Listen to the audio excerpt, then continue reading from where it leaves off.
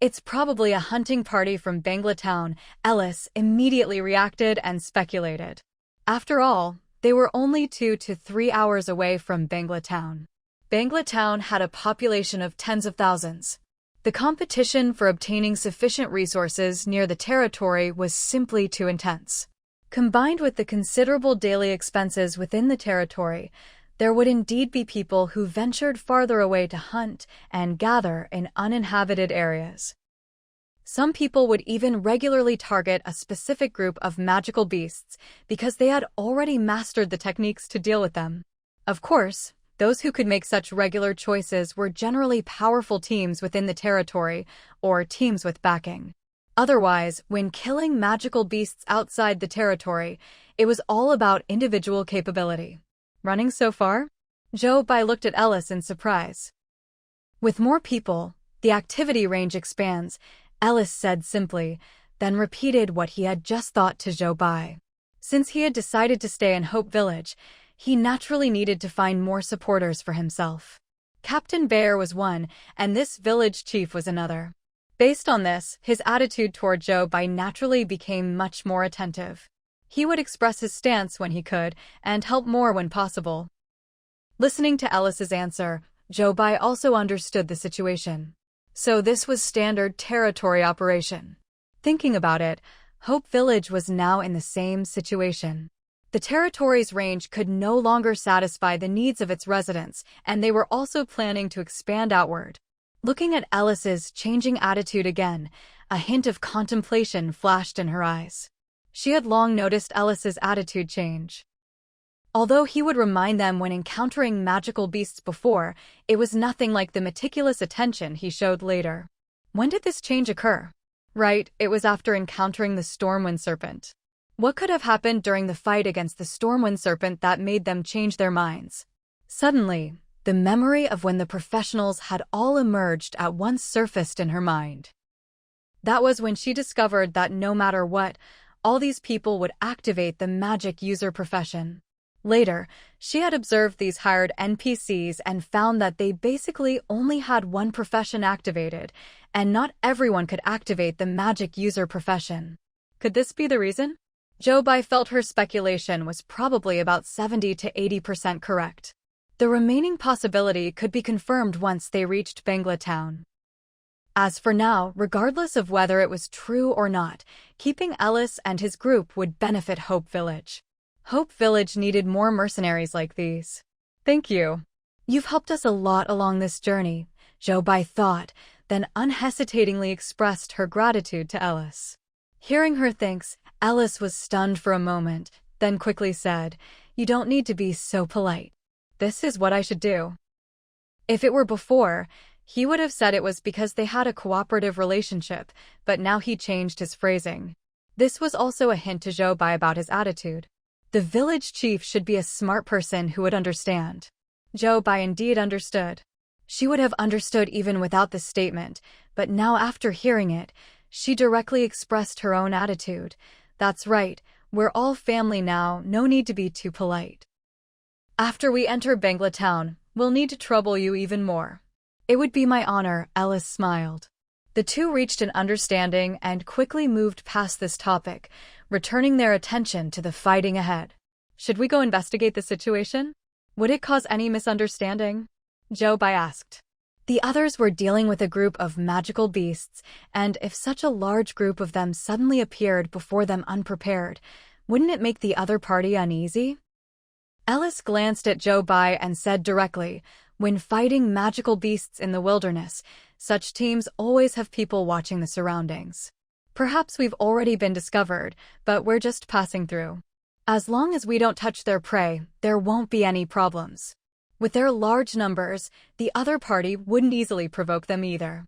Joe Bai understood his meaning and took a deep breath. Let's go. Just as they continued toward the fighting area, the other party's scouts had indeed already discovered them. Seeing their numbers and levels, they immediately returned to report the situation. At this time, at the Golden Rock Magical Beast Group's nest, a group of professionals held a huge vine net and moved toward the Golden Rocks. Upon casting it, when it touched the golden rocks, the vines on it seemed to come alive, quickly entangling the golden rocks tightly. The golden rocks were originally aerial overlords, invincible in the sky, but once entangled, they lost their greatest advantage and could only be slaughtered at will. They struggled desperately in the vine net, their fierce strength seeming capable of dragging the professionals holding the net into the sky. This could actually be achieved, but they couldn't accumulate enough power in a short time. Once they had accumulated enough, they could instantly fly up. This team of professionals took advantage of this small time gap, unhesitatingly releasing various skills and directly capturing the golden rocks with specially made iron cages. The golden rocks' greatest value lay in their flight ability. These were the most popular flying magical beasts in the human kingdom. After capture, they would be tamed, and once taming was complete, they could be sold at high prices. Of course, golden rocks were proud, and successful taming cases were extremely rare, but once successfully tamed, the returns were extremely high, which attracted countless people. Maria was the captain of this small team. Looking at the 3 living golden rocks they had successfully captured, Maria's face showed a slight smile. Being able to catch these 3 made this trip worthwhile. Just as Maria was preparing for the second capture, she suddenly noticed 2 scouts hurriedly returning from one direction. "What's wrong?" Maria frowned. When scouts ran back, something must have happened. "There's a team approaching us from the south with over 200 people, including beastman guards." Charles, one of the scouts, quickly said, his voice carrying a hint of urgency. What concerned them was the beastmen. Everyone knew how formidable beastmen were. Because of their strength, they were never polite to humans, and those who could gather beastmen to work for them were basically not simple. Their team had finally gotten their turn to capture golden rocks, and they definitely wanted to make the most of it. If this team disrupted things, their losses would be huge. For this opportunity, they had really spent quite a few gold coins. Hearing this, Maria's frown deepened. Beastmen were indeed troublesome. A team that could control beastmen was even more troublesome. Did they send scouts? Maria continued asking. No, Charles shook his head. But they also noticed the commotion on our side and are heading toward us. Hearing this, Maria looked in the direction Charles and the others had come from, carefully sensing. With this sensing, Maria was completely stunned, her expression changing dramatically. "Captain? What's wrong?" Seeing Maria's shocked appearance, the others became alert. "I sensed over 200 magic users coming from that direction, which means the other party's entire team consists basically of magic users," Maria said in amazement. This team composition was really too extravagant. Although there weren't any very high-level magic users, basically everyone was one. What kind of team was this? So many. Charles exclaimed in shock, then suggested, "Should we quickly retreat?" It didn't matter if they couldn't catch more golden rocks next, but they couldn't let what they had caught be stolen. Maria took a light breath. After a long moment, she pursed her lips and said, "Coming from this direction, they might be heading to our town. Since they're heading to the town, there's a very small probability they're here to cause trouble." The next moment, Maria had the team continue capturing golden rocks. It wasn't easy to expend great effort to attract their attention. They couldn't let them escape. They had to worry about other teams from Bangla Town, but temporarily didn't need to worry about teams coming from outside. It was also at this time that Jobai, surrounded by beastman NPCs, entered Maria and the others' line of sight. Maria immediately began observing, her expression still carrying wariness. When Jobai arrived, this was the scene she saw. Meeting Maria's wary gaze, Jobai called out from a distance, "We're just passing through." "Are you going to Bangla Town?" Maria looked at Jobai and asked directly. It had to be said that Jobai's action of maintaining distance gave her a bit of favorable impression. The second point was probably that Jobai was also female like her. On the Stan continent, there wasn't much male superiority over females.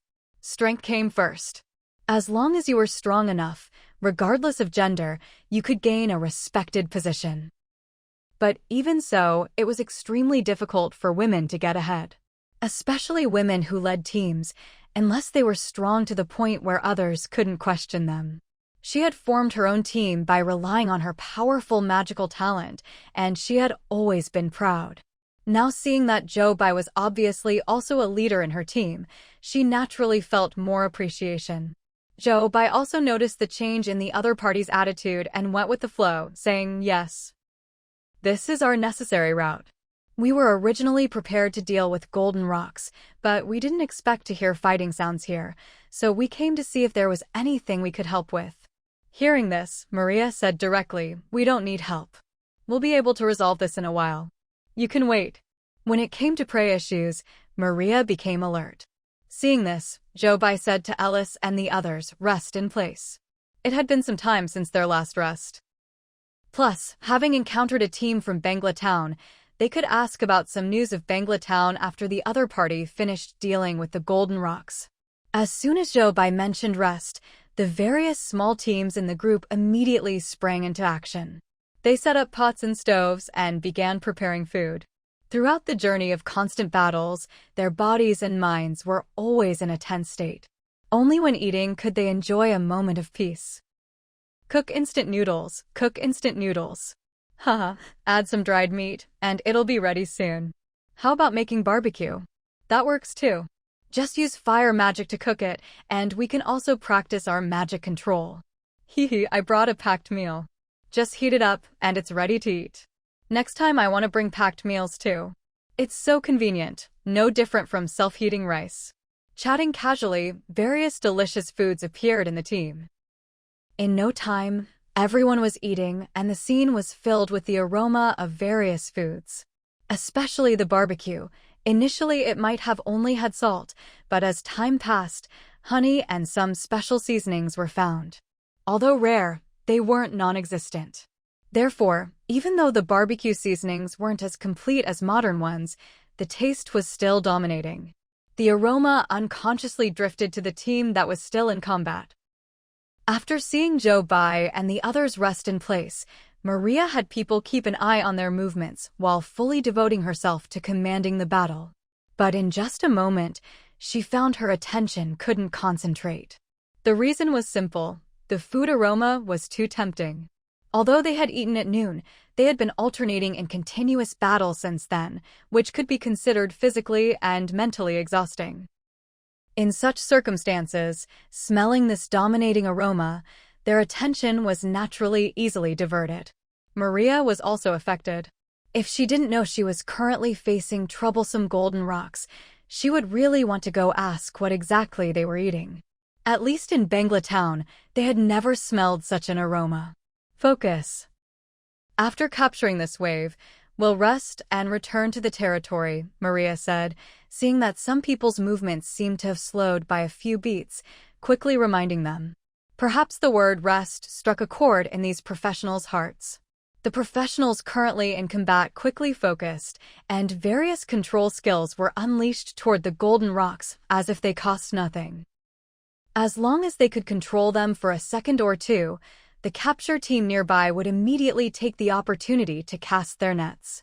Of course, besides the capture team, there was also a combat team nearby. The combat team was specifically for dealing with out-of-control golden rocks. After all, no one could guarantee that every golden rock could be captured. What they had to do was to immediately kill any golden rocks that occasionally lost control. The three teams cooperated well with each other, and the number of golden rocks in the magical beast group continuously decreased. They obviously also sensed something unusual and tried countless times to struggle and escape, but the other party didn't give them any opportunity because there was also an archer team guarding the perimeter. The entire team had only a few dozen people, but their coordination was excellent. The group from Hope Village watched the scene with relish, their eyes also showing hidden envy. Their team also frequently divided work and cooperated, and they were also very coordinated when fighting magical beasts. But they could see that they had quite a gap compared to the other party. At least they couldn't face so many magical beasts with so few people. So far, they had all relied on human wave tactics, using large numbers of people to wear down the magical beasts. Although there was a gap, Many Hope Village residents expressed that they would work hard. They couldn't compare now mainly due to level and experience differences. But these two factors would become stronger with the passage of time. For example, this trip, although they hardly had any peaceful moments throughout, facing countless different magical beasts, they learned quite a bit of experience. At least next time they encountered them, they wouldn't be so helpless. Therefore, facing this battle, most people held a learning attitude. Of course, learning didn't delay their eating and drinking. At this time, as the last golden rock magical beast was captured by Maria's team, their battle also came to an end. It was also at this moment that Maria had the mood to pay attention to Jobai's team. When she turned around, this was what she saw. The corner of her mouth couldn't help but twitch. What did this group of people take them for? A show?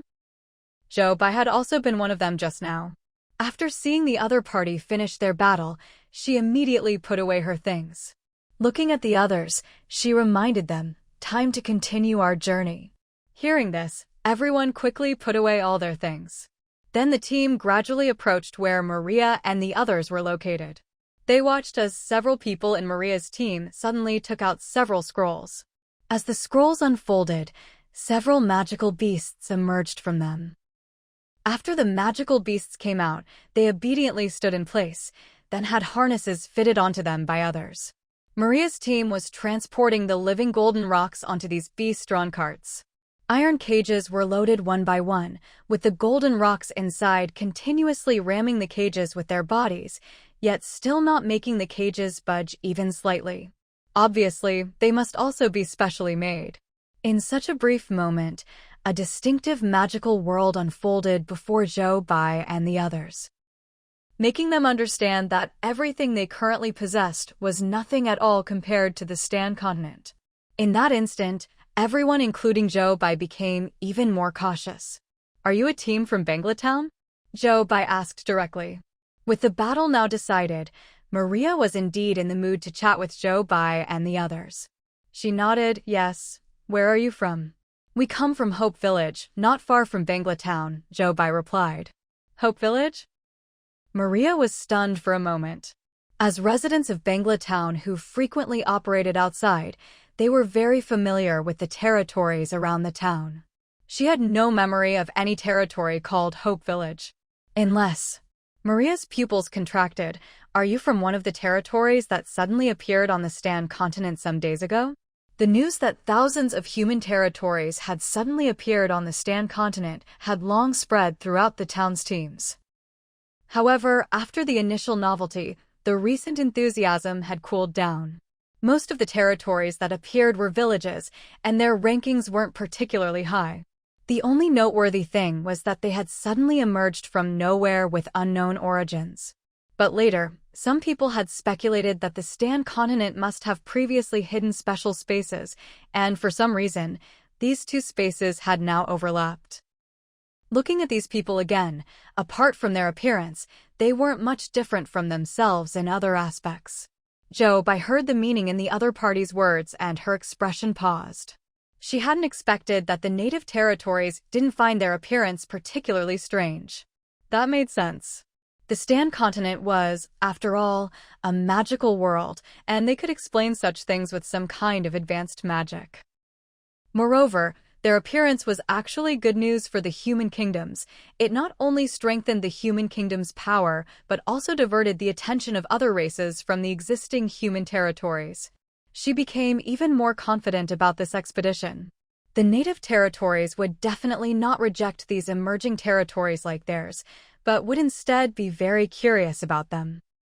As for whether they would later take the opportunity to enter their territory's surroundings to plunder resources, well, that would depend on their respective abilities. With competition came pressure. What she, as a lord, needed to do was simply ensure that the residents of her territory wouldn't be oppressed. The Hall of Valor and the Beast God Temple had really been of great help. This was her confidence in dealing with the native territories. Thinking of this, Jobai steadied her mind and looked at the surprised Maria. "Yes, and we only discovered a few days ago that there were so many territories outside ours. For the development of our territory, we came out to gather some information. Maria had taken the opportunity just now to check Hope Village's ranking and knew that this territory wasn't weak either. For a level 2 village to have such a high ranking, it definitely had something exceptional about it. Her gaze unconsciously fell on O'Neill, Alice, and the others. O'Neill was a beastman, and Alice was obviously different from Joe Bai and the others. Are they also from your territory? Joe Bai heard this and explained, O'Neill was summoned to our territory through the Beast God Temple and accepts employment from our territory. As for Alice, they are mercenaries from Sorrel Town who came to our territory. This time they're just acting together with us. Sorrel Town, that's not far from here. Maria's eyes showed some surprise. Alice heard this and replied, by chance I came to nearby territories and then arrived at Hope Village. Regarding Lord Bear's information, at this moment, he wouldn't reveal it. Maria heard this, but didn't say much more. Her gaze fell directly on Joe Bai. Since the Beastman is employed by your territory, why would they protect you? What's your status? O'Neill and the others' protection of Joe Bai was crystal clear. Joe Bai's identity was probably not simple. I am the acting village chief of Hope Village, Joe Bai introduced herself proactively. As soon as these words came out, Maria was stunned. In the next instant, a bright light flashed in her eyes, and she became enthusiastic. Welcome to Bangla Town. We happen to be planning to return to our territory too. Would you like to go together? To become an acting village chief meant standing behind an entire territory. If the territory developed well, the village chief status would rise accordingly. This was completely different from ordinary professionals like them. Being able to befriend a territory's management personnel would bring enormous benefits to the team she led. With this opportunity, she naturally had to grasp it well. Joe Bai also clearly noticed the change in her attitude and went with the flow. Let's go together then. Thank you for the trouble. No trouble at all, not at all. It's just along the way, Maria laughed heartily, her whole person appearing bright and charming. Just like that, the two teams merged and continued forward together. Joe Bai felt the usefulness of her village chief identity for the first time. If village chiefs as managers already received such preferential treatment, lords would be treated even better. She also somewhat understood that the Stan continent was very likely a world with strict class distinctions. She took a long breath in her heart. If that was the case, these territories from Blue Star would definitely clash ideologically with the territories of this world. When the time came, who would have the upper hand? She didn't know about other territories, but she only hoped her territory could develop according to her ideas. Joe Bai, with such a large team, are you just gathering information? After introducing their names to each other, seeing that Joe Bai really didn't mind, Maria directly called her by name and opened up the conversation. She wanted to see the real purpose of Joe Bai's group's visit and incidentally see if her team had any opportunity to profit from it. She hadn't forgotten the special nature of the food Joe Bai's group had brought earlier. The aroma of that food was really too dominating. She still couldn't forget it. If such food were placed in Bangla Town, it would definitely be popular. Joe Bai heard the probing tone in the other party's voice and smiled. Gathering information is one thing, but we also brought quite a few specialties from our territory to sell. What specialties? Some specially made foods from our territory. As she spoke, Joe Bai took out a portion of the jerky she was eating. Would you like to try some? Seeing this, Maria directly picked up a piece and put it to her lips to taste. The moment she bit down, surprise flashed in her eyes. This seems to be beast meat jerky? To make beast meat last longer, they would also turn beast meat into various kinds of jerky, but the preparation method looked really different. Their jerky definitely couldn't be made this thin or this delicious. Right, it's beast meat jerky, specially made by our territory, Joe Bai nodded.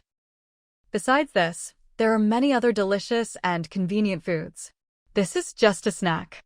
Maria had already eaten the piece in her hand and was strongly resisting the urge to eat more.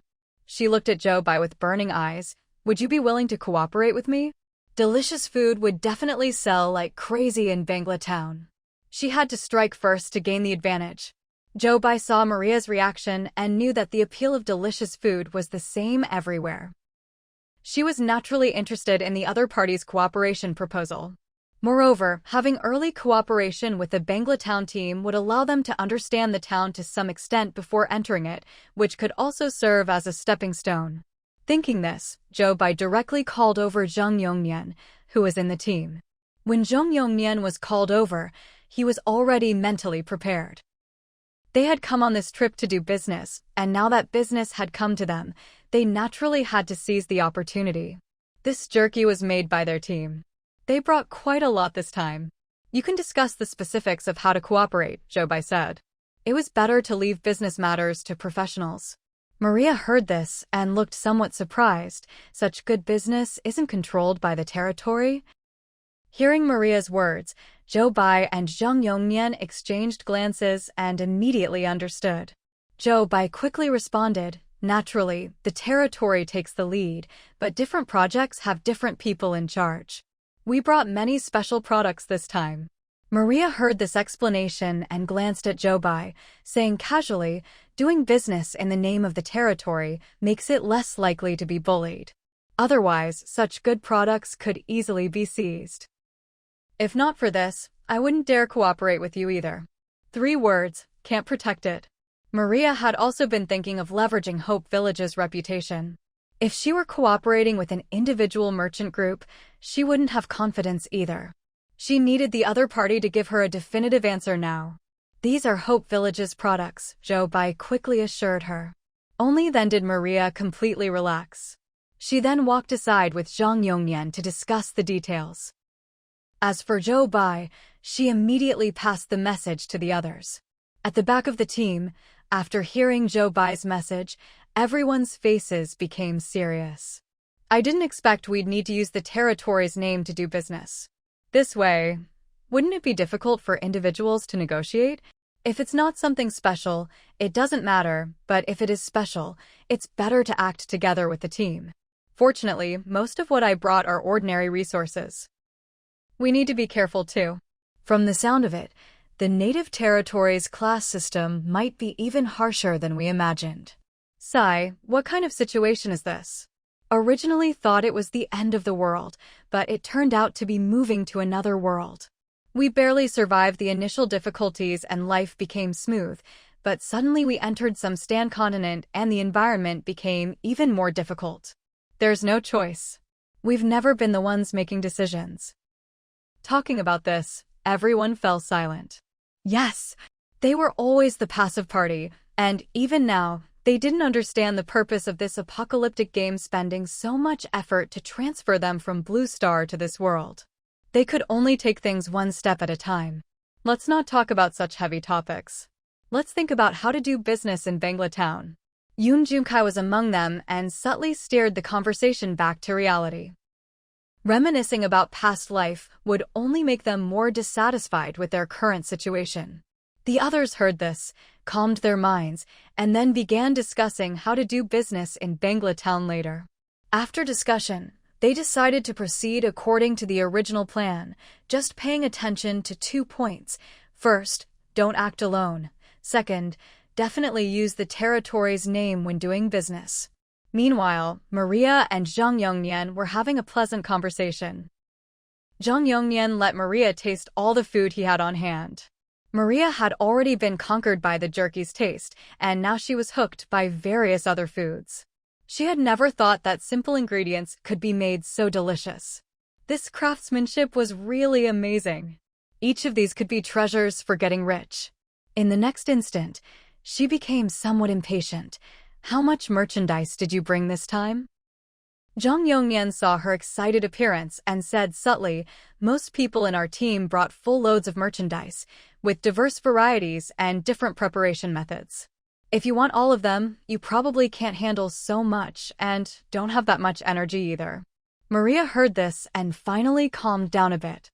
She had been too greedy. It was really tempting. It was also because Hope Village's things were too delicious. Maria took a light breath, then said, then let's go with this jerky and the instant noodles you mentioned. Long shelf life and convenient to carry, especially suitable for teams going out. With her connections, selling these things would be easy. And she could get them off her hands quickly.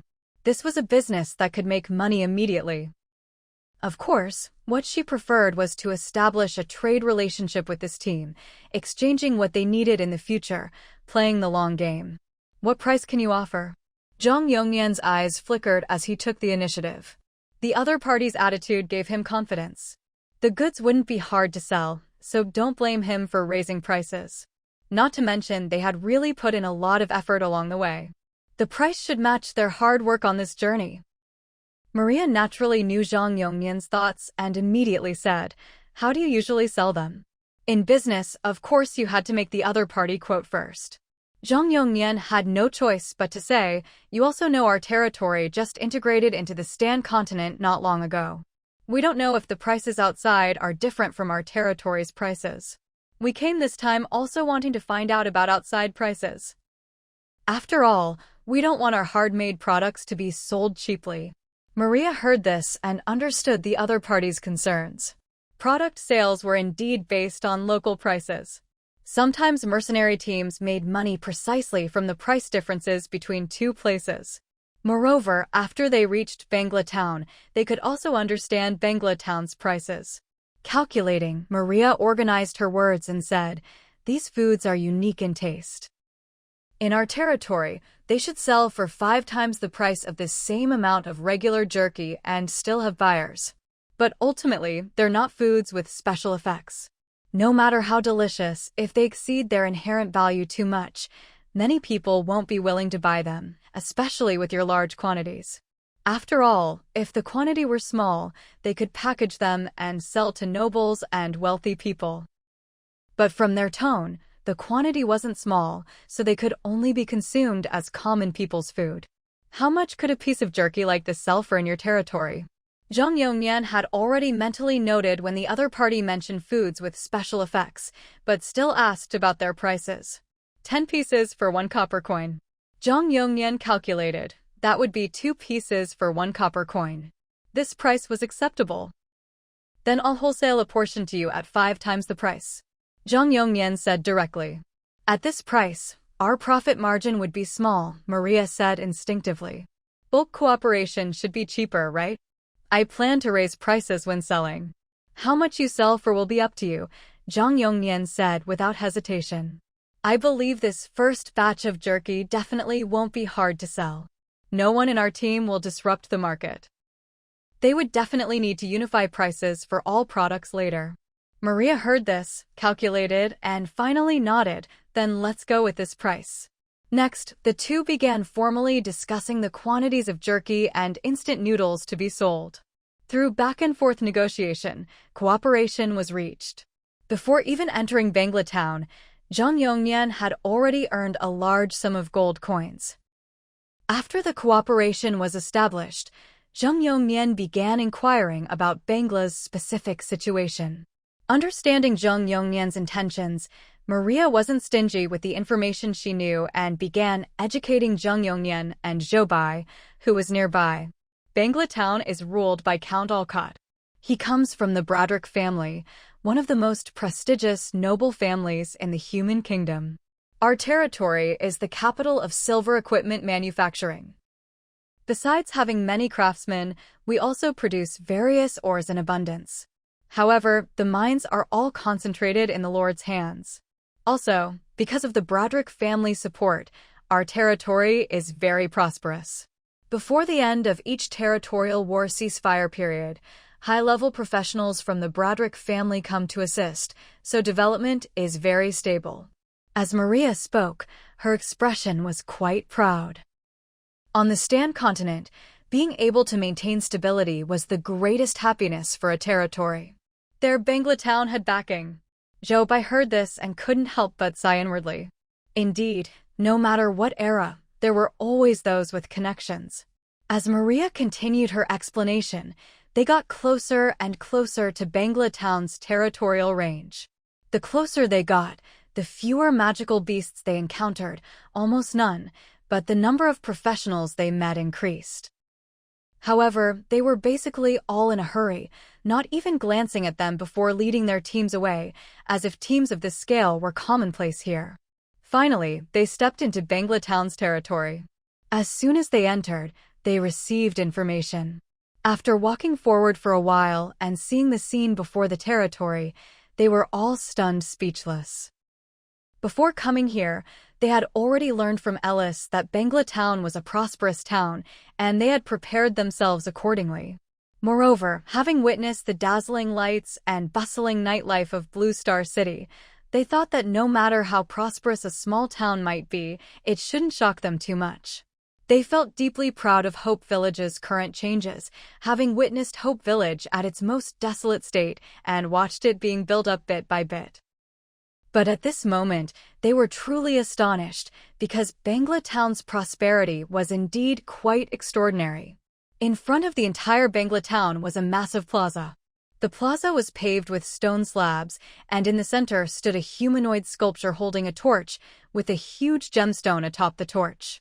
This plaza itself wasn't particularly remarkable, but what was most important were the various flying magical beasts soaring above the plaza, some even having carriages strapped to their bodies. This scene was truly more than a little stimulating for Zhou Bai and others who had received scientific education. Of course, everything they were experiencing now was inherently unscientific anyway. Only at this moment did they truly witness what a magical world looked like. Besides this, on both sides of the plaza were various mercenary teams setting up stalls, selling all kinds of goods. What attracted the most attention were the various stalls selling magical beasts. These beasts were sold whole, obviously meant as transportation or battle companions. Their levels appeared to be boss level from their perspective, and this alone revealed the obvious gap in strength between the two sides. Zhou Bai's group shock was observed by Maria and her team, who assumed they were from a small territory and were simply attracted by Bangla Town's prosperity. Smiling, Maria said directly, "Selling things out here requires very little in fees, so many mercenary teams are used to selling their goods before entering. You can also set up stalls in the plaza ahead." Zhou Bai and the others listened and immediately snapped back to attention. Thinking about how their entire group had just been stunned, they felt somewhat embarrassed.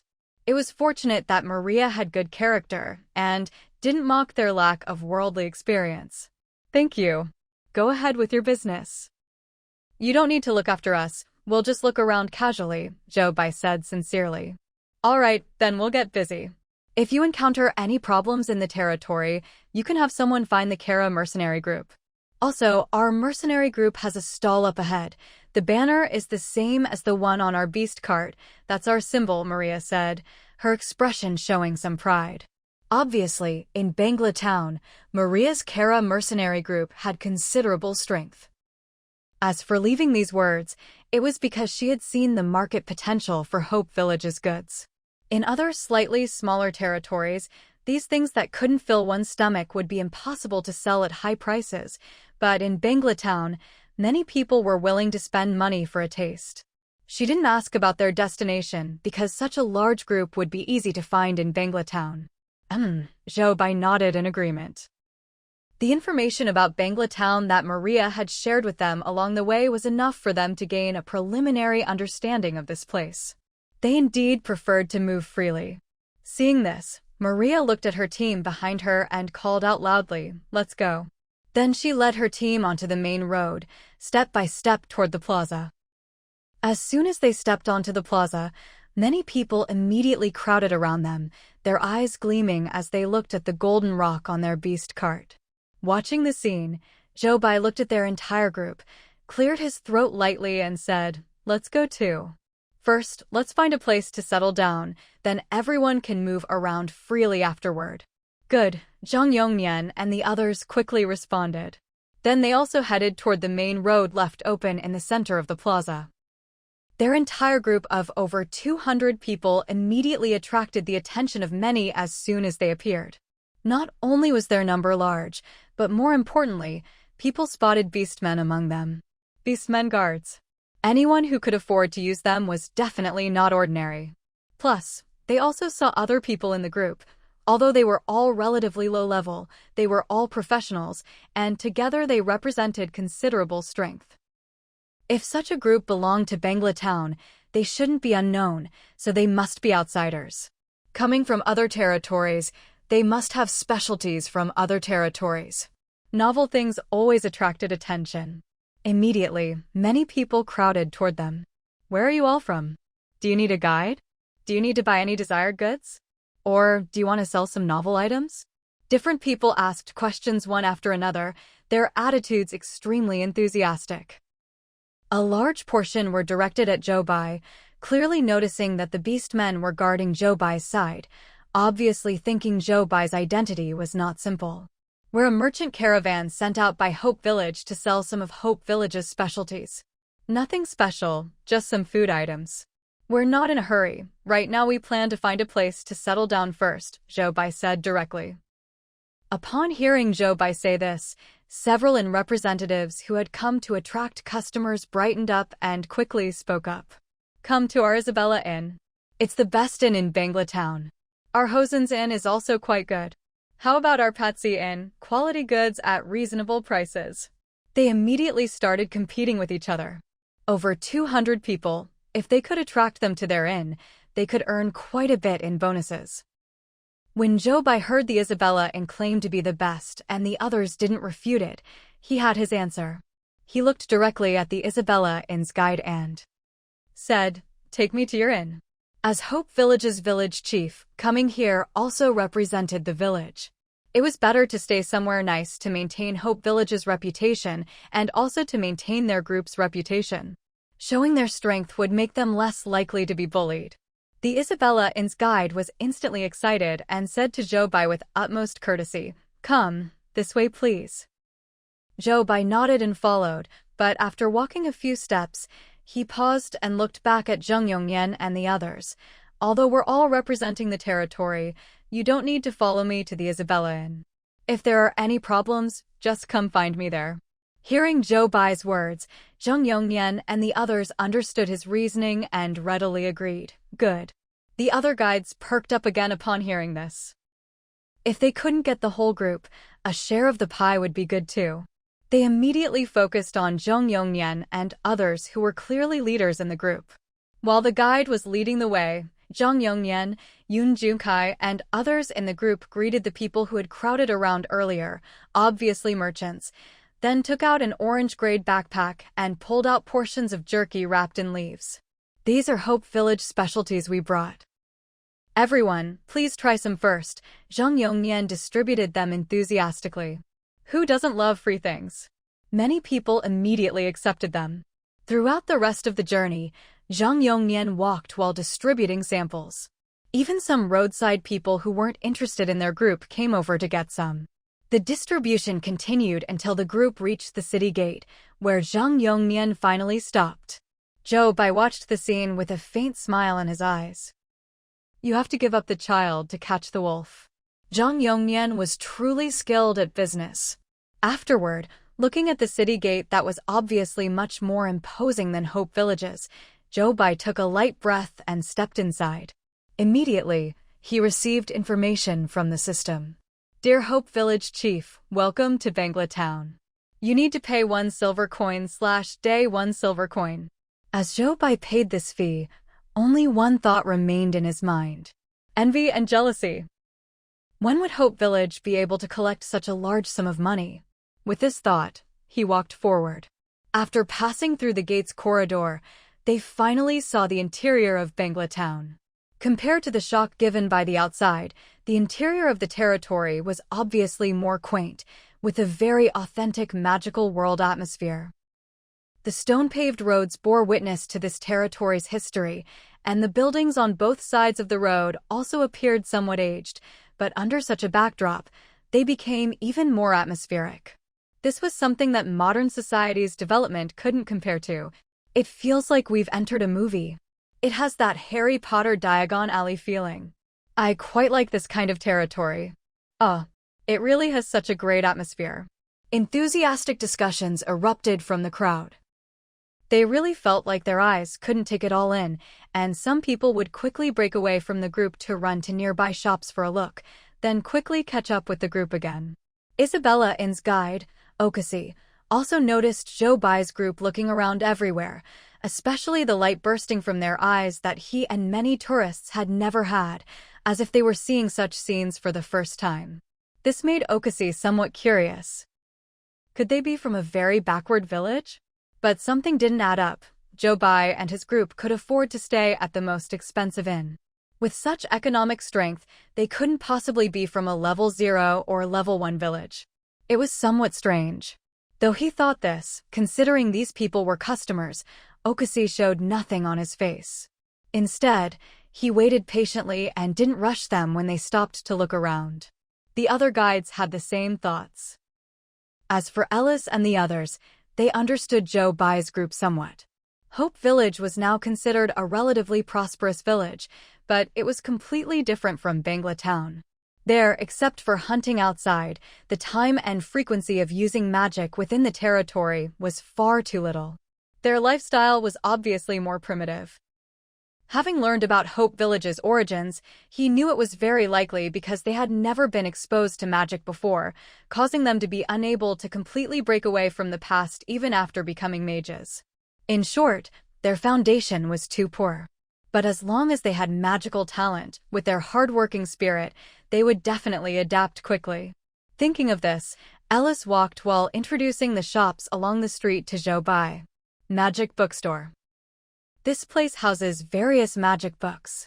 Many basic spells can be learned through books. You can buy some to study later, which will make your lives much more convenient. Magic Scrolls, a shop specializing in selling scrolls. The scrolls used by the Kara mercenary group earlier are all sold here. Made by spatial mages, they can contain living magical beasts. Besides spatial scrolls, there are all kinds of other scrolls. You can take a look if you're interested. Potion Shop. They sell potions inside. No need to rely on healers for treatment. Basically, all town-level territories will have such potion shops. For example, vitality potions can replenish stamina and magic points. Healing potions can rapidly heal wounds. Confusion potions can make enemies confused about your presence. There are potions that enhance various attributes, though they have time limits and side effects. They're basically kept for emergencies, but they can save lives at critical moments. Wand Shop. This place has wands made from various quality woods. You can customize wands according to your magical attribute talents. They're basically growth type. You just need to supplement some magical materials at appropriate times to match your development speed. Mercenary Shop. A shop targeting mercenaries. You can buy various weapons, armor, and tools for capturing all kinds of magical beasts. Ellis focused on introducing shops that Hope Village didn't have, which Hope Village would need to gradually acquire for future development. Only when everything was complete could their territory attract more professionals. With more professionals, the territory would develop. Having decided to develop in Hope Village, Ellis naturally hoped Hope Village would become more and more prosperous. Listening to Ellis's introductions and looking at these magical shops, a thought quickly flashed through Jobai's mind. Compared to Bangla Town, Hope Village was just trash. With these thoughts in mind, her gaze toward the shops around her became increasingly bright. This trip was truly worthwhile. Regarding the planning of Hope Village, her experience was built on the foundation of her existing knowledge, but obviously, relying solely on the experience of Blue Star City construction was far from sufficient. Native territories also had their own advantages. What she needed to do was perfectly combine both approaches, building a territory suitable for both Blue Star people and native residents, attracting more personnel and strengthening the territory's power. As she had said before, until she understood the purpose of the Apocalypse game system, she only needed to lead the territory in working hard to become stronger. Thus, in just a short street block, amid Jobai and others' curiosity, they spent considerable time exploring. Finally, after walking through it, they arrived at the Inn District. This area is the liveliest part of Bangla Town. Mercenaries are concentrated in this area. So many businesses have developed nearby, though they mainly focus on leisure and entertainment. This time it was Guide Okaxi who spoke up to introduce the area. Upon hearing this, Jobai looked around and saw that the shops ahead were basically involved in food, drink, and entertainment, and were currently packed with people. Throughout this journey, Whether it was the square in front of the territory, the commercial street at the territory's gate, or here, there was no shortage of people anywhere. The population dividend was fully displayed at this moment. The tax revenue from this territory alone must be an enormous figure. Bai was instantly moved. She was already considering how to attract enough people to Hope Village. While Bai was thinking, Okaxi had already led Bai to the Isabella Inn.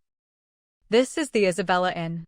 From here to there, it all belongs to our inn, Okaxi said, pointing to an entire row of buildings ahead, with pride evident in his expression. Following the direction Okaxi pointed, they saw an entire row of undulating white building complexes that transformed the originally flat land into the form of a high mountain.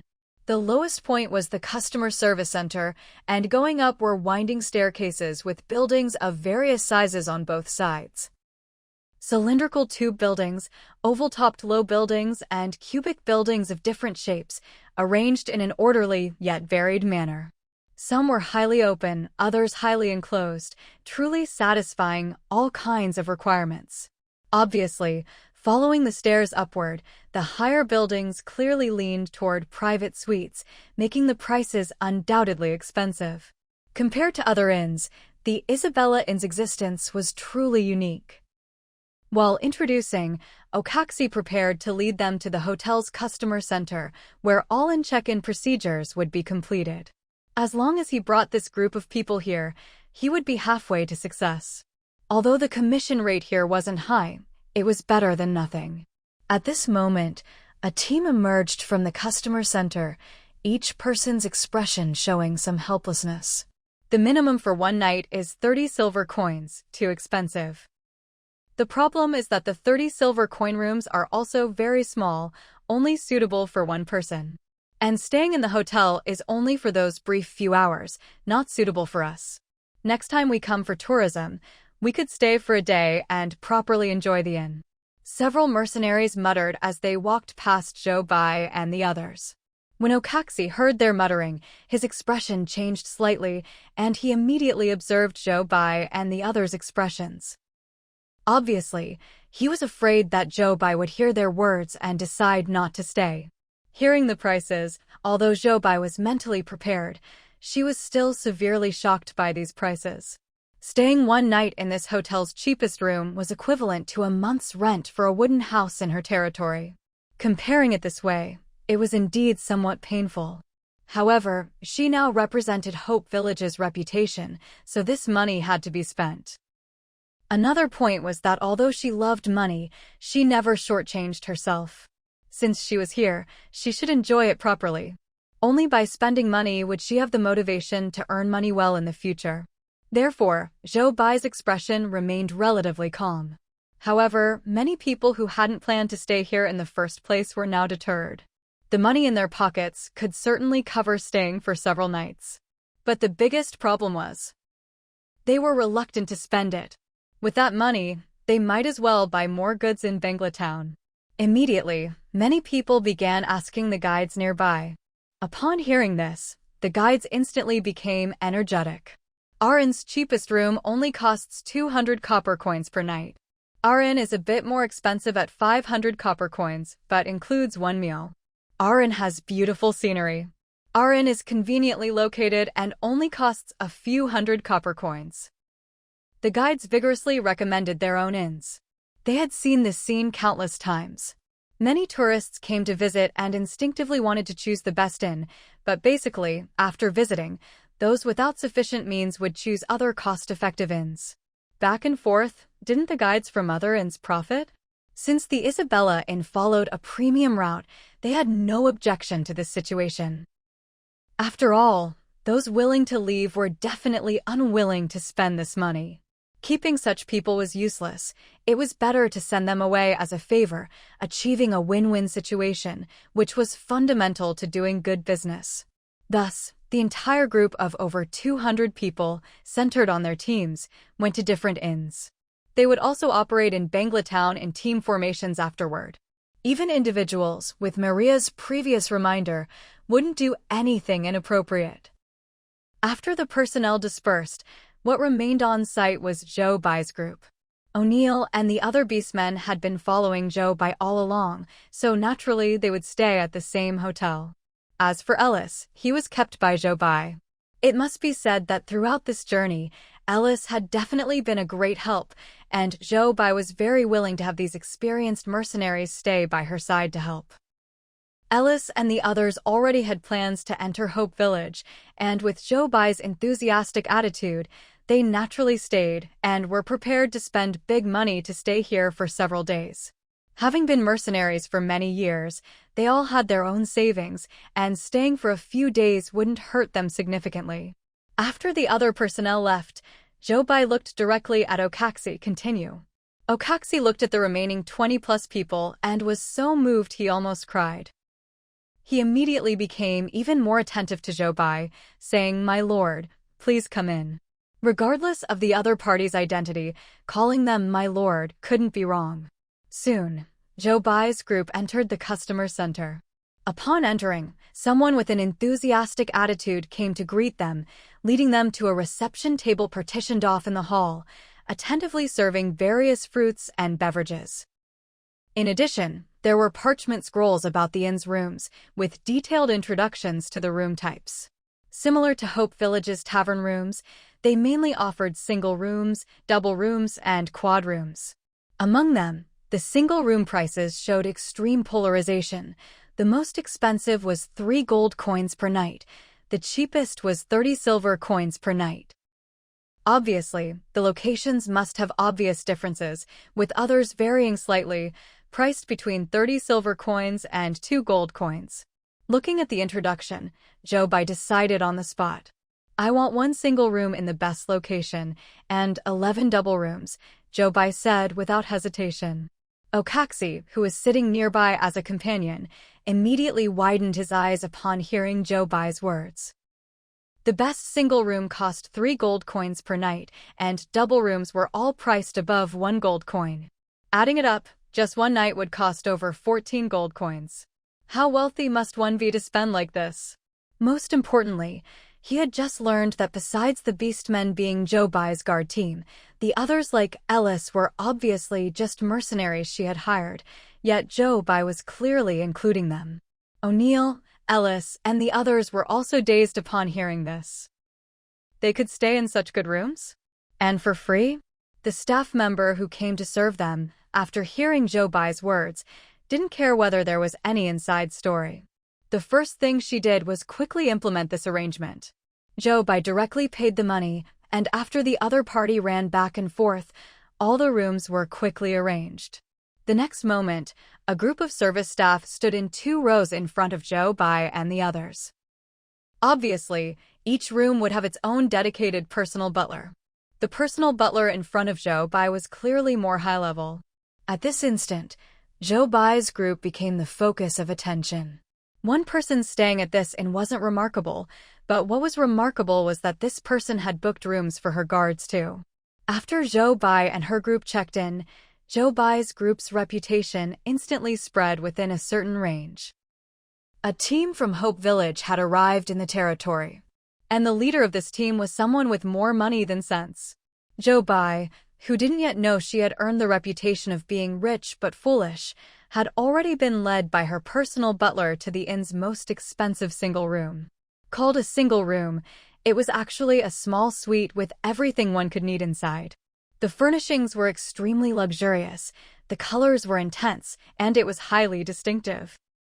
Looking at it, Joe Bai was thoroughly amazed. The room is inscribed with magic arrays that will keep it clean long-term. The cabinet here has fresh fruits and beverages prepared for you, my lord. The cabinet has preservation functions, and we will replenish them for you after use. The personal butler Rudolph proactively introduced the room.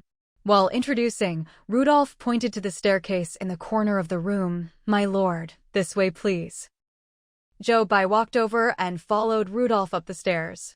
When she stood on the second-floor observation deck, she felt the entire world suddenly open up. Her vision became broad at once, taking in not only the full view of the Isabella Inn, but also most of Bangla town. "This is our room with the best view. The night scenery will be even more beautiful, and you can see the magic sunstone outside from here." Magic sunstone? The one that illuminates the entire territory? Joe Bai's mind recalled the gemstone held in the sculpture's hand. That wasn't actually a decorative item? Besides illuminating the territory, it's also the magical core of the entire territory. At night, it can guard the territory's safety and prevent magical beast invasions, Rudolph said, with faint pride in his expression. There weren't many territories that possessed magic sunstones, yet Bangla Town was one of them. What about beast hides during territorial upgrades? Joe Bai instinctively asked. It will weaken the number of magical beasts. Low-level magical beasts will instinctively avoid the area, Rudolph replied. Hearing this, Joe Bai's eyes brightened. This effect was indeed excellent. With fewer low-level magical beasts, people could concentrate on dealing with higher-level magical beasts, not only gaining better rewards, but also conserving some stamina. Where does this come from? Joe Bai asked curiously. Since stepping into Bangla Town today, she felt she had been amazed by too many things. Rudolph glanced at Joe Bai and said directly, this isn't so easy to obtain. It's a unique specialty of the Elf Kingdom. The number flowing into human kingdoms each year is scarce, sometimes there are none at all. To obtain one, you need not only financial resources, but also strength. Joe Bai wasn't surprised by this answer. If it were really that easy to obtain, territories wouldn't disappear so frequently. During this period, Joe Bai had frequently paid attention to the number of territories and keenly noticed that the overall number of territories was constantly increasing and decreasing. Increases might be due to people establishing new territories, but when numbers decreased, it was definitely accompanied by the disappearance of certain territories. Besides territorial wars, beast hides during upgrades were definitely one of the reasons. Based on Hope Village's experience facing beast hides, it was obvious that the higher the territory level, the more formidable the beast hide. As long as any link failed to keep up, it was easy to fall into a pit and lead the territory to irreversible destruction. How do territories generally obtain magic stones? Joe Bai continued asking. She was becoming increasingly curious about this world, and with this opportunity, she naturally wanted to gather as much information as possible. Knowing that Joe Bai came from a small territory, Rudolph wasn't surprised by her questions and continued. Some go through connections, while others participate in auctions held by the Duru Trading Company. The president of Duru Trading Company, Duru, is a traveling merchant who has developed a cooperative market with the Elf Kingdom. The Elf Kingdom also tends to work with old acquaintances, so whenever there are quotas, Duru Trading Company definitely gets them. This was the second time Joe Bai had heard about traveling merchants. She felt somewhat envious. Traveling merchants, aside from not being able to belong to a specific territory, were truly incomparable in other aspects. She hoped that among the Blue Star people, someone like that could emerge, which would definitely be of great use for their development. Thinking this, Joe Bai continued asking, which method did your territory use to obtain it? Hearing this, Rudolph paused and replied, the second method, auction. After all, in terms of connections, how could Bangla Town compete with other large territories? Bangla Town's stability was bought with money. The fact was, after obtaining the magic stone, Bangla Town's population kept growing. Hearing this, Joe Bai understood, and then followed up by asking many questions about Bangla Town. Rudolph explained everything with dedication. He hoped this noble person would give him more tips in consideration of his thorough explanations. One spoke, one listened. Joe Bai, like a sponge, continuously gathered more and more information from different people's mouths. This continued until there was a knock on the room door. Outside the room, O'Neill and the others had come to find Joe Bai excitedly after touring their own rooms. They had never lived in such exquisite houses, never. Their lord was truly a great person. After receiving Joe Bai's consent, Andrew quickly went to open the door. Looking at the group of beastmen outside, his expression showed a moment of hesitation, then he quickly welcomed the group inside. These beastmen were the guards of Joe Bai, this important guest, and they were also guests of the inn. Even if their behavior didn't conform to the inn's rules, the iron law that customers come first superseded all other rules. Joe Bai had already come down from the observation deck. Looking at O'Neill and the others who had entered, she casually asked, "You've seen your rooms. How are they?" Although they were double rooms, they shouldn't be too bad. "Good, very good. I've never slept on such a soft big bed. It costs a month's salary. If it weren't for you, my lord, we wouldn't be willing to spend this money. Actually, we don't need to stay somewhere this nice. Just finding us any random place to stay would be fine." O'Neill and the others straightforwardly expressed their thoughts. Beastmen didn't usually have many complicated thoughts, and besides, they understood Zhou Bai's temperament and knew she wouldn't get angry, so naturally they were more casual. Zhou Bai indeed wasn't angry. She understood very well why they were like this. Beastmen had always been tight with money, and this reputation was already well known far and wide. Hearing them speak this way, Andrew couldn't help but twitch at the corner of his mouth. These beastmen were really direct. "It's nothing. You came to protect me, so a little money is nothing." Zhou Bai smiled. Since the money was already spent, it naturally should be spent with value. The existence of the beastmen had indeed helped Hope Village greatly. Hope Village currently had no residents above level 15, so having them temporarily supplemented Hope Village's high-level strength, providing space for other residents to grow. Moreover, beastmen had simple thoughts. If you treated them sincerely, it was easy to receive their sincere treatment in return. Sure enough, after hearing Zhou Bai's words, O'Neill and the others' eyes showed deep emotion. Although they were in human territory, Zhou Bai was truly good to them. The treatment they hadn't enjoyed in beastmen territory, they had received here. How could they not be devoted to her? O'Neill, the tiger-headed leader of the group, directly and unhesitatingly declared his position. "In the future, if my lord has any requests, just give your orders. We will definitely not refuse." If before it was only because Hope Village was a suitable place for them, now they were willing to pledge their loyalty to Zhou Bai, this lord. "Good, I won't be polite." Zhou Bai accepted. It was at this moment that Zhou Bai suddenly received a system notification. "Congratulations, host, you have gained the loyalty of tiger-headed O'Neill. Above 80%, acquired the Beastmen Favorability skill, which can increase initial favorability with Beastmen. Looking at this notification, Zhou Bai was stunned. Although she had thought that her recent actions should be able to gain the Beastmen's favor, she really hadn't expected it would be this high. This could be considered an unexpected harvest. She had a feeling that this skill might come in handy in the future, otherwise the system wouldn't have reminded her like this. After secretly noting this point, Zhou Bai continued, "Since everyone is settled, let's walk around." Previously, with the large group, they couldn't stay at any shop for long. Now with just their team, it would probably be much simpler. "Yes," O'Neill replied without hesitation. Not long after Zhou Bai came out, she saw a group of personal butlers not far from her suite door. These personal butlers all wore polite smiles, but looking closely, you could see the reluctance in their expressions. Obviously, they should have just tried to stop O'Neill and the others, but hadn't succeeded.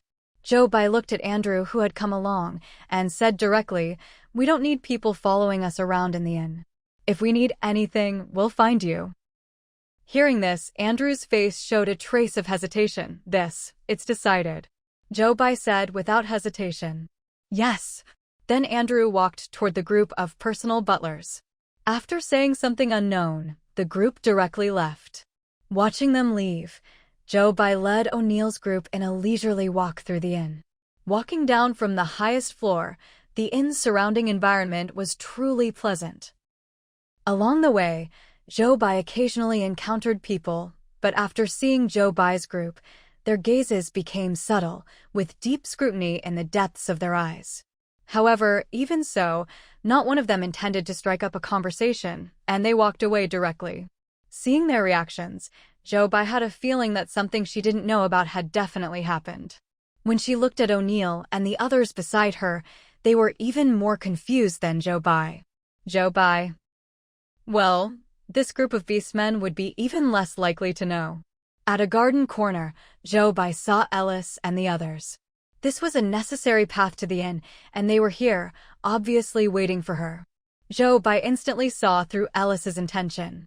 Compared to the beastmen who came directly to the door, they were more tactful.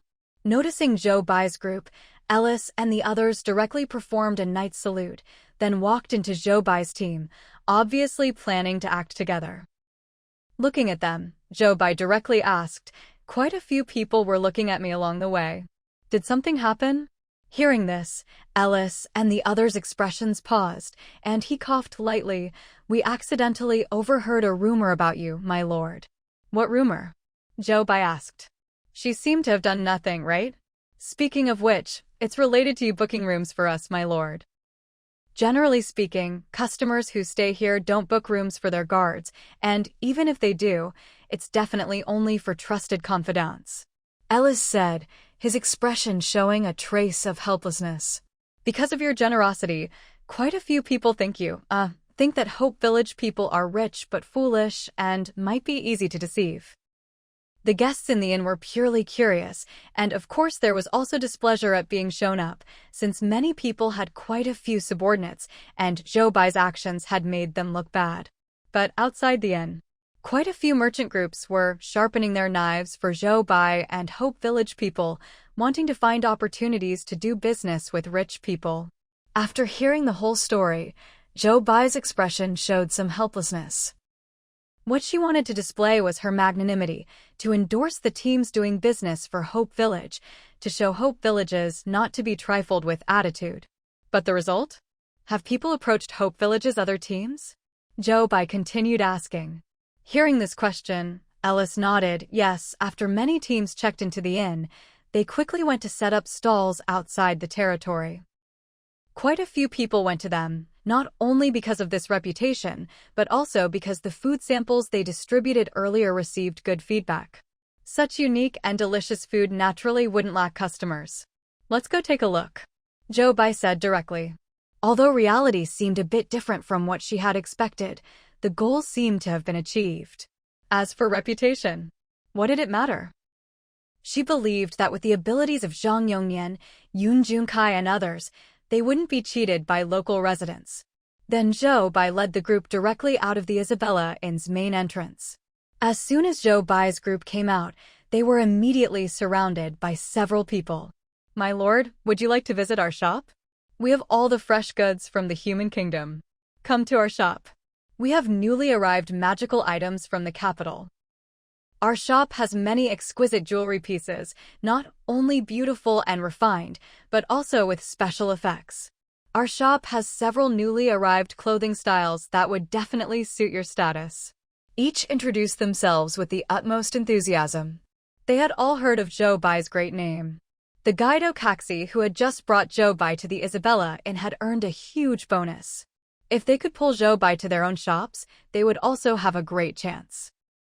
Looking at these people's eager eyes, Zhou Bai's mouth twitched. The charm of money seemed quite strong. Then, after the people gathered in front of her had finished speaking, facing their eager gazes, Zhou Bai spoke up, "Before I buy anything, I'm planning to sell some surplus items from our territory. Do any of you need them?" She also hoped to find merchants to cooperate with. These people who could open shops in Bangla Town must have backing behind them. The many merchants who were promoting their wares fell silent. They were eyeing her money, and she was eyeing their connections. Although they didn't hold much hope for Hope Village's goods, for Zhou Bai, this hidden, wealthy person, they could still cooperate, of course, provided that the things in Zhou Bai's hands were what they needed. "I wonder what you have," one of them spoke up. "They're all simple basic supplies and equipment, suitable for ordinary residents." Zhou Bai glanced at him and said directly. She was handling territory goods. Although a batch had already been sold within the territory, Hope Village couldn't absorb everything, so she naturally brought them out to convert these eliminated items into gold coins, exchanging them for what Hope Village needed. Not only her, but several soldier team captains, including her father, also had some. Hearing Zhou Bai's words, several merchants immediately lost interest. They dealt in high-end goods, so Zhou Bai's merchandise was useless to them. However, one person quickly spoke up, "I want them." Behind him was a large trading company that served many territories.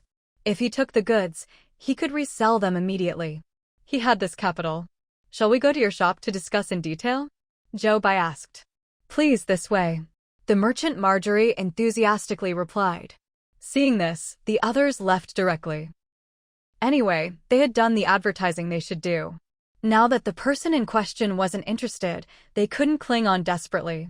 Leaving some impression, if there was need in the future, she should be able to think of them. In no time, Joe Bai's group arrived at Marjorie's shop. Marjorie's shop was located in the core commercial district. The store was quite large, and upon entering, Joe Bai's attention was immediately captured.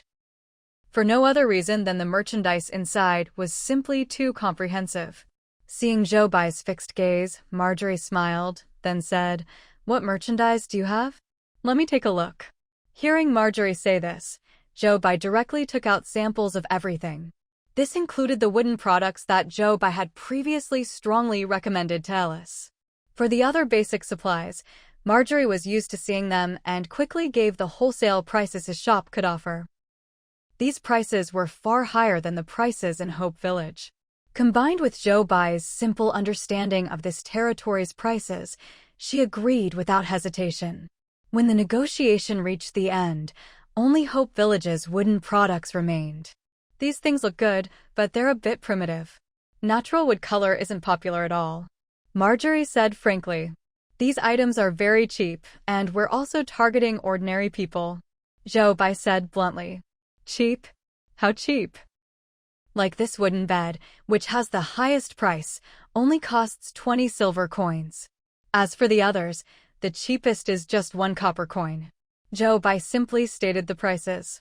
Hearing Joe Bai's words, Marjorie's eyes flickered. This price indeed had potential.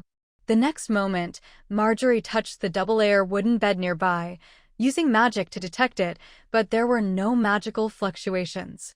Moreover, between the wood pieces, there were no connection marks at all, as if naturally formed. It was quite magical. How did they manage to fix them without any auxiliary materials? This is purely handmade. It's natural wood color now, but later, we can add colors, Joe Bai promised without hesitation. This wasn't wrong either, as Ming Qingzhou had already started researching various colored items, preparing to add colors. In that case, let me try it first, Marjorie said directly. Although it didn't look like much quality, it was cheap, and it also had some selling points. Sometimes selling things was about being unique, wasn't it? Joe Bai hadn't expected him to agree so readily. She was surprised for a moment, but after reacting, she immediately began negotiating prices. In a short while, both parties were satisfied. All the supplies Joe Bai had brought were converted into gold coins. Let's round it off, all goods for 82 gold coins. When Marjorie finally paid, his expression showed some surprise. The things looked cheap, but they had sold for quite a bit of money. But bought was bought. This amount of money, he didn't take seriously. Seeing Marjorie's casual attitude, Joe Bai casually asked, "If they sell well in the future, would you send merchant caravans to our territory to purchase?" "Of course," Marjorie replied without hesitation. He would naturally do business that could make money. Hearing this, Joe Bai was also reassured.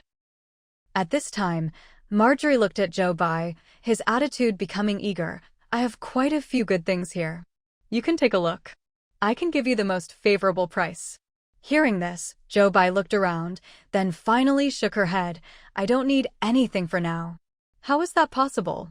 Marjorie didn't believe it. These things were good stuff. Exquisite and beautiful, very popular. How could a young lady like Joe Bai not like them? Is there some problem? Marjorie couldn't help asking. "No problem, I just think they're a bit expensive and impractical," Joe Bai replied. Compared to Hope Village, Bangla Town's prices were ridiculously high. Money should still be spent where it mattered most. Marjorie, what happened to being rich but foolish? She had money, but she wasn't foolish. Looking at Marjorie's expression that was difficult to describe, Joe Bai quickly understood and smiled inwardly. After all, it wasn't that she didn't have money to buy things, she just didn't want to buy them. "I came here representing my territory this time, so I can only buy things that the territory needs," Joe Bai explained directly. Marjorie came to his senses and quickly said, "It's fine. When you open a business, you can't force people to buy." If you ever visit our territory in the future, you could bring some goods with you. Not only I, but also the residents of our territory would patronize your business, Jobai continued, with an encouraging tone in her voice. What Hope Village lacked most right now was local popularity. The more foreign merchant caravans came to Hope Village, the more active it would become, and the faster it could understand and integrate with the surrounding area. Listening to Jobai's words, Marjorie paused for a moment, then looked at Jobai deeply. Combining the context, he could see through Jobai's intentions.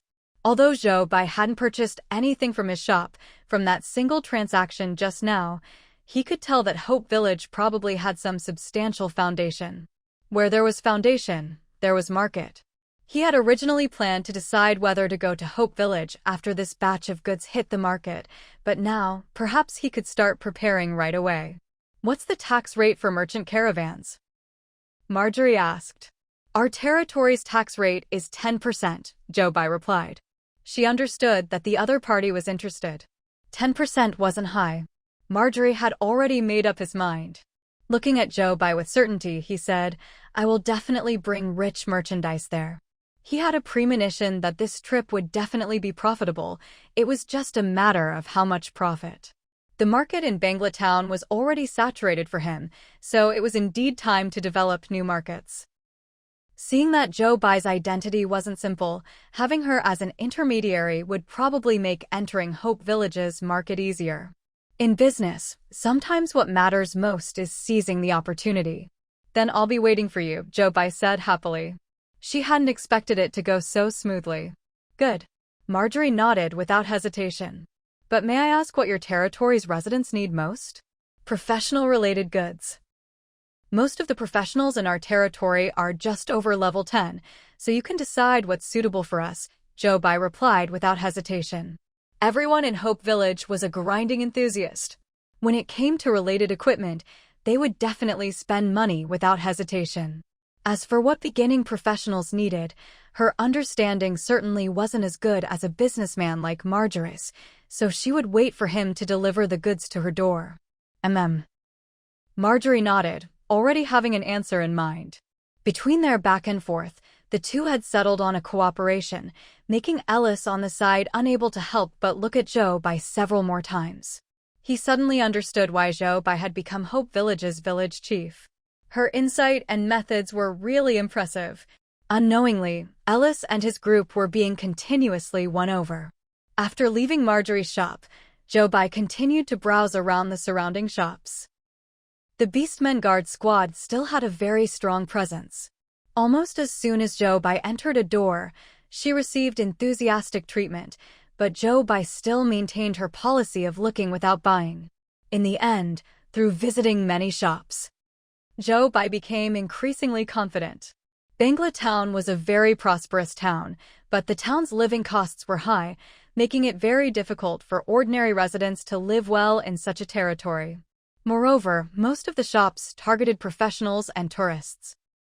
Under these circumstances, if Hope Village's products targeted ordinary people, they could definitely occupy a certain market share in an unexpected way and wouldn't attract the attention of Bangla Town's forces, because there would be no conflict of interest between the two. Thinking of this, Jobai felt much more relaxed. This trip definitely wouldn't be in vain. After that, Jobai stopped wandering around the city and began preparing to go to the plaza outside. Zheng Yongyan and the others should also be setting up stalls outside. Just as she approached the city gate, Jobai saw many people rushing out hurriedly. These people wore very simple clothes, and their overall condition was significantly different from professionals. Jobai could tell at a glance that they were ordinary residents of Bangla Town. What were they rushing to do? Just as Jobai was wondering, she heard discussions coming from their direction. Hurry up, walk faster. If we're too slow, who knows if there'll be any left. Are the steamed buns really 2 copper coins? Yes. My neighbor bought a lot of things back, not just steamed buns, but many things for 1 or 2 copper coins. It's rare to encounter such cheap things, so stock up. If it's true, we'll have more copper coins left over this month. Hearing their excited voices, Jobai smiled. This must be Zheng Yongyan and the others' good work. Indeed, this trip wasn't in vain. The next moment, Joe looked at Ellis, O'Neill, and the others beside her. You should go sell your goods too. She knew that O'Neill and the other beastmen had also stocked up quite a bit of merchandise. What about you? Although O'Neill was eager to try, he hadn't forgotten his task of protecting Joe Bai. I'll follow you and won't wander off, Joe Bai said directly. She had quite a bit of money on her, and in others' eyes, she was a wealthy person, so of course she couldn't wander around carelessly. While O'Neill and the others were doing business, she could take the opportunity to observe more and collect more information. Hearing this, O'Neill and the others immediately felt relieved. The next moment, everyone followed the footsteps of the other people and went directly to the plaza. At this time, the plaza was extremely lively. Countless ordinary residents directly poured into one direction. At the scene, many people were also curious about what was happening, especially those who had just come out of the territory and those who had just returned from outside. Have these people gone crazy? What are they going to do? Buy things. What kind of things could make them act like this? Not only professionals, but also this group of residents are the same. What kind of goods could be suitable for both? It seems to be because of a group of people who just came from Hope Village. They first distributed some meat jerky to passers-by. Originally, many people didn't pay attention, but after tasting it, they were instantly conquered by the flavor and hurriedly sought out Hope Village residents to buy more. Soon, the people from Hope Village set up stalls selling various kinds of delicious food. That dominating taste instantly attracted most of the people in the plaza, so naturally everyone flocked there. Since it's delicious, I'll go queue up and take a look too. Then you should go to the queue with more professionals. Most residents are still going for Hope Village's other products. Besides food and drinks, does Hope Village have anything else special? There really are quite a few novel daily necessities, not only good-looking but also cheap. Those residents are all going for the cheap prices. Let's go take a look. Similar discussions were happening in different corners of the scene. Almost as soon as they talked, no one could escape others' recommendations. Foreign, novel, cheap, delicious. These elements combined were indeed enough to attract people. Seeing this situation, O'Neill and Ellis couldn't help themselves either. They quickly went to rent stalls and then began displaying the goods they had brought. Joe Bai also waited by their stall. Almost the moment they displayed their goods, someone noticed. After all, they knew that Hope Village had brought quite a few beastmen.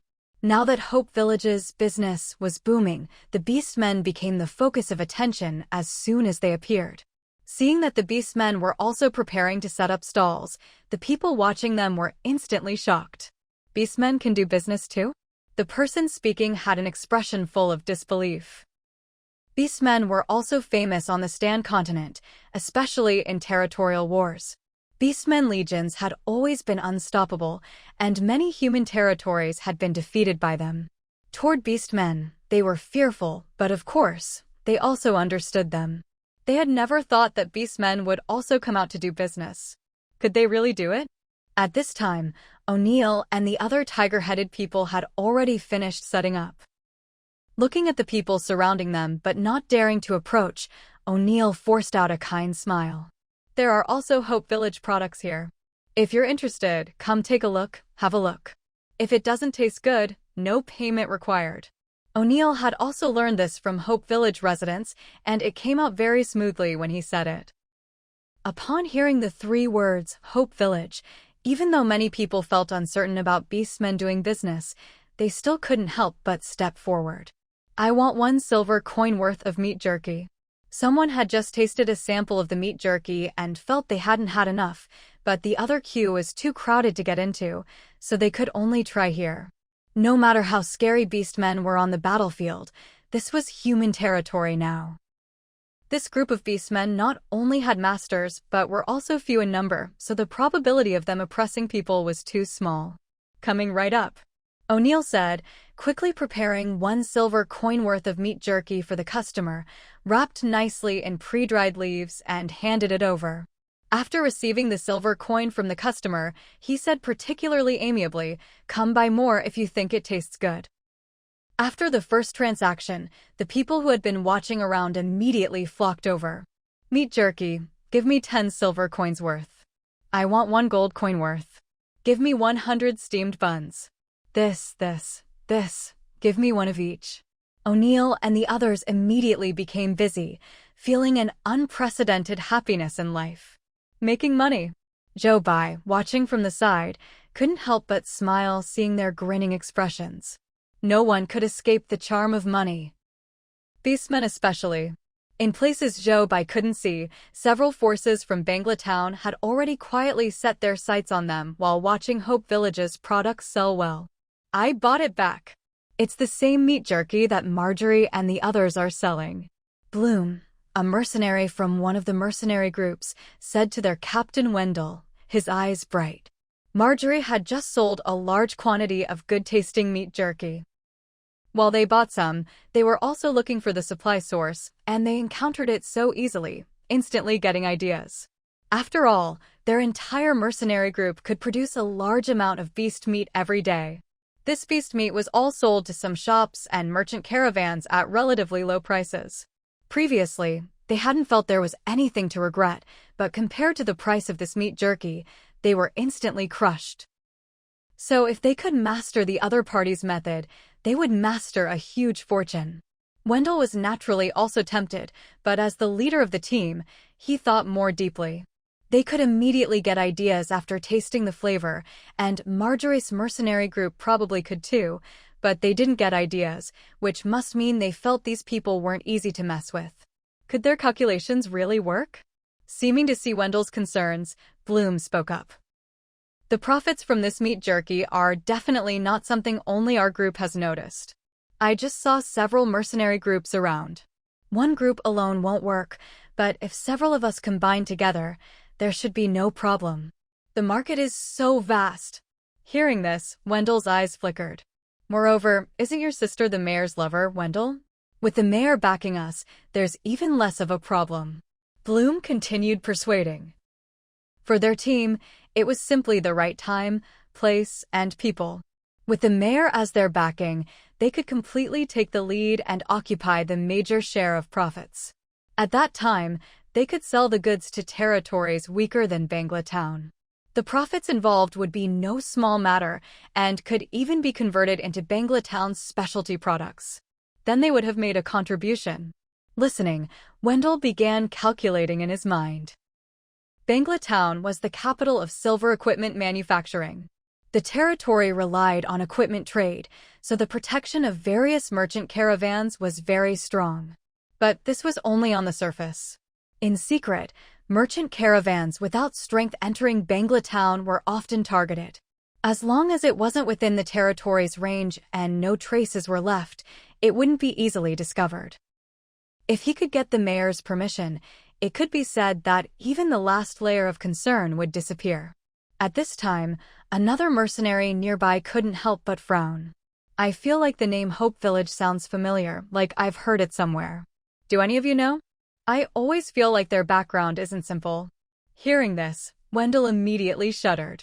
I seem to have indeed heard it somewhere. The mercenaries present began recalling one by one. Suddenly, someone really remembered. Hope Village seems to be one of the territories that suddenly emerged some time ago.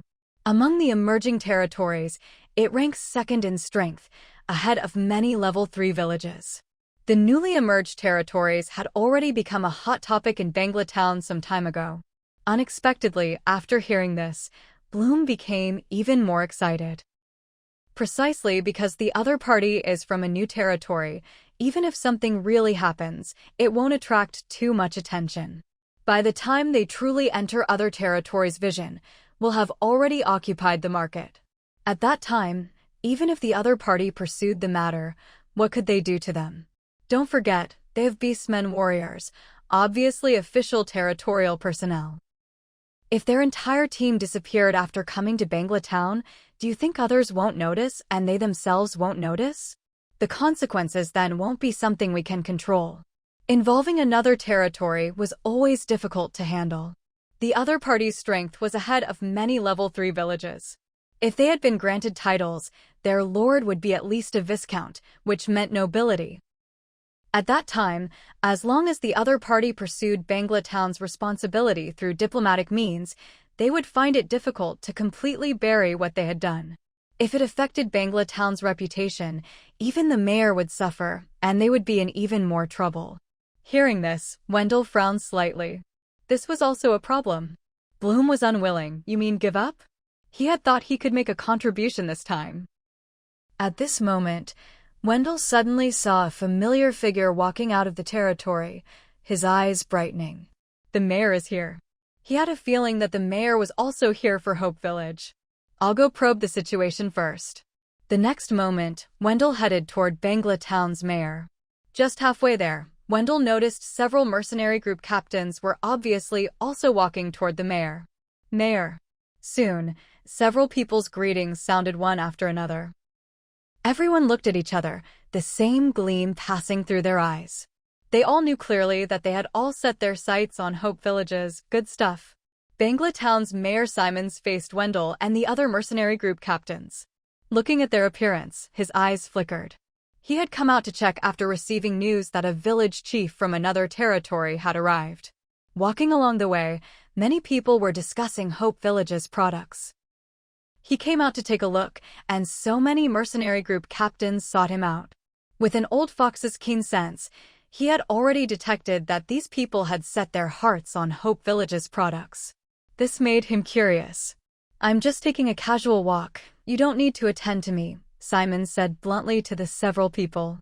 No matter what they were thinking, he wouldn't get involved this time. Involving another territory's village chief, he would never get involved under any circumstances. His ability to sit firmly in Bangla Town's mayor position didn't rely solely on the Lord's trust. Hearing Simon's words and thinking of what that mercenary and his team had said, Wendell was already backing down in his heart.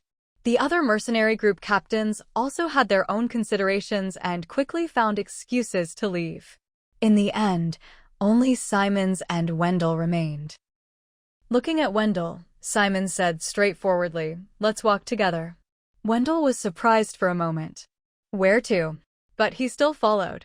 Then he followed Simon's footsteps toward the beastmen's direction. On this side, Jobai had actually learned about Simon's and the others' identities from Yunjukai. Those several people just now were all captains of several mercenary groups in Bangla Town. The oldest one standing among them is Bangla Town's Mayor Simons. They might have set their sights on our meat jerky production method, Yunjukai said directly. Although he had also brought a few people's team to sell goods, he was mostly wandering around Bangla Town, buying quite a few things from small vendors. While buying things and chatting casually, he had collected information without leaving traces. Therefore, after seeing their actions, he quickly came to find Jobai. They had thought the meat jerky would be popular in Bangla Town, but they hadn't expected that even such a small thing could attract so many people's covetousness. Come to think of it, beast meat was the most abundant thing on the Stan continent. If this could be utilized, turning it over for 5 times the profit, who wouldn't be tempted? Now they just didn't know if they had gathered together to discuss how to deal with them. If so, they would have to consider what to do next. Hearing this, Jobai looked in the direction Yunjunkai pointed, and her heart also sank slightly. Having seen the magical items in Bangla Town, she could know how poor Hope Village professionals' methods were. Adding the level gap, if they united, it indeed wouldn't be good news for them. She had to prepare for the worst and be ready to break the deadlock. To break the deadlock, she could only disintegrate from within the enemy. It was nothing more than sharing profits with 1 or 2 mercenary groups. As long as the benefits were high enough, there was no wall that couldn't be pried loose. Thinking of this, Jobai felt slightly more at ease. I understand. Thank you for providing the information. You've learned so much in just this short time. Jobai was deeply impressed with Yunjunkai. Last time, it seemed he had also received Lord Bevan Kang from Jade Creek Village. In socializing and gathering intelligence, he was really amazing. I just feel that collecting more information might come in handy sometime, Yunjunkai said directly. As outsiders, wasn't information exactly what they lacked? Thank you, Jobai said once more. She had also been collecting information, but had overlooked the aspect of Bangla Town's forces. In the end, her thinking still wasn't comprehensive enough. But she was also grateful that Hope Village had countless people stepping forward one after another to contribute their strength to the territory. The development of a territory never relied on one person, even if that person was the lord. Yoon Junkai felt Jobai's seriousness, paused for a moment, and also said, "We're all people who hope Hope Village gets better and better." They were very clear that so far, only their own territory was most suitable for living.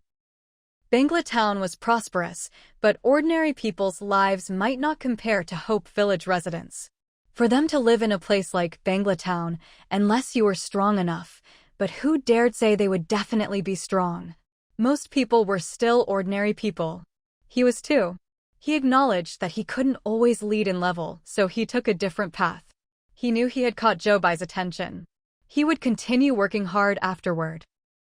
Just as the two were chatting, they saw Bangla Town's Mayor Simons say something to those mercenary group captains, after which they all left with unpleasant expressions, leaving only two people. After seemingly saying something, they appeared to be heading in their direction. Whatever it was, one thing could be confirmed. It seems Bangla Town's mayor doesn't intend to participate in this matter, Yoon Junkai said, showing some relief in his expression.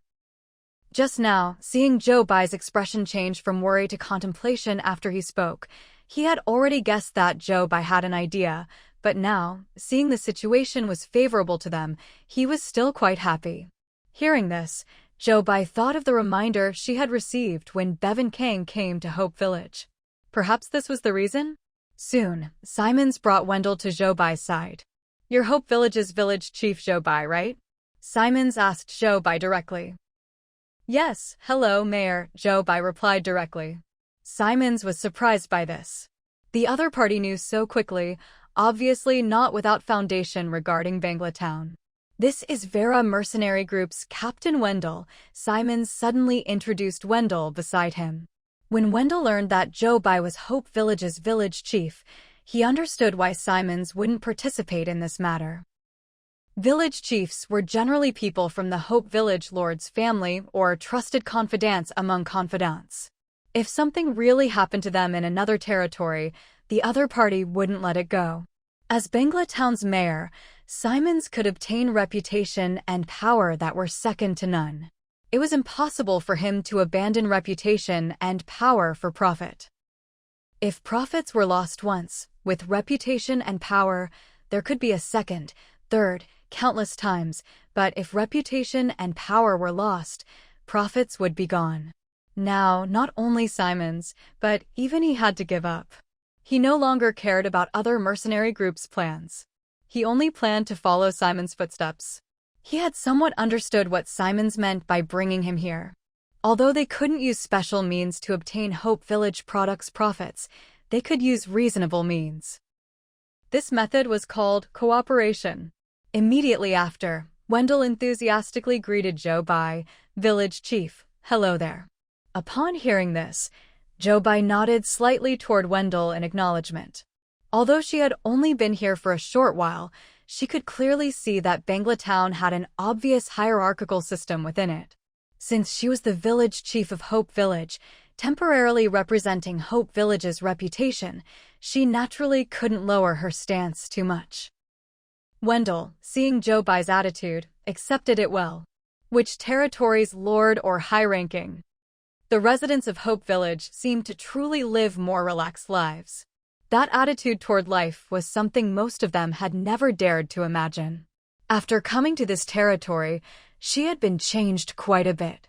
So rationally she remained calm, but emotionally she would still be affected by Hope Village's activities from time to time. Diana took a long breath in her heart. There was nothing wrong with this either. The better Hope Village became, the better her life here would be too, wouldn't it? No one knew Diana's thoughts. Ding Chiro had already reached outside the city following the crowd. By this time, the sky had completely darkened, and the territory's torches were lit accordingly, illuminating the territory. They had just arrived when they saw Jobai and the others appear before them from not far away. The moment she saw Jobai, Ding Chiro felt at peace. Her daughter was safe. Jobai likewise spotted Dingchiro in the crowd at first glance, then waved in greeting.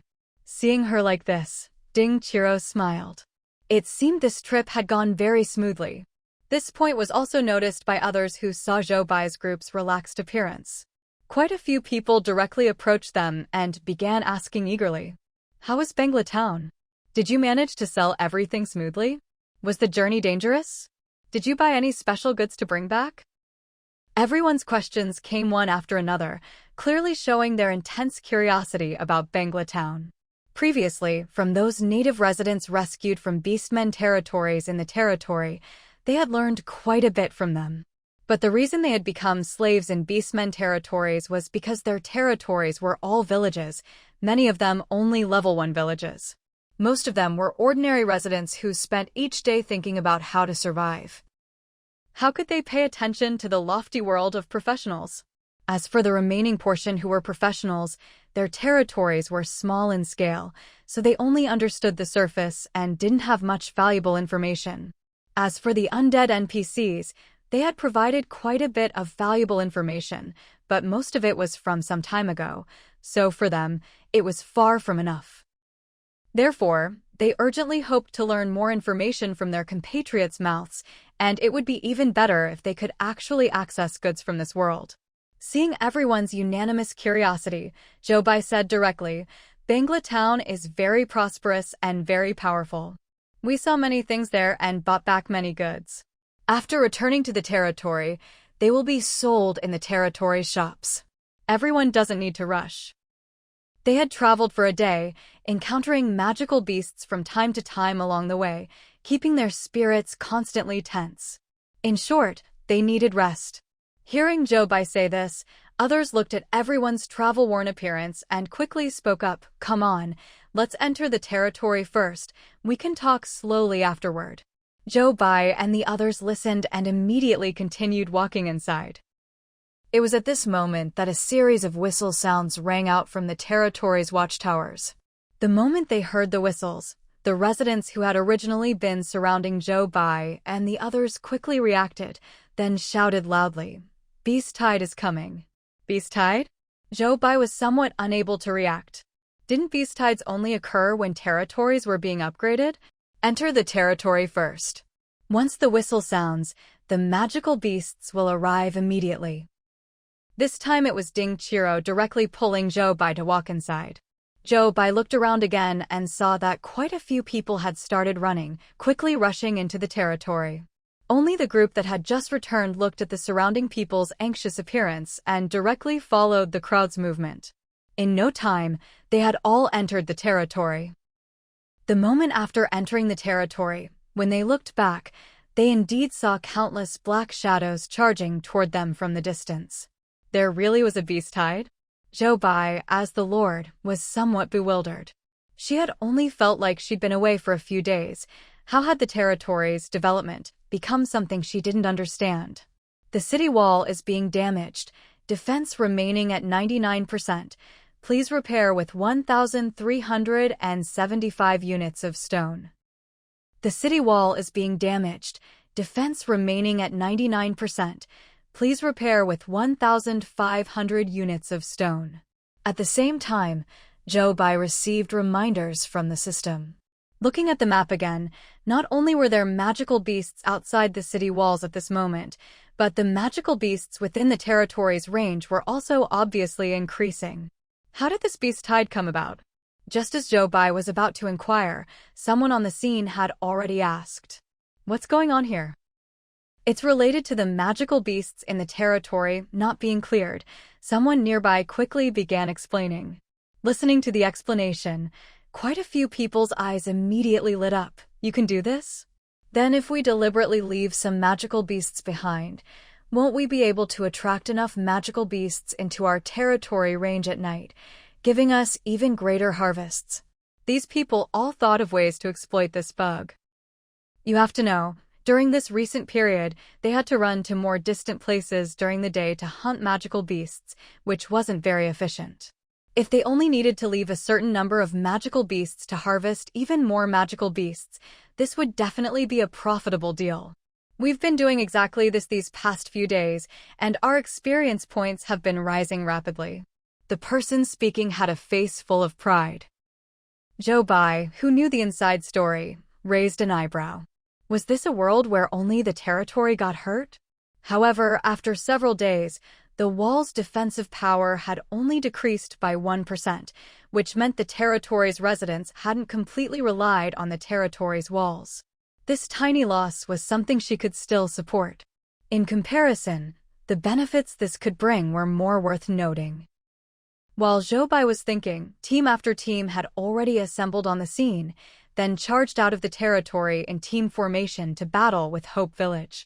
Suddenly leaving the territory to face a beast tide would have left former residents at a loss, but now, almost instantly, they had already found suitable positions, quickly forming alliances and creating their own defensive lines, then fighting the magical beasts without hesitation. While they had grown outside, the people in the territory weren't lacking either. Soon, more and more teams and individuals charged out of the territory. After all, the things brought back from Bangla Town wouldn't run away, but if they were late to hunt magical beasts, they wouldn't catch anything at all. Are you going? Zhou Bai looked toward Zhang Yongnian. Zhang Yongnian just smiled. There will be opportunities later. Today, I'd better organize things properly. Tomorrow they could start selling the things brought back from Bangla Town. Without even saying it, one could guess that the things they brought back would definitely stir up quite a commotion in Hope Village. Additionally, he still needed to prepare enough goods to handle the orders from Bangla Town. While improving strength was important, sometimes making money was also very important. Zhou Bai understood their choice and didn't say anything more. After Zhang Yongnian took the lead in leaving, several other teams immediately reacted and quickly took their leave as well, though some people were kept behind by residents to continue learning about Bangla Town. After Zhang Yongnian and the others left, Zhou Bai looked toward O'Neill and the others beside her and said directly, "You should go rest first. Starting tomorrow, just return to your posts." All right. O'Neill and the others didn't refuse. Now that they were in the territory, the Lord definitely wouldn't be in any danger. Then we'll also go rest first. Ellis nearby also spoke up proactively. Just when entering Hope Village, they had already become residents of Hope Village.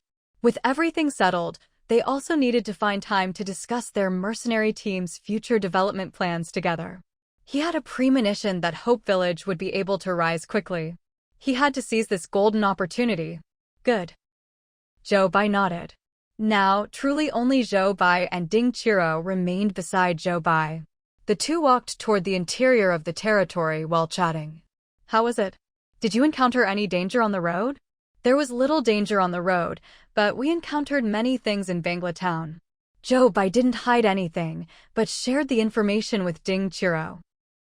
With Zhou Bai now standing safely before her, even knowing the process had been perilous, Ding Qiro wouldn't be shocked, but she still felt that Zhou Bai's role as Lord was too difficult. But you're only the acting village chief now. When they arrive and are determined to find the Lord, what will you do? Ding Qiro asked. The Lord's identity in this world was probably really significant. Zhou Bai said directly. As long as I'm the village chief designated by the territory, I can exercise all authority on behalf of Hope Village. It's not a big problem. If it really comes to the point where exposure is necessary, then so be it.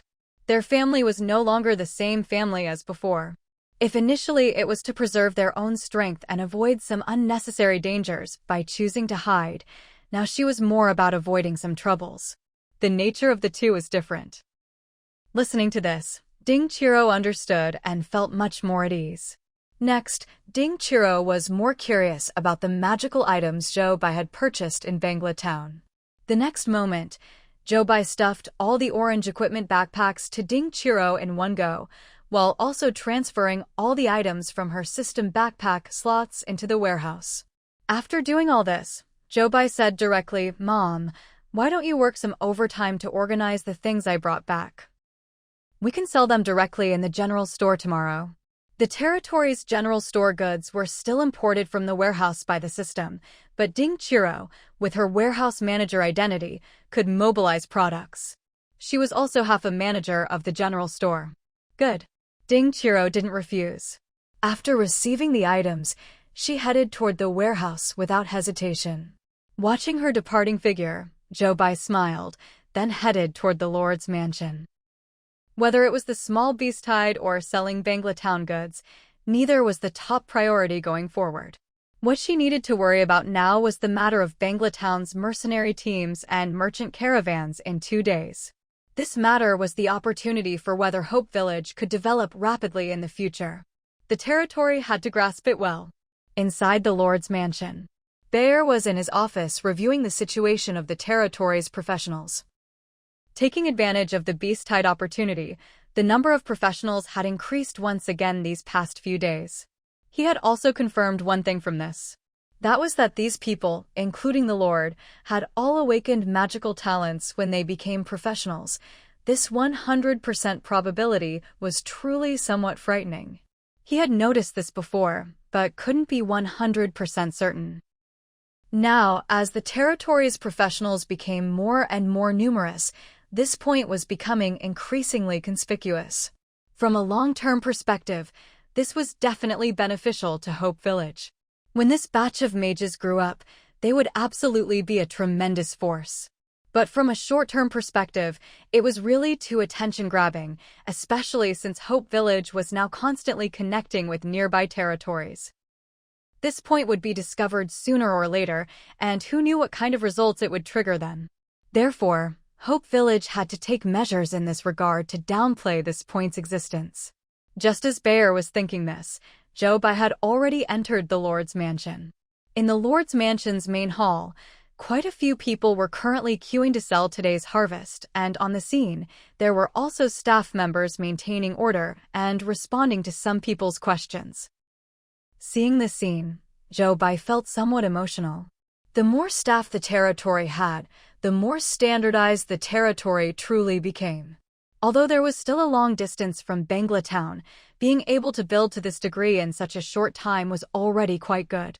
After comforting herself, Jobai headed directly toward the stairs, then smoothly entered the second floor and came to Bayer's office. Knock, knock, knock, the knocking sound rang out, directly interrupting Bayer's thoughts. Upon seeing Jobai, Bayer immediately said in surprise, "When did you return?" "Just now," Jobai replied. "How was it? Did this trip yield any gains?" Bayer quickly inquired. Seeing Jobai's relaxed appearance, he knew this time should have gone without major problems, so he asked about the gains.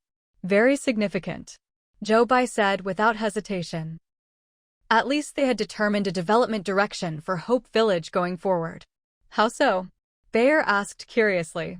Jobai directly explained her thoughts at the time and the subsequent contract signed. "I think this is a very good opportunity for Hope Village. I came to find you also for this matter." Bayer listened, his eyes brightening. "This idea is very good. It's indeed a very good development direction for Hope Village. It's not about having people from the territory go out to do business, but having others compete to come to Hope Village to do business. This could definitely allow Hope Village to develop rapidly in an extremely short time. This is the best-case scenario, but there's one problem. Can their territory's current production capacity support so much business?" He could see that among Hope Village's residents, most wanted to improve their own strength, while few were inclined toward lifestyle professions.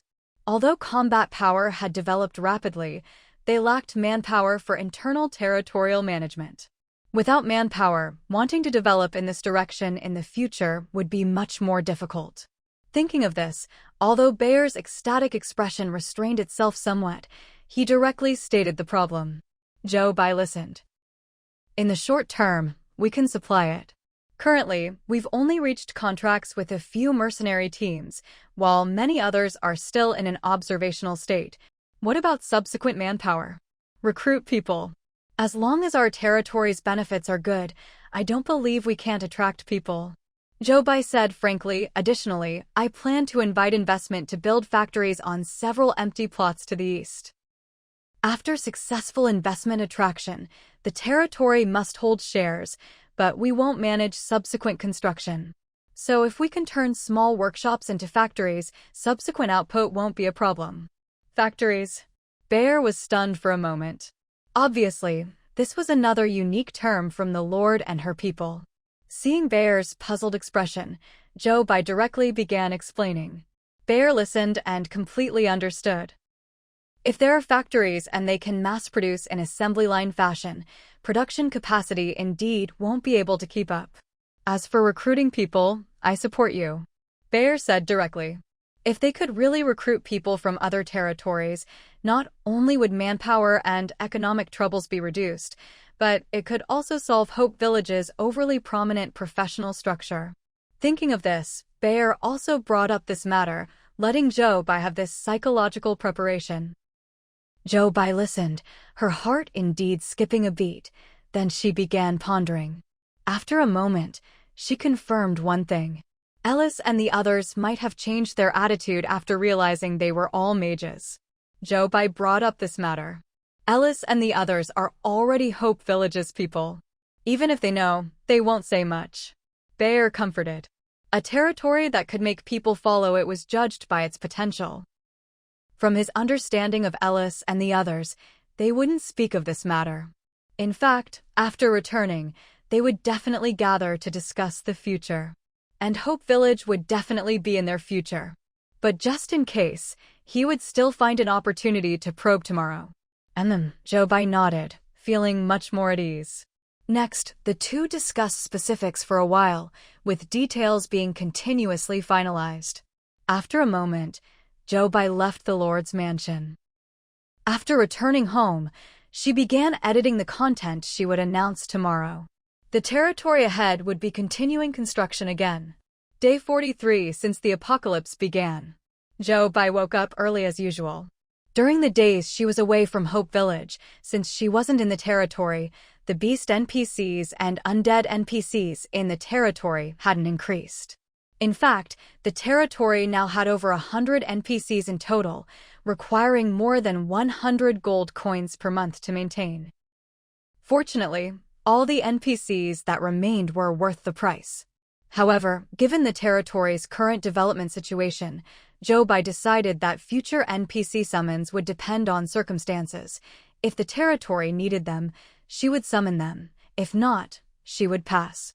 Hall of Heroes. Dear host, it has been detected that your summon Johnson, Heller, Raskin, Ward, and others have reached their 1-month employment limit. Do you wish to continue employing them?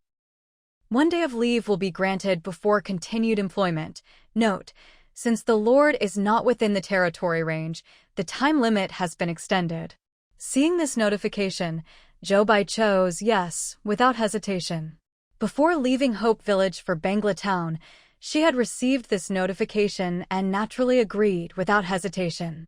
She had later asked Bear and the others.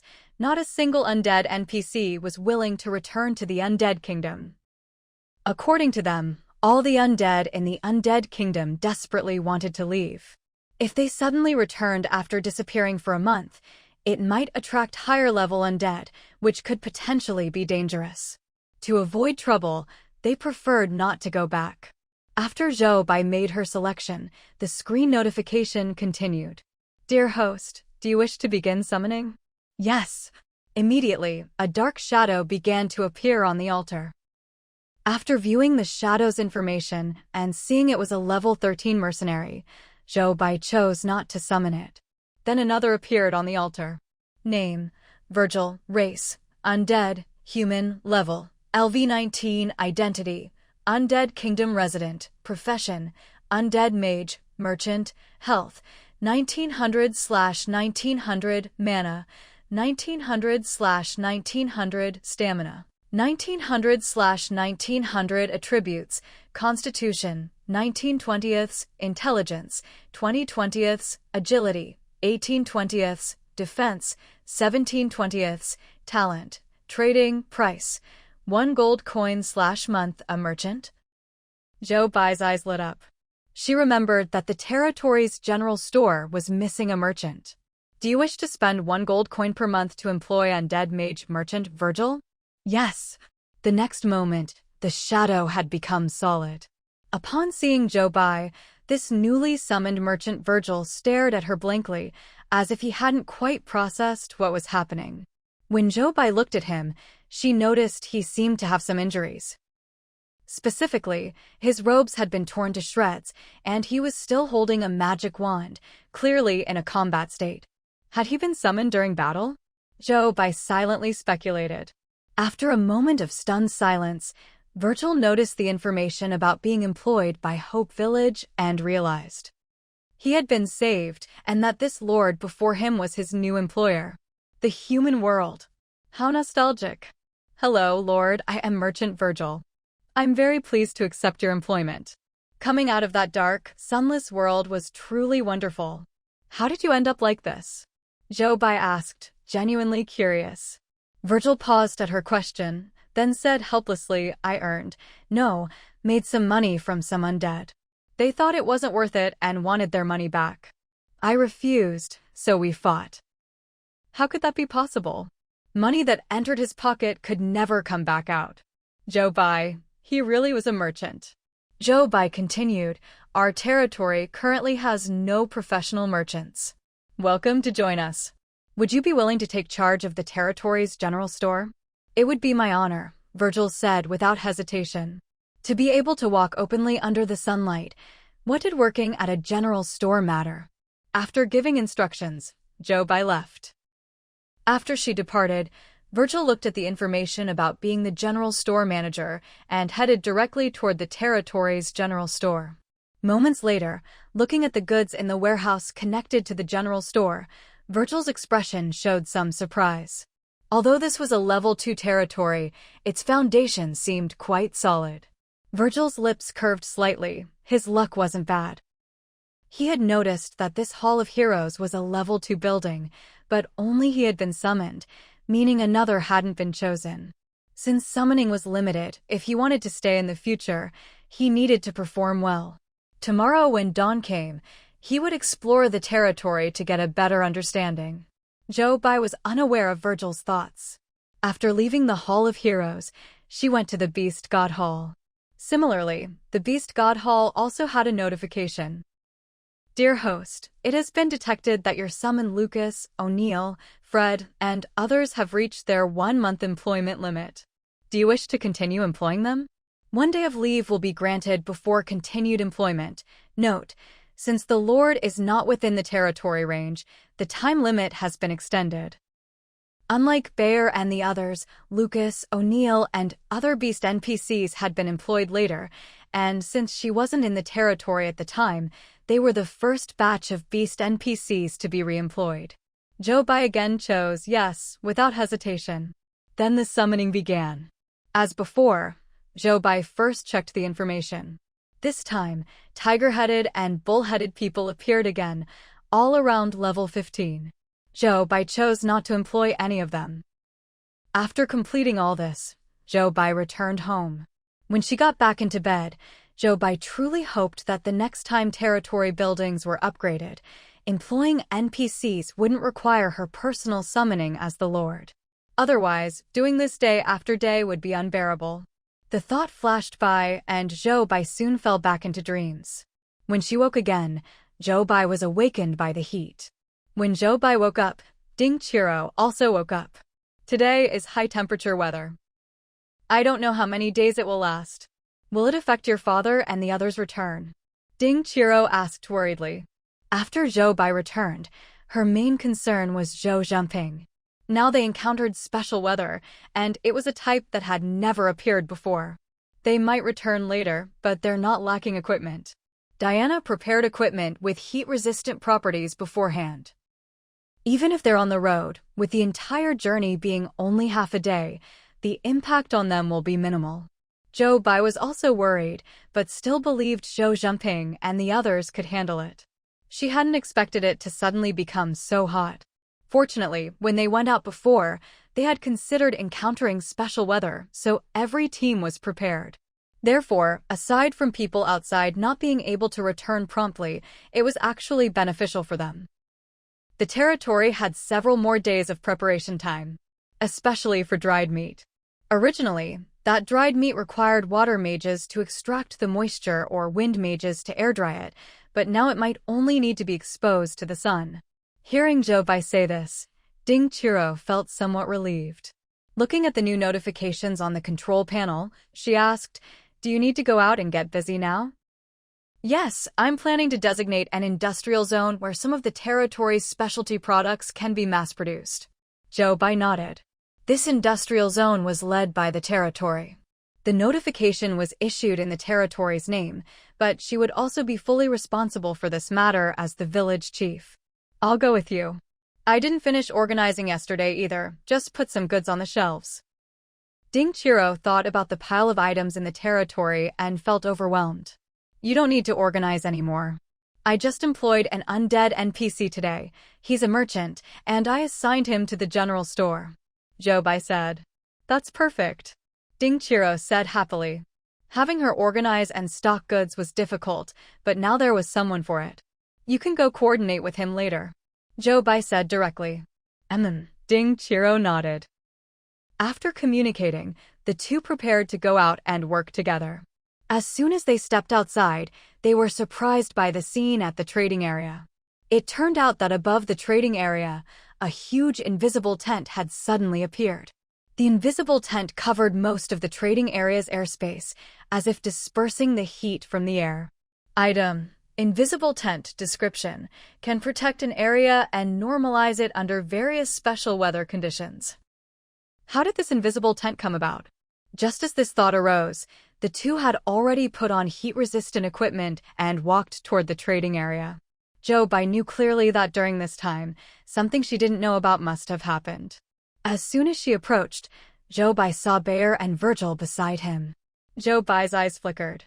She basically had the entire territory's situation under control. This suddenly appearing tent was probably related to Virgil, the undead NPC who had just been summoned. Bear and Virgil also noticed Jobai and actively walked toward her. "Village Chief," Bear called. "This is..." Jobai pointed directly at the tent and asked. "This is one of my trading equipment pieces," Virgil said proactively.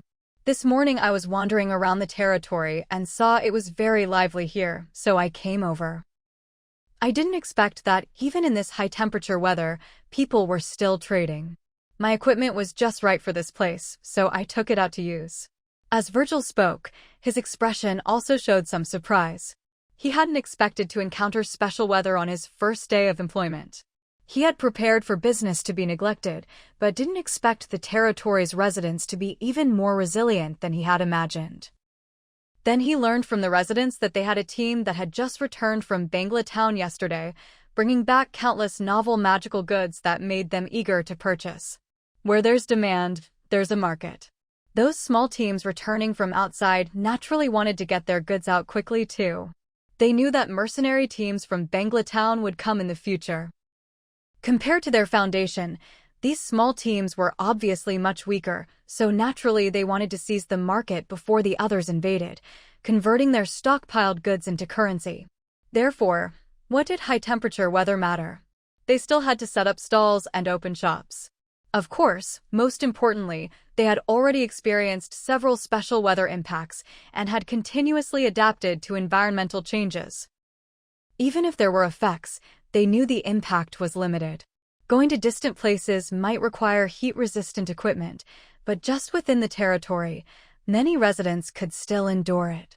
A few steps, losing a few health points, was worth it.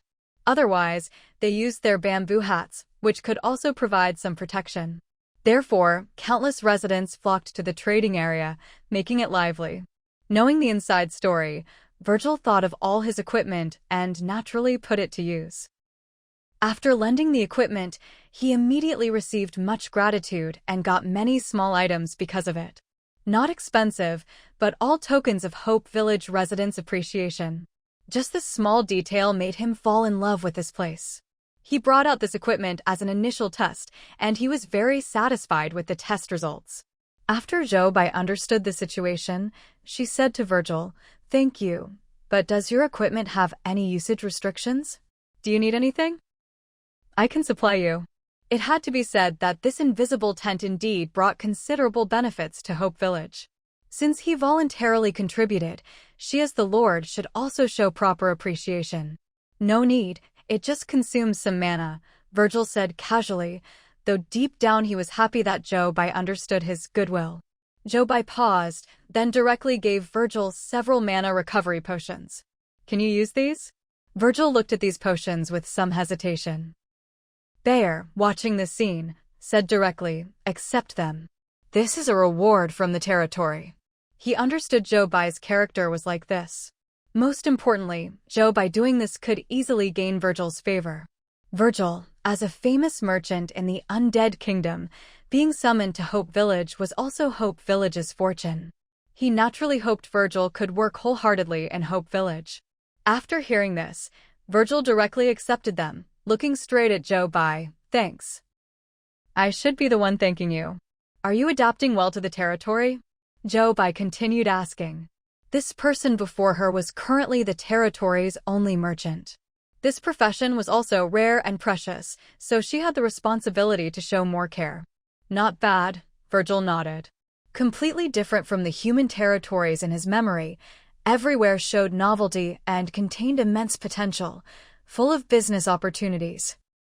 This is my mother, Ding Chiro, also currently the territory's warehouse manager. She was previously indirectly responsible for the general store's goods. You'll definitely have work interactions in the future.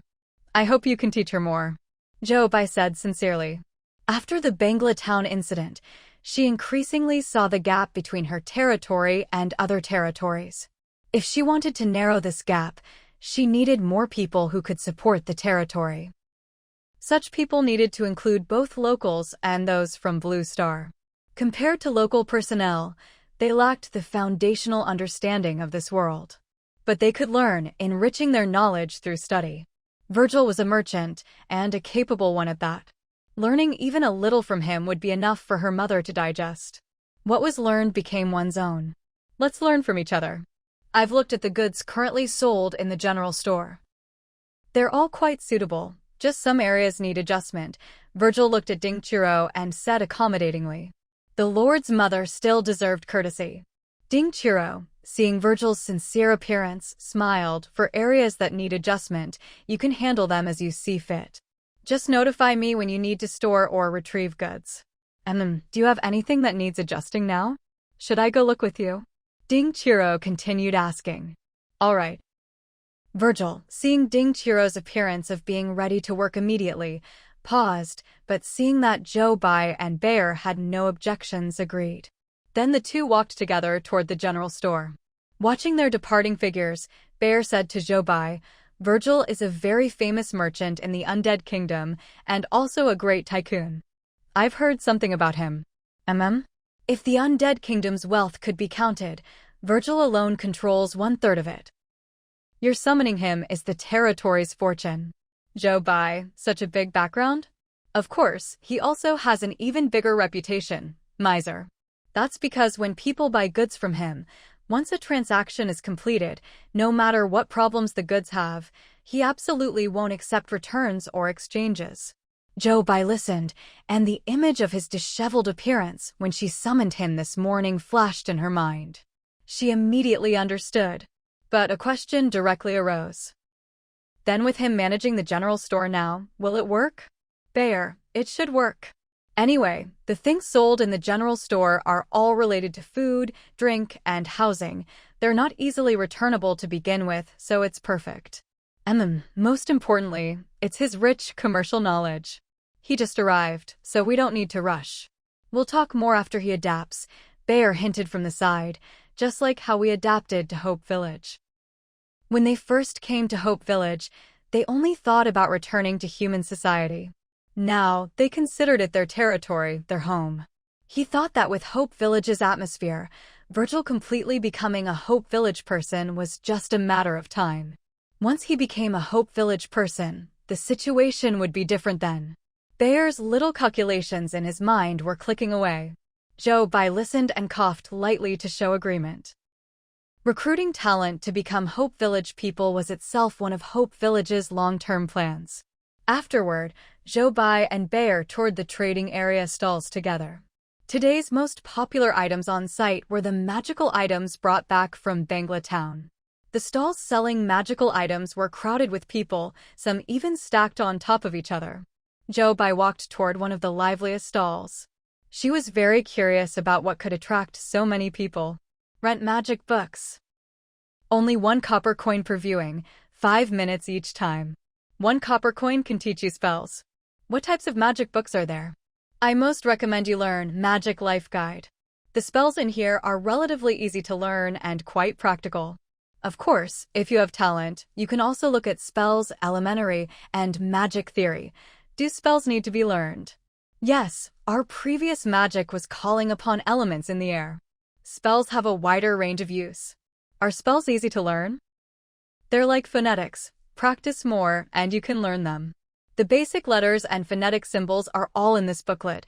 1 silver coin per copy. Want one? Yes, yes, yes. I want one too. Hearing this, Jobai already understood. Just thinking about what she heard, her eyes showed contemplation. Then, looking at Bear beside her, she asked, Bear, have you attended school? School?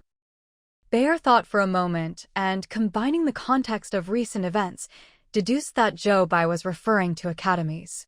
He then shook his head directly. No, academy fees are too high. My family couldn't afford it. Can you tell me about the academy situation? Jobai asked. While asking, Jobai also looked at the territory's unlockable buildings. She looked through them again and didn't see any trace of academies, which could only prove one thing. At the territory's current level, the system considered it unqualified to unlock academies. Therefore, she wanted to understand from Bear. Only cities are qualified to establish magic academies and physical academies. They recruit at age 12. Magic academies look at magical talent. Physical academies look at physical fitness, requiring passage of academy assessments. Regardless of academy type, the learning costs are extremely expensive. Ordinary families can't afford it. Different academies have different recruitment standards. The higher the talent, the more welcome you are. Even if families are struggling, there are plenty of forces willing to sponsor. Just that obtaining sponsorship also came with certain costs. As Bear spoke, his expression showed some emotion. As a child, he had also envied this, but he had been tested and had no magical talent. He did have some talent in physical arts, but not enough to make people want to sponsor him, so he was essentially a self-taught professional. On the Stan continent, professionals like him were the norm. Academy-graduated professionals basically had their own careers upon graduation, truly a smooth path. His achievements today were largely thanks to a mercenary who brought him onto this path, helping him avoid many detours. Since only cities can? What about children from villages and towns? How do they test their magical talent? Lords of these villages and towns will periodically test children over 12 in their territories before academy recruitment. Those with talent will be sent to city academies, and they'll receive some rewards from higher-level lords, Bear replied. After all, if talented children entered academies and developed well, they were more likely to stay in the territory where that academy belonged.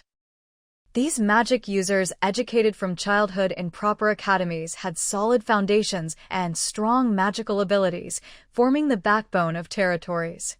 Some students would return to their original territories after graduation, but that was a minority. For both sides, it was a profitable deal. Then there are no specialized knowledge-teaching academies to help children learn to read and such? Bear was stunned, looked at Jobai. No. How many characters children can recognize depends on how much they can learn from people around them. For most people, enough is enough. In many people's view, what use was learning more? Could it help them deal with magical beasts? Could it help them earn more money? Jobai listened and sighed quietly in her heart. Obviously, this world's system still leaned toward feudalism. It wasn't that they couldn't achieve universal education, but that they were unwilling. Only when people below didn't have so many thoughts could upper-level personnel better control territories. Although this made territories more stable, to some extent it also suppressed the development of the entire society. Therefore, this world possessed advanced magic while also maintaining feudal nobility and slavery systems. She couldn't change the entire Stan continent's situation, but she could decide her own territory's development. She needed people, and even more, she needed talent. Talent was hard to come by, so she would cultivate it herself. Additionally, this might also attract people from other territories who wanted to learn. While thinking, Jobai asked Bear, if our territory opened an academy to teach knowledge at very low prices, do you think it would attract population?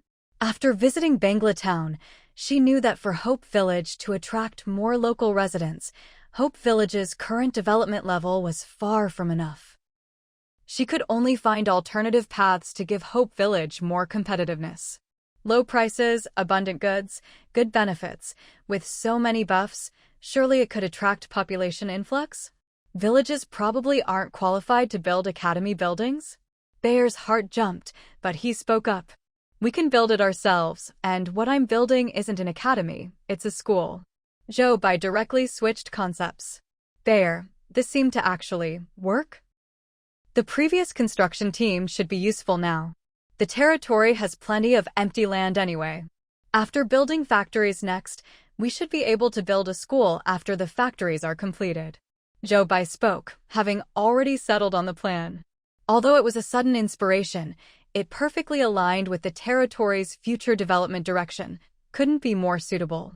Bear, seeing Jobai had made her decision, felt his heartbeat accelerating. Schools need teaching personnel. Without high-level professionals, it might be hard to convince people. Bear couldn't help asking. The number of high-level professionals was the standard for measuring academy quality. We can recruit gradually. How could a school's subjects be complete all at once? Bear listened, knowing Jobai had ideas, and didn't say more. Including the Lord, many Hope Village residents had very rich knowledge reserves that he could perceive. Even if different from theirs, it was still useful. The various foods that had appeared in the territory now, hadn't he never heard of or seen them before? Other territories wanting to do this might not succeed, but Hope Village definitely could. Let's go. We're going to the Lord's mansion. Jobai continued, her expression somewhat impatient. Since she was handling factory matters today anyway, she might as well determine the school's location at the same time. Bear nodded and followed behind Jobai. Behind them, the trading area's liveliness continued. Magic scrolls, magic wands. The Lord's mansion was bustling with people responding to the territory's announcement about factory investment opportunities. Meng Chengzhou, Zhang Yongyan, and others were competing for these opportunities, discussing their products and market success with some tension between competitors. When Jobai arrived, she explained the investment terms. The territory would hold 50% shares, factories must use Hope Village's name, and the construction team would build them. She emphasized that the territory's backing would help with sales in other territories. Meng Chengzhou revealed he had successfully created paper and bamboo charcoal pens, which impressed everyone since the territory currently used animal hide scrolls. Jobai promised to prioritize his factory due to the urgent need for paper. The meeting ended with everyone planning to prepare detailed proposals, and various teams began gathering resources for their factory preparations. Everyone, please be quiet for a moment, Jobai said as she entered the Lord's mansion hall. The hall immediately fell silent, with all eyes focused on her.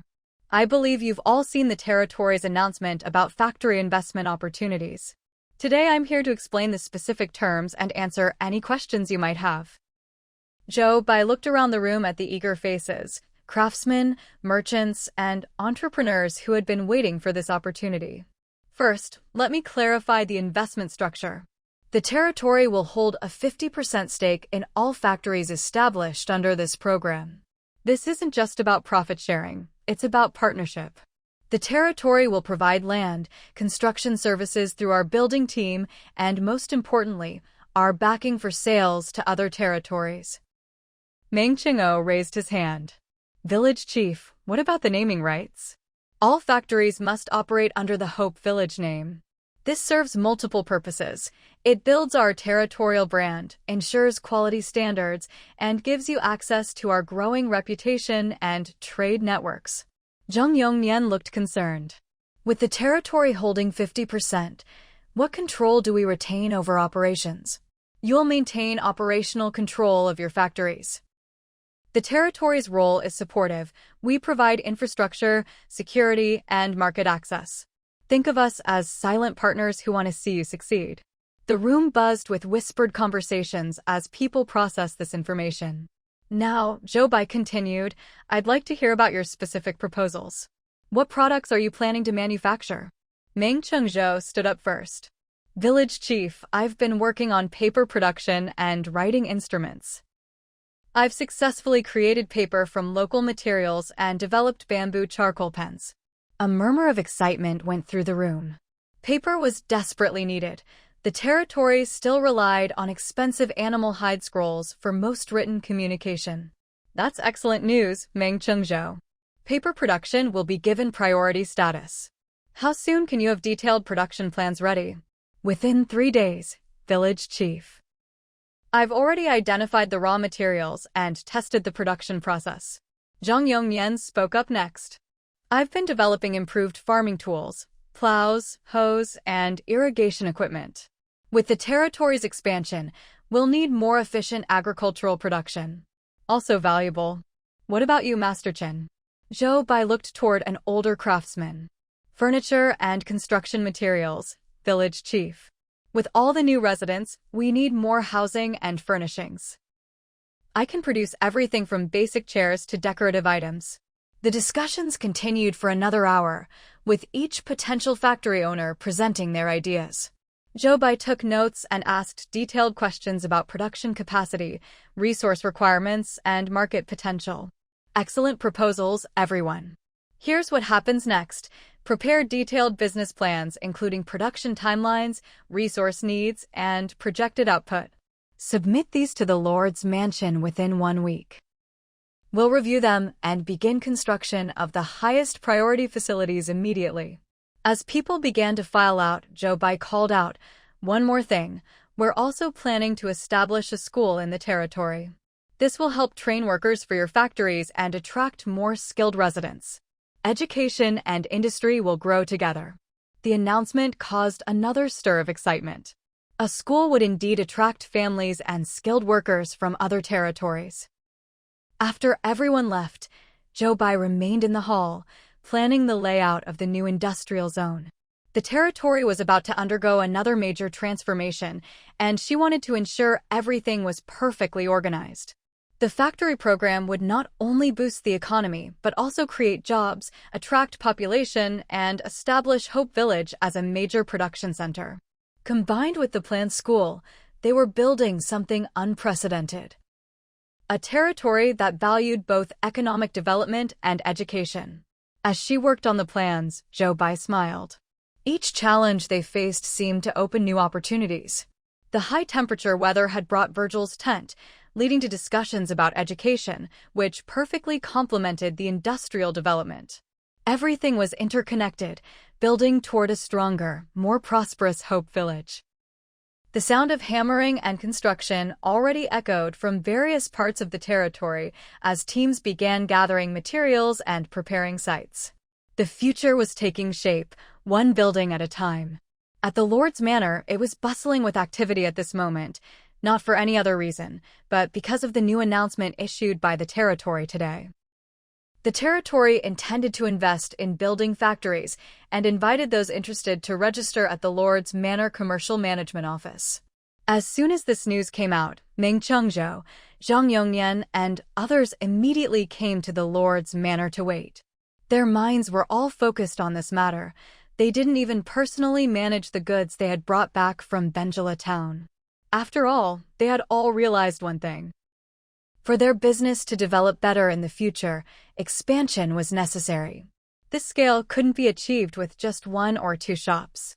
They had already set their sights on some vacant land in the territory, but since it belonged to the territory, they had no way to claim it. Now that the territory had taken the initiative to announce this, it was their chance. As they thought about this, they looked at each other carefully. After all, they were all aiming for the same goal, and no one knew whether the territory would invest in one factory or several. There was a good chance it would be just one, as a model example. If so, they would be competitors. I heard your jerky sold very well in Benjala town this time, and you even negotiated other orders? Meng Chengzhou was the first to ask Zhang Yongnian, his tone probing. Zhang Yongnian had gone to Benjala town with the village chief and had made some connections. Who knew if the investment would favor him?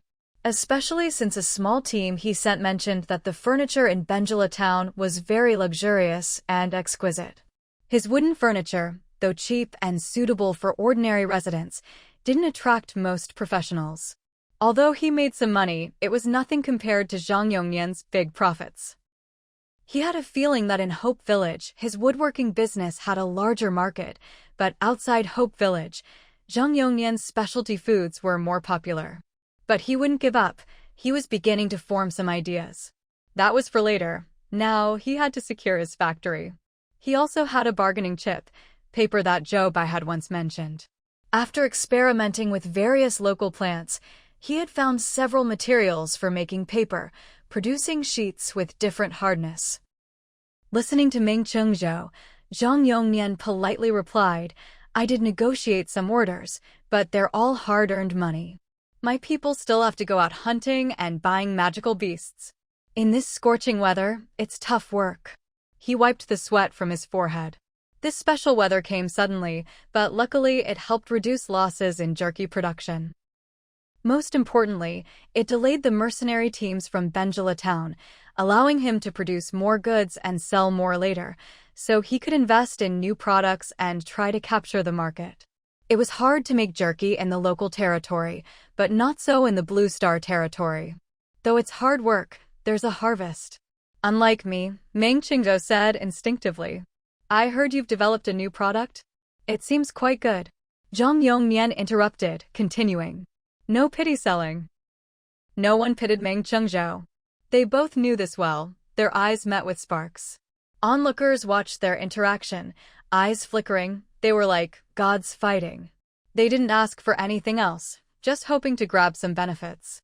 They just didn't know how many factories the territory would invest in this time, or if they had a chance. Both Zhang Yongnian and Meng Chengzhou were powerful in the territory. If quotas were limited, their chances were slim. At that moment, Zhou Bai and Bayer entered the Lord's manor. The scene fell silent for a few seconds upon seeing Zhou Bai. Her status in the territory was continuously rising. Besides her recognized identity, she was very reliable. After this trip, the team members had gained contribution points from the territory. Those paying attention could see that Zhou Bai, as the village chief and team leader, had the highest contribution, 1,000 points, far ahead of the second-place Yun Juansai's 300 points. Such a high contribution wasn't just from being leader, it was because she played a major role in this trip. Her contribution lead was clear. Many knew that although she was currently acting village chief, it was only a matter of time before she became the official village chief. Once she did, her contribution would only increase, making it hard for others to catch up. Her position was secure. Under these circumstances, everyone naturally valued Zhou Bai, since many decisions in the territory were likely hers. A little leniency or difficulty from her could affect the final outcome. So when they saw Zhou Bai, Zhang Yongnian and others approached her. "Village chief, how will the territory invest? What's the profit share? Is there a limit on the number of factories? Will the territory help build them?" They asked a series of questions, all concerning their future. "Let's discuss in the conference room," Zhou Bai said directly. "The territory has entrusted me with full responsibility for the factories." Others weren't surprised. The territory wouldn't negotiate directly with them, only with the responsible person, and Zhou Bai was the best choice. They also thought negotiating with Zhou Bai was better, as there might be room for bargaining. They just didn't know if the territory's terms were fixed or flexible. After a moment, the group arrived at the office. Zhou Bai already had the registration documents. Looking at the names, she was a bit surprised. Some names were expected, but there were also unfamiliar ones. It seemed many residents in the territory were very low-key. At the same time, Zhang Yongnian and others noticed the others. They were growing strong, others were growing in places they couldn't see. Though competitive, it also reflected the territory's development. That was a good thing. Now it was time to see the quota. After reading the list, Jobai spoke. This time, the territory wants to hold 50% of the shares, and all factories must bear the Hope Village name. There's no limit on the number, and the territory's construction team will build the factories. She answered the earlier questions and laid out the territory's conditions. Zhang Yongnian and Meng Chengzhou exchanged a glance. Zhang Yongnian spoke first. Can the territory's share change? And how long will construction by the building team take? The share won't change. It's for both sides' consideration. You who went to Benjala town should know the situation there. Without the territory's name and protection, special products are hard to sell in other territories, Jobai said directly. Though the share is fixed, the territory can provide some conveniences for the factory investment, so you won't lose out. As for construction, it may take some time, but I don't think it will be too long. Building a factory wasn't as delicate as houses or shops. If the construction team said they could build it, they could. It was just a matter of time. Can we make requests for the factory's construction? It needs to fit our production process, Zhang Yongnian quickly asked. He needed to divide it into workshops for scaled production. Building it ideally from the start would save a lot of trouble. Yes, just provide simple blueprints to the construction team, Jobai said directly. She was especially glad they had formed a construction team. If they relied only on system-unlocked buildings, the territory's development would always have to consider many factors. Now, they didn't have to think too much. If they wanted to build, they could. The difference from system buildings was negligible. Though there's no limit on quantity, factory usage should have priority, right? Meng Chenzhou quickly said. At this, everyone's eyes turned to Zhou Bai. Yes, priority will be based on product benefits and demand, Zhou Bai said directly. After you go back, make a plan. We will rank the plans accordingly. So far, Zhou Bai favored teams that signed contracts with the Benjala town mercenaries. This would definitely bring traffic and income to Hope Village in the short term, which was urgently needed. Meng Chengzhou clearly realized this and said, Village Chief, I have something to report. What is it? Zhou Bai looked at him. I have successfully made writable paper and matching bamboo charcoal pens, Meng Chengzhou said proudly. As expected, this made him the center of attention. Next, he took out the paper he made. A stack was placed on the table. Compared to modern paper, it was much yellower, but for them, it was enough. Zhou Bai's expression was full of joy. Currently, the territory mostly used various scrolls made from animal skins, which were hard to write on and limited in what could be recorded. The appearance of paper would quickly replace these scrolls and become an important material in the territory's work. Can it be sold? Zhou Bai asked. I made a batch, but the space is limited. Meng Chengzhou hesitated. Seeing this, Zhou Bai understood his reason for bringing it up now and said, paper is urgently needed in the territory. I will consider providing you space first. I will produce more and prepare tools to ensure production can start immediately once the factory is built. Meng Chengzhou smiled happily after getting the answer he wanted. Zhang Yongnian had no objections, but was surprised by Meng Chengzhou's skill. He wondered if there were other talents among the rest who might beat him to it. Thinking this, Zhang Yongnian began planning how to write a detailed proposal. Afterward, everyone asked some questions, and Zhou Bai answered most of them. When the meeting ended, most people had a clear idea. After leaving, they all hurried to their teams to prepare proposals. Even if they couldn't get first or second place, they would aim for third. If successful, combined with factory preparation, the timing might be just right. Teams confident in their products not only worked on proposals, but also quickly registered needed resources with the commercial management staff to notify suppliers. Once resource procurement info was released, many professionals and gathering teams noticed and headed toward resource points likely to produce those materials. Thus, despite the scorching weather, everyone in the territory was working hard toward their goals. Compared to the smoothly progressing Hope Village, several teams outside encountered various troubles in different territories. Abadowi Village. Zhou Zhengping and his group were helping Abadowi Village fend off a sudden attack.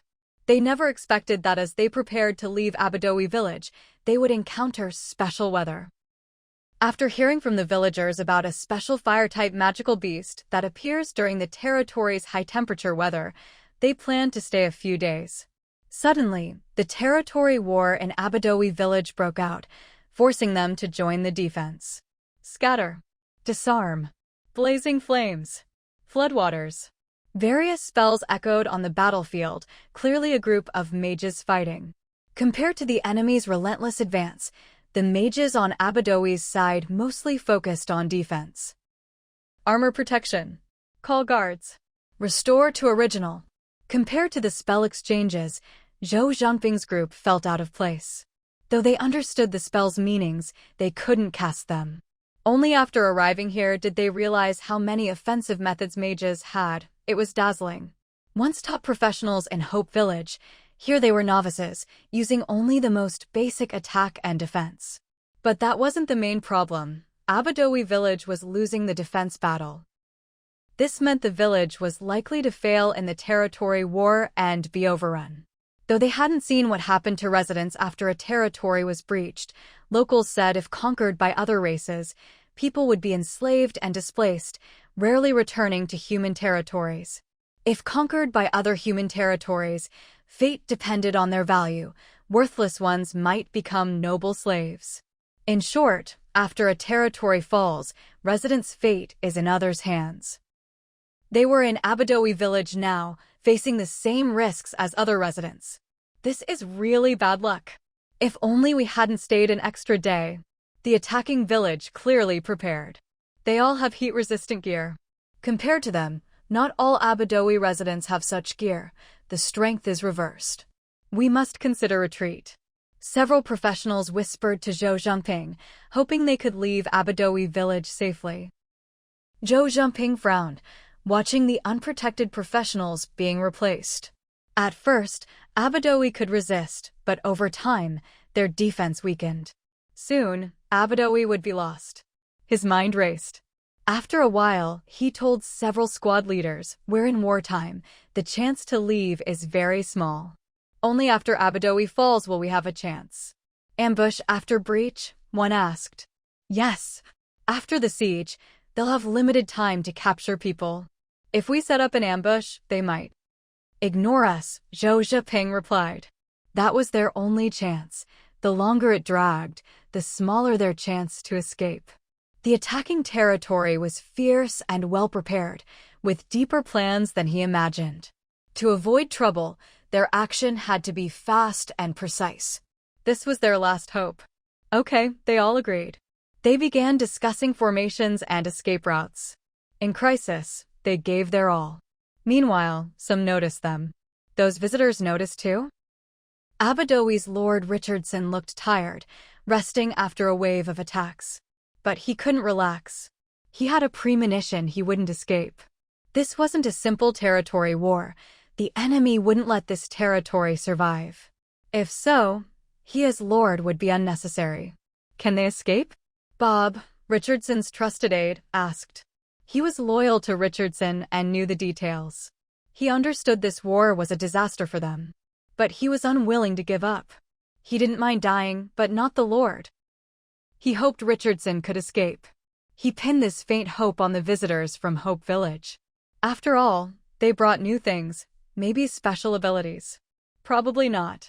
Their levels are too low, mostly novice mages who can't use basic combat spells, still using primitive fighting methods. Their chance to escape is slim, Richardson said honestly. But look at them. Hearing Bob, Richardson looked again and saw them quickly changing positions. Richardson's higher level let him see their state clearly. They climbed the walls, moved away from the main gate, and formed a reasonable formation. Strong burst mages in front, archers on one side, mercenaries and swordsmen on the other. Most importantly, they wore full heat-resistant and other gear. With this setup and the right timing, they might find a chance. Richardson was stunned. Bob noticed and brightened. Is there a chance? Then Lord, you could, no. As Lord, I live and die with my territory, Richardson said firmly. But only your life remains for a new start. You know it's impossible. Getting the Lord's token once is already lucky. No lord has ever gotten it twice. Richardson shook his head, looking at Bob devotedly. You should leave with them. No, I'll stay with you, Bob said firmly, loyal to the Lord. Seeing Bob's determination, Richardson sighed, as you wish. Bob was happy to stay by the Lord's side. Wall is being destroyed. Defense at 50%. Stone stock insufficient. Please repair quickly. Wall is being destroyed. Defense at 42%. Stone stock insufficient. Please repair quickly. Richardson watched the stone and wood supplies deplete, the wall's defense rapidly falling, his heart aching. Even knowing the territory's fate, thinking it would be breached was painful. His sorrow faded, replaced by determination. He and Bob rushed back to the battlefield. But it was too late. Defenders began to retreat. Wall breached. Territory war lost surrender. Hearing this, facing the flood of enemies, Richardson said without hesitation no. Refusing to surrender, he looked at the remaining defenders. Escape if you can. They won't spare us this time. The defenders were stunned. They had fought wholeheartedly to protect Abadowi. Now that it was lost, wasn't it just admitting defeat and losing resources? Even if captured, as professionals, new territories would treat them well. Wasn't that how it was? Most thought so, but some shocked professionals' faces changed. Territory wars usually followed rules, plunder some resources and population within a time limit. But another kind was total occupation, seizing all resources and population to expand their territory. Most captured people became slaves, including professionals, who were often sold to nobles as private armies. Though treated better than slaves, they lost freedom and served nobles for life. Was that good? As they panicked over this, the attacking Lord Wolf of Faisal village received news of Richardson's refusal to surrender, his face cold. Foolish. Lord, the wall is breached. Surround Abadowi, let no one escape. Wolf ordered coldly, then led his main force toward the gate. The wall, now defenseless, was broken and crumbling like Abadowi itself. Seeing countless soldiers and professionals flood in, the battle shifted from siege to close combat. Compared to Abadowi's passive defense, Wolf's attackers were ruthless. They killed resisting professionals without hesitation. Surrender and live. Those words thundered, their decisive methods intimidating. Wolf's group wanted to quickly control the territory. This tactic worked well. Many professionals, seeing comrades killed, chose to lay down arms. They knew surrender meant becoming pawns. But dying was worse. More and more gave up resistance, submitting to reality. Wolf's eyes gleamed with satisfaction. Once these professionals submitted, controlling the remaining residents would be easier. Wolf quickly searched for Lord Richardson. He hadn't forgotten the Lord's stubborn refusal. If unwilling to surrender, he was useless. Soon, Wolf saw Richardson still resisting. Glancing lightly, Wolf led a squad toward him. Others rushed to all corners. They had worked hard for rewards promised by the Lord. Now was time to collect. Screams and cries echoed throughout the territory. Richardson saw some professionals had given up and the territory's devastation, his heart pained, fists clenched. He looked at Bob, one last favor. Say it, Lord. Take people and leave with those visitors. Open as many escape routes as possible. The more escape, the harder it is for them to guard. But, go, Richardson said firmly. Bob sighed and led a team away. Wolf saw this and, seeing their direction was deeper into the territory, ignored it and went straight to Richardson. Richardson saw Wolf, hatred in his eyes. The territory was breached, residents abused. How could he submit? Gripping his sword, he charged Wolf. Wolf's soldiers tried to stop him but were held back. No need, I'll handle this, Wolf said coldly. He never hid behind others. He liked celebrating victory with blood. He drew a sword. Clang. Their swords clashed, sparks flying, fighting fiercely. Far away, Bob and soldiers fought fiercely, motivated. They were ordered to escort some residents out but had personal motives. Many had families. Before, no chance. Now, a slim hope. Why not try? At the same time, Zhou Zhengping's group was targeted by soldiers. Compared to ordinary residents, their levels were low but equipment good. Seeing soldiers approach, Zhou Zhangping acted immediately. Whoosh whoosh whoosh. At his command, countless arrows flew at the soldiers. Caught off guard, the front line fell and others hesitated. Taking advantage, Zhou Zhangping shouted, "Run!" The team cooperated to climb the wall and rushed out. Soldiers hurried after them. "Run! Don't let them escape!" Sharp voices echoed. Bob and others noticed and chased after Zhou Zhangping's group with some fleeing residents. Their lead inspired others in the territory to resist and rush toward the walls. The territory was vast with many directions. The enemy couldn't guard all. With luck, some would escape. Previously scared by Wolf's brutal attack, now no one would calmly accept fate. Chaos erupted. Wolf's forces couldn't maintain order. Noticing this, Wolf lost interest in Richardson. Richardson struggled fiercely to hold Wolf back. Without the Lord leading, residents would hesitate to fight. They wanted living captives, not dead. But Richardson's struggle was futile against overwhelming power. Wolf raised a scepter emitting dazzling light. Richardson's pupils shrank. Was that platinum equipment? "I'm done playing. Die," Wolf said, striking with the scepter. A blast hit Richardson, exploding and shattering his body. The blast left a large crater. Nearby soldiers were blown away. All was calm. Wolf coldly ordered, "Kill all who resist." Yes! Soldiers and professionals obeyed instantly. Bob, covering the escape, saw this and his eyes filled with hatred. He charged at the nearest enemy squad. Boom! He self-destructed. Several soldiers died with him. Others gritted teeth and charged similarly. Explosions followed. For their families, they sacrificed to buy time. Many watching bit their lips and fled without looking back. Run! They had to run. The explosions outside alerted Zhou Zhangping's group. They knew something had changed. They needed to hurry. Just as they stepped out, soldiers blocked their path. Now, including Zhou Zhangping, all knew there was no retreat, only fight. Though their levels were lower, the soldiers were mostly physical fighters. In direct combat, Zhou Zhangping's group used endless tactics to gain the upper hand. Aiden, Wolf's trusted aide, was surprised by their performance. He hadn't expected most to be dual-trained in magic and physical combat. After surprise came delight. Professionals with both talents were highly valuable. Capturing them would be profitable. As Aiden prepared to call reinforcements, people kept rushing out from the walls. Attacks came from all directions, overwhelming defenders. Zhou Zhangping increased attacks, focusing on killing rather than wounding. Though Aiden coveted them, others feared death. This was real death. They had accepted death during the siege, but now, so close to victory, dying was unbearable. Thus, Zhou Zhangping's group fought and retreated, helping each other. "Captain, this side can't hold." Seeing Zhou Zhangping about to escape, Aiden sighed and changed direction. They patched several breaches, but many escaped.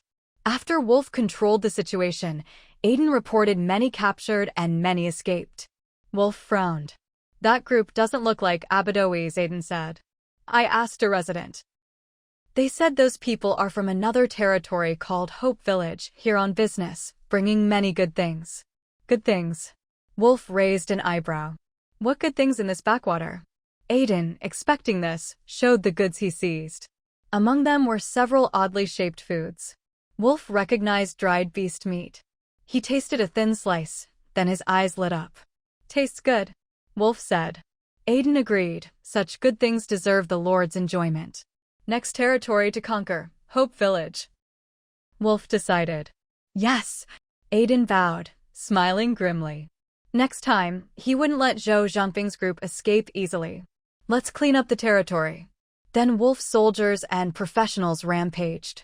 After they left, peaceful Abadoi village ceased to exist. Such events happened constantly across the Stan continent. Barren's village. Li Xingting was preparing to lead his team to leave. Business had been quickly settled, and they had exchanged goods for various resources Hope Village now needed. He didn't expect to encounter high-temperature weather on the day of departure. Their entire team had brought plenty of gear for special weather, including heat-resistant suits, so they were prepared. But the problem was that they weren't the only ones heading to Hope Village. Other residents from Barnes Village were also planning to go. These residents had been inspired by Li Xingting's team's descriptions of Hope Village. Although Barnes Village was one level higher than Hope Village, its living costs were high. Every day, residents went out hunting magical beasts to survive, but often died for various reasons. Now knowing there was a nearby territory with low prices and job opportunities, they naturally wanted to go. Especially knowing skilled people were more valued, their hearts stirred. If mere words couldn't sway Barnes Village residents, seeing the delicious food and cheap goods in Hope Village team's hands convinced them. A team with such goods couldn't be lying. Plus, since many planned to go, if it wasn't as good as said, they could return together. Because of this, many wanted to go to Hope Village. Li Xingting knew Hope Village needed people, so he agreed to take them. But with the high-temperature weather, this group became a problem. They directly blocked Li Xingting's team's path. "We can't travel in this weather. We'll have problems halfway. Wait a few days. Leave after the heat passes. We're going to your territory. Since you represent your territory officially, you should protect us." Many spoke up, clearly seeing Li Xingting's team as responsible. Li Xingting and his team were angered by this moral coercion. Without them saying anything, they scolded back. "Why should we wait for you? Have you paid us? We are soldiers of the territory, yes, but we carry territory missions. If we're delayed, can you compensate? We've said it. If you can follow, come. If not, wait for the heat to pass and go on your own." Li Xingting's team was furious. They needed people, but not those who spoke like that. Hope Village's prices were low and livable, but relying on others was impossible. Hope Village was competitive. They wanted self-reliant people. This heat was a trial. Only those who could follow now could adapt to Hope Village life. Those who relied on others and expected everything handed to them might become a burden. Thinking this, their resolve strengthened. Finally, Li Xingting spoke, "We must leave today. Those willing can come. Prepare your own supplies. Those unwilling can stay or wait for the heat to end. You're many, so it should be safe."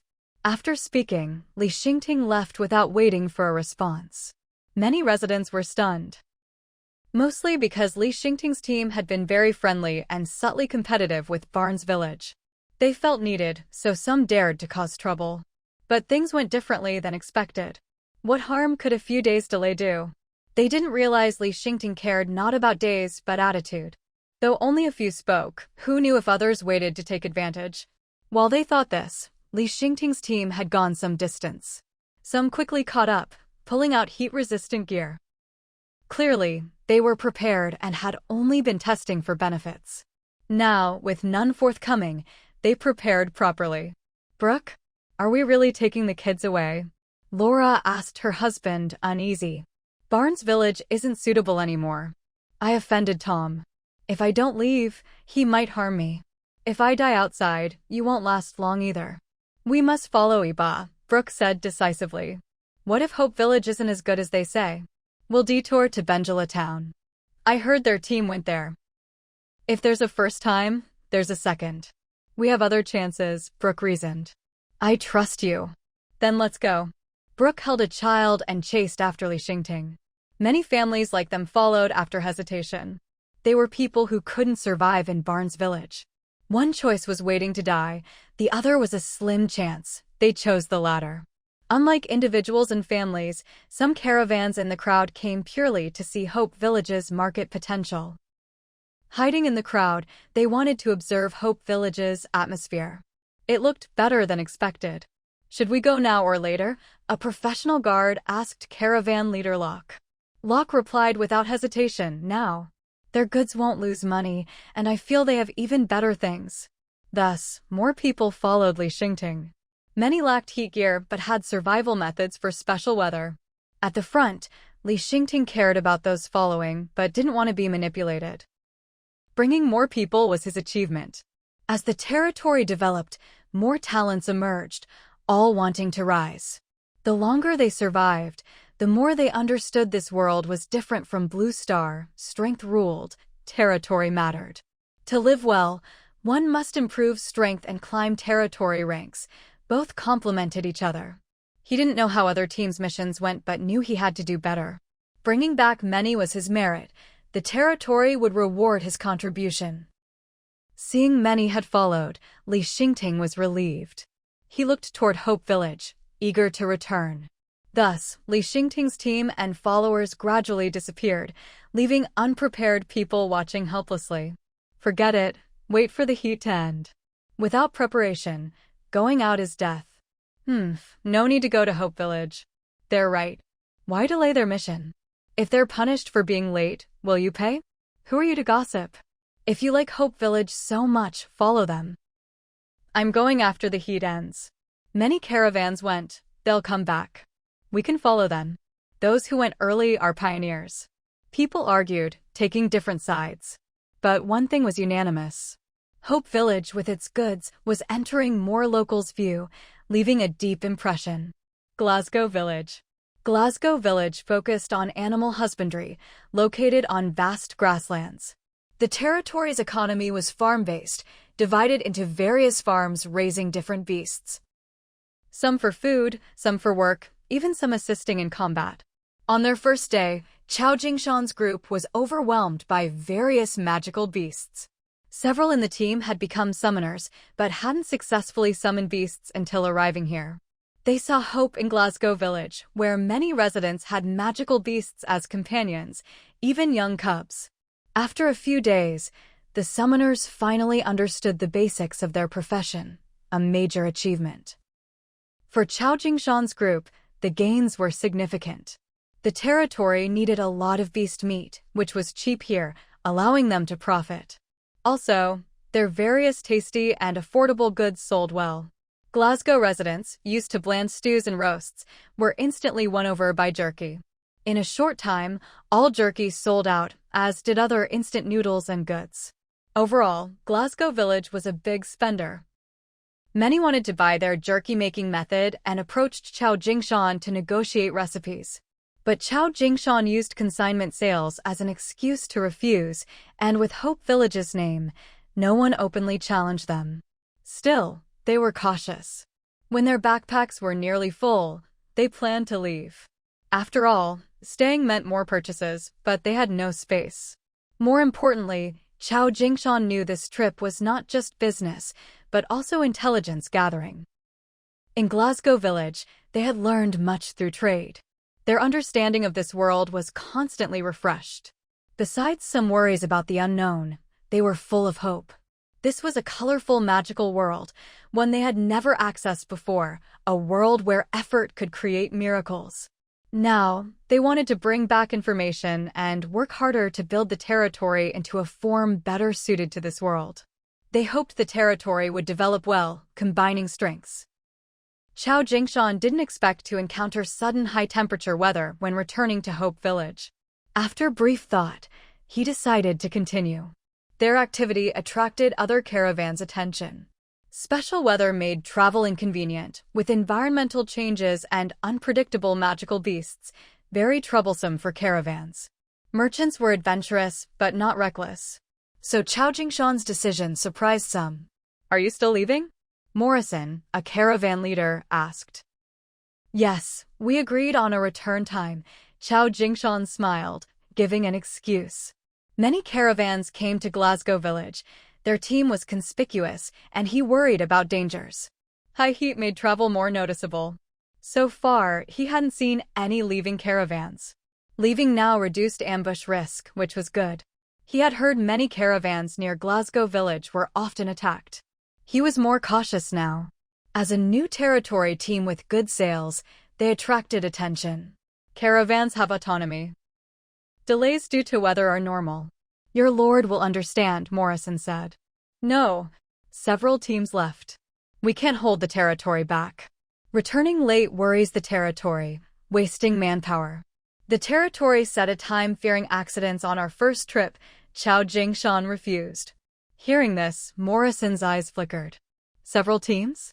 Your territory seems strong. Far from Glasgow Village's level, just more novelty. Morrison, if you have a chance, visit Hope Village. Though less prosperous, it has its own character, Chao Jingshan invited. He didn't doubt Morrison, who came from a farther town with strength. Glasgow Village was just a stop. He brought beasts back. Such a famous team wouldn't harm its reputation. This special heat, my caravan can stay out longer. Mind if I travel with you? Morrison asked. No problem. With you, I feel much safer, Chao Jingshan said without hesitation. Morrison's team mostly had level 15 plus professionals. Morrison himself was a mid-level mercenary, 20 plus. Such strength was very safe near village-level territories. Morrison nodded and quickly arranged his professionals. Nearby caravans with time also became interested. Can I join?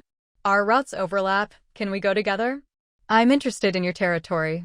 Traveling with a team is safer. Seeing their enthusiasm, Chao Jingshan was surprised. He hadn't said much. Looking at Morrison, he understood. Morrison's presence was a signal. Thinking this, Chao Jingshan was confident and said, Sure, we'll go together. We're a new territory with low commercial taxes. Their territory needed these caravans to bring popularity. The more, the better. Chao Jingshan smiled brightly. Attracting such merchants would surely boost his contribution. What could sell well in your territory? Someone asked. Since they were going, might as well do business. We lack everything, Chao Jingshan said without hesitation. Others understood, a new territory, a vast market.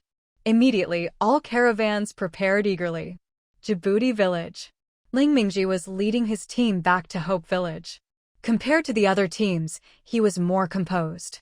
Djibouti Village was a tourist resort village with many visitors, and the locals mostly ran guest houses and inns. They were very friendly to outsiders, and most facilities in the territory were designed to serve tourists. This environment made Djibouti Village peaceful and calm. Being in such a territory, it was hard not to feel relaxed. Early in the morning, after learning about the special high-temperature weather, the villagers quickly prepared various supplies. Most noticeable were the breakfasts and drinks prepared for tourists. Along the commercial street, vendors shouted nonstop. Heat-resistant drinks, chilled berry juice, protects against heat for 1 hour, a must-have for going out. Refreshing drinks, increase coolness effect, lasts 1 hour. Chilled congee. With these calls, more and more tourists gathered around the stalls. Ling Mingji's team naturally bought a lot. They had heat-resistant gear to protect against the heat, but the high temperature still affected their bodies. Even after a short time, they felt extremely hot. With such drinks available, they bought without hesitation. They only realized here that food could help professionals recover stamina and mana. Stamina-related foods were cheaper, mana-related ones were more expensive. The better the effect, the higher the price. The makers of these foods were also professionals, life-type professions. This discovery delighted Ling Mingji. He saw potential for this profession in Hope Village. So far, no one in Hope Village had developed the chef profession. Food shops alone could make a fortune, and if the food had effects, it would sell like crazy. After this realization, he sent his people to sell goods while he searched for chefs in Djibouti Village. In other territories, chefs who could make special effect foods were rare, but in Djibouti Village, they were relatively common. Ling Mingji found several chefs struggling there. Competition among life professionals was fierce. When offered good pay, they were willing to move. After buying several chilled drinks, Ling Mingji asked the chefs who were to join him, "Can you make these?" Based on experience, the high-temperature weather might last several days. If they could start selling immediately upon return. Paul, the highest-level chef, paused, sensing Ling Mingji's intent. He was uncertain about moving to an unknown territory, but the offer was good and the distance not far. If it weren't for the sincerity, they wouldn't agree. As always, the price was the deciding factor. Paul said without hesitation, yes. These are basic foods, not difficult. We can do all these effects. He hoped to stay as long as possible and start working immediately. Ling Mingji asked, "Can you make other foods for special weather?" He was more excited now. Paul said bluntly, "Of course. If a chef here can't do these, they can't survive in Djibouti Village." He suspected Hope Village was poorer than expected, hence their basic was considered difficult. Ling Mingji sighed softly. Their ignorance of this world caused misunderstandings. But he knew it was normal. With deeper exchanges, Hope Village would catch up. They just needed time. He explained, we're a new territory with mostly low-level residents, many just novice professionals. Life professions are few, so we asked more questions. Ling Mingji's polite tone surprised Paul. His earlier words were not meant to offend, just a little dissatisfaction with Hope Village's backwardness. But now all doubts vanished. Ling Mingji was a soldier in Hope Village, and with the territory's growth, his potential was high. His calm explanation showed respect for life professionals. Paul quickly said, no need to worry. I just thought you'd know chefs were abundant here. No problem.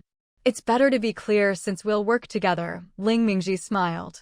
This eased relations. Other hired professionals in Djibouti village also viewed Ling Mingji's group more favorably. After buying supplies for the heat, Ling Mingji led the team toward the city gate. There, many professionals' families waited, including Paul's wife Lilith and their 3 children. Paul, be safe. Send messages when you arrive, Lilith said, eyes red. If not for survival, she wouldn't want Paul to leave. Paul felt reluctant too. He told his eldest son Tony, take care of your mother and sisters, okay? Okay, Tony said, voice trembling. After the emotional farewell, Paul followed Ling Mingji's team. Their families watched until they disappeared. After some distance, Ling Mingji asked Paul about his family. He knew Paul left for money but not the details. Leaving a complete family behind must have hidden troubles. Paul said, my youngest daughter was born with health issues.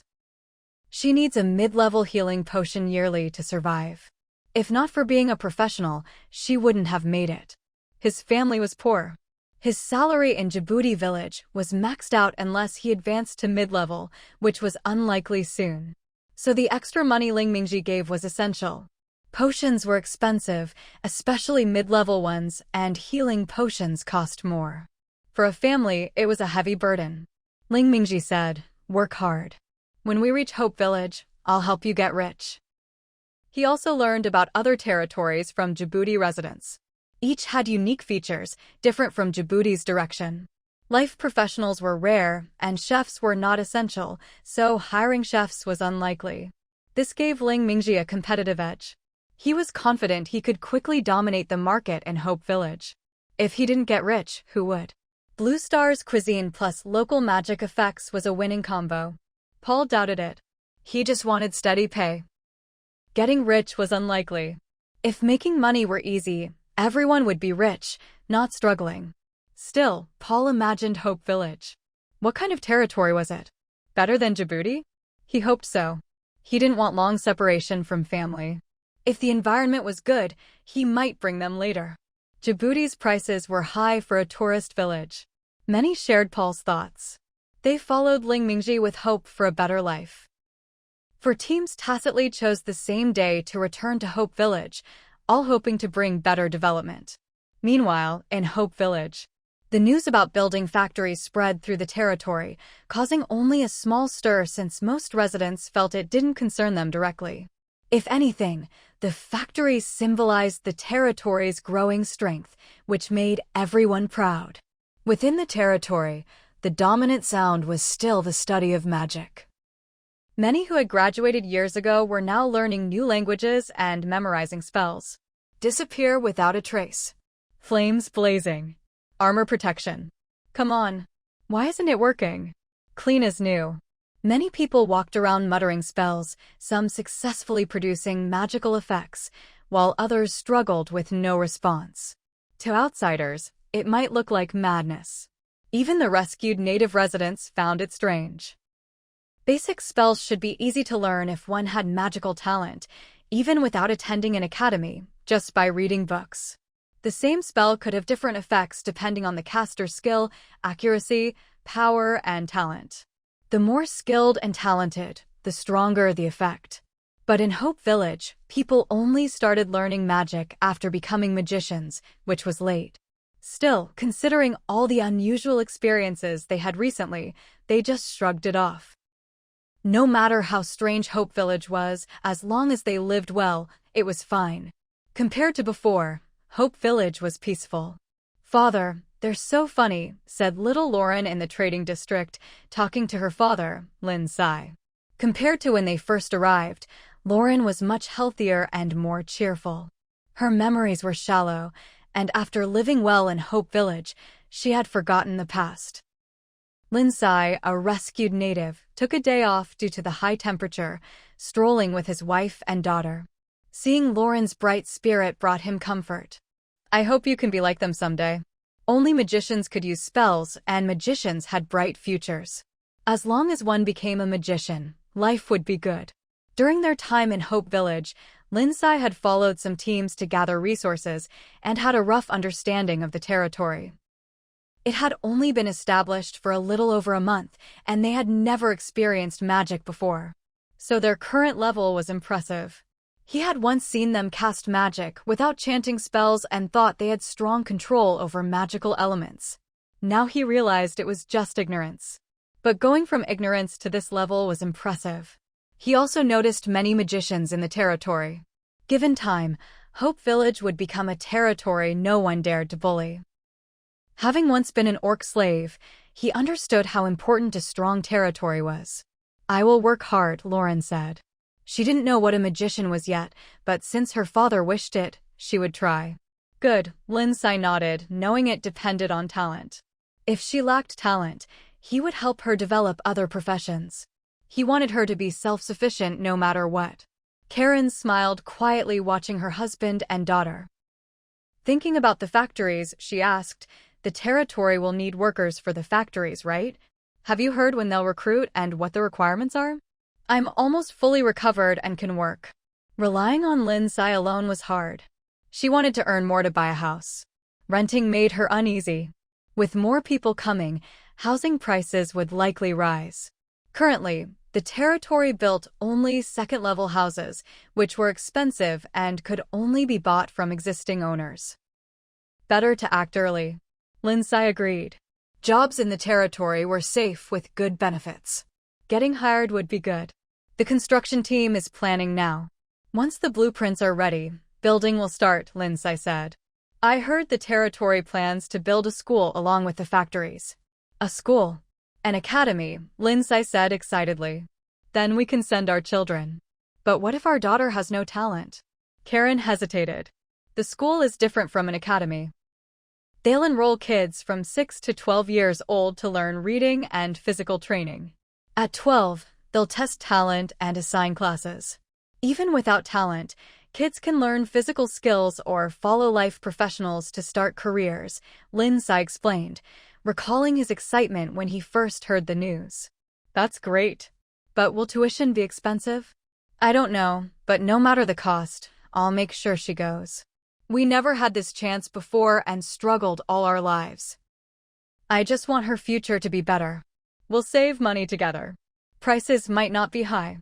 The territory's goods are cheaper than others, probably a policy to attract people." Sai predicted many would come to Hope Village for their children's future. Since there was no talent threshold, any child of the right age had a chance. This was a cross-class opportunity, very enticing. Karen nodded, eyes shining with hope. Life was truly better now, and the future looked bright. Many native residents shared this feeling, embracing Hope Village as home and hoping for a better future. Meanwhile, Jobai began receiving many detailed proposals. Clearly, these people were more eager than the Lord herself, quickly submitting thorough plans. Jobai discussed and scored each with Bayer, ranking them. So far, Mengqingzhou's plan was top. It included a complete papermaking process, product types, and matched the territory's development needs. Though more plans might come, it would be hard to surpass his. "Let's build this first," Jobai told Bear. "Okay," Bear said, showing blueprints from the construction team. "Where should we put it?" "Here," Jobai pointed to a spot designated for factories. Different types of factories should be separated, like food factories away from industrial ones. This idea came from seeing many plans and realizing the hidden tricks behind a single factory. "Good," Bear agreed. Most lords were autocratic, so he was surprised Jobai involved him in scoring. "Let's give him more space. His woodworking shop will be included." Though related, they produced different goods, Jobai added. Time was money. She had to have more products ready before the mercenary team from Banglatown arrived, so they'd return again and again. Most importantly, Hope Village's products had to stay competitive. Talent was abundant here, but other Blue Star territories were no slouches. It was a race against time. And then Bayer nodded. After finishing details, they left the office. Bayer handled construction talks. Jobai wandered the territory. More people were active today despite the heat. Without heat-resistant gear, going out was dangerous, so many took the day off. Active villagers gathered materials for tailors to make heat-resistant gear. Inside the territory, though affected by heat, no one feared for their lives. Losing a bit of health was bearable. Some professionals tried using magic elements in the air to resist the heat. Ice and snow. With a spell, water vapor began condensing into snowflakes, but vanished before fully forming. The air was too dry, and their magic power insufficient to condense water. Still, the caster felt the temperature drop and tried again. With practice, the speed of snowflake formation increased. Casting spells was also training for magicians. Seeing this, more professionals practiced spells casually. Jobai watched the diligent scene and tried herself despite wearing heat gear. When she spoke the spell, water vapor gathered around her, slowly forming snowflakes that fell, creating a small snowfall. Wow! It worked! Amazing! It's snowing. I feel like the water vapor is gone. Why is the same spell different for others? Is this talent? The village leader really is amazing. It makes sense now. The crowd turned to see who had done it. When they saw Jobai, surprise faded. She was always a strong figure, and few could surpass her. With the system's favor, she was far ahead. Her talent was undeniable, not just in combat but magic too. Even Jobai was shocked. She had been learning spells from books bought in Hope Village, mostly reading rather than casting. This was her first outdoor casting of this kind of spell, and the effect was stunning. Others asked if she had a special way to cast. She calmly said, "I just cast casually. It's probably because I'm practiced." Repeating the spell strengthens the connection with magic elements. Anyone can reach this level with practice. She emphasized effort over talent. Talent was important, but diligence mattered more. After saying this, she left toward the tailor's shop. The crowd began training intensely. Without talent, they'd have to work harder. A small snowfall with a single spell was just too cool. The more they experienced this magical world, the more fascinated they became. Inside the tailor's shop, Diana was busy with several apprentices, rushing to finish heat-resistant gear. As the professionals' abilities improved, they could access more resource points and defeat higher-level beasts, so the materials she gathered had increased significantly. Since arriving in Hope Village, she had to make a lot of equipment daily. Though tiring, her experience was steadily growing, bringing her closer to becoming an intermediate tailor. She was content with this progress. Diana also appreciated the stable environment Hope Village provided, motivating her to contribute more. When Jobai entered, she saw Diana putting equipment on shelves. Besides daily necessities, today's highlight was the refreshing set hat, shirt, pants, and shoes. Wearing the full set allowed one to completely ignore the heat, staying cool. Single pieces could be bought too, but with slightly reduced effect. Some professionals preferred single items, tolerating minor health loss. Because residents were prepared for special weather, there was no rush or panic buying. Some people even delivered materials directly, replenished gear, and left quickly. Seeing Jobai, Diana was surprised. "What brings you here?" Normally, Jobai didn't visit the shop, so Diana was curious. "Just walking around," Jobai replied. "The territory is really improving," Diana said with a sigh. Comparing her first day to now, Hope Village's development was leaps and bounds ahead. With new initiatives, it was easy to imagine Hope Village becoming one of the top territories in the region. "It's everyone's effort. Your contribution is significant too," Jobai said sincerely. As one of the earliest NPCs, Diana and Harrison, the blacksmith, were key to the territory's growth and would continue to shine. What do you want from me? Diana smiled gently, suspecting Jobai had a purpose. Clearing her throat, Jobai met Diana's curious gaze and said, "The territory plans to build a school with various subjects, including tailoring. I want to invite you to be a teacher. Would you be willing?" Diana had expected Jobai to ask for better equipment, so this was unexpected. Teacher? Could she do that? Instinctively, she declined. Places like that aren't for us. Tailoring was a profession, but in the continent of Stan, it wasn't highly regarded. I say you can. Many want to learn, but have no place. The school just provides a channel. Just one question, do you want to? Don't worry about anything else, Jobai said firmly. This was her territory, and she made the rules. Seeing Jobai's seriousness, Diana was touched. Of course she wanted to. She nodded. Then prepare your lessons, starting from the basics. When the school is ready and opens, I'll discuss the schedule with you, Jobai said. Okay, Diana agreed. After getting the answer, Jobai left. Diana returned inside, unable to sit still, already planning her courses. If she was to teach, she would do it well. Jobai then went to the blacksmith shop. Since teachers were needed, and the heat. They needed shelter. What told the ordinary people to stay away from the battle and wait for them to finish? The small beast wave had limited monsters. With the territory's professionals and them, it wouldn't take long. The ordinary people couldn't help much. Some were family of professionals, so they'd be protected. Okay, the ordinary people replied nervously, feeling uneasy about the territory's safety. Leaving a few to guard them, the rest followed Zhou Zhengping. At the gate, seeing Hope Village's people suppressing monsters with ease, What and others fell silent. Had they misunderstood something? Amid the chaotic battle with the monsters, Jobai noticed a growing crowd near the city gate, and among them, she spotted her father's figure. Without hesitation, she carved a bloody path through the monsters and reached Zhou Zhengping and the others. Zhou Zhengping and his group were stunned by the scene before them. Not only the accompanying What and others, but even the Hope Village residents themselves were puzzled. Suddenly, a small beast wave had appeared, and the fighting style was different.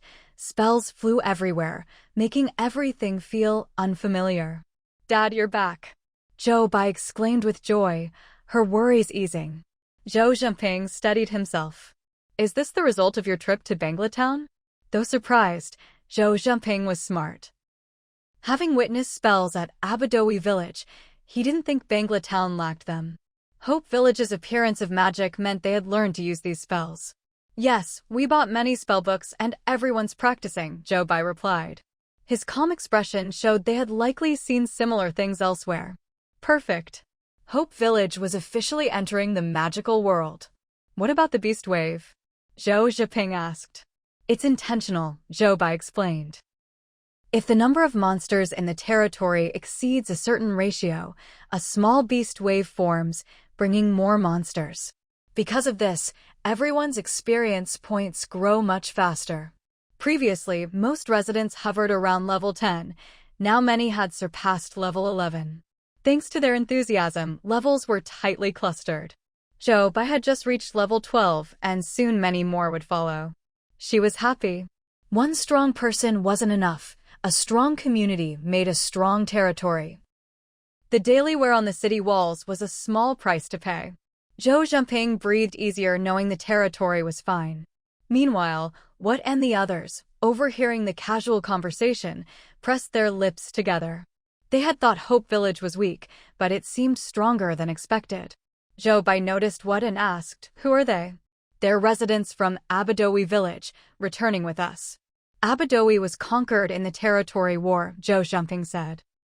Jobai wanted to ask more, but saw their weary faces and decided not to pry.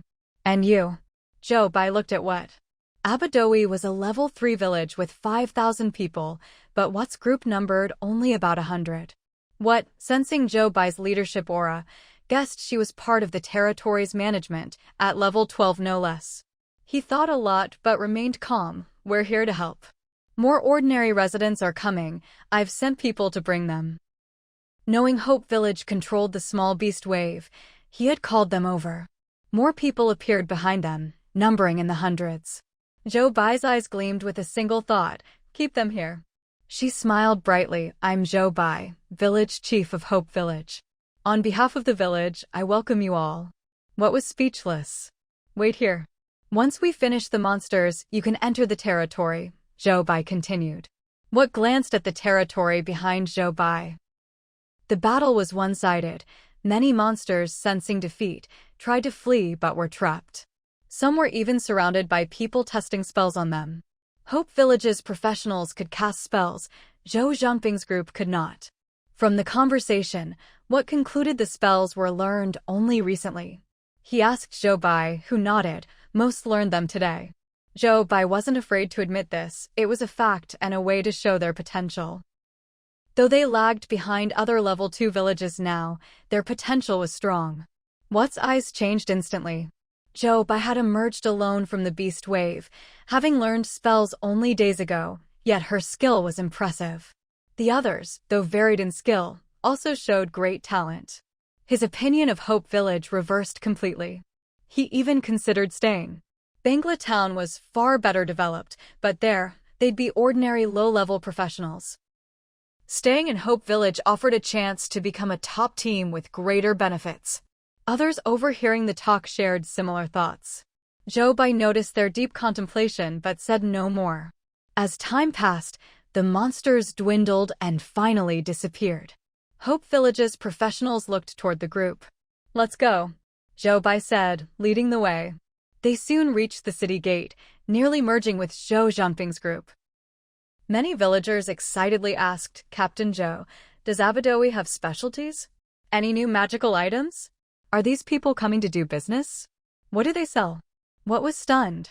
Were Hope Village's residents too lively? Let's get inside first. We've traveled all day, Zhou Zhangping said, unwilling to discuss Abadowi's plight in front of survivors. The group wisely refrained from further questions. Hundreds prepared to enter. At that moment, Zhou Bai noticed 2 dense clusters of green dots entering the territory from different directions. Her steps paused. They're back. Which teams? Zhou Zhangping asked. Besides his, 3 other teams had left. Were they returning today too? In moments, a third group appeared, sizable as well. Zhou Bai smiled. They must all be back. 3 groups returning simultaneously was too coincidental, likely the 3 teams that had left. Let's go in and notify everyone to prepare more food, Zhou Zhangping said. Their hundreds of people, plus others, meant the territory needed to prepare plenty. Okay, Zhou Bai nodded and continued inside. What, following behind, was surprised. Besides Zhou Zhangping's team, the other 3 had also returned safely. Hope Village was quite adventurous. He followed them into the village. After paying the visitor fee and entering, what was amazed by the bright, bustling territory. Most impressive was the planning wide, smooth roads like those in cities. But his attention quickly shifted. He smelled layers of enticing aromas in the air. The goods sold by Zhou Zhangping's group in Abadowi had been delicious, tempting them on the road. Here, the smells were even stronger and unfamiliar, stirring their appetites. Fried chicken, burgers, fries plus iced juice. Fresh cold noodles and cold skin. Calls from vendors filled the air. Exhausted from the day, people flocked to shops, eager to eat. Hundreds surged into the shops. Elsewhere, the teams reunited on the main road. Seeing each other, smiles of relief and joy spread. They had all returned safely. Soon, the 3 returning teams gathered together. How was it? Smooth. Chao Jingshan was the first to ask, mainly concerned about everyone's safety in this dangerous world. Very smooth. Everyone returned safely. We had some minor injuries, but treated them in time, Li Xingting smiled. Same here, Ling Mingji nodded, looking relaxed. Indeed, bringing everyone back safely was their greatest success. Any help to the territory was just a bonus. Judging by their expressions, it was clear they had gained a lot. Next, they sized up each other's teams. That's when Chao Jingshan noticed the long line behind him. He hadn't realized just how many people the others had brought back. Not only were they not scattered individuals, but entire groups, identified by the different flags they carried, likely merchant caravans. This meant Chao Jingshan's contribution to the territory was significant. They were partners, but also competitors. Even at the same level, contribution points were the best way to compare. Besides the teams, the many beasts they brought stood out, some for breeding, others as mounts. Chao Jingshan noticed their gaze and explained, Glasgow Village is mainly a breeding village. They raise many beasts, which we need, so they're bringing them to sell. He himself bought many horse beasts for the territory. As the territory expanded, cavalry would be added to the army. Knowing this plan, he seized the opportunity to serve the territory well. The rest of the beasts, whether for breeding or other uses, were easily supported by Hope Village's current conditions. Impressive, Li Xingting gave Chao Jingshan a thumbs up. This was a real contribution. Chao Jingshan felt proud. What about you? I bet you did well too, Chao Jingshan asked, wanting to learn more. Though their numbers were fewer, they also brought many people, likely for business. Li Xingting said, many plan to settle here, and some are interested in our cuisine, so they came along. Those who followed him were brave and would likely do well in Hope Village. He would also arrange things properly. Ling Mingji, seeing the patched clothes of those behind Li Xingting, knew they were here to join Hope Village's future core. He introduced his own situation. I didn't bring many, but I hired some life professionals at high wages. What kind? Ling Mingji chuckled. Mostly chefs who can make special effect foods. This was a blank area in the territory. Chao Jingshan and Li Xingting looked at him with admiration. This was a smart move with great potential. Everyone gains something, that's great. Yeah, let's go home. Laughing, they headed toward the territory, satisfied. Behind them, the followers had mixed thoughts. Li Xingting's group, this territory even built walls, with paved roads and street lamps outside. They must be strong, Laura observed, gaining confidence just from the outside. They sent many teams to other villages. Their strength must be good. If prices are really low, we can live well here, Brooke said firmly. Laura relaxed, hoping this place would be more stable than Barnes Village. This would be their home. Many shared this hope. Unlike them, the merchant caravans following Li Xingting cared more about other teams' caravans. Didn't expect others to visit several villages. They're after Hope Village's goods. Can such a small territory supply so much? Bringing so many people back means they're prepared. Without that, losing trust would hurt Hope Village's reputation. True, but their goods sell well. The taste is amazing. I wonder if local Hope Village food is better. You're just thinking about eating. After traveling so much, good food is a comfort. Exactly. Chao Jingshan's team, this territory's strength is impressive, probably wealthy. Captain Chao said their territory is far behind Glasgow Village, but from entering, I think it's better. Me too. Without money, they wouldn't invest so much effort outside the village. That means our goods should sell well. If sales are good, I'll include Hope Village in my future plans. The team leaders chatted, acknowledging the risk of exploring a new territory, but pleased with the results. They looked to Morrison. What do you think? Not bad, Morrison said, eyes on the watchtower behind the wall. He sensed someone watching them. A village with such combat awareness showed promise. Ling Mingji's team, most life professionals were happy. Unlike others' worries, they were full of hope. Not just for other reasons, but because Ling Mingji had treated them to various Hope Village delicacies on the road. These foods had conquered their taste buds. Before, they came for the high wages, but now they hoped to learn better skills here. This would greatly benefit their careers. They were hired because they earned little in Djibouti Village, but with better skills, they could thrive even in towns. They truly looked forward to it. Paul, what are you thinking? A chef nudged the pensive Paul. Paul sighed, about my family. I wonder if I can take care of them.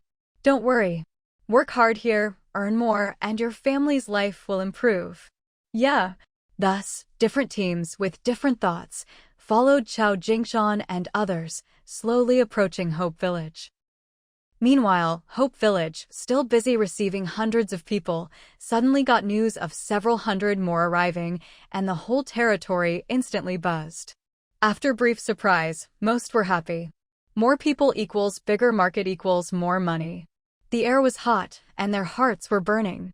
Hope Village was about to get lively. Inside the territory, the group returning with Zhou Jumping had long been won over by Hope Village's food, and perhaps more than just the food. "We want to stay in Hope Village," one professional quietly told What after everyone had eaten and rested. They didn't know what's plans, but after the destruction of Abadowi Village and a tiring day of travel, they really didn't want to move again, especially since everything in Hope Village suited them: delicious food, complete facilities, and most importantly, low prices. Their savings were enough for a stable life here. Even better, the notices at the Lord's Manor showed that even without savings, they could live well, and their families wouldn't have to rely on them. The temptation was huge. What looked at the speaker and several others with flickering eyes inside. In such a short time, their professional sensitivity was enough to grasp the general situation of Hope Village. Just a simple understanding told him his team probably wouldn't leave. Still, what was firm in his plan to move to a bigger territory? Hope Village was just a village with too many risks. Only a town could truly establish a foothold on the Stan continent. Better to build his own power in a larger territory than grow alongside a small one. The biggest reason: Hope Village's team hadn't hidden their identity in Abadowi Village. Phaser Village, the invader, would surely know about Hope Village.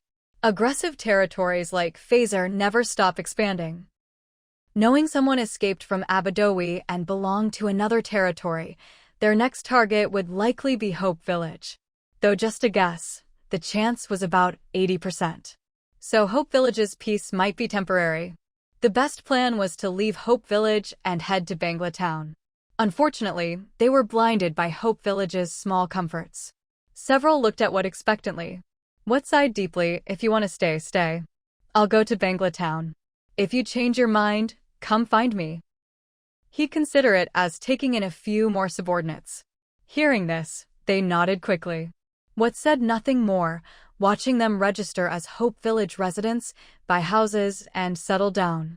They would regret it, he thought silently. What's concerns were also shared by Zhou Jumping with Zhou Bai. "I wonder if they'll target us?" Zhou Zhiping was uneasy. He had witnessed Phaser Village's fierce assault. Could Hope Village withstand such a force? Potential meant little if not yet formed. They'd be at others' mercy. Zhou Bai frowned. Given Hope Village's current state, facing such a foe was very dangerous. Abadowi was a level 3 village. Looking at recent news, many chose to become residents, but many professionals remained tourists. Even after enjoying Hope Village's food, they didn't change their minds. What did this mean? Hope Village wasn't the choice for those professionals. After Abadowi's disaster, they sought higher goals. Some even realized Hope Village's presence was known to Phaser Village, and a clash was likely. They didn't want to relive Abadowi's fate. Their reasoning was sound. If Abadowi couldn't avoid it, could Hope Village? But Zhou Bai's eyes hardened. If they target us, it's too late to be afraid. We might as well develop ourselves. Fortunately, the last territory war was recent, giving them time to grow. Strength was the key. Without Phaser Village, others would come. Monthly territory wars meant Hope Village would face storms. Since it was unavoidable, they must face them head-on. "You're right," Zhou Jumping nodded. "I'll increase training time for soldiers at the barracks. If there's movement, others will notice," Zhou Bai said. The territory's capable people would catch on naturally. No need to spread worry and destabilize the territory. "Won't business suffer?" Zhou Zhiping asked. Could they handle both? No. "Business brings money, and money buys weapons," Zhou Bai said bluntly. "I plan to buy advanced large weapons from Bangla Town to strengthen our military." The territory's future was as a trade hub, but protecting achievements required military power. Both complemented each other. They had time to develop first, but this unexpected event meant they must equip their forces quickly. Also, with more money, she could buy more stone to constantly repair the walls. Maybe not as strong in combat, but she could turn the territory into a turtle shell, a way to protect themselves. And no matter what, money was essential. Zhou Zhiping looked at Zhou Bai with admiration. His daughter was becoming more reliable. Don't worry. You've traveled all day. Go home. Mom's waiting, Zhou Bai urged. After nearly dying at Abadowi and a long journey, even a strong man needed rest. And you? Zhou Zhiping asked. I'll stay a bit longer. Li Xingting and others are back. I'll go meet them, Zhou Bai said. Her father's news alone would keep the territory busy for a while. Other territories' news meant even more work. As the de facto lord and village chief, she had to show up to manage things better. Be careful. If things get busy, share the load with Bear and others. Don't bear it alone, Zhou Zhiping advised. He knew the NPC's fate depended on Zhou Bai. Since they were system-hired, the system prevented them from revealing her identity. She could trust them as confidants. Even if they gained power, taking it back would be easy. All right, go now, Zhou Bai said, waving back as crowds surged toward the gate. Zhou Zhiping smiled and headed home. After so many days away, he missed his wife. Zhou Bai met Chao Jingshan and others. As they entered, the system notified them of huge contribution points, thousands this time. Everyone was thrilled. They eagerly checked rankings. Though their own ranks improved, Zhou Bai still held first place. Checking contribution details, she saw Chao Jingshan had earned a big chunk yesterday too. The king of grinding indeed. For them, it was enough. They were close to becoming official team leaders. Though they were leaders now, the title wasn't formal. As village chief, Zhou Bai controlled many territory affairs. They hoped to become official captains soon. Seeing Zhou Bai, they greeted warmly. Judging by their people and spirits, Zhou Bai guessed they had great success. She checked their contribution points and felt confident. Tired after a day.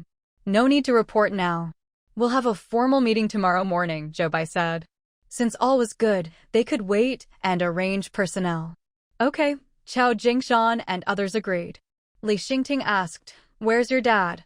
He returned earlier and is resting, Zhou Bai said. Others noticed the territory was unusually lively today, filled with unfamiliar faces. Most were clearly from sea country, distinct from native residents. Probably brought back by Zhou Zhiping? Your dad brought back a lot of people, Li Xingting said. He had some trouble in that territory. Details tomorrow, Zhou Bai replied. Okay, Li Xingting nodded. Zhou Bai looked at their groups. Any planning to settle in Hope Village? I'll show you around. That's many, Li Xingting said.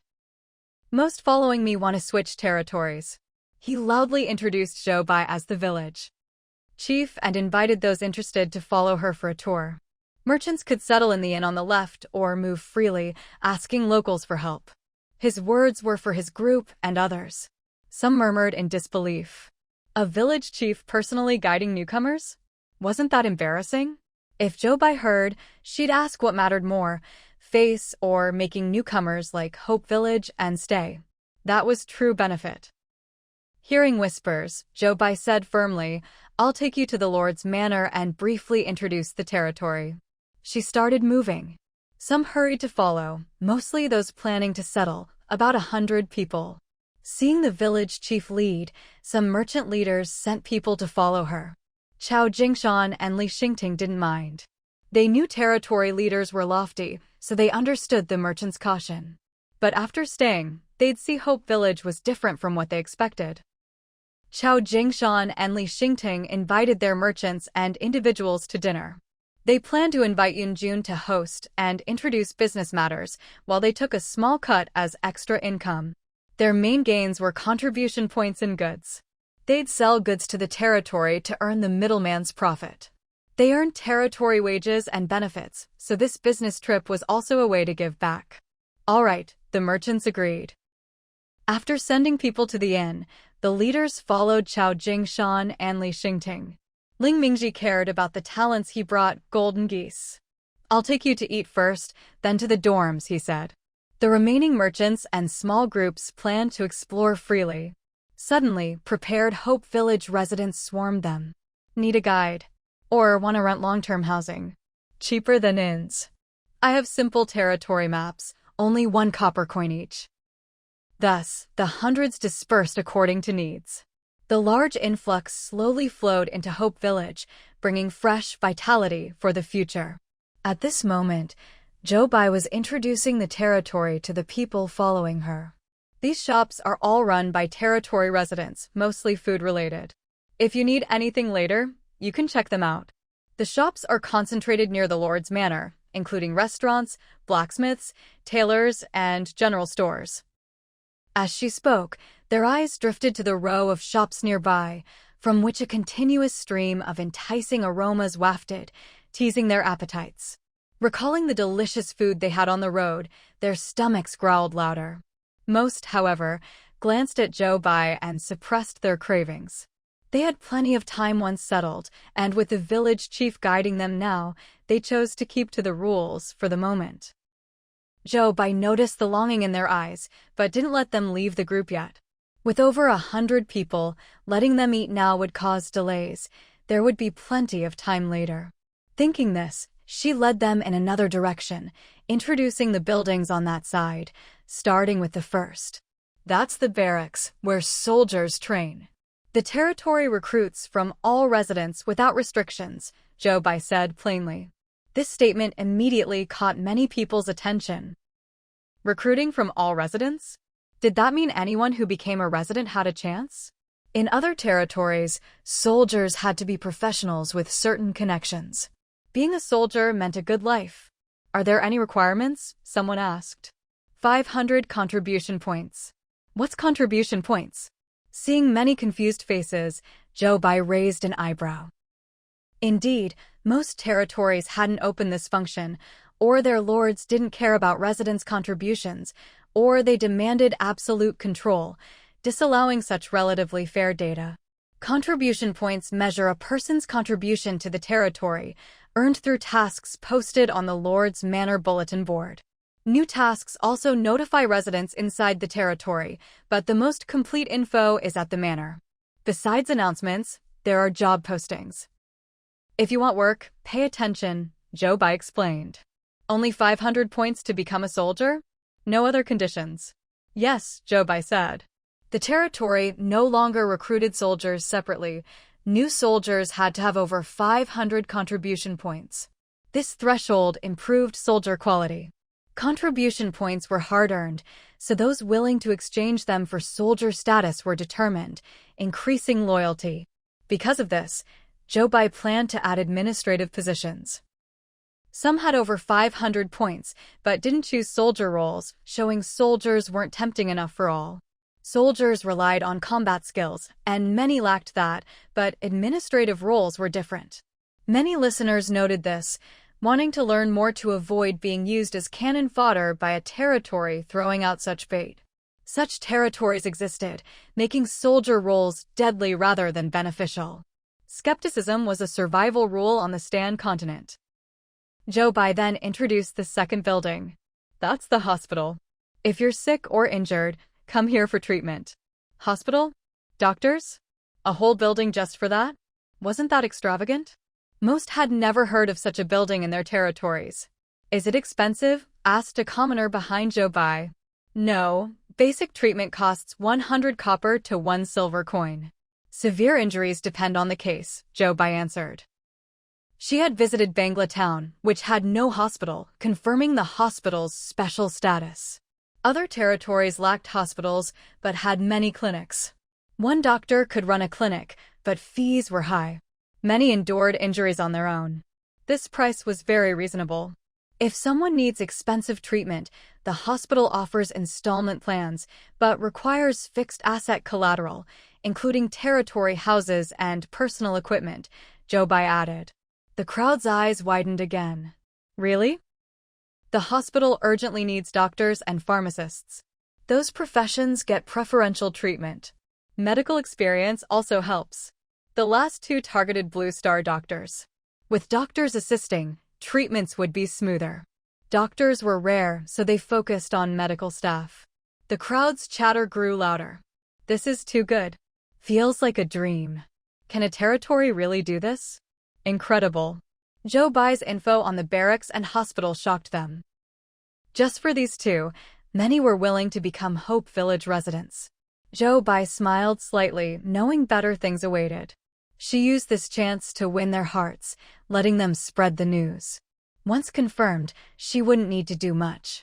Nearly 1,000 newcomers today would mostly stay, and even those who left would praise Hope Village elsewhere. Word of mouth would spread quickly. Also, as native residents learned more, future natives wouldn't need intervention. They'd share the news, increasing credibility.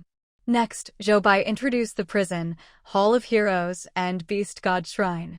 Because of these buildings, you'll see undead beastmen in the territory. But don't worry, they're bound by the territory and won't attack you unless provoked. They understood the implied meaning. Looking at these unique buildings, they were a bit dazed. Every introduction struck a chord. Undead and beastmen, how did Hope Village have so many special buildings? If this news spread, curiosity would explode. Most importantly, undead appeared in a human territory. Just as they thought the special buildings were done, they noticed a large cleared land nearby. "What's that for?" someone asked, curiosity renewed despite Hope Village's special and complete buildings.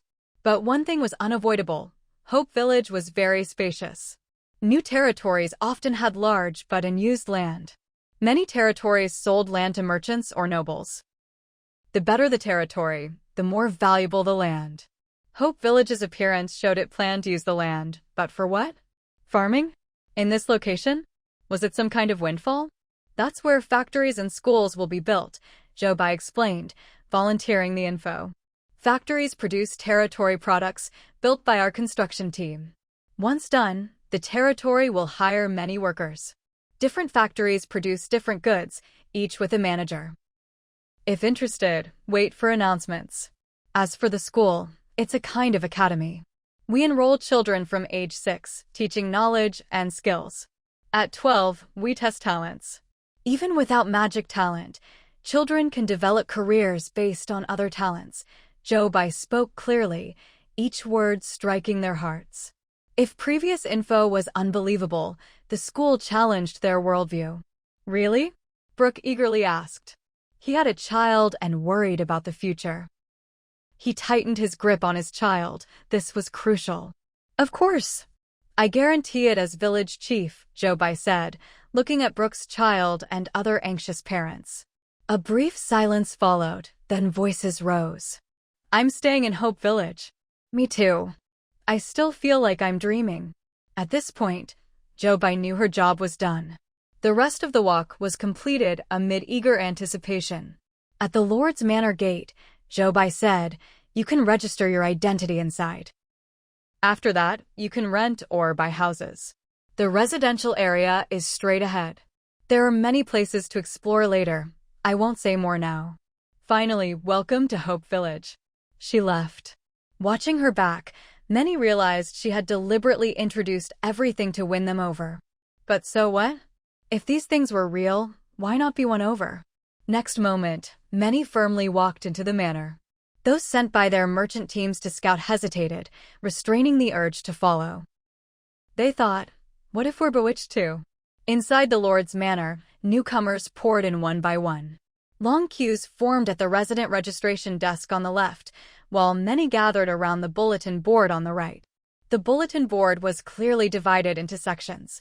After looking around, most focused on the recruitment and purchase announcements. These were the foundation for settling down in the territory. Hiring construction workers, this looks good. I can farm. I'm familiar with breeding. Excited voices rang out one after another. They had expected strict requirements for territory jobs, maybe even some they couldn't meet. But these jobs were simpler than imagined. Finding work within the territory to support themselves and their families felt incredibly safe. At that moment, their drifting hearts seemed to settle with hope. But soon, doubts crept in. How many people are they hiring?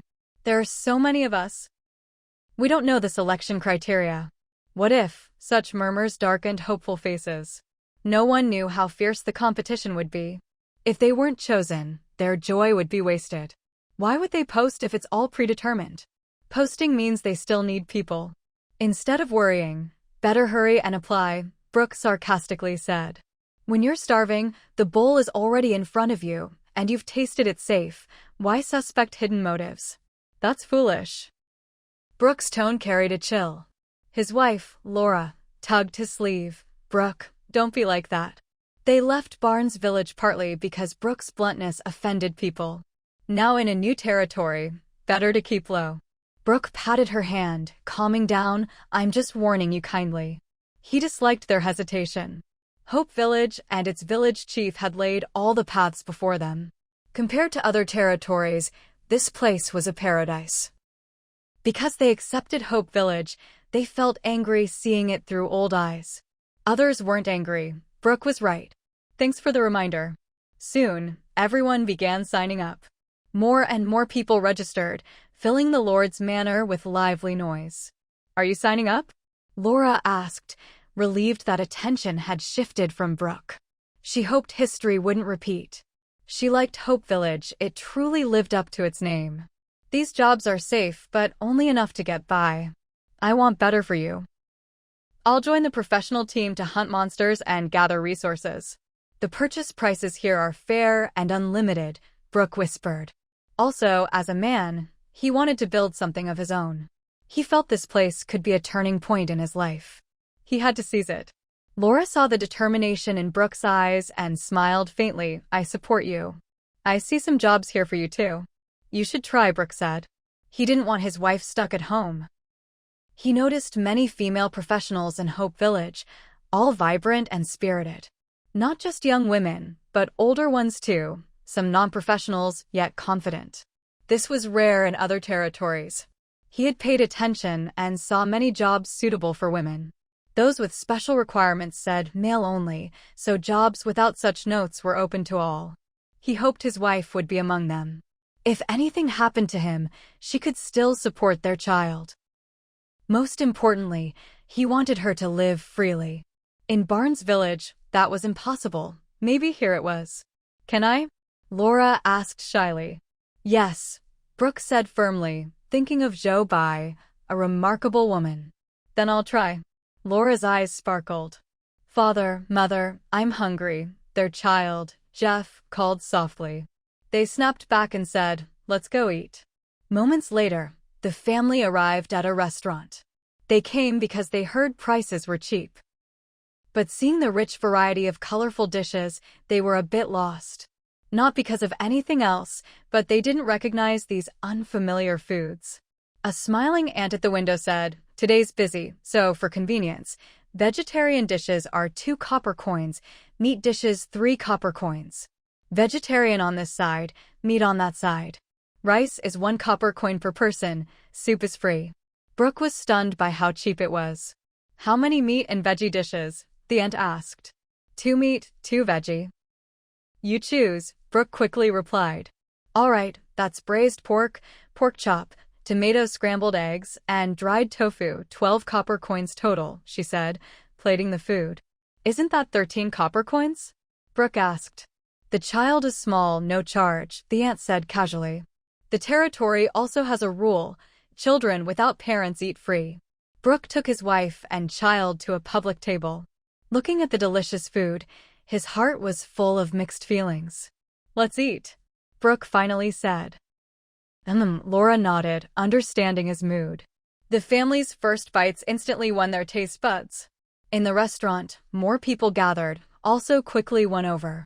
After eating, Brooke's family headed to the residential area. Others came along.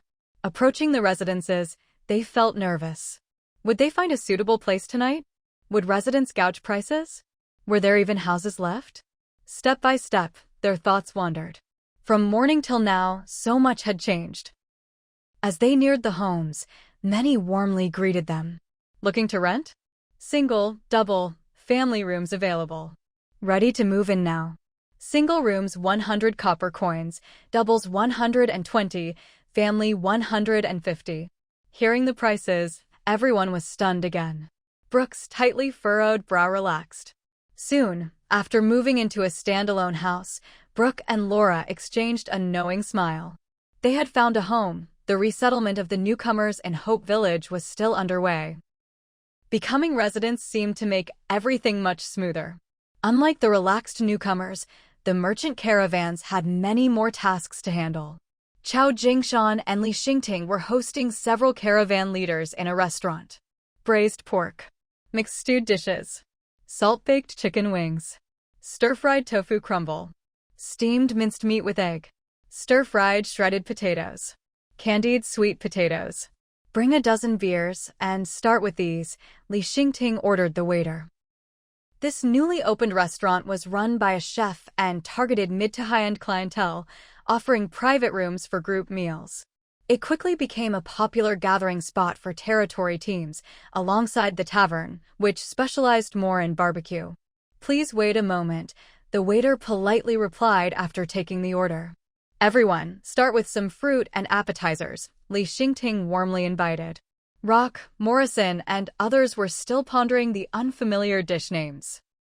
They had traveled far and wide, but never heard of such dishes. The strange menu made them hand over ordering to Li Xingting's group. After ordering, they had to admit Hope Village exceeded their expectations. These are soy-braised beef slices, stewed bamboo shoots, lemon boneless chicken feet, 5-spice crispy peanuts, appetizers to whet your appetite, Li Xingting explained, pouring wine and spinning the lazy Susan toward each person. They marveled at the round table's convenience compared to their usual square ones. Hungry and attracted by the dishes, they eagerly tried the appetizers. From the first bite, they couldn't stop. If the appetizers were this good, what about the main courses? Their attention was fully captured. Soon, the ordered dishes began arriving. Unique and delicious, the food broadened their horizons. Hope Village's cuisine was truly a cut above. Any dish brought to other territories could fetch a high price, attracting nobles and wealthy buyers. Compared to these, much of the Stan continent's food was barely fit for beasts. While eating, they began to wonder if they could buy the recipes. After tasting everything, even though tempted, Rock and others forced themselves to resist. Sometimes, temptation must be resisted. Business came first. Morrison looked at Li Xingting and Yun Jukai, who had just arrived, and asked, "What business plans does your territory have? Will you sell these recipes?" Honestly, though they didn't know Hope Village well yet, the food was its main attraction. Other territories outclassed Hope Village in many ways. So if they did business, it would be with these foods. Yun Jukai, aware of Chao and Li's plans, quickly composed his answer. "We don't plan to sell recipes, focusing on finished products," Yun said. "We've signed preliminary cooperation agreements with several territories. Exclusive rights for Bangla Town and others have been granted." Bangla Town. Morrison raised an eyebrow. "You've already arranged cooperation?" "Yes, led by the town mayor and our village chief. Soon, merchant and mercenary teams will arrive. Our products in production are for them. Cooperation with you may take some time." Yun laid his cards on the table. Hope Village had stable partners and would gain more. Hearing this, Morrison and others realized Hope Village, though small, was not easy to control. It made sense. They sent multiple teams to different territories, likely to avoid domination by any single one. Smart. Also, the territory was talent-rich. Each team leader had safely brought back their people. Recalling the soldiers' performance, Morrison asked a neglected question. "What if your recipes get stolen?" Yun replied, "Many residents know the recipes, but not everyone can make the dishes well. The key is the ingredients." Knowing the method meant little without the right ingredients. Maybe some Sea Country people in Blue Star knew, but few would reveal secrets. Most kept them hidden. This ensured Hope Village's market stability. Seeing Yun's confidence, Morrison suppressed his greed. "Can I get exclusive rights for Barnes Village?" Rock, who had been silent, couldn't hold back. His business was smaller than Morrison's, but selling finished food products could earn him a fortune, especially in a territory market. Others also waited anxiously for Yun's reply. They worried about multiple merchant teams in one territory and how exclusivity would be divided. "Yes," Yun said. "But each product has different requirements. You must negotiate with the responsible parties." Are these products personal property? Morrison asked. The territory owns half, the rest belong to individuals or groups, Yoon said, looking Morrison in the eye. At that moment, Yoon fully understood Zhou Bai's careful planning. In this world, only by relying on a territory's reputation could one survive. No matter how advanced your ideas, they could be wiped out in an instant. Snapping back, Yoon composed himself. No problem, Rock quickly said, showing his stance. Then a Barnes village merchant leader spoke up. What if two on the same rights? His team was as strong as Rock's. He couldn't let Rock have it all. Doing business in a familiar territory was easier. Who wouldn't want an easy life? That's for you to decide. For us, whoever brings more benefits wins. We only grant exclusivity to one team, Yoon said bluntly. He didn't care about under-the-table deals. Official dealings were enough. Understanding this, the teams eyed their counterparts warily. Most were now rivals. Should they cooperate or compete? Only Morrison remained calm. Compared to him, everyone else was a junior. Getting exclusivity was easy. He wanted more. But now wasn't the time, or he'd be helping others. I've prepared detailed info on the products, Yoon said, pulling out several parchment scrolls. You can study them. If interested, I'll personally take you to negotiate. He handed out the scrolls. Everyone eagerly examined the data. Thanks. Watching Yoon navigate the crowd smoothly, Li Xingting and Chao Jingshan quietly listened, extracting useful info. Once cooperation stabilized, everyone returned to enjoying the feast. The meal was a great success. Afterward, Rock, Morrison, and others parted ways. Meanwhile, those sent to follow Zhou Bai's group had returned, waiting outside with hesitant expressions, clearly holding some information. After brief greetings, everyone headed toward the tavern to gather more news. They likely wouldn't leave Hope Village soon. Morrison was among them. Once in their rooms, Morrison left two trusted men and the informants to question. Captain, the village chief showed us most of the territory. The info is detailed, but is it real? Delu asked. He was Morrison's trusted aide, well treated, but even he was somewhat tempted after seeing Hope Village's rules and order. Hope Village offered things Morrison couldn't. Morrison's expression shifted from indifferent to incredulous. How so? Delu sighed and described what he'd seen. His words changed Morrison's attitude completely. Hope Village, how dare they do this? Morrison was completely stunned. The school's policies were beyond expectations, practically challenging the authority of the big territory's academies. But then he thought, since it wasn't officially called an academy but just a territory building offering a resident benefit, and it was only in a small territory, the big academies wouldn't care. It wasn't meant to provoke them. Captain? The reporter was confused by Morrison's shocked expression. Why was his reaction bigger than theirs? Morrison snapped back. So kids really can enroll once they reach the age? It's not just empty promises. No. The village chief personally guaranteed it. The man repeated Zhou Bai's words. A guarantee in the village chief's name meant Zhou Bai was responsible. If she failed, her and Hope Village's reputation would be ruined. So the school really had no enrollment threshold.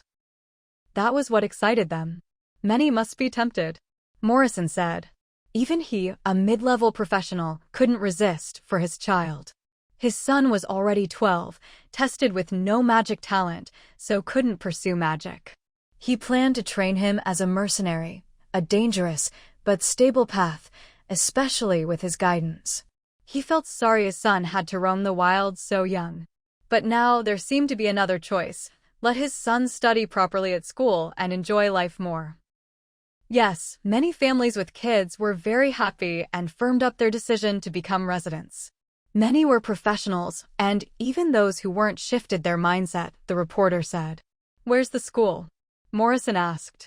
He hadn't had time to explore the territory yesterday, but wanted to check it out tomorrow. The reporter awkwardly said, It's not built yet. But the area is marked out, in a good location. It will be built alongside the factory. The factory is where Hope Village produces goods. Morrison's rationality returned, so no teachers yet. A territory without a single mid-level professional couldn't have good teachers. Teaching young kids, any professional would be good enough. I don't know. Maybe they have plans. Morrison paused, we'll see. The factory seemed reliable. Hope Village had connections with many territories and merchant caravans, so the products would be plenty. It was a promising business. After school, Morrison thought about the Beast God's Shrine and Hall of Heroes. Did you see undead or beastmen? No, they didn't mention it. Morrison wondered if they hid it to avoid scaring newcomers. If not tonight, maybe tomorrow. All right, let's keep an eye on these. Now, let's discuss Hope Village's business. He then discussed details with his two trusted men. That night, many others also worked hard negotiating. After all, profit drives people. Many others dreamed of the future in their sleep. Early next morning, Joe woke to many system notifications. Visitor Millen became a resident. Visitor Roderick became a resident. Overnight, Hope Village's population grew by over 100, most deciding in the middle of the night. Joe glanced at the Lord panel. The territory now had 2,600 people, over 800 arrived yesterday, and over 200 of those became residents. This ratio pleased Joe.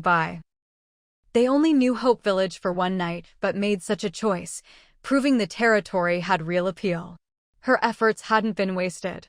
She believed more would stay in the coming days. To keep them and attract more, she had to realize the big plans she painted. Next, she started managing the Lord panel. First, housing. Though she built a batch yesterday, they were almost all sold or rented immediately. Time to build more. She had mostly phased out Level 1 housing, which was an early resident benefit sold just above cost. With growing population and limited land, she needed to save space for proper use. Speaking of which, houses in this world wasted space. She dreamed of copying modern skyscrapers someday to save space. She planned new housing. When first building the residential area, she prepared by grouping Level 1 and 2 houses into a community. Level 3 houses were separated by a wide path, built in a second batch. The second community was nearly full. So today, she cleared a path and started the third community, focusing on Level 2 and 3 houses. After planning roads and plots, she built the houses. Next came the commercial street. With the success of the first shops, most remaining shops were rented out, leaving few vacancies to fill. According to her plan, Hope Village's shops would only grow more popular. The earlier built, the longer rented, the more profit she'd make. She immediately built 30 new shops in the second row. After shops, she built taverns. With growing trade and more merchant and mercenary teams arriving, taverns would be a mainstay and income source. Though she built some before, it wasn't enough. Compared to housing rent, taverns brought higher returns and they earned from outsiders. She built several more taverns, not just near the gate but deeper into the commercial street to spread foot traffic and boost nearby shops. After confirming all, she generated the buildings. As construction started, her account balance dropped sharply.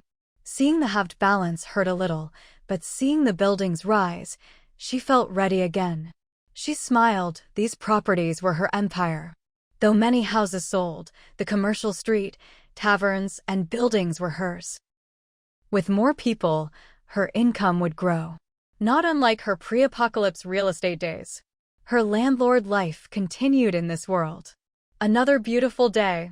Joe got up. Her parents were gone, but they never disturbed her early mornings. After washing, she left. Though early, the territory was lively. Especially the trading area, where many unfamiliar faces filled previously empty stalls. Unlike housing and shops restricted to residents, the trading area was open to merchants, giving caravans space to operate. Banglatown had a similar plaza. She didn't yet have the strength to open a market outside the territory, but inside was possible. Because of this, the trading area was packed, selling goods Hope Village lacked. One stall selling trained magical beasts drew a crowd. These beasts were different from wild ones, they were contractable battle partners. Who wouldn't want their own magical beast? Berserk Fire Lion uses fire magic, supports mages. Wind demon dog, extremely fast, great scout. Earth magic bear, highly defensive, a moving shield. The vendor's introduction drew gasps. How much? 5 to 10 gold coins. Such a price to own a loyal magical beast. Too expensive. More than weapons. Better than weapons. Since I'm new here, I'll give you a 20% discount. Lower it more. Can't. Transporting beasts requires scrolls and upkeep. Alright, I'll take the earth magic bear. Great. Other stalls also prospered. Watching transactions and collecting taxes, Jobai smiled. This was the benefit of population flow. More people meant more business. Thinking this, she headed to the Lord's Manor. Time for a meeting to learn about nearby territories and see if they could poach talent. Soon, everyone gathered in the conference room. Excitement was in the air. It was a good time to report achievements. Their efforts in other territories could be proudly shared before the village chief and others. Inside the conference room, Zhou Bai sat at the head of the table, Bear beside her and Zhou Zhangping and others on both sides. At this moment, most eyes were on Zhou Bai. Seeing everyone looking expectantly, Zhou Bai said directly, "This meeting is mainly to explain the situation of several nearby territories so that everyone has a clear understanding. I'll start by introducing the town of Benjala." Then Zhou Bai recounted the entire process of going to Benjala town. Due to the hot weather, the mercenary team from their territory might delay their arrival at Hope Village, but they will eventually come. This is an opportunity for our territory to establish stable trade relations with them. In the future, Hope Village's products will have no trouble selling, and we can continuously sell products within our territory, Zhou Bai continued. The town basically has no major conflicts of interest with us, so it can be a long-term business partner. However, we need to be cautious about the mercenary team coming from Benjala. After Zhou Bai opened the discussion, Chao Jingshan and others began to introduce their parts. With each point they made, Zhou Bai's eyes brightened a little. The population of Barnes Village, the magical beasts of Glasgow Village, the livelihood professionals of Djibouti Village. These three territories had different development directions, and Hope Village did not overlap with any of them, clearly complementing each other. This meant Hope Village had a high probability of uniting these territories, binding them with shared interests, using Hope Village as the core, and gradually expanding outward. Knowing the dangers of this world, Zhou Bai was constantly thinking about strengthening the power of the territory. But besides their own strength, collective strength was also necessary. Compared to the Blue Star territories, she now wanted to connect more with the native territories, because they were the foundation for standing firm in this world. As for the Blue Star territories, they were naturally allies in times of crisis and did not require much management. Everyone understood this. But native territories were different. They needed effort to manage. Thinking this, Zhou Bai asked, "How did the talks with the caravans from these three territories go yesterday?" I explained the situation to them and handed them over to Yun Junkai to lead the handling of this matter. Judging by their attitude, they might stay in Hope Village for a few days to observe the situation, Chao Jingshan said. Although they were cordially invited, once in Hope Village, their home turf, it was clearly a seller's market. As long as they held steady, they would be invincible. Therefore, Chao Jingshan and others were not very anxious. Zhou Bai nodded while listening. For business matters, with Yun Junkai and Zhang Yongnian, they did not need to get too involved. The people were brought back, conditions were provided, and how far the business could go depended on their ability. It seemed this matter ended here, but Li Xingting noticed Zhou Zhangping had not mentioned the situation in Abadowi Village. He asked directly, "Zhou Zhangping, what about Abadowi Village? I heard you brought back quite a few people, mostly professionals. Shouldn't this be good news?" But Zhou Zhangping didn't look happy. "This is also what we need to discuss next," Zhou Bai said directly. Abadowi Village was breached in this territory war, and its territory marker on the map has turned gray. This map referred to the map of those who had been to Abadowi Village. This statement shocked everyone, and they all looked at Zhou Zhangping. What happened?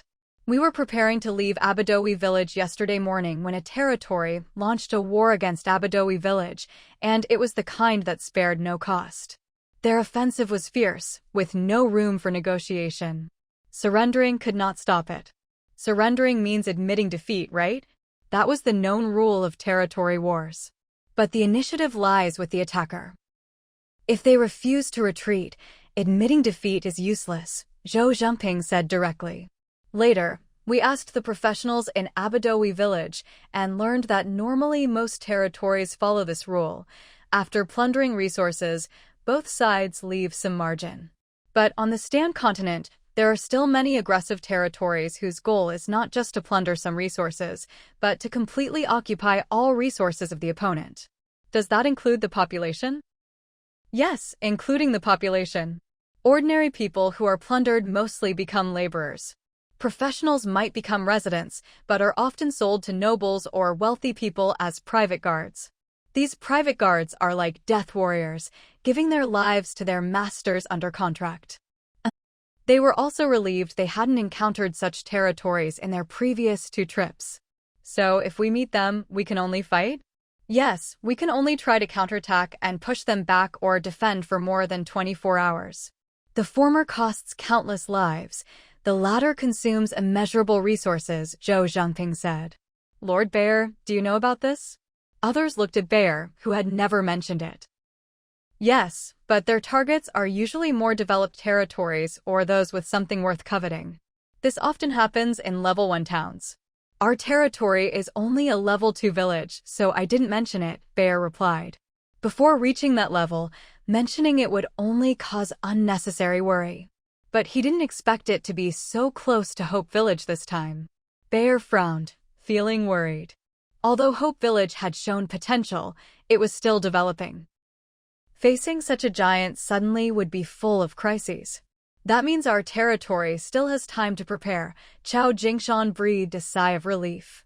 Even though Zhou Zhengping described it calmly, the words revealed the battle's brutality. Abadowi village, a level 3 territory with many professionals, couldn't resist for hours.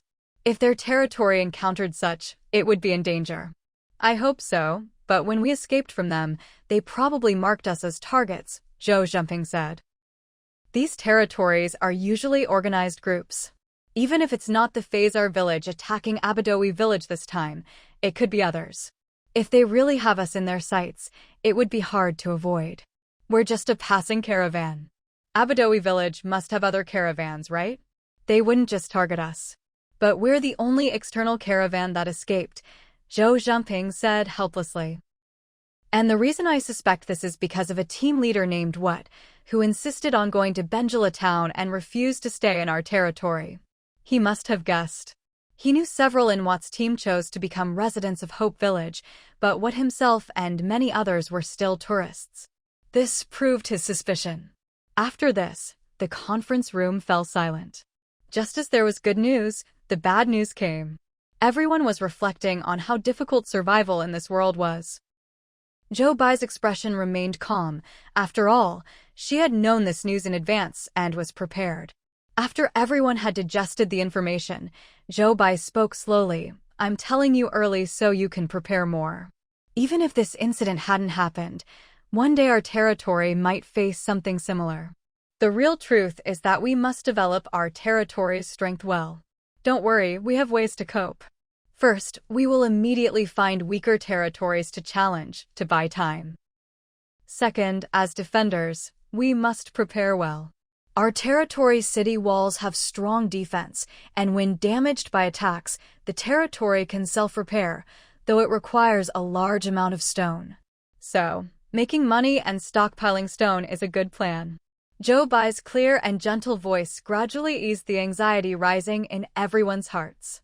Seeing her calm demeanor, others felt reassured. Zhou Bai was the youngest among them, but somehow her personality was composed. With her analysis, the difficulty suddenly seemed less daunting. Zhou Bai didn't know what they were thinking, but if she did, she would say, "This mindset is like a salted fish, just let it be. Don't rush, there's always a way." I'll have them issue a large notice to buy stone, Bear proposed immediately after hearing Zhou Bai. He could tell this was indeed a good idea. Okay, Jobai nodded.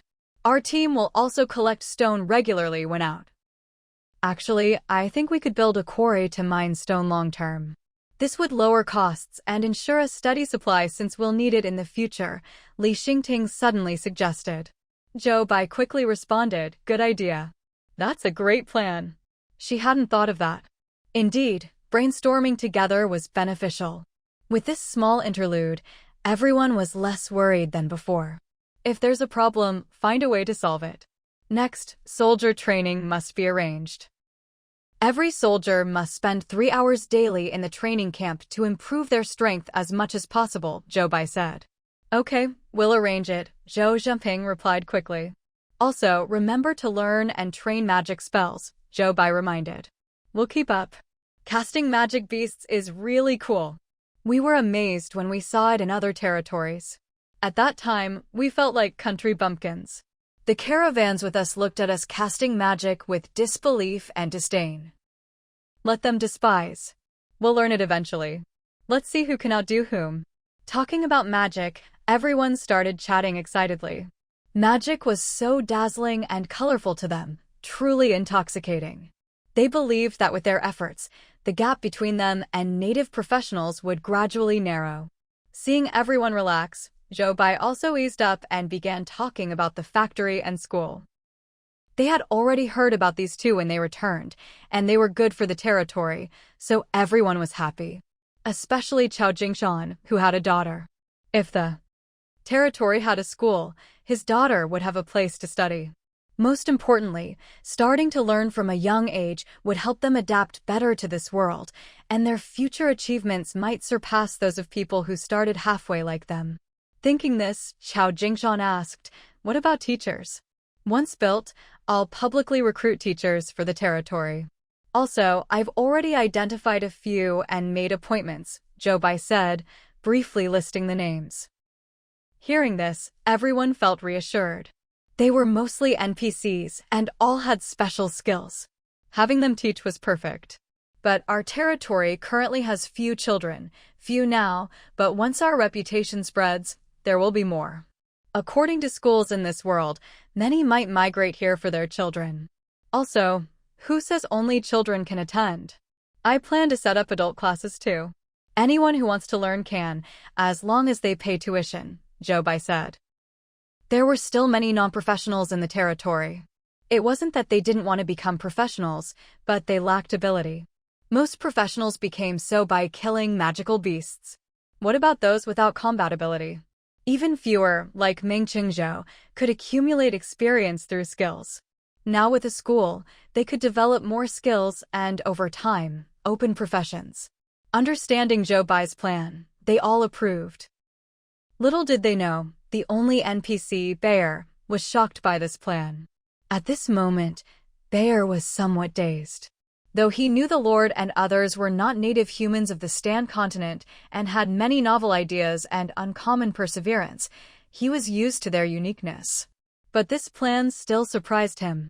Though professionals were numerous on the Stan continent, those who truly understood knew most professionals struggled alone.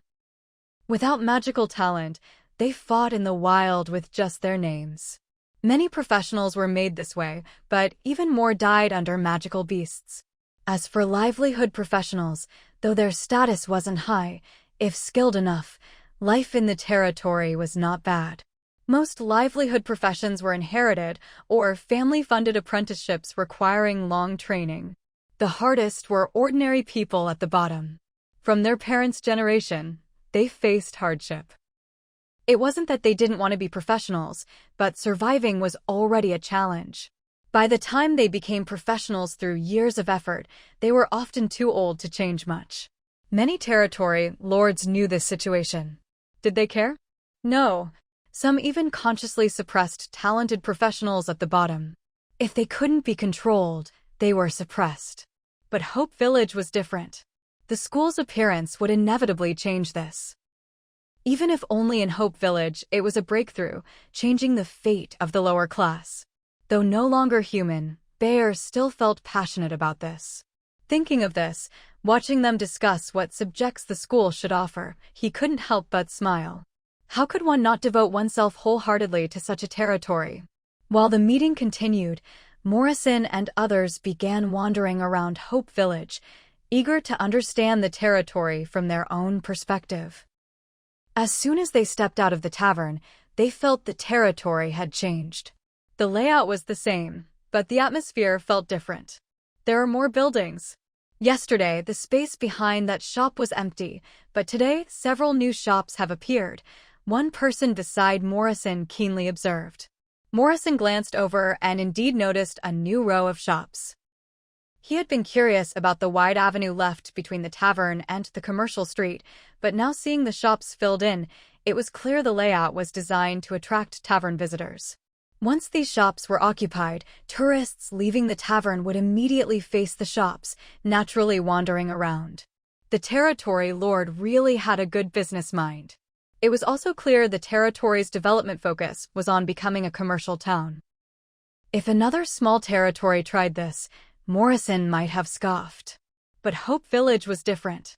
Judging by the variety of goods already shown, dominating the market was only a matter of time. If production flowed continuously, Hope Village would have a steady inflow of capital, which could be the foundation for its prosperity. Its rise was unstoppable. Hope Village has a strong foundation, another person remarked. For a territory of the same level, achieving Hope Village's scale required significant investment. I heard Hope Village was established just over a month ago. Someone else joined the gossip. Territories like Hope Village seem to have sprung up by the thousands overnight. I wonder how others compare and if they have noble backing. It's a bit scary. Anyway, it doesn't concern us professionals much. The noble should worry. As long as it benefits us, that's enough. Their chatter broke Morrison's thoughts. Snapping back, Morrison focused on the village's construction. Yesterday, he saw the layout was preparing for a small town, but a level 2 village's territory area should be much larger. What about the area behind the Lord's manor? Let's go, Morrison said simply.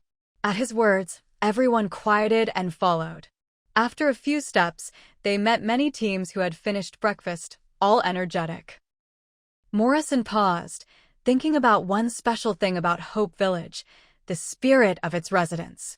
Regardless of age, gender, or profession, their faces showed no sorrow, often smiling. This was rare in any territory. Good morning.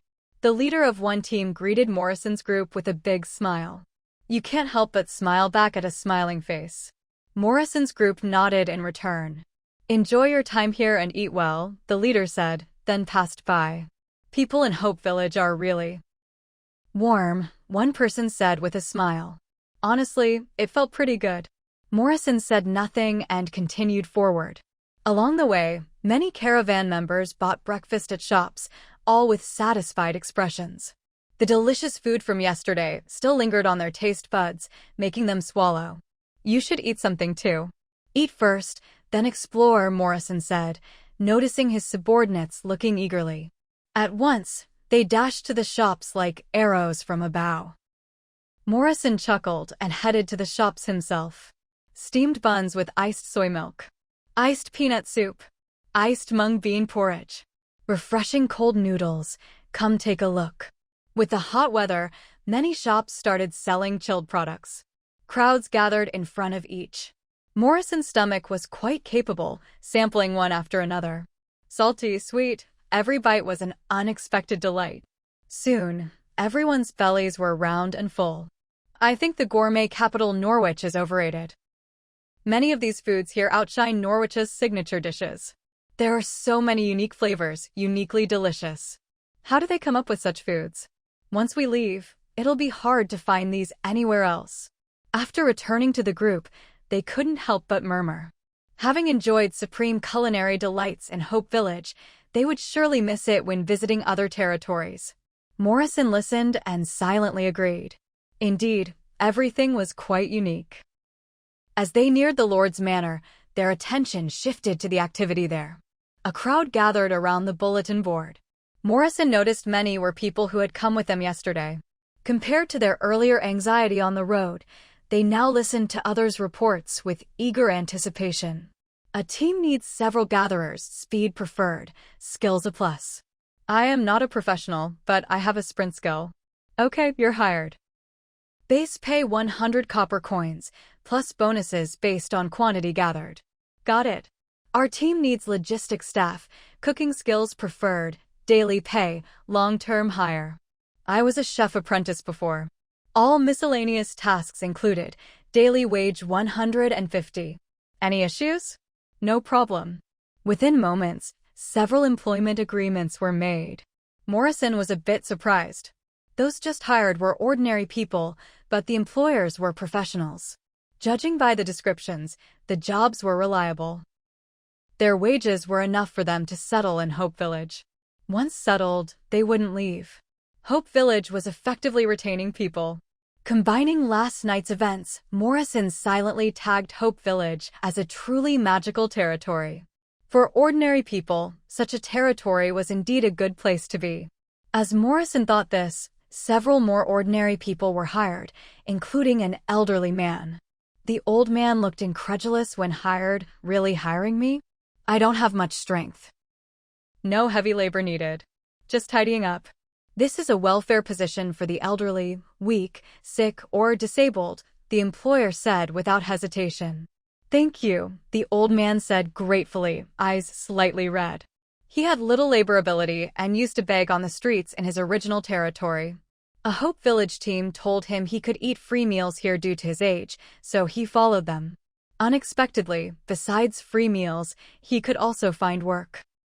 Seeing the old man so moved, a professional beside Morrison said, "My family are ordinary people.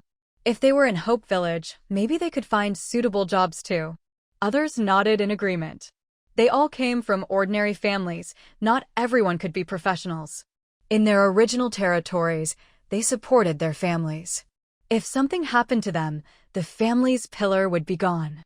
But in Hope Village, it was different. Morrison noticed the expressions of several in his group and paused. His family was relatively well off, so while he appreciated Hope Village's kindness to ordinary people, it didn't move him much. But most around him came from ordinary families. Hope Village's care for ordinary people deeply touched them. If it touched those around him, what about other caravan members? Once the news spread, Hope Village's existence would attract countless ordinary people. And with more people, a key condition for Hope Village's development would be met. Morrison's eyes showed deep thought. Was this Hope Village's purpose? He calmly said, "Our caravan will come to Hope Village again. If your families want to come, I can escort them." Morrison believed the benefits he offered would keep his people, and their families wouldn't hinder their work, even easing their worries. Hearing this, the group exchanged glances, eyes brightening. But in the end, they held back their eager hearts. Let's wait and see. Hope Village is still a level 2 village, they were rational. Even though Hope Village looked good now, it was still a new territory. No one knew how it would end. Its strength was also uncertain. They would observe more. Seeing this, Morrison said nothing and led the group to the right. Along the way, they noticed the blacksmith and tailor shops, but showed little interest, passing by to continue. Soon, they saw a large vacant area. Many people were digging pits, while others held scrolls, drawing neat trenches on the ground. This is Hope Village's construction team. They're building factories here, and that area is the school, someone who had been here yesterday explained quickly. Morrison nodded lightly, having known this already. He was waiting to see what the so-called factory and school would look like once completed. Both were different from what they knew. Factory equals workshop. School equals academy. Neither should be unlocked by a village like Hope Village. But Hope Village was taking a different path. Could they build standard-compliant buildings relying on their own ability? Continuing forward, they soon reached a corner, curiosity in their eyes. This back area was the largest vacant land. Was it still empty or already in use? If the latter, for what? After walking down an open road, a wide expanse appeared. Much of it was still empty. But the 20 acres of farmland, with mature grains and fruits, stood out. They hadn't expected Hope Village to use so much land for food cultivation. At this scale, if planted long-term, Hope Village wouldn't worry about food. Of course, for many grain-based territories, this area was small, but Hope Village was developing as a commercial town. If successful, every inch of land would be worth gold. From a commercial perspective, using land for business was more valuable. Yet Hope Village still focused on agriculture. This showed the Lord's caution, preventing others from strangling Hope Village by controlling food during special times. Thinking this, Morrison walked on. Then he noticed a particularly large figure. "There are sheep beastmen here." Morrison was surprised. On the road, he had seen Tiger Dash, Dog Dash, and Bull Beastmen wearing armor, moving with dignity and intimidation. But their numbers were few, and having seen Orcs' armies before, Morrison wasn't moved by the few beastmen in Hope Village. Sheep beastmen were different. Though low in the Orc kingdom, they were popular in human kingdoms. But sheep beastmen were rare in human markets. Hope Village had one too. Morrison noticed another in the distance. Seeing the magical beasts behind them, Morrison realized they were breeding. With these two sheep beastmen, Hope Village wouldn't worry about food. Then Morrison stopped at a sign forbidding entry. Farmland with a no-entry sign meant one thing: the crops were secret. His eyes flickered, probably related to Hope Village's products. Hope Village was indeed open-minded in its use of people. Besides these beastmen, even the ostracized undead held important positions. Good welfare, clear-headed leadership, ample food, and flagship products combined to prove Hope Village's bright future. At this point, Morrison was confident. He turned and left with his group. He had confirmed one thing: Hope Village was a long-term partner. Next was choosing suitable products. Currently, many caravans were in Hope Village, and he hoped to be the most competitive. In just half a day, newcomers to Hope Village, both individuals and teams, had thoroughly understood the territory. A considerable number of people, whether ordinary or professionals, chose to stay in Hope Village. Some teams, though still tourists, had already started going out with Hope Village's professional teams to hunt magical beasts. Since they couldn't yet obtain enough goods from Hope Village, they had to stay for a while. They couldn't just spend money without income. Many caravans had their own strength. In their own territories, they were mercenary teams, but in others, they acted as caravans, very flexible. Most importantly, they had learned that Hope Village was currently in a truce period, so staying longer wouldn't cause trouble. Among them were What and others from Abadowi Village. "Captain, I plan to stay in Hope Village. I might not be able to act with you these days," said the fifth professional who requested to leave What's team today. They had become residents of Hope Village and needed to join its teams to prepare for life there. Most were higher level than Hope Village's current professionals and easily became part of its teams, holding relatively high positions and receiving the highest daily pay. According to Hope Village's policy, the more you work, the more you earn. In terms of income, it was even better than in Watt's team. Naturally, more and more people left. What did not stop those who left before, so he didn't stop this one either. But he felt uneasy. Several left on the first day and more today. Some who knew about leaving were also restless after adapting to Hope Village. He was torn. He had wanted to stay a few more days because of the truce, hoping to stock up goods from Hope Village to Benjala Town as initial capital. But he had a feeling that the longer they stayed, the more unsettled his team's morale became. "Captain, sorry, but my family really likes Hope Village and strongly insists," the professional said, sensing What's helplessness. "It's okay, I understand." What swallowed his bitterness. He blamed Hope Village's charm and the short-sightedness of his people who only saw immediate benefits, not the hidden risks. After bowing, the professional left. What then said to the remaining team, "Abadowi Village was more prosperous than Hope Village, right? Think about what happened there, and you'll understand why I left."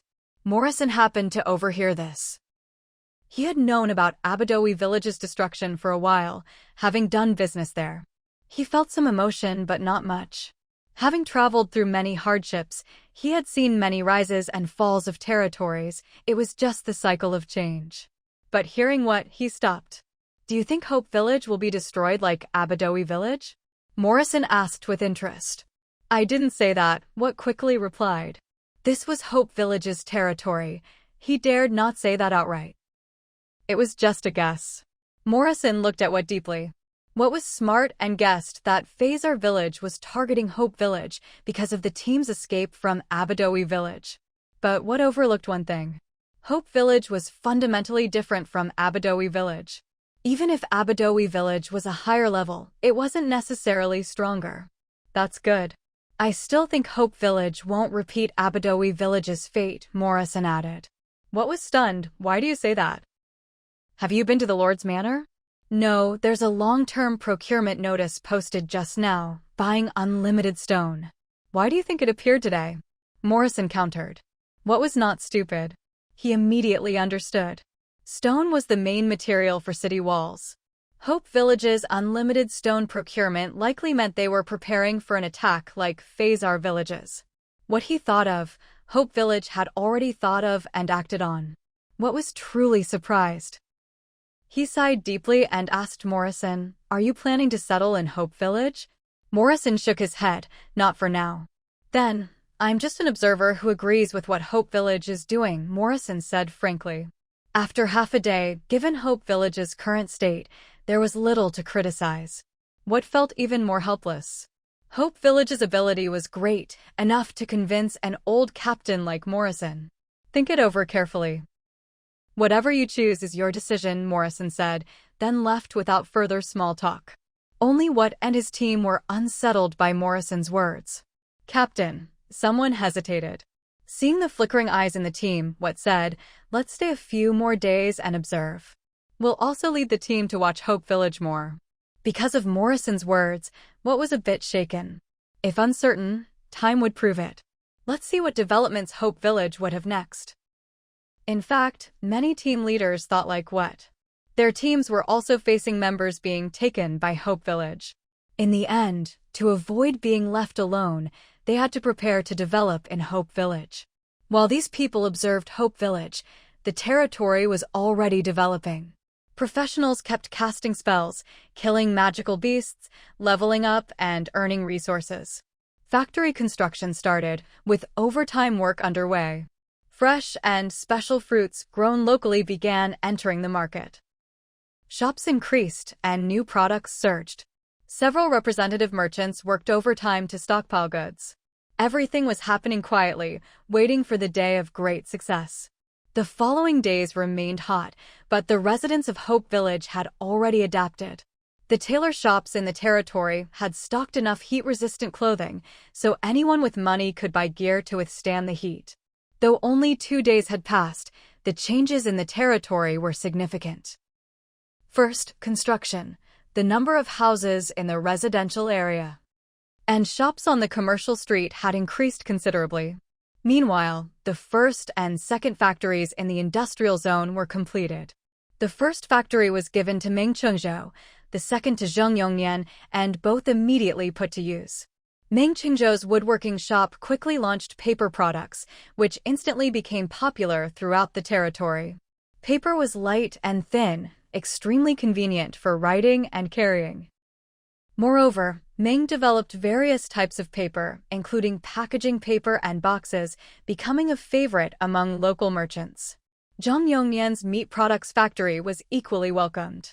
The hot weather was perfect for producing dried meats of various flavors, which were packed in boxes. Because of the large output, some waiting caravans in the territory could buy these products cheaply. After purchasing dried meat and fresh goods, they left immediately, and if sales went well, they would return for more. Second, the territory's own fresh and special fruits entering the market sparked the creative skills of Hope Village's residents. Previously, many delicacies tasted good but couldn't match those from Blue Star. Many flavors were impossible to replicate. But with fresh crops like chili peppers, lemons, and sugarcane, everything changed instantly.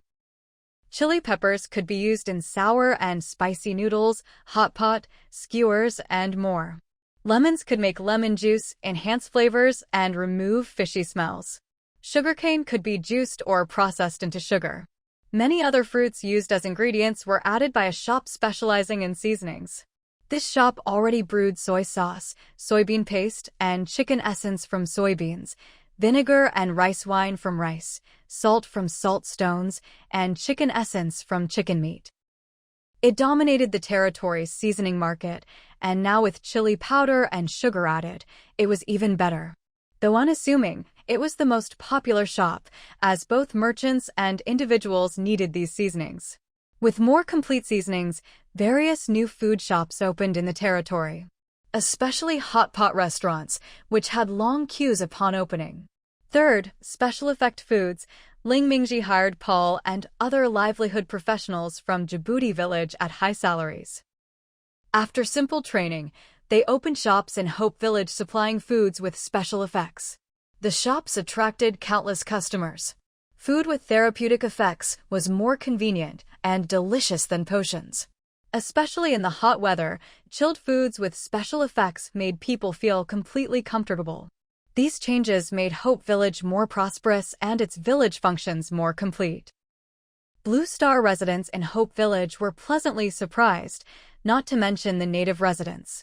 Most of them were thoroughly conquered by Hope Village's cuisine. Especially some caravans, who had tried all kinds of food, spent a lot of money, and gained weight. I've gotten fat again. Today I chased a magical beast and felt a bit out of breath. I'm so spoiled. Me too. Life in Hope Village is too good. So much delicious food, 3 meals a day, all different, and I still can't finish it all. Luckily, Hope Village's food isn't expensive. In bigger territories, we'd be broke and still couldn't eat this well. I don't want to leave. Me neither. I've decided to bring my family here when I return. Same here. Ordinary people's lives here aren't worse than professionals. I used to worry Hope Village was just a village and unsafe, but these days, they keep collecting stone without limit. I estimate it can last a long time. It should be safe. I agree. Such discussions echoed throughout the territory. At first, many hesitated, wavering between their original territories and Hope Village, but after these days, they no longer hesitated. Among the territories they had seen, none compared to Hope Village.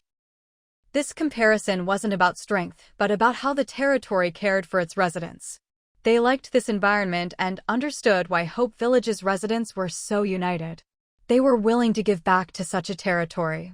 At this time, Wood also heard these discussions. He felt helpless. He had planned to stay and observe Hope Village's development before deciding. But after seeing Hope Village's goodness for just a few days, his subordinates kept defecting. Realizing that if he insisted on leaving, he would end up alone.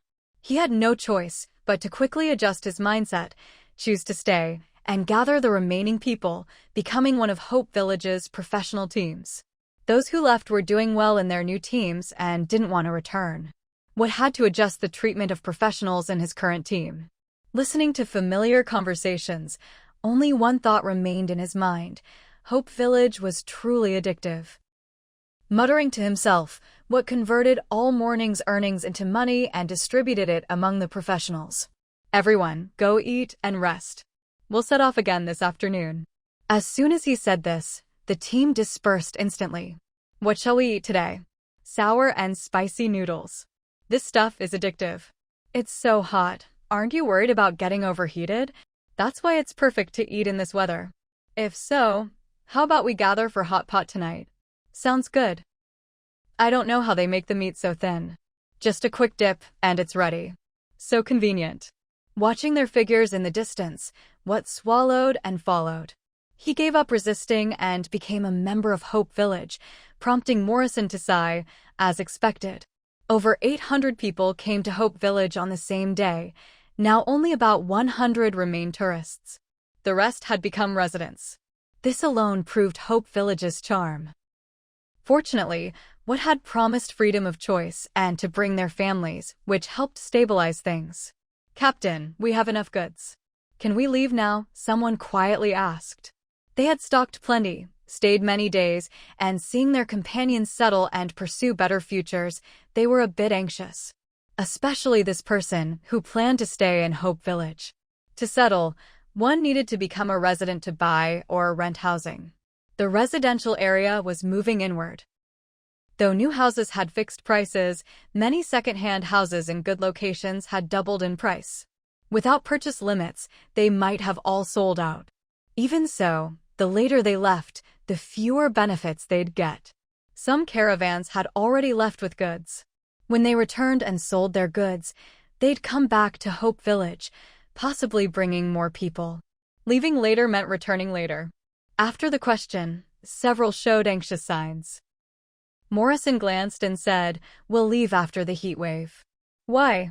Hope Village's business currently involves 4 territories, but in a few days, it might be 10 or more.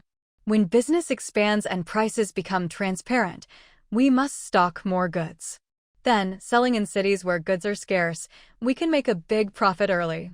After the heat wave, Bengala Town's caravans will come, and Hope Village won't sell us much, Morrison explained. Without this, his team wouldn't be at ease.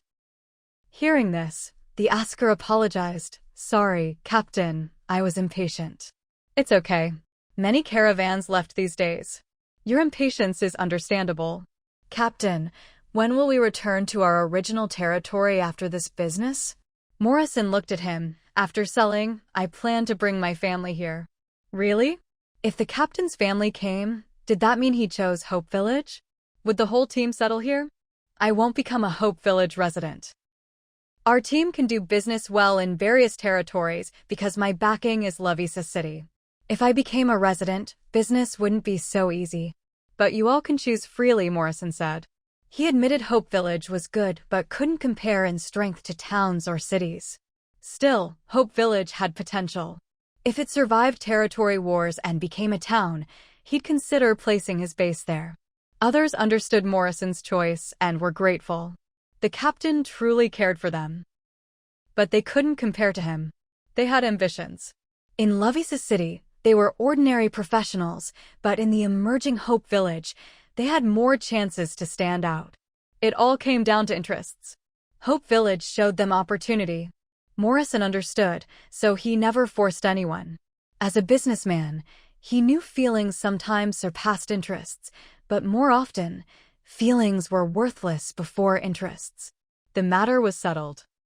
Many caravans like Morrison's wouldn't sell Hope Village products in other territories, as the profit margin was huge here. Thus, many caravans stayed an extra day during the heatwave, waiting for new products to be ready for bulk purchase. On the 50th day since the apocalypse, the heatwave ended. Early that day, countless caravans left Hope Village full of hope.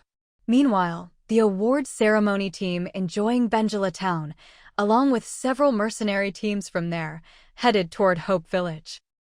"Congratulations, host, you have received 1 gold coin in commercial tax." "Congratulations, host, you have received 1 silver coin in commercial tax." Early in the morning, Zhou Bai received numerous system notifications.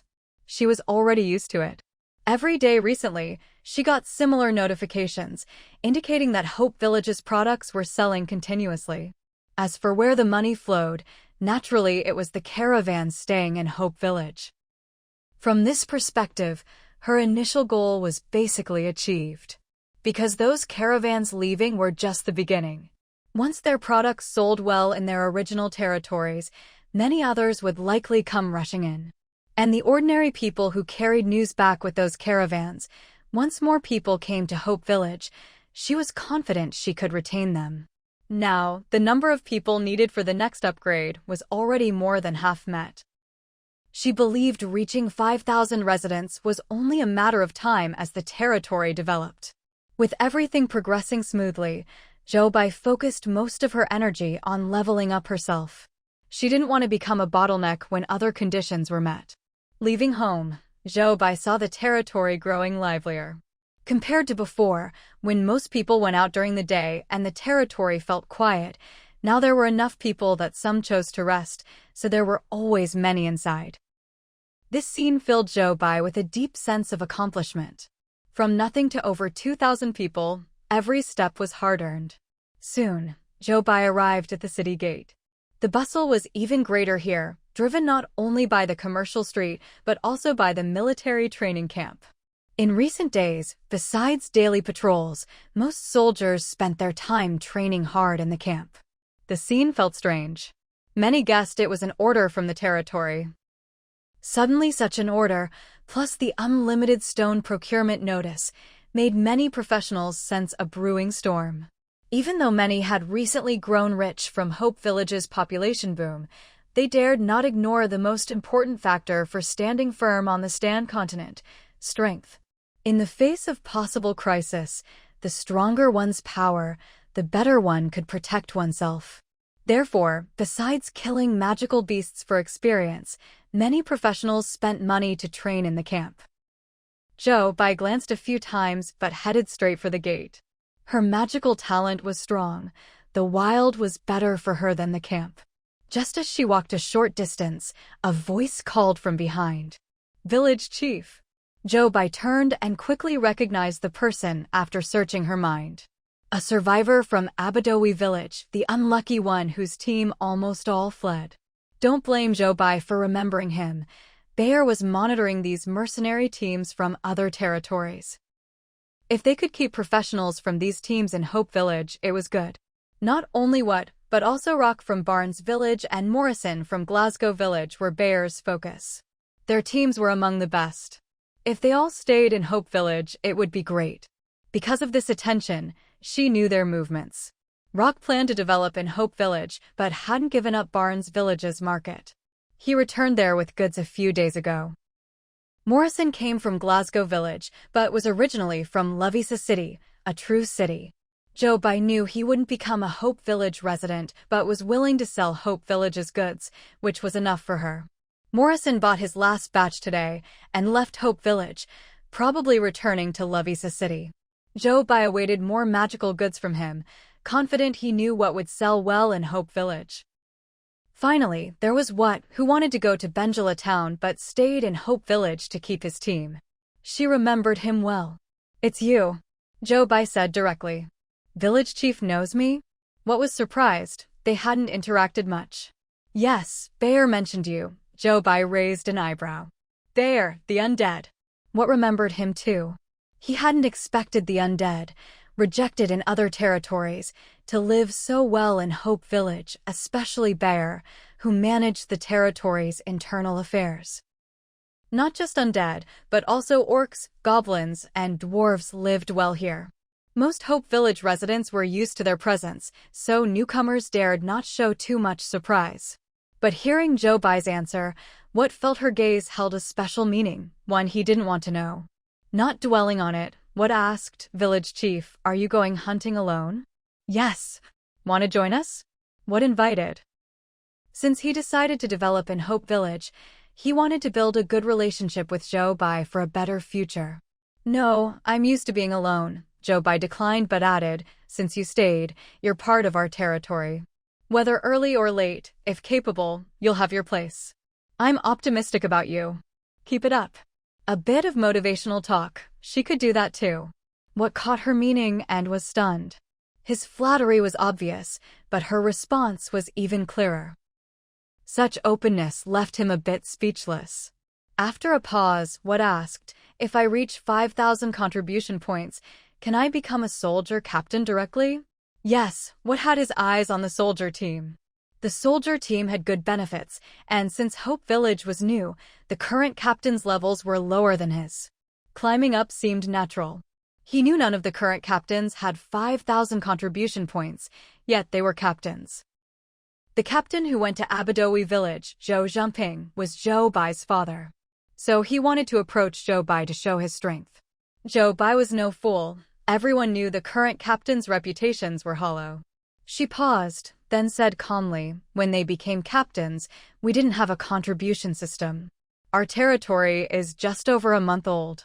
What we have now is built bit by everyone. Later, the contribution system came, but it doesn't erase their merits. They deserve their captain roles.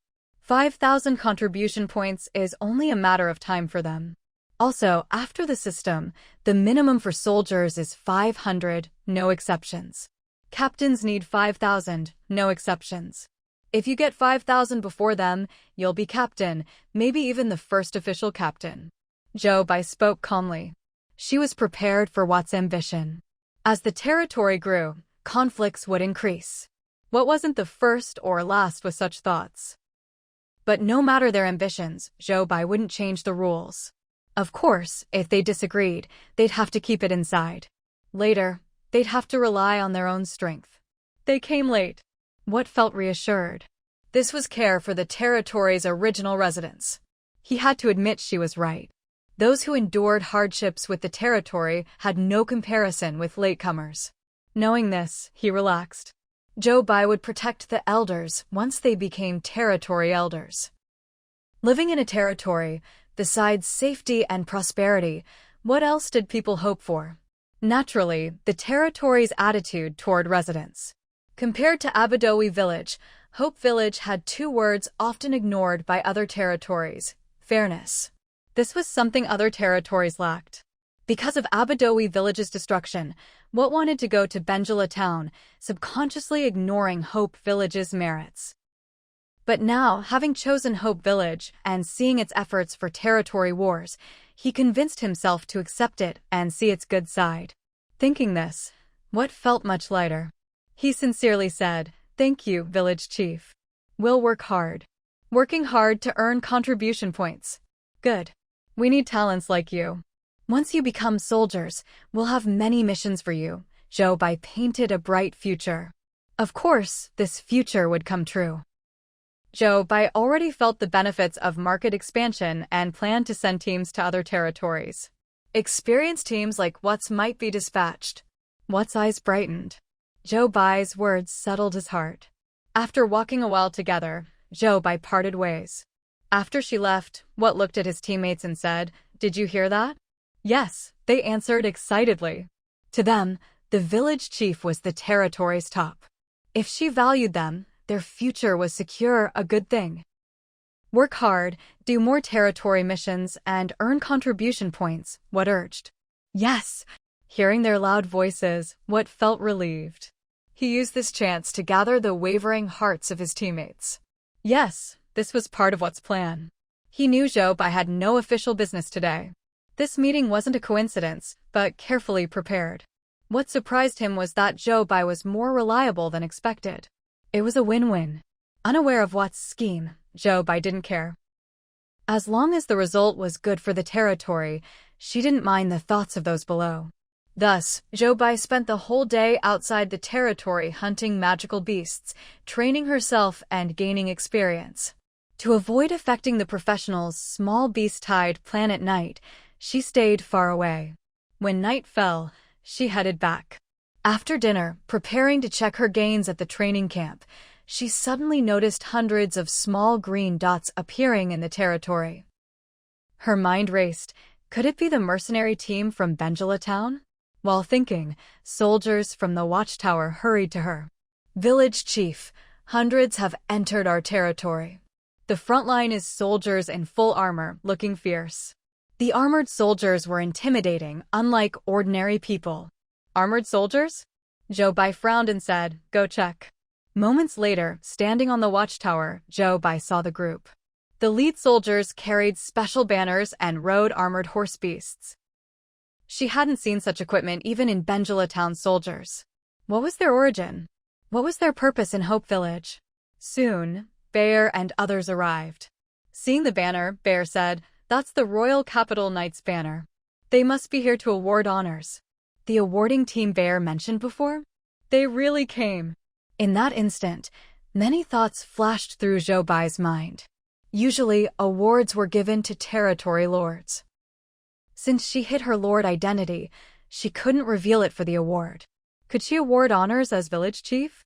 Would it arouse suspicion? Bear, seeing Bai's expression, whispered, "As long as the lord doesn't appear, your awarding is legitimate. It's a territory order, no one will question it. Even if they suspect, they won't say it." With Bai's contribution points, her position was unshakable. She had firmly established herself in Hope Village. Who else but the Lord could accept awards? The next moment, Charlotte instinctively voiced her thoughts. Bai looked at her in disbelief, then said firmly, "Our territory didn't have a lord before. We've always been told what to do through mission. I only recently became village chief. Whether possible or not, I will follow the missions I receive. How can a territory not have a lord? Do you know what a noble title means? Charlotte sneered. As a noble, he was proud of his status and was displeased seeing Joe Bai, who was lower level, so casual about it. How many territories like ours exist on this continent? How many noble titles like that are there? Joe Bai countered. She never cared much about noble titles because they brought no real help to the territory. In fact, they were a hassle. If she claimed the noble title as village chief, all eyes in the territory would be on her. Many would suspect she was the hidden lord. Charlotte was stumped by Zhou Bai's words. Indeed, according to Zhou Bai, the human kingdom had over 10,000 nobles, and nobles from small territories meant little in big ones. For example, Charlotte's noble status in Saint Sebastian was low, only giving him some presence in small territories. Though true, Zhou Bai's words still sounded harsh. He snorted. Could it be you're the Lord of Hope Village? Just don't know why you want to be village chief. He still thought no one would give up a noble title. His words stirred eavesdroppers nearby. They thought the same. The Lord had hidden before, maybe for protection. But now, no need. Everyone knew a territory depended on its lord. So, who is she? Zhou Bai noticed the curious gazes inside. Just as she expected. Think what you want. If I can award honors as village chief, I'll accept the title permission. If not, as long as the territory has the title, that's enough, Zhou Bai said. Charlotte saw Zhou Bai's calm expression and stopped insisting she was the lord. Indeed, it didn't seem so. A woman as village chief must be capable and hardworking. If she were the lord, why hide and cause suspicion after all that effort? Adjusting his mood, Charlotte resumed his arrogant tone. The title is for Hope Village's lord. If you're not, sorry, even with authorization, you can't. Your lord doesn't qualify. Then award it to Hope Village's lord. If there is one, it's her choice to use it. No need for me to appear. I'll keep a low profile, Zhou Bai said casually. Charlotte dropped the issue. He just needed to deliver the award notice. If the lord revealed themselves, no one could fake it. Any ceremony needed? Zhou Bai asked. Charlotte took out a magic scroll and chanted a few spells. When done, the scroll glowed. At that moment, Zhou Bai noticed her personal panel changed. Identity, Hope Village Lord, Viscount. Though she saw the change, her expression remained unchanged. Charlotte noticed, and her last doubt vanished. Next, Charlotte tossed the scroll to Zhou Bai. Keep this anywhere you like. The info is recorded. All territory lords will know Hope Village's lord received the Viscount title. Zhou Bai took it, curious. Does every territory have a lord? Does this mean our territory has one? Many nearby were curious too. The lord's existence in Hope Village had long been a mystery. Every territory must have a lord. If the award succeeded, it means your territory has won. Yours just hides well, Charlotte said, surprised. No one knew why the lord hid. Maybe she has reasons. I think it's good. Everyone chooses positions by contribution and follows missions. It's more orderly, Zhou Bai said sincerely. As an ordinary person, she could quietly shape the territory as she wished. As a lord, leading a territory, she felt burdened. So for the territories and her own good, hiding was better. She was freer, and so were the people. Charlotte was non-committal. Since the award is done, you're free to proceed. Zhou Bai left with Bear. Wait, won't you entertain us? Charlotte was stunned. They stayed in the best inns and ate exquisite food in Benjala town, all courtesy of the mayor. Why was Hope Village so casual? No lodging arranged? Zhou Bai heard the implied meaning and twitched her mouth, apologizing. I'm just the acting village chief, not in charge of territory wealth. I'm on the territory's payroll. I want to entertain you but can't. Find the lord. Bye-bye, she's not serving anymore. She left with Bear. The matter was settled openly. Her preemptive move was good. If suspected, she cleared it up, separating herself from the lord identity. Charlotte watched them leave, grinding his teeth. Many knights were surprised. What? They had to pay their own way? They looked at Charlotte and one cautiously asked, "Sir, do we still enter?" "Enter." Charlotte gritted his teeth. He felt Hope Village was clashing with him. He wanted to see what a hidden lord's territory could become. Next, riding horse beasts, the knights entered Hope Village. The following caravans, curious after the farce, also entered.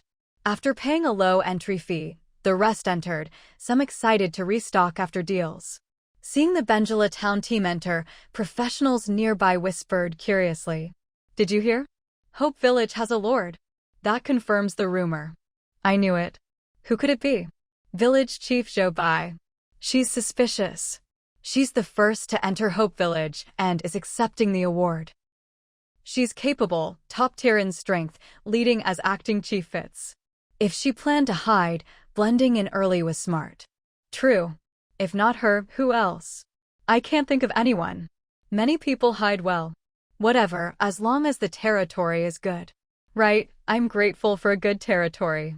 Meanwhile, Charlotte's group looked around Hope Village, surprised. A territory just over a month old, yet so prosperous? Charlotte and his group looked around carefully.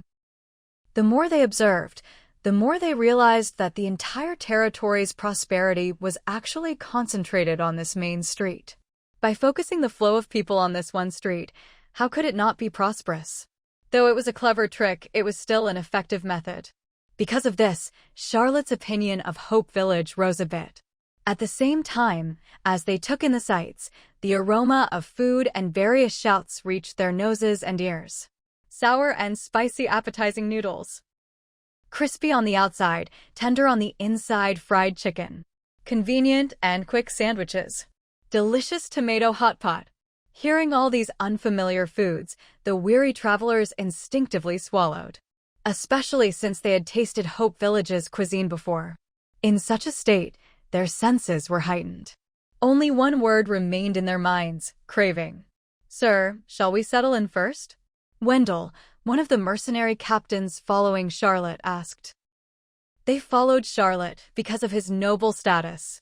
They also dared not leave first since Charlotte needed to stay in Bengala town.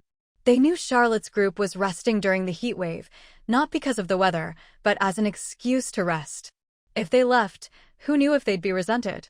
After all, Charlotte was a noble, and being noticed by a noble from a distant territory could mean trouble. No need to risk their futures for a little profit. But now it was different. They had arrived at Hope Village, so business was business. Besides, they had witnessed the earlier dispute and didn't want to be the laughingstock. Still, they dared to ask because they knew Charlotte was proud but not bad.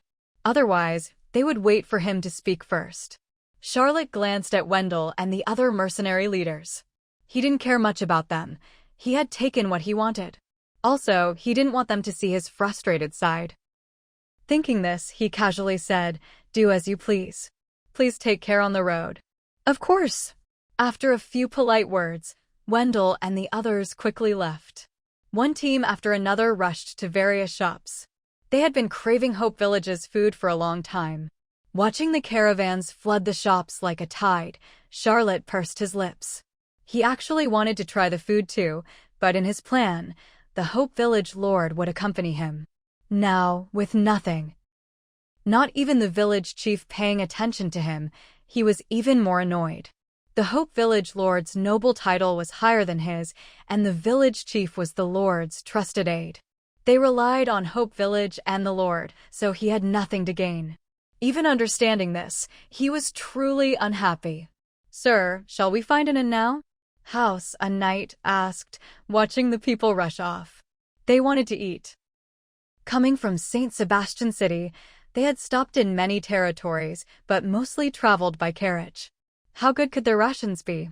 But to keep up appearances, they wore thick armor, which was heavy and inconvenient for eating. They had to find a place to settle quickly.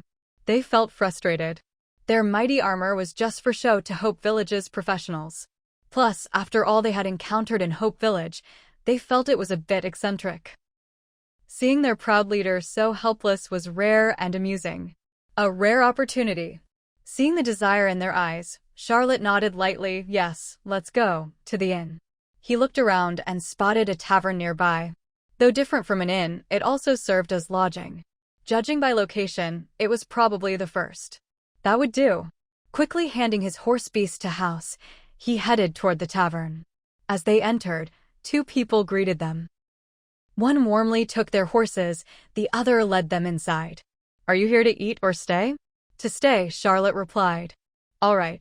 With that, they entered the lively tavern. Inside, every table was full. On the tables, besides beer, there were many skewered foods, meat and vegetables, oily with bits of sauce.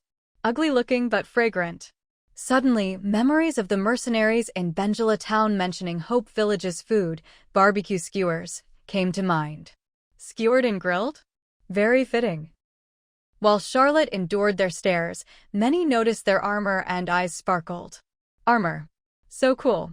Hearing this, Charlotte snapped back, twitching his mouth as he walked to the front desk. "The best rooms, please." "We have 8 single rooms, 4 doubles, and 2 quadruple rooms." Tong Shirlu checked the records. Charlotte frowned. "So few?" "If not enough, there's another in behind, with the same layout but much quieter." Tong Shirlu noticed Charlotte's expression and offered. "I'll take all the rooms," Charlotte said. Some knights counted and left voluntarily. "Okay." Tong Shirlu registered them. After registering, she handed over room keys, singles on the 2nd floor, doubles on the 3rd, quadruples on the 4th. The keys show floor and room number. "If you need hot water, just say, we'll send it up." Charlotte's lips twitched. No hot water in rooms? They had to bring it? And where was the butler?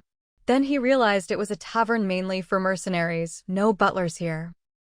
Hot water was made by magical items in rooms, but this tavern probably lacked the power to install them. Pursing his lips, he took the keys and left. Seeing the cramped rooms, Charlotte muttered, "What a terrible territory." Meanwhile, after leaving the group, Zhou Bai was asked by Bear, "Is that really okay?" Bear knew how proud nobles were. "No problem. If we favored nobles and gave privileges, chaos would come. No exceptions for anyone," Zhou Bai said bluntly. "Most importantly, our lord isn't here. Who can come after us?" Hearing this, Bear laughed. "Village chief, you're impressive." The lord handled things better than he imagined. "Just a lazy person's lazy solution," Zhou Bai said. "But your reputation among nobles might suffer," Bear added. Zhou Bai shook her head no. "When Hope Village's fame spreads, it won't be for trouble but for 4 words. The city of gourmet food." She believed no one could resist the truth of delicious food. Bear felt a sudden warmth in his heart when he heard the words city of gourmet food. Indeed, the concept of delicious food was irreplaceable in the human kingdom and across the Stan continent. Eating was ingrained in human genes. Even though he was now undead, having once been human, he couldn't resist the temptation of Hope Village's cuisine. However, didn't we say there are thousands of territories like Hope Village in the human kingdom? They have people similar or even stronger than ours. What if our paths overlap? Bear asked. To him, any territory like Hope Village was essentially a competitor. Zhou Bai paused, then replied, "Maybe there are, but so what? We just need to focus on building our own territory well. Besides, Hope Village isn't just about food." She didn't care about other territories. Her focus was on Hope Village's development.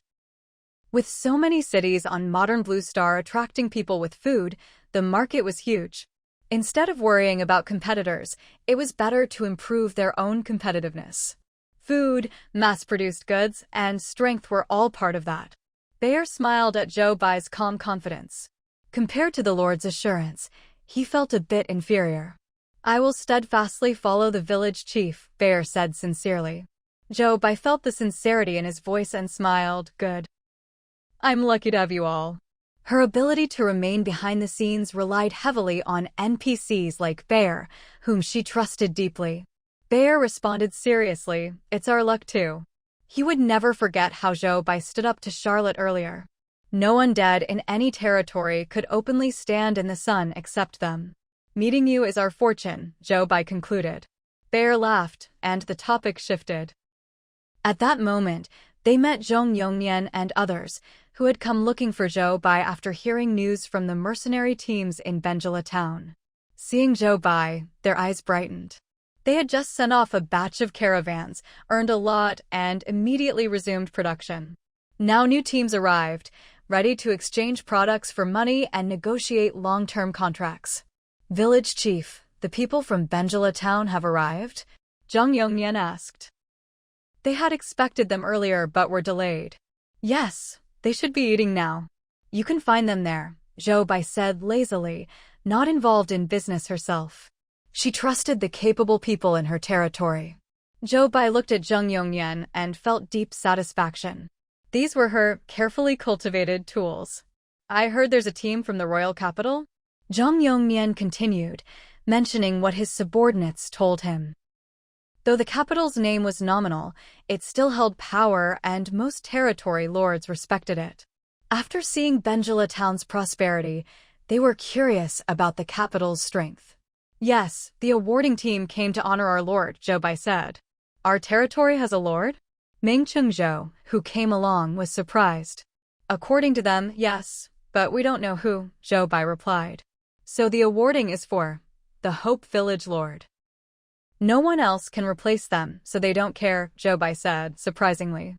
Wasn't the award supposed to be accepted by you? Zhang Yongnian asked, eyes probing. He suspected Zhou Bai was the mysterious lord.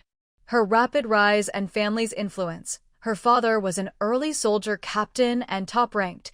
Her mother managed the warehouse controlling supplies, made it impossible to ignore their family's role in Hope Village's development. Zhou Bai knew his suspicion and calmly said, yes, but they said no.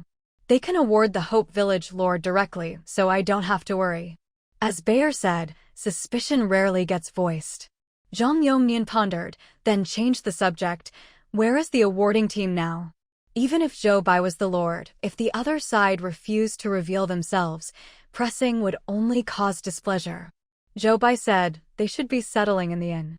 You can look for them. The awarding team leader is a noble, very conspicuous. Okay, Zhang Yongnian nodded and left with Yun Junkai and Meng Chengzhou. Meng Chengzhou was indifferent, but Yun Junkai glanced at Zhou Bai several times, clearly suspicious. The family's presence in Hope Village was evident. Still, Yun Junkai preferred to believe Zhou Bai was just the village chief. He recalled how the first lord in Yushi Village, Bai Wenking, was targeted by many. Without lord privileges, he might have died early. Later, people blamed the lord for misfortunes and jealousy. Why was he a lord and others ordinary struggling people? Yun Junkai thought if he were lord, he'd be treated better, but later realized he was naive. Hope Village's peaceful early development was because the lord didn't exist openly, so most didn't think much. Now, many suspected Zhou Bai, but so what? As village chief, she was the focus. Without confirming lord identity, she was just village chief. Most wouldn't think deeply and believed no one could resist becoming a lord. Yun Junkai dismissed all doubts. Watching them leave, Zhou Bai sighed, smart people always suspect. Sometimes, no absolute proof is needed, just see who benefits. Of course, Zhou Bai dared this, because she knew the lord's strong control over the territory. That was that. She tacitly agreed with the smart people. Everyone worked together to build the territory. Unless necessary, she wouldn't appear as lord. More smart people, village chief should be happier, Bayer smiled. The territory now had endless talents, thanks to the lord. The lord hoped for more. He once worried if more talents appeared, the lord would trust them more. But later, he realized he was overthinking. The lord wouldn't miss any chance to exploit people. He was busy managing internal affairs and military. Thinking of this, Bayer asked, when will the lord's mansion positions open? Currently, only the military camp had official positions, attracting many. The camp's future was secure with the existing base. But the lord's mansion was empty. Better to arrange it while the territory was small. Tomorrow, I'll open 4 management department positions and recruit more. But the contribution requirements will be high. New recruits will work first. If outstanding and reach a certain contribution, they'll be made deputies, Zhou Bai said. Whether they become official depends on contribution and ability. If others surpass them later, they'll step down gracefully. Okay, Bear nodded. Meanwhile, Zhang Yongnian and others quickly reached the commercial street and met Wendell and others. Seeing them indulging in food, Zhang Yongnian exchanged a few words and arranged a meeting time before heading to the tavern. At the tavern, Zhang Yongnian asked Tong Shilu, "How long have the capital's team been upstairs?" "The tavern can't disclose guest info," Tong Shilu replied. "Oh, we're from the same territory." "You know I'm just a businessman," Zhang Yongnian winked. Tong Shilu, I roll. At that moment, Charlotte and his group finished washing up and came downstairs. Seeing them, Zhang Yongnian understood why Zhou Bai said that. The noble's name was truly dazzling. Next, Zhang Yongnian approached. "Baron, hello, I'm Zhang Yongnian, a businessman from Hope Village. What do you want?" Charlotte sized him up.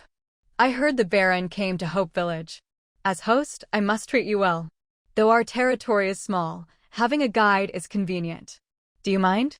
Zhang Yongnian asked politely. Charlotte thought for a moment and nodded. "Please. Please," Zhang Yongnian said warmly. These were potential quality clients not to be missed. His only rule now, empty their pockets. On the way, Charlotte already felt Zhang Yongnian's warm and welcoming attitude toward him. This entire commercial street is basically full of delicious food. "What flavor do you prefer, sir? Sour? Sweet? Spicy? Or sweet and sour?" Zhang Yongnian asked. "Try them all," Charlotte replied directly. He hadn't heard of any of the foods they mentioned, so naturally, he wanted to try as many as possible. Hearing this, Zhang Yongnian was reassured. The first place he took them to was a fried chicken and burger shop. This shop has many kinds of food: burgers, fried chicken, chicken wings, fries. Zhang Yongnian began ordering. Soon, Charlotte had a burger in hand, and the knights following him each had one too, along with various snacks. Charlotte unwrapped a round bread wrapped in leaves, revealing bread filled with golden meat, a slice of vegetable and white sauce. Without hesitation, he took a bite. The softness of the bread and the crispiness of the meat blended perfectly, with a sweet and sour taste. A feast for the palate. He never imagined bread and magical chicken meat could taste so good. Though he wanted to keep eating as a noble, he cared about his image. After swallowing the first bite, he took a big second bite. A burger the size of an adult's fist was finished in just 4 bites. The other snacks tasted good too, similar in meat preparation to the burger. Charlotte remained calm but kept eating, especially when dipped in red sauce, which added a unique flavor. After finishing his share, Charlotte asked, "What is the white sauce in the burger?" Sweet and sour, it was definitely the highlight. He thought if he could buy the sauce and bring it back, it would make any food delicious, boosting his shop's business. "That's salad dressing, recently introduced in our territory. It's sold at the sauce shop ahead, which has a full range," Zhang Yongnian explained. He admired the sauce shop owner, Zhang Buluan, who made the best ketchup, likely with experience from Blue Star. Zhang Buluan had investors and opened the sauce shop, brewing rice wine and vinegar from rice, soy sauce from soybeans, and many other seasonings. His variety was unmatched. A savvy businessman, he believed sauces with long-term use potential were better for growth than just products. His guess was right.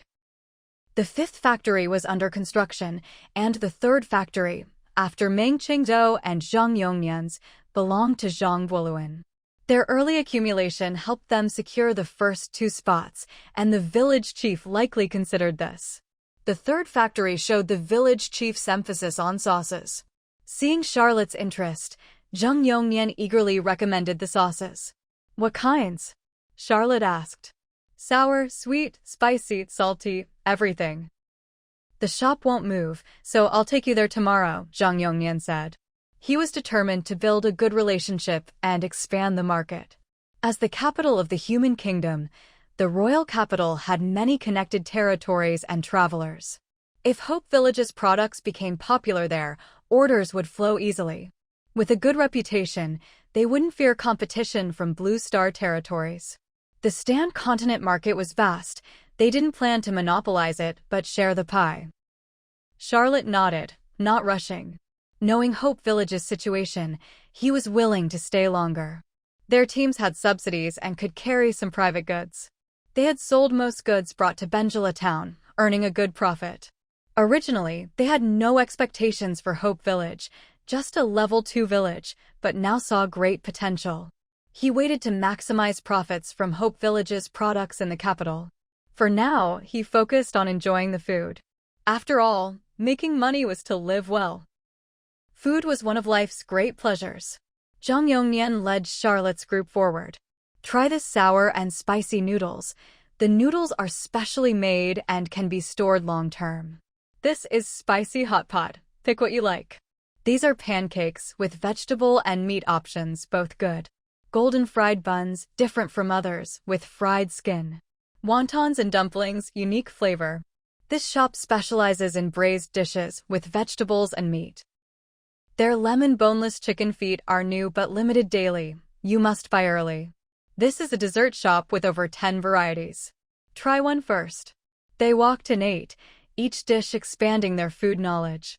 Many were familiar but tasted beyond expectations. Some were unknown, and they didn't even know they could eat them. How did Hope Village people develop such cuisine? It was incredible. These two are proper restaurants, one for grilled fish, one for hot pot, good for group meals. Besides their main dishes, they have other side dishes. The taste won't disappoint. Wanna try? Zhang Yongnian asked. Charlotte smelled the strong aromas from the shops, his nose tingling. The smell was intense, but strangely tempting. However, his stomach was full from sampling many shops. Eating more might make him sick. He declined, we'll try them tomorrow. Your food is indeed special. So special he was reluctant to leave. Now he could retract his earlier statement. This was not a terrible territory, but a magical one. Not just Charlotte, but the knights behind him were all stuffed. They had been conquered by Hope Village's cuisine. Our territory's food combines the best from many places. This is just the beginning. More delicacies will come with time, Zhang Yongnian confidently said. With enough time, not only food but many blue star things could be recreated here, building a familiar yet better world. Seeing Zhang Yongnian's enthusiasm, Charlotte admitted he was looking forward to it. He asked, which shop is yours? The convenience store. He wasn't a fool. Zhang Yongnian's time and effort weren't just to show off Hope Village's food. Out of respect for Zhang Yongnian's hospitality, he was willing to discuss business. Zhang Yongnian's eyes brightened, heart racing. His chance had come. This is the convenience store, mainly selling various dried meats and ready-to-eat dishes. The dried meats come in many flavors, and we're constantly adding more. We also produce other convenient foods. I'll take you to the shop to have a look. Zhang Yongnian eagerly said. Earlier, while walking through the commercial street, they had passed by his shop. Since his products were mostly snacks and for on-the-go eating, he had only briefly mentioned it and moved on. Now that Charlotte showed interest, Zhang Yongnian was keen to give a proper introduction. In terms of taste, these might not compare to other gourmet foods, but in convenience and storage, they were absolutely unique. This kind of competitiveness was unmatched by other foods. Charlotte nodded. He was already interested in the convenience store. When Zhang Yongnian had briefly mentioned it before, he had his suspicions. Either Zhang Yongnian didn't want to leave an impression before, or it was his own choice. Charlotte guessed it was the latter. After all, no one would be so enthusiastic in hosting them without a purpose. Though proud, Charlotte understood common social etiquette. Otherwise, even with family backing, he wouldn't have become a noble so easily. Soon, the group entered the convenience store. Inside, several mercenary captains from Benjala town were also present. After eating, they eagerly wanted to learn more about Hope Village's products. They realized the previous Hope Village business team had been too conservative. They hadn't seen so many good things. But considering the few good items they had brought, without Zhou village chief status, they might not have kept them, let alone so many. Honestly, Hope Village's current products tempted them greatly. They knew that controlling even one of these products privately could make them rich and powerful. How do the people of Hope Village think? So many good things. Things we've never seen before. If only I could control one. Who wouldn't want that? Charlotte and his group overheard all this clearly. Charlotte raised an eyebrow. Hope Village's products truly had such value. Given time, they could dominate the Stan continent. At this moment, Wendell and others noticed Charlotte's group and instantly tensed. Barren, they had noticed Charlotte while eating. Though they wanted to negotiate with Zhang Yongnian, they dared not compete with Charlotte and could only browse first. They hadn't expected to meet him here. No problem, look around. I'm just browsing, Charlotte said calmly. Wendell and others nodded and moved aside. Fortunately, the shop was large enough to avoid disturbing each other. Zhang Yongnian began introducing the products. This row is dried meat, with different flavors and types. Flavors include original, honey, spicy, etc. Meat types mainly include magic pig, magic beef, and others. Magic pig meat is soft and fine, magic beef is firmer. These are instant noodles, each with seasoning packets. You only need hot water outdoors. I'm working on vegetable packs. Once successful, they'll include vegetables. These are dried fruits, pricier due to limited quantity and cost. We've signed fruit orders with Barnes Village's caravans, who will send many fruits here, lowering prices. Hearing about dried fruits, Charlotte asked, may I try some? Dried fruits were common but expensive in his territory. Zhang Yongnian said their dried fruits were expensive, but less than a fifth of what Charlotte's territory sold. Hope Village's overall prices were indeed lower than most territories. Residents here could live well. No wonder so many gathered in such a short time. However, Charlotte looked puzzled. If Hope Village raised prices a few times, it would still be lower than other territories, win hearts, and make big profits. Wouldn't that be better? He decided not to care about their thinking. It wasn't his concern. Try as you like, Zhang Yongnian said quickly. He hadn't expected Charlotte to ask, showing the Baron understood manners. Charlotte picked up a bucket of black dried fruit. At first bite, sweetness came, followed by a slight fruit acidity. Sour fruits were popular with some girls in the capital, but generally less than sweet fruits. Hope Village's dried fruits were different, adding sweetness to sour fruits, balancing the taste and making them better than sweet ones. Charlotte tried one after another. Each dried fruit brought new surprises. How much stock do you have? I'll take it all. Also, can we sign a long-term contract? Charlotte asked Zhang Yongnian without hesitation. These goods could be resold at high prices, definitely profitable. He wanted as much as possible. Money was no object. Charlotte's voice was prominent, and Wendell and others nearby grew anxious. If Charlotte took all, what would be left for them? Compared to mercenary teams, Hope Village probably preferred cooperating with the capital and nobles like Charlotte. Zhang Yongnian paused, then said, you probably don't want exclusive supply, right? We already have contracts with several caravans. Charlotte looked surprised. Glancing around, he saw Wendell and others watching closely, realizing who Zhang Yongnian meant. What if I want exclusive supply? Charlotte raised an eyebrow. Zhang Yongnian hesitated but answered firmly. Sorry, our territory doesn't allow exclusive supply now. Our village chief wants to expand the market and exclusivity doesn't fit our development needs. Though refusing, Zhang Yongnian softened it by citing the territory and Zhou Bai. Then we'll follow your rules. As long as you supply us long-term, that's fine, Charlotte said, having tested the waters and gotten the answer, relaxing. Zhang Yongnian breathed easier and asked, how often? Once a month, I'll send someone to pick up. You just store the goods, Charlotte said. He planned to use flying caravans for transport despite higher costs, as profits would be greater. Good, Zhang Yongnian smiled. Another big client, get. After negotiating, Charlotte looked at Yun Junkai and Meng Chengzhou, who had been quiet. Who are they? He asked.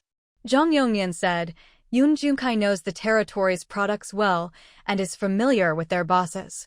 Meng Chengzhou owns the woodworking shop. His wooden products are simple, probably not to your taste, but he has a new product I think you'll like. What is it? Charlotte asked. Woodworking shops were outdated in bigger territories, so he wasn't interested, but Jung Yongnien's words piqued his curiosity. Jung Yongnien led Charlotte to the checkout counter.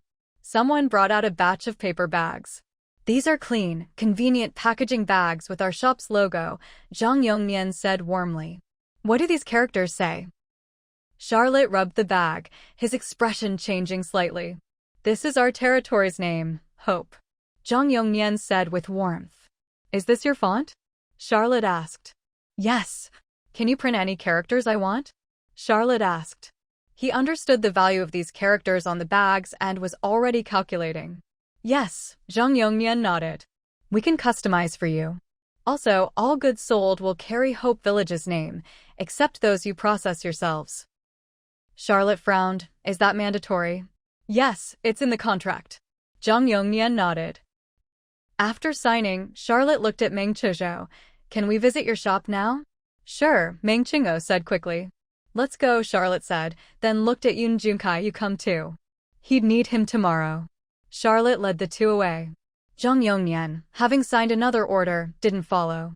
He trusted Yun Junkai and Meng Chengzhou's business skills. After they left, a group quickly surrounded Jung Yongnien. It was Wendell and others from the shop. Boss Zhang, we signed contracts in Benjala town before, remember? Wendell asked. Jung Yongnien replied without hesitation, of course. When you leave Hope Village, just bring the contract to the factory to pick up goods. Having contracts, Jung Yongnien wouldn't break them. Hearing this, Wendell and others relaxed. They feared Jung Yongnien might favor Barren Charlotte and abandon them. Sensing their worry, Jung Yongnien said, once contracts are signed, we'll honor them. If anyone in our territory breaks the contract, you can report to the Commercial Management Office. The territory will support you. Of course, if you cheat us, we'll seek justice from your territory. Contracts used special magic scrolls that punished breaches. But punishments were limited. There were ways to counteract the scrolls. Still, some risked it for profit. Jung Yongnien was willing to comply but not be betrayed. What punishments? Wendell asked. Probably compensation and jail time. Jung Yongnien smiled slyly, as if calculating the cost of crime. Sensing this, Wendell quickly promised, we'll definitely honor the contract. With the territory backing them, they dared not act rashly. Unless they had a stronger backer, but that was unspoken. Jung Yongnien just listened. Wendell changed the topic. Our original contract was only for dried meat. Can we wholesale other products? They learned the word wholesale in the shop. The clerk said wholesale prices were much cheaper. Of course. But production is limited. Previous stock was bought by other caravans. If you want more, you must pre-order and pay a deposit, Jung Yongnien said, smiling brightly. For customers, Jung Yongnien believed, customers are God. His smile was sincere. Seeing Jung Yongnien smile, Wendell and others tensed. That familiar smile seemed to say one thing, pay up. I'll pre-order. Me too. In the next moment, they all rushed to pay. Paying now meant doubling their money when selling later, of course. The biggest regret was the mercenary team in Benjala town who hadn't signed contracts. They planned to check Hope Village first, then buy. But upon arrival, they found Hope Village's products sold themselves. Now it wasn't about wanting to buy, but whether they could get any. Jung Yongnien confirmed order after order, collecting deposits. More mercenary teams and caravan leaders rushed over after hearing the news. Orders were booked up to 10 days or more ahead. Though some complained about the wait, reality was reality. Many realized speed was key to getting the meat first. In no time, many shops with finished products were swarmed by multiple teams. That night, many Hope Village shops made a fortune. It laid a solid foundation for Hope Village's products to become popular across countless territories in the near future. After finishing the negotiations with Jung Yongnien, Charlotte looked at Yun Junkai and Meng Chengzhou, who had been quiet beside Jung Yongnien. Who are they? Jung Yongnien replied, this is Yun Junkai.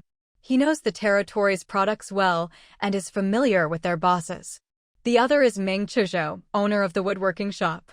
His wooden products are simple and might not meet your standards, but he has a new product I think you'll be interested in. What is it? Charlotte asked. Woodworking shops were considered outdated in larger territories, so he wasn't initially interested, but Zhang Yongnian's words piqued his curiosity. Zhang Yongnian led Charlotte to the checkout counter, where someone brought out a batch of paper bags. These are clean and convenient packaging bags with our shop's logo, Zhang Yongnian said warmly. What do these characters say? Charlotte rubbed the bag, his expression changing slightly. This is the name of our territory, Hope. Zhang Yongnian said with a hint of warmth. Is this your font? Charlotte asked. Yes. Can you print any characters I want? Charlotte asked, already calculating the value of these characters on the bags. Yes, Zhang Yongnian nodded. We can customize for you. Also, all goods sold will carry Hope Village's name, except those you process yourselves. Charlotte frowned. Is that mandatory? Yes, it's in the contract, Zhang Yongnian nodded. For secondary processed goods, they don't require it, but for original products, it's a must. This is key to building their brand. If I process it myself, like making sour and spicy noodles with your seasoning, can I skip Hope Village packaging? Charlotte asked after thinking. Yes, Zhang Yongnian nodded. Deal. Charlotte decided. They signed the supply contract on the spot. After signing, Charlotte looked at Meng Chizhou. Can we visit your shop now? Sure, Meng Chingo said quickly. Let's go, Charlotte said, then looked at Yun Junkai. You come too. He'd need him tomorrow. Charlotte led the two away. Zhang Yongnian, having signed another order, didn't follow. He trusted Yun Junkai and Meng Chengzhou's business skills. After they left, a group quickly surrounded Zhang Yongnian. It was Wendell and others from the shop. Boss Zhang, we signed contracts in Benjala town before, remember? Wendell asked. Zhang Yongnian replied without hesitation, of course. When you leave Hope Village, just bring the contract to the factory to pick up goods. Having contracts, Zhang Yongnian wouldn't break them. Hearing this, Wendell and others relaxed. They feared Zhang Yongnian might favor barren Charlotte and abandon them. Sensing their worry, Zhang Yongnian said, once contracts are signed, we'll honor them. If anyone in our territory breaks the contract, you can report to the Commercial Management Office. The territory will support you. Of course, if you cheat us, we'll seek justice from your territory. Contracts used special magic scrolls that punished breaches. But punishments were limited. There were ways to counteract the scrolls. Still, some risked it for profit. Zhang Yongnian was willing to comply but not be betrayed. What punishments? Wendell asked. Probably compensation and jail time. Zhang Yongnian smiled slyly, as if calculating the cost of crime. Sensing this, Wendell quickly promised, we'll definitely honor the contract. With the territory backing them, they dared not act rashly. Unless they had a stronger backer, but that was unspoken. Zhang Yongnian just listened. Wendell changed the topic. Our original contract was only for dried meat. Can we wholesale other products? They learned the word wholesale in the shop. The clerk said wholesale prices were much cheaper. Of course. But production is limited. Previous stock was bought by other caravans. If you want more, you must pre-order and pay a deposit, Zhang Yongnian said, smiling brightly. For customers, Zhang Yongnian believed, customers are God. His smile was sincere. Seeing Zhang Yongnian smile, Wendell and others tensed. That familiar smile seemed to say one thing, pay up. I'll pre-order. Me too.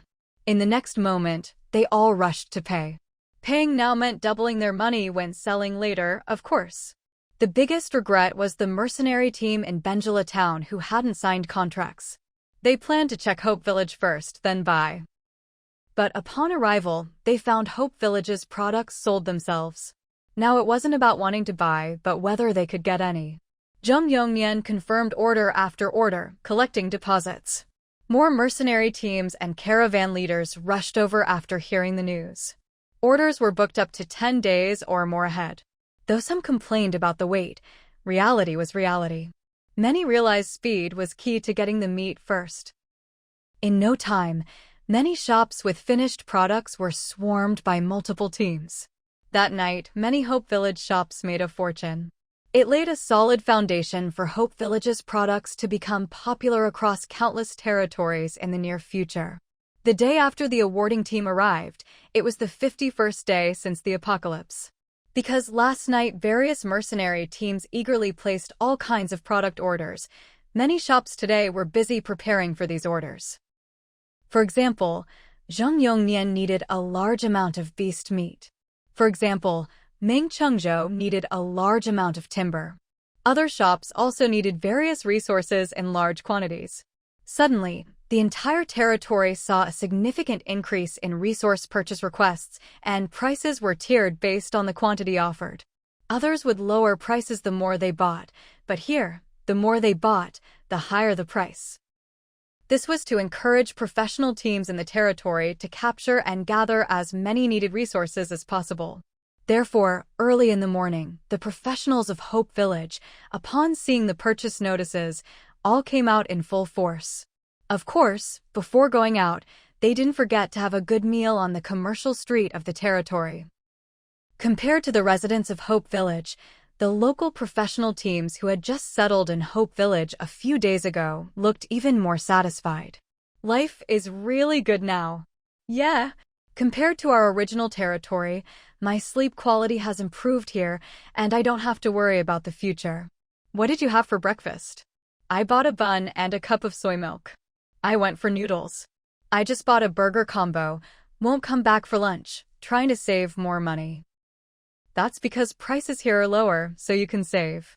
The group chatted with bright eyes. This was a different spirit from before. Wendell and others noticed the scene and were a bit surprised. Because he still remembered this team. Captain what are you doing here? Wendell looked at What at the front of the team with some surprise. He remembered What was a resident of Abadovi Village, right? So why was he now in Hope Village, becoming a resident there? Although they had only been in Hope Village for one night, he noticed most Hope Village residents looked different from them. Occasionally, some looked like them, known to be from nearby territories. Last night, after some inquiry, there were even slaves redeemed by Hope Village during territorial wars. But he didn't expect What to be among them. What didn't expect to meet Wendell either. Thinking about the discussion last night about mercenary teams from Bangra Town coming, he realized. Abadovi Village was destroyed. I led my team to escape here and stayed, What explained calmly. Since giving up resistance and focusing on the benefits of Hope Village, he found Hope Village was actually quite good. Even though Abadovi Village was more prosperous before, it was not better than here. He accepted it calmly and no longer felt the previous resentment. I thought you would come to Bangra Town. With your team's strength, you'd have a place there, Wendell said with surprise, but kept his expression normal. As always, the rise and fall of territories happen constantly.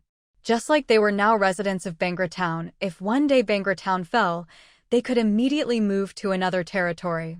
So he didn't care if Abadovi Village disappeared. He cared why What chose Hope Village over Bangra Town. Because before Abadovi Village fell, What had intended to come to Bangra Town. Hearing this, What felt a bit embarrassed. Could he say it was a helpless choice? Everyone else chose Hope Village. If he insisted on Bangra Town, he would have to start over there. After discussion, we felt this place suits us better, so we stayed.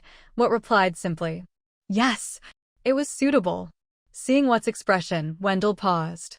He could tell What wasn't telling the whole truth, but from his tone, he knew What wouldn't change his mind. In that case, it's good here. We'll cooperate if there's a chance, Wendell said. Hope Village's food was indeed unique. With that alone, over time, its development trend wouldn't be worse than Bangra Town. Still, he was curious what else besides food and prices attracted What and his team. Okay, What agreed, whether or not there was more, agreeing was safe. How many people came to Hope Village like you after Abadovi Village fell? Did you come by chance or on purpose? Wendell asked casually. What looked at Wendell, paused, then said, We followed Hope Village's team back.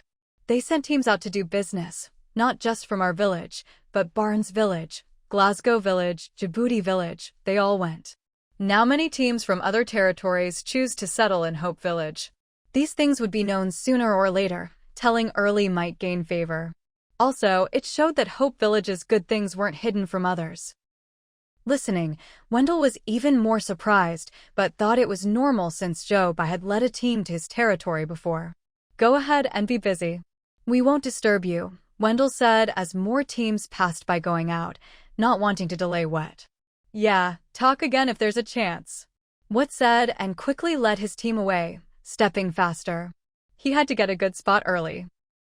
After Wet left, a team member beside him couldn't help but say, what clearly said before he wanted to save money to go to Bangra Town. Now, they were Bangra Town residents and naturally thought Bangra Town was better.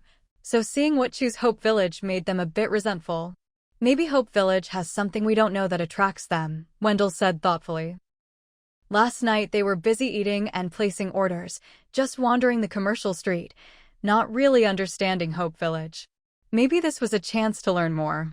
Keeping one team was easy, but having multiple teams from different territories stay was impressive. At that moment, he noticed Yoon Junkai leading Charlotte and other knights wandering the territory. Watching them enter various shops, Wendell's eyes flickered. Speaking of which, Hope Village was really lucky. The awarding team's arrival could bring their products to the capital. No surprise, once the products became popular in the capital, countless trade caravans would follow. However, more opportunities meant more risks. It depended on whether Hope Village could hold on in the end. The thought passed quickly, and Wendell's attention returned to Hope Village itself. He said to the group behind him, let's go look around. So, Wendell started. Hope Village currently had few buildings, many of which were also in Bangra Town, so nothing special caught their eye. The only special thing was that Hope Village had 3 special buildings, luckier than typical level 2 villages. This Hall of Heroes summons undead, but undead magic is banned on the coast and continent, so it's not very useful. And this Beast God Temple, orcs aren't that obedient. Better not get stabbed in the back. The quest hall is better. I see few orcs here. Maybe their lord doesn't want to hire many. The hospital is not bad, but they have too few doctors, so their luck is poor. They discussed as they walked, somewhat belittling Hope Village. Wendell noticed and knew their judgment was biased. Objectively, Hope Village had great potential. If it could survive early challenges, when it became a town, it would definitely take off. But that was still far away. So he didn't stop them. They came to a factory under construction. They knew the factory's location. Many of Hope Village's goods came from here. This was also their future pickup point. Perhaps considering this area as a goods hub, the factories were spaced far apart, roads wide enough for several beast carts side by side, and each factory gate was wide with an old man guarding it. He glanced at them and then looked away. They just have an ordinary person guarding the factory gate, not even a professional, someone said incredulously. Maybe there's some special relationship? That was the only explanation. Wendell noted this. He had already noticed many ordinary people in Hope Village, but unlike other territories where ordinary people struggled, these seemed quite comfortable. They didn't avoid or fear professionals. Wendell's attention shifted to a large building under construction at the intersection. Judging by its size, it was bigger than several factories. What was it for? Now Wendell felt the disadvantage of having no guide. They couldn't tell at a glance. At that moment, a group of children carrying various cakes and buns came nearby, looking eagerly at the building. Wendell's eyes flickered, and he asked them, kids, do you know what's being built here? Yunjia, the oldest, was wary of Wendell's unfamiliar face. Why do you ask? We're a trade team from another territory, here for business, just walking around and curious about this building. Yunjia thought for a moment, then said in a childish tone, this is a school. A school? A place to learn magic? Wendell asked in surprise. Hearing Yunjia speak, other children chimed in. A school is a school, a place to read and learn characters. My brother said once the school is built, we can attend classes. I'm 6, so I can go to 1st grade. My dad said we can learn magic, but that's after elementary school. He says I have magical talent. My mom said even if I don't have magic talent, it's okay. The school will teach us other things so we won't starve. The children chattered excitedly, eyes full of longing. After all, their families constantly told them how good studying was, so naturally, they remembered and hoped. Can all children attend school? Wendell asked. Yes. The innocent children didn't realize their words shocked Wendell and the others. Seeing their strange expressions, Yoonjia quickly said to the others, "Let's go play somewhere else." Okay. The children quickly ran off. After they left, someone said, "I think I understand why Hope Village can keep people. If I had kids, I might come here for them. What if I sent my kids to Hope Village? This village might not have good teachers. But there are many professionals here. Teaching adults is hard, teaching kids is easier. Learning here before 12 isn't bad." The group unconsciously started debating. Wendell listened and sighed deeply inside. At this moment, he somewhat understood why What chose Hope Village. Probably, even if What didn't want to, his people couldn't resist the temptation. The school isn't finished yet. Let's see how it goes. We're close, so we can observe more, Wendell said to calm his team. His words did calm them. Quickly, Wendell led them away to the Lord's Manor. The school matter made him want to understand Hope Village more deeply. Soon, Wendell's group entered the manor. Unexpectedly, they recognized many people there.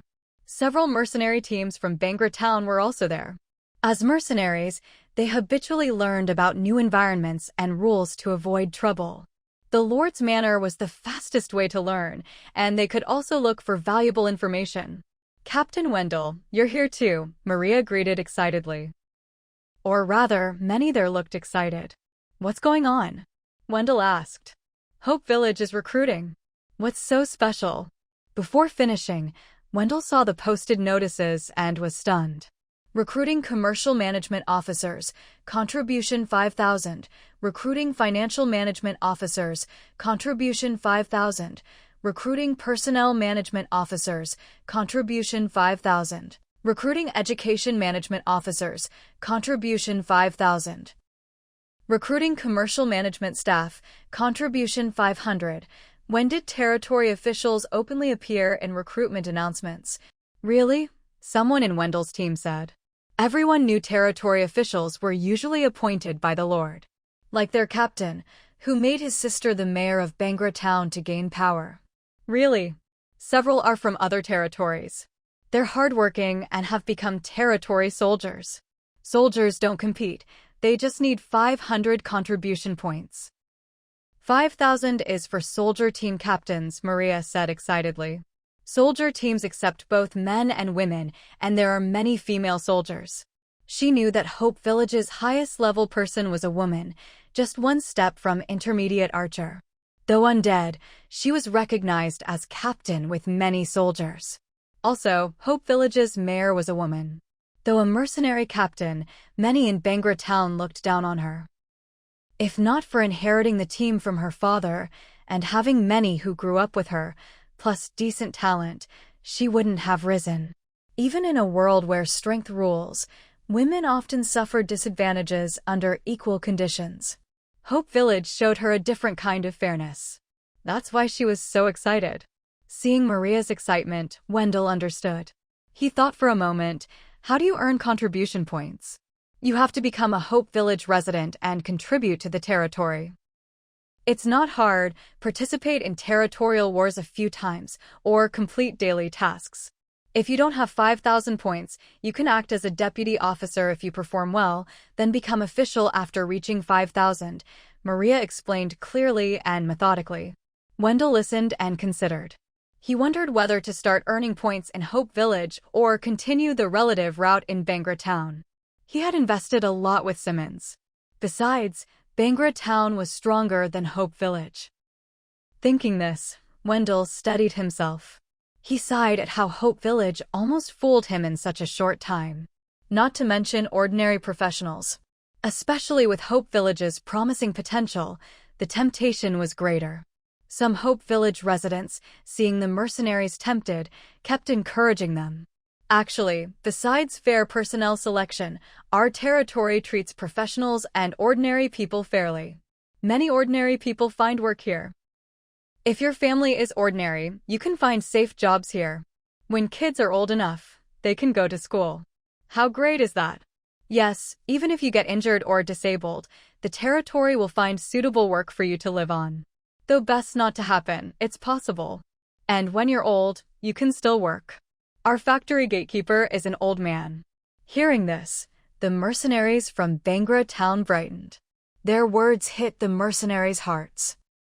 Living on the edge, they wanted guarantees for their families, children, and themselves when old. Before, they hoped to save enough money. Now they could rely on the territory. Tempting. After a while, these mercenaries left, and new ones came in. The cycle repeated. In less than a morning, Hope Village's welfare became a hot topic in Bangra town. Many struggling mercenaries were already eager. Finally, this news reached Charlotte and others. Charlotte spent most of the day selecting products. It was his personality. To enjoy, he had to finish work first. But he didn't forget to have his people inquire about Hope Village. After they reported back, Charlotte smiled. This territory is really interesting. Since arriving, every aspect of Hope Village surprised him, a pleasant surprise. It showed a different scenery, unlike most territories. He hadn't seen any territory take this path and didn't know what the future held. Also, were the thousands of new territories all like Hope Village? Sir, I feel Hope Village is using these special things to poach people. I heard several other territories already have many settlers, shipping goods back and moving families. Looks like Bangra town might lose many people this time, one night house said. Yeah, if I were an ordinary mercenary, I'd be tempted too, another knight agreed. Their futures were secure, so they weren't fooled, but imagining themselves in that position, they understood the temptation. A territory's development needs people. More people means faster growth. Hope Village needs people, so it's normal to attract many, Charlotte said directly. Should we record this and report it? House asked. Their purpose here was to check on these new territories. Hope Village's school and official recruitment were somewhat out of the ordinary.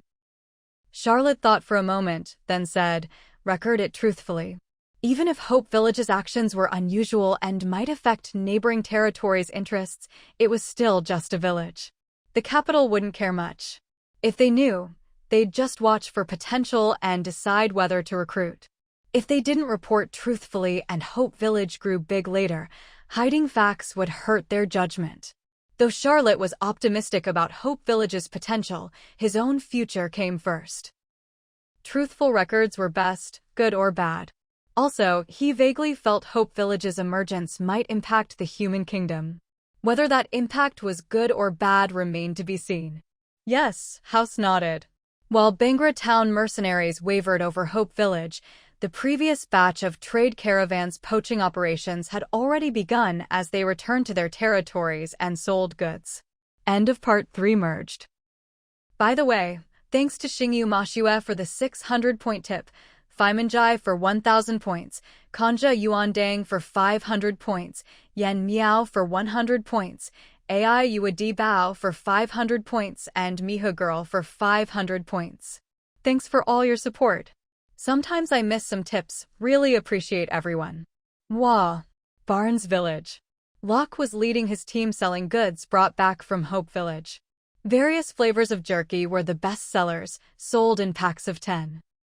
Many people scrambled to buy them, especially families with children, as they were perfect for coaxing kids. Next were instant noodles. After all, they only took a few minutes to prepare into a bowl of delicious, aromatic noodles, an excellent treat for many professionals in the wild. After the last Hope Village team sold these products, many people had been craving them. Now that they were available again, then came various portable dried fruit snacks and some daily necessities from the woodworking shop, all emphasizing good quality and low price. In just one morning, everything was sold out, nothing left. Many who came late couldn't get any. Sold out so fast, any more instant noodles? No, why didn't you bring more stock? There are too many trade teams. Everyone's competing for goods, so there's less. When will you get more? In a couple of days. Can we follow you next time? The last question came from a professional in the territory. Seeing how well Locke's team sold goods from Hope Village, they got ideas. Buying from Hope Village might be cheaper, and with such hot sales, reselling would be very profitable. But they asked cautiously, unsure if Locke would mind. Of course, just keep an eye on our team's movements and follow us. Locke wasn't too concerned.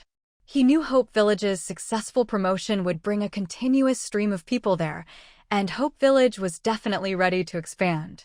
He had a team and ample funds, even leaving people in Hope Village to stockpile goods, so he had the advantage. Most importantly, he was already preparing to move his family to Hope Village. In the future, Hope Village would be his territory. Since Hope Village needed people, he'd bring more, and whether they stayed was Hope Village's business. With Hope Village's current conditions, most would likely choose it over Barnes Village. Barnes Village was a level higher, but in potential, it couldn't compare to Hope Village. The most outstanding difference was the environment. Barnes Village had high living costs and fierce competition. Its lord invested little in buildings. There were almost no valuable structures, mostly basic ones. This meant even if the territory lost in war, losses would be minimal, and it wouldn't attract much attention due to low value. That was internally. Externally, the territory invested little in military strength, and many dangerous magical beasts roamed outside. Thus, Barnes Village could meet residents' basic needs, but lagged far behind other territories of the same level. Perhaps because of the Lord's attitude, some professionals and residents in Barnes Village had developed a similar mindset. That was why when Li Xingting wanted to leave during the recent heatwave, they dared to make such demands. So, compared to Hope Village, Barnes Village was just trash. If Barnes Village's environment were even slightly suitable for his survival and development, Locke wouldn't leave so easily. He could have traded goods between the two territories. Many professionals nearby had similar thoughts. Hearing Locke say this made them happy and firm in their decisions. At that moment, the territory's soldier team entered the street. The soldier team captain, Hudson, looked at Locke's stall and raised an eyebrow. "Selling well, huh?" Locke sighed lightly. "Just making a living." Hudson chuckled. "The usual rules, you know. You sold so much here, you have to pay business tax." Locke pursed his lips and handed over a gold coin. Hudson spun the coin in his hand, making a clear sound, then said flatly, "Isn't this a bit short? We didn't bring much stock this time." Though it sold fast, profits were low. Locke slipped Hudson some silver coins privately. Hudson was satisfied and moved on to another stall. Watching him leave, Locke's expression grew more determined. Hope Village's taxes were fixed and only required reaching a certain amount, unlike Barnes Village. If Hope Village changed later, he could still use the upcoming opportunities to gain more benefits and prepare for migration. The long-standing territorial wars on the coast and continent had created a reality where professionals and residents constantly moved. So, in the following time, besides buying cheap resources within the territory, Locke and his teammates mostly mobilized their families to prepare for moving to Hope Village. Is Hope Village really that good? Locke's wife, Beth, asked in surprise. She hadn't expected her husband to prepare to move the whole family after just one trip to Hope Village. Locke had been to many territories before but never seemed so eager. "Yeah, it's good. You'll see when you go. No need to say much now. If word gets out, the Lord won't let us leave easily," Locke warned. He could list many reasons why Hope Village was good. But now wasn't the right time. He also told his teammates to keep a low profile. The Lord of Barnes Village, Viscount Robin, was cautious about territory construction, but not so careful with professionals and residents. To him, they were just tools to make money. He wouldn't want such a large group to leave. So, caution was key for a safe departure. "Okay, I trust you," Beth said, still curious and hopeful about Hope Village. What made her husband think it was so good? Thus, Locke's group packed and left very discreetly. Many other teams were making similar preparations. A population migration was quietly underway. Glasgow Village. The number of returning trade caravans was even greater than in Barnes Village, and in this wealthy territory, the goods sold even faster. Finished products, no matter what, were snapped up immediately. "You brought too little. Not nearly enough for us to buy." "Hey, Why is it that they make meat taste so good? Even if it's meat, I still prefer the other stuff. The flavors are amazing, and we don't get to eat that kind of food every day. There are also other small goods that are quite convenient for daily use. Yeah, their products are friendlier to us ordinary folks. How's Hope Village? Is it prosperous? Many people chattered excitedly, their curiosity about Hope Village barely concealed. It's not as big as our territory, but it's still very prosperous. Most importantly, there's a huge variety of food. The stuff we brought back is mostly finished products, which can't compare to the authentic delicacies in their territory. We couldn't bring back everything: spicy and sour noodles, crispy and tasty burgers, crispy fried snacks, flavorful hot pot, so much more, said Bernie, the leader of one trade caravan, his mouth watering just talking about it. Though he had only returned a day ago, he already missed Hope Village. He felt incredibly lucky to have followed Morrison to Hope Village. Otherwise, he wouldn't have made this money or tasted so many delicacies. Bernie's words made others even hungrier. They were already enjoying the goods brought back, which were delicious enough, so the even better food must be irresistible. When are you going back to Hope Village? I want to go with you. I want to see for myself how good Hope Village's food really is. I've never heard of these before. I have to try them myself. Many present were well off and naturally willing to indulge. Bernie snapped back to reality and smiled. We're leaving tomorrow. Anyone interested can come along. But what if we can't go? Someone sighed. Too cruel. Tempting people and then just leaving. Hee hee, if you can't go, there's a solution. Our trade caravan has rented a shop that opens tomorrow. We'll regularly sell some Hope Village products and also offer Hope Village delicacies. But didn't you say all the goods were sold out? Finished products are sold out, but not semi-finished ones. Our shop specializes in semi-finished goods. Though the taste isn't as authentic as Hope Village's, it's still delicious, Bernie explained. Though Hope Village was great and its benefits tempting, Bernie loved doing business more. Plus, he had his own breeding farm in Glasgow Village, making business easier. So he never planned to settle in Hope Village. But he intended to treat Hope Village as his second home for business. Several of his team members had already become Hope Village residents, and he had them rent shops there. He regularly sent magical beasts from his farm to those shops, while those members stocked enough goods. His flying magical beast team transported goods daily between the two places. His trained flying magical beasts gave him a natural advantage.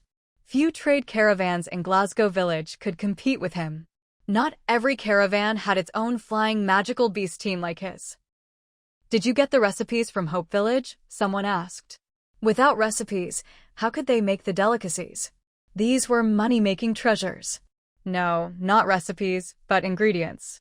For example, for spicy and sour noodles, one Hope Village shop called Convenience Hall sells noodles, and another sauce shop sells the special spicy and sour seasoning.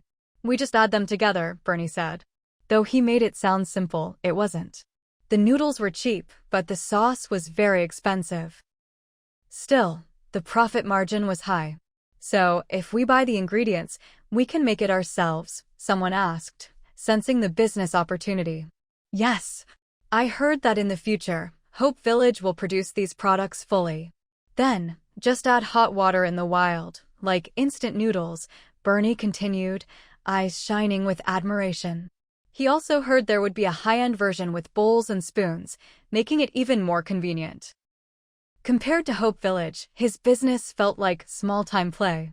Unless, he could learn from Hope Village's ingredients how they made the food. Also, the noodles didn't look like wheat-based. They were transparent. What were they made of? Such special food was just one part of Hope Village's offerings.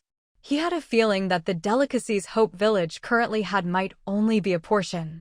With this guess, he didn't want to dig too deep into the recipes. Following closely behind Hope Village, he could still make good money with much less risk, since Hope Village was leading the way. Whether Hope Village could hold on was their problem. As long as it did, those following would be fine. What about other foods besides spicy and sour noodles? According to what Hope Village revealed, as their factories build and technology improves, more will come, Bernie said, eyes gleaming. The listeners' minds involuntarily followed Bernie's words, as if entering Hope Village and seeing a world different from their own. Well said. I'm starting to get curious about Hope Village too, a somewhat authoritative voice rang out. Lord. Someone quickly recognized the speaker and respectfully bowed. But after bowing, no one dispersed, knowing the Lord wouldn't mind. Their Lord often moved around the territory and was known to be kind and good to residents. So they respected him sincerely. Lord Lancelot looked at them, nodded slightly, then turned to Bernie and asked directly, "Where's Morrison? Has his team returned?" Morrison came from a large territory, so Lancelot naturally valued him more than other teams. This represented trade relations between their territory and Morrison's. Morrison took his caravan back to their territory, carrying a large amount of Hope Village goods, Bernie said, a bit envious. There were many trade caravans in Hope Village, all wanting to stock up, but goods were limited, so how much one got depended on skill. Of course, Hope Village tried to distribute fairly, so caravans from different territories got some. Morrison's city-based caravan got the most, even some goods others couldn't buy. They knew Hope Village's goal was to sell to bigger territories, so it made sense Morrison got preferential treatment. Lancelot's eyes flickered as he said to Bernie, "Tell me about Hope Village." Bernie thought for a moment and then recounted everything he knew about Hope Village in detail. Prices in Hope Village aren't high, visitors pay low entry fees. There are many jobs inside, even ordinary people can get positions. The government recruits residents for many official posts, based on contribution points, which depend on residents' contributions to the territory. The food is the most outstanding, and there are 3 special buildings, which are, the most eye-catching now is the school under construction. Bernie didn't hide anything. He knew that although Glasgow Village couldn't match Hope Village in some aspects, the lives of Glasgow's residents were not bad, and many had deep roots in the territory. Under such circumstances, not many residents would want to leave Hope Village, especially since the 2 territories weren't far apart. Those who really wanted to leave would eventually do so. That was why Bernie spoke so casually. At the scene, not only Lord Lancelot listened carefully, but the surrounding residents also paid close attention. After hearing this, everyone grew even more curious about Hope Village, their desire to visit rising rapidly. Lancelot's eyes showed a trace of emotion. He naturally sensed the threat Hope Village posed, but saw something deeper. His territory's development model and Hope Village's could complement each other.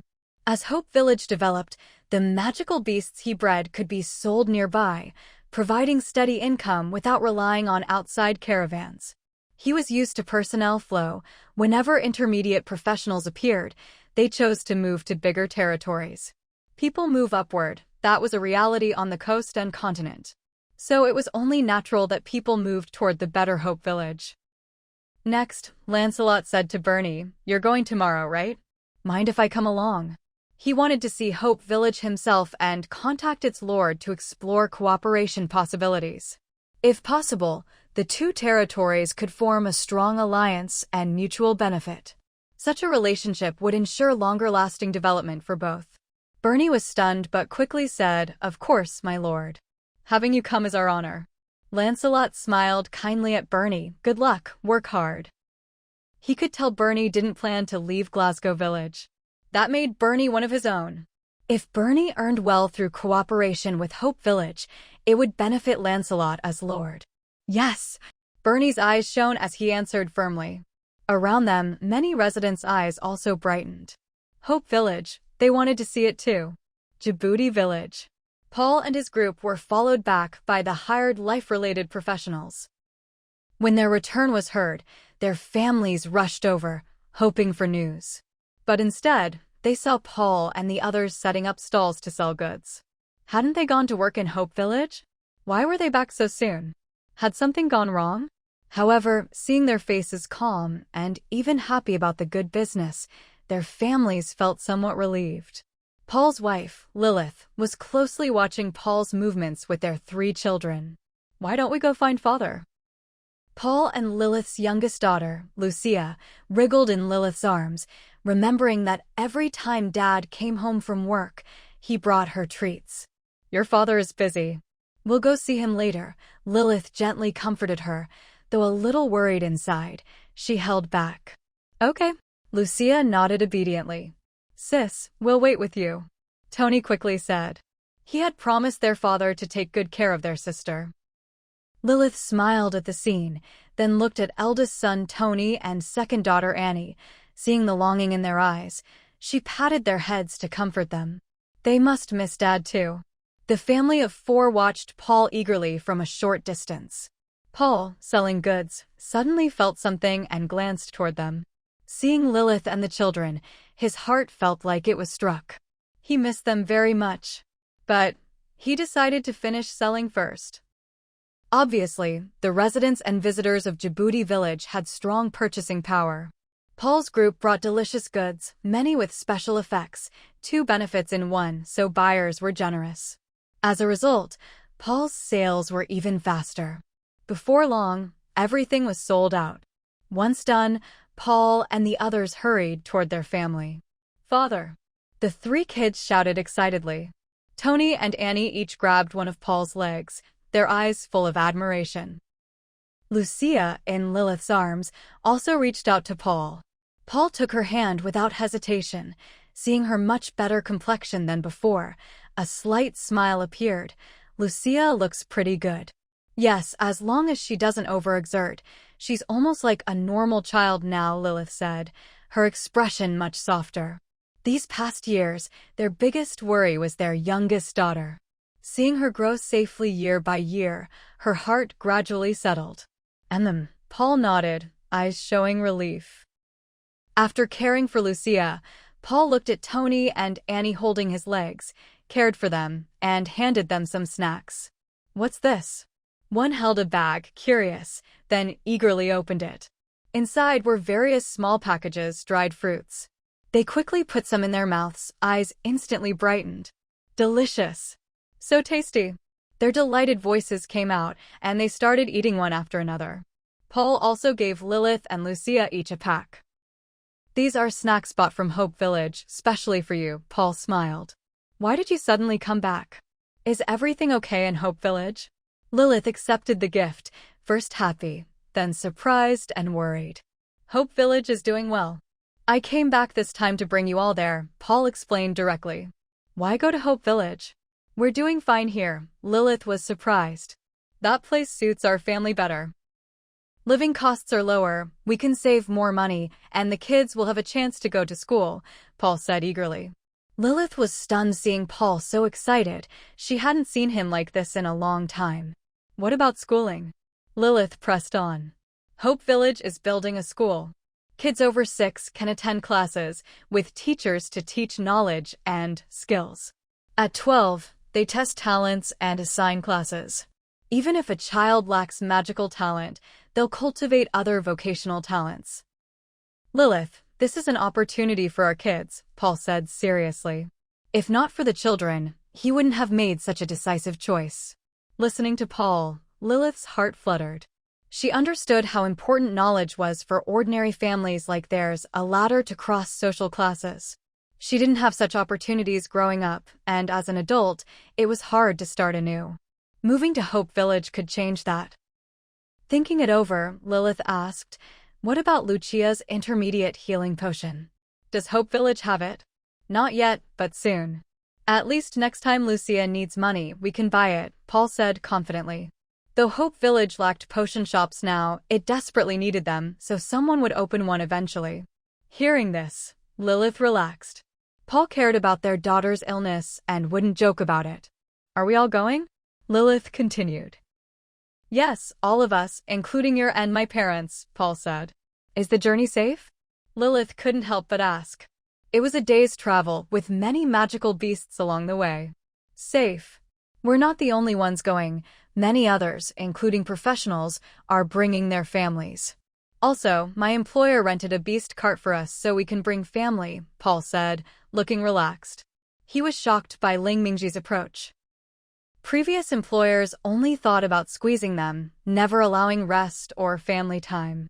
But this one gave them holidays and allowed family. This made Paul even more determined to work well in Hope Village. Good, then we'll prepare to leave immediately, Lilith agreed. She saw Hope Village had truly captured her husband's heart. It must be a very attractive place. She felt a little excited. Similar situations happened in many families hired by Hope Village, all dreaming of a future there with their families. Their movements didn't escape neighbors' eyes. Seeing some selling houses or canceling leases, many took notice. One neighbor, a life professional named Gil, came over. "Are you planning to move your whole family?" Gil asked incredulously. Paul had only been to Hope Village a few days but already made this decision? No plans to return? Hope Village's level wasn't even as high as Djibouti Village. Yes. Why?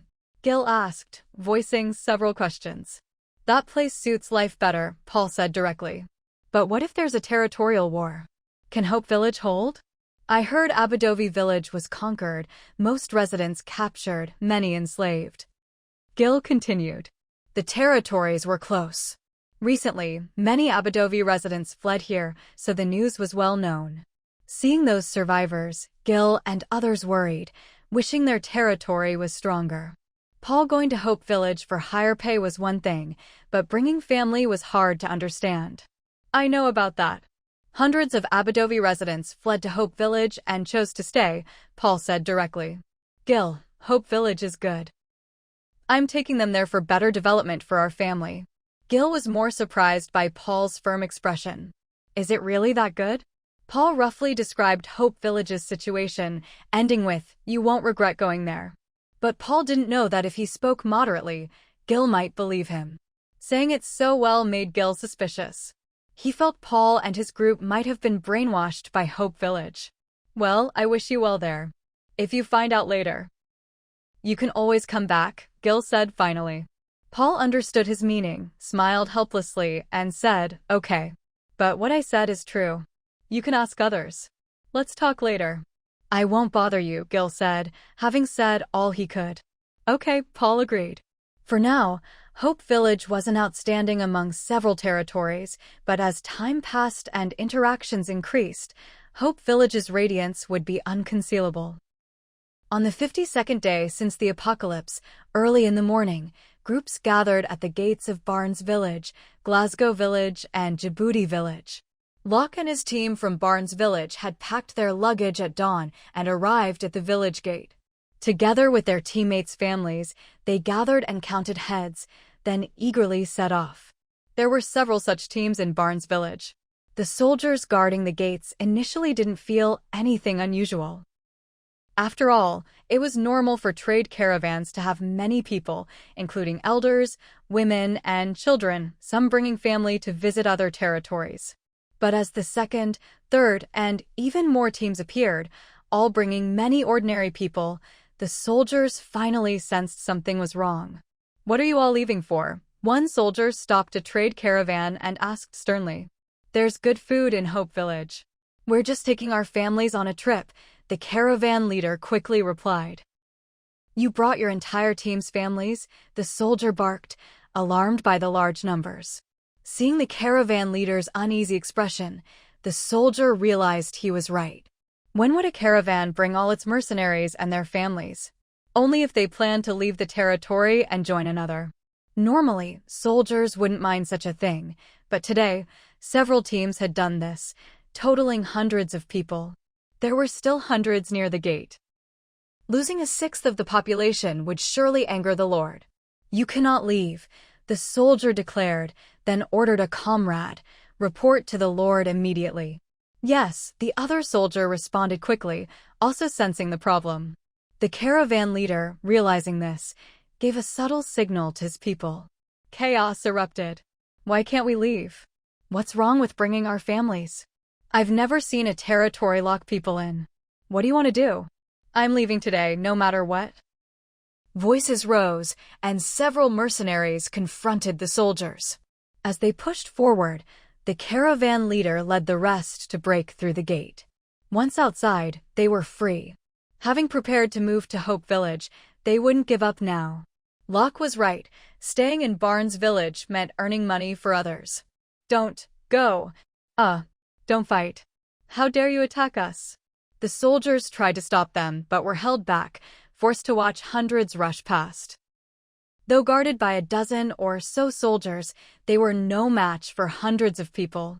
Several professionals stayed behind to cover the retreat. Soon after, when Lord Robin of Barnes Village arrived, the gate was empty except for injured soldiers and curious residents. What happened? Lord Robin's eyes darkened as he surveyed the mess. They escaped. The trade caravans from Hope Village took their families and left, a soldier reported. How many? Robin's face changed. Losing so many meant they wouldn't return. His territory's finances depended on these caravans. Over 1,000, the soldier grimaced. Robin gritted his teeth. Where did they go? I don't know. The soldier hesitated, then corrected himself. Hope Village. It must be Hope Village. Hudson, who came with Robin, added, It must be. Yesterday, Locke's team sold Hope Village goods here. Hope Village must have agreed to something. He was a little scared. After extorting these caravans yesterday, they ran off today. If he didn't divert the Lord's attention, he might be blamed. Robin checked Hope Village's ranking. It was just below his. But Locke's departure was inevitable. Looking at the residents nearby, he ordered, from now on, strictly guard the gates. Trade caravans leaving cannot bring family members. Violators will be detained. After issuing the order, Robin looked coldly at Hudson. Lead a team to Hope Village. Find out their bottom line. He wouldn't tolerate anyone poaching from him. Yes, Hudson replied quickly. Compared to Barnes Village's turmoil, Glasgow Village was much calmer. Many left, but most were alone, just going to see the excitement, especially since their lord was with them. With the Lord's protection, their safety was guaranteed, and they could enjoy a visit to Hope Village. So, several hundred set off in a grand procession. In Djibouti Village, besides a few trade caravans that had been to Hope Village, Paul and other life professionals and their families, as well as some visitors and caravans from other territories, left. Though smaller than the other two villages, the number was still considerable.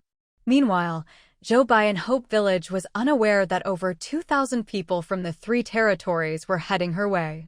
Her focus was fully on Hope Village, which had suddenly accelerated its expansion. First, shops. Newly added shops were all rented within a day. Newly built houses were snapped up immediately, despite her limiting each resident to one house and forbidding renting after purchase. Otherwise, even more houses wouldn't suffice. Jobai was pleased, especially since many new renters and buyers were local residents. She had worked hard to attract residents to stay in Hope Village, whether from Blue Star or locals. This feedback proved she was right. The biggest surprise was population. Unknowingly, it had passed 3,000. Many trade caravans became residents and then left to bring their families. When they returned, Hope Village's population would surge again. This next surge could push the population beyond 5,000. Once over 5,000, given the current conditions, Hope Village could prepare to upgrade to a level 3 village. So, it was expected that Hope Village would enter a rapid development phase soon. System notifications appeared on Jobai's control panel. Dear host, build residential houses. Dear host, build shops.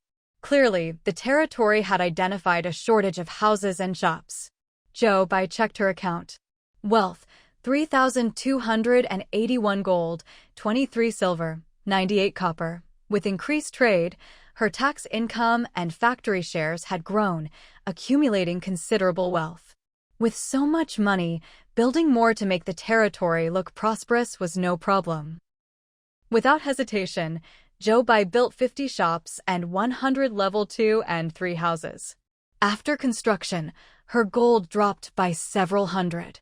Thinking of the buildings needed for future population growth, Jobai suddenly felt her money wasn't enough. She guessed the territory might soon gain 1,000 or more people, requiring enough buildings to accommodate them. That meant she needed lots of money, lots and lots to build. Building a territory was a money pit. No amount was ever enough. Something wrong. Ding Chiro, resting at home, noticed Jobai's pained expression. Nothing, just spent a lot on buildings, Jobai said quickly, seeing her mother's concern. Need money? Ding Chiro was surprised. She shouldn't be short. No, just thinking the territory will need a lot more money. What I have now isn't enough, Jobai said frankly. You've done well already. Don't pressure yourself. Take it step by step. Earn money when you can. If you really need it, ask me. Mom's money is yours, Ding Chiro said generously. Jobai was touched at first, then helpless. Her mother really had more money than she did now. No need for your help now. The territory earns a lot daily, but development requires repeated big investments, Jobai said, just reflecting. You have plenty of liquid assets. Think of all your fixed assets, plus tens of thousands of lumber in the warehouse and other resources. That's real wealth. You don't need my money. If short, you can sell assets. You're making money from money now. Ding Chiro continued. Hearing fixed assets, Jobai smiled. Yes, the 100 shops belonged to her, and monthly rent was a substantial, steady income. This gave Jobai renewed motivation. Even if her account was empty, she was a real landlord. She couldn't obsess over account balance, but over assets. That relaxed her. Changing the subject, Jobai asked, Mom, how's Virgil in Hope Village? She'd been busy and hadn't checked on the merchant NPC, but noticed the grocery store's sales were rising. Virgil was capable. Not bad. With him, managing the warehouse is easier. Many idle resources have been sold. Thanks to him, I got a day off today. Ding Chiro praised. Outside work, he often wanders the shops trying various foods. As long as he adapts, it'll benefit the territory, Jobai said seriously. She had high hopes for Virgil after hearing Bayer's evaluation. But given the current business environment, Virgil might not be impressed. Better to wait until his favor for Hope Village grew and he volunteered. I think he really likes Hope Village, Ding Chiro said confidently. Though unaware of other territories' details, seeing more locals settle, she guessed Hope Village's environment was excellent. Attracting locals meant it could attract undead too. Good, Jobai nodded. Now that today's affairs are done, I'm going out on a mission. Mom, wanna come? Jobai asked. With upgrade conditions met and population rising, her level had to keep up. Since upgrading was good, she could bring her mother. No problem, Ding Chiro agreed. The territory's professionals were increasing, including life-related ones. Though she no longer pursued combat, becoming a professional through fighting early was good. Recently, sometimes Zhou Zhangping, sometimes Jobai took her out to level up. She was used to it. They left home together. In the territory, new shops and houses were rapidly appearing on the designated plots. Many people noticed immediately, and news spread fast. Especially about shops. Hope Village's shops, especially food shops, were making huge daily profits, making many envious. With Hope Village rising like a new star, anyone with sense knew it would attract many newcomers soon. More people meant more business. Early shop occupation meant seizing future opportunities. So, after news of new shops spread, 50 shops were snapped up quickly. Many latecomers missed out. Damn, a bunch of bandits. All 50 shops gone just like that. Yeah, I've been wanting to open a shop. Have to wait for the next chance. I heard rent is 10% higher this time. More shops, but business harder since population is limited. People rent early for a reason, to catch the market in coming months. True, just we're late. I'm afraid someone else will do the business I wanted. Similar discussions echoed, many regretting missing out.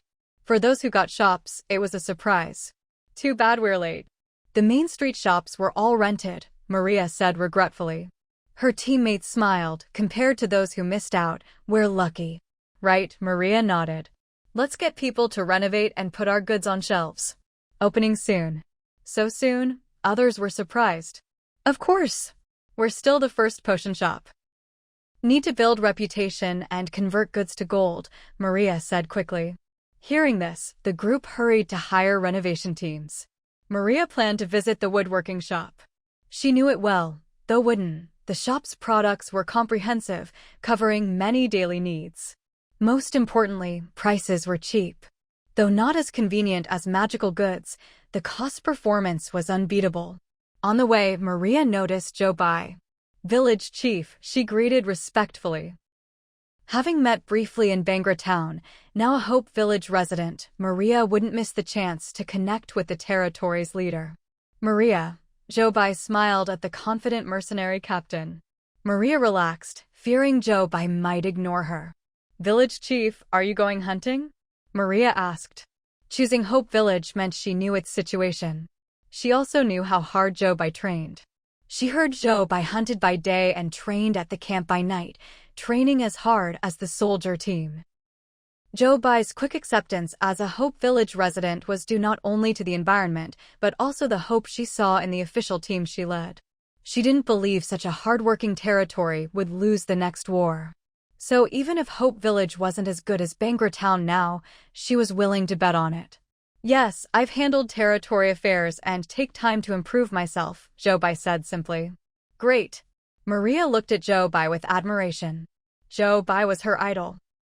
A woman should live like this. Since you and your team stayed in Hope Village, what are your plans? Hunting too? Jobai asked. She had seen Maria's team's strength and was happy they chose Hope Village.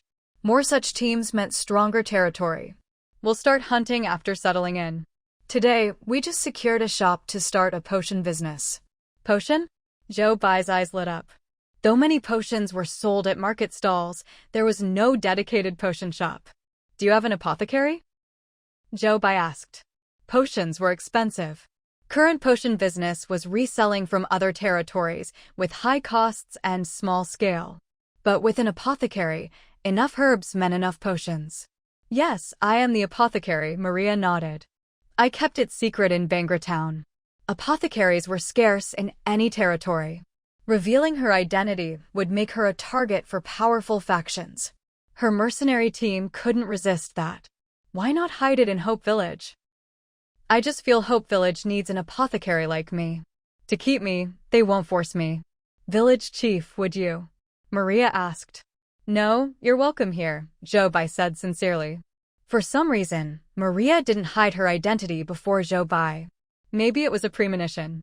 In Hope Village, she could have the freedom she wanted. They walked together to the woodworking shop. I'm here, goodbye, Maria said. Goodbye, Jobai said, continuing with her mother toward the territory outskirts. After some distance, Ding Chiro said, more people and talents are coming. Various professions are emerging. It's great. Locals have more diverse professions than us, Jobai nodded. More and more. We're adapting to this world. It's been less than 2 months, but I almost forget what life was like before, Ding Chiro said with some helplessness. It seemed distant now. What we can choose is now, Jobai said firmly. Yeah, luckily our family is together, Ding Chiro said gratefully. Compared to many separated families, they were truly lucky. I wonder how Blue Star is now, Jobai said. She guessed this world wasn't Blue Star. They were likely transferred here by the Apocalypse game system, only part of the population. What about the original Blue Star and its billions? What happened? Ding Chiro said nothing. It was beyond their power. Jobai only sighed and quickly dismissed the thought. As she said, living in the present was their best choice. With determination, Jobai led Ding Chiro to a resource point. Meanwhile, Maria entered the woodworking shop. Following signs, she headed to the container area. There, she met several familiar faces. What are you all doing here? Maria asked Wendell and others, eyes searching. Especially Wendell, he hadn't chosen to become a Hope Village resident, right?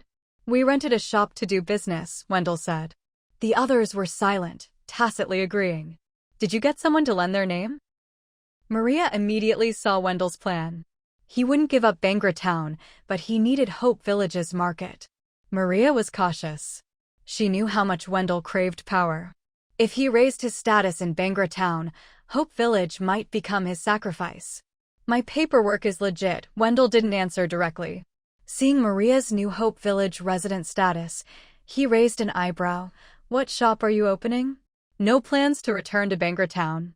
A potion shop, Maria said without hesitation. Wendell was surprised, recalling the mercenary team's frequent use of basic potions. A dark gleam flashed in his eyes. You guys hide well. Just protecting ourselves. Otherwise, we wouldn't survive in Bangra Town, Maria said bluntly. Wendell. He felt she was hinting at him. Before he could speak, Maria said, I have to buy supplies. Won't bother you. She busied herself and left. Others quickly said goodbye to Wendell. They had chosen to become Hope Village residents and no longer needed to stick with him. Watching the crowd disperse, Wendell remained calm.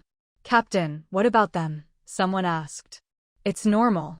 Different territories mean different interests. So parting ways was natural. He just hadn't expected it so soon. Thinking back, this trip to Hope Village had been full of surprises. Will your shop have problems here? Like restrictions from Hope Village? As long as my goods are needed by residents, no worries, Wendell said calmly. Though he hadn't stayed long, he saw Hope Village's essence. He bought many things here and hurried to decorate his shop. Thus, the mercenary team from Bangra Town quickly opened various shops in Hope Village. Though some shops lacked full stock, they still opened. Compared to Hope Village's food shops, these focused more on professional-related goods, potion shops, magic scroll shops, magic furniture shops, magic equipment shops. Their presence seemed to herald Hope Village's new stage, a phase of collision and integration with local territories. If they passed this stage, Hope Village would surely make a bold mark in the history of the human kingdom's territories on the coast and continent. Whether Hope Village will make history is a matter for the future. For now, with the emergence of magic-related shops in the territory, Hope Village is buzzing with excitement. Especially among the Blue Star residents. Only a small portion of them had visited other territories and heard tales of various wondrous magical items in this world. Though some had brought back a few items before, the quantities were scarce and many couldn't even get their hands on any. The biggest gain was probably various magic spells, since spells are easier to spread. Thus, they had always been very interested in magical goods from the coast and continent. In recent days, with the arrival of other trade caravans, many had glimpsed some magical items. But for them, it was far from enough. Now, with dedicated shops in their territory and a huge variety of goods to choose from, how could they not be excited? Once they learned where the shops were, countless residents rushed to them. Potion shop. After arranging the shelves, Maria neatly displayed all kinds of potions from her inventory. For people helped her in the shop, while the rest went nearby to gather herbs. Finding herbs themselves to make potions would lower costs. Besides organizing the shelves, Maria also set prices for each potion. Is this price too high? Henry, a mercenary in Maria's team, asked nervously. Hope Village's overall prices are low. Maybe the residents don't have much money and won't be willing to buy potions. Potions are necessities. Hope Village only has a hospital now. People injured or sick must go there, which is inconvenient, especially if injured outside. Potions solve this problem, so they'll want to buy them. And who says Hope Village's prices are low and people have no money? Maybe that's why they've saved up quite a bit. Maria explained. Opening this potion shop wasn't a sudden decision, but based on market observation. Hearing this, Henry and others temporarily believed her. Suddenly, several people rushed into the shop. Seeing the shelves full of potions, their eyes lit up. Potions, so many. Buy quickly. I want healing potions. I want mana potions. Why so few? Don't fight me. What's this? Speed potion? Increases speed. I want it. Any stamina potions? Stamina potions? Nice. They started frantically grabbing potions. Potions were scarce in their territory, and this shop's stock looked limited. They wanted to stock up before more people came, and they couldn't buy any. Even if unused, they could resell them later. Before Maria and her team could react, more professionals entered, also targeting the potions. In no time, nearly half the potions were sold. So fast, Henry muttered, surprised. Maria smiled and patted his shoulder. Don't be shocked. Go maintain order and explain the potion's effects to those who don't know. Okay. Henry nodded dizzily and quickly stationed himself in different corners. Maria watched the sales soar, a slight smile on her lips. There were many potion shops in Bangra Town, each with fixed business. It was hard to break in, and she might be squeezed out. But Hope Village was different. She aimed to upgrade quickly to intermediate apothecary. Then, even if another potion shop opened, her position here would be unshakable. More importantly, she hoped to use this rare profession to catch the attention of Hope Village's lord and become an official someday. She saw no such opportunity in other territories, so she never dreamed of it. But Hope Village gave her a chance, and she would grasp it firmly. Magic Equipment Shop. This shop was run by Wendell. Back in Bangra town, he noticed Hope Village's professionals were very interested in magical goods. Though only about 200 people, they had bought thousands of magical items. Clearly, they weren't buying for themselves alone, meaning Hope Village lacked these goods, and its professionals had the means to buy them. So, using his connection with Simmons, Wendell got many magical items at low prices. If he could sell them, he'd make a big profit. Just as he thought this, professionals flooded into the shop. Compared to the potion shop's frenzy, these buyers were more cautious, mostly seeking to understand. After all, equipment wasn't a necessity like potions and had to fit their needs. Many immediately asked Wendell and his team questions. What magical equipment do you have? Can you introduce them to us? Any special requirements? Seeing their eager eyes, Wendell signaled his team, who guided customers to different containers. This is a magic wand, used to cast stored spells, different from a magic staff. This is an invisibility hat, with effects like invisibility potions, but can be detected by matching magic items. This is a magic carpet, allowing the rider to fly, but requires high mana storage or it won't fly high or far. This is a mana orb, stores mana, can replenish mana in battle, and pairs with the magic carpet. Here are daily life magical items. This is a self-cleaning tablecloth, engraved with a cleaning spell's small magic circle, never worries about dirt. This is a cleaning broom, automatically sweeps dirty places at home. This is magical cookware, can heat food automatically. As they introduced the items, Hope Village's professionals couldn't hold back. Magic carpet. I want it. It's my childhood dream. Invisibility hat, hee, perfect for wandering far away. Mana orb, no more worrying about running out of mana to kill bosses. Hee, I'll buy a magic dishwasher. No more washing dishes every day at the shop. Didn't expect a magic version. I like these daily life magic items too. Even non-professionals can use them. Amid their chatter, magical goods flew off the shelves. Wendell raised an eyebrow watching them. Hope Village's people, professionals or ordinary, were truly interested in these goods. Most importantly, they seemed completely unfamiliar, as if encountering them for the first time. This territory had suddenly appeared, and its origin was indeed mysterious. Especially many ordinary people didn't overly revere professionals, they seemed equal. And professionals didn't look down on ordinary people, treating them like brothers. This attitude, plus the generally close levels among Hope Village's professionals, gave Wendell a guess. But the guess was so shocking he hesitated to confirm it. Captain, restock needed here, a voice pulled Wendell back. Seeing many empty shelves, Wendell hurried to restock. He had a long time ahead in Hope Village and would observe more. Similar scenes happened in other magic-related shops. The mercenary teams behind these shops were all delighted. Hope Village's residents were more extravagant than expected. They had truly chosen the right place. At this moment, besides Hope Village's benefits, the word profit also tied them firmly to this little boat. This scene was also observed by Charlotte, who stayed in Hope Village to watch. Hope Village is really getting livelier and livelier. On our first day here, the buildings still looked a bit simple. But in just these couple of days, it's already so bustling. Normally, it would take months or even longer for a territory to develop this much, House said, his expression full of disbelief. Hope Village's expansion speed was truly astonishing. Charlotte listened to House's words, her expression somewhat unusual.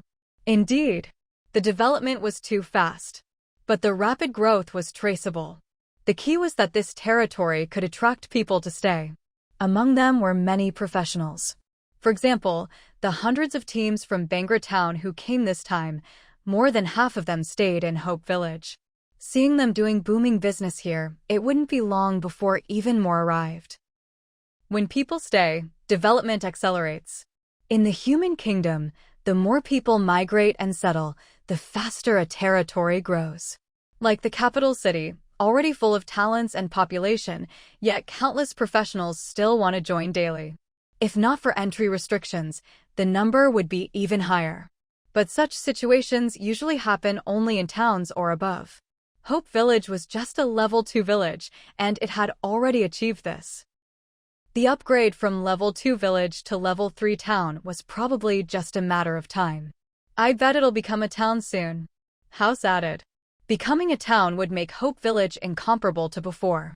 Charlotte smiled and said, if it really becomes a town soon, that won't be worth mentioning. The prosperity of a territory isn't just about fast upgrades. Many territories easily become towns, but find it hard to hold on. For Hope Village, without absolute strength, becoming a town would attract other towns' attention. Then all the efforts now might just serve others. She was curious how Hope Village would choose. How so? House asked. Charlotte glanced at him coldly.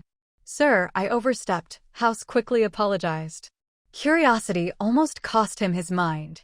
It was best to focus on work. Contact Yun Junkai and Zheng Yongnian. Prepare the goods we need. We depart tomorrow, Charlotte ordered.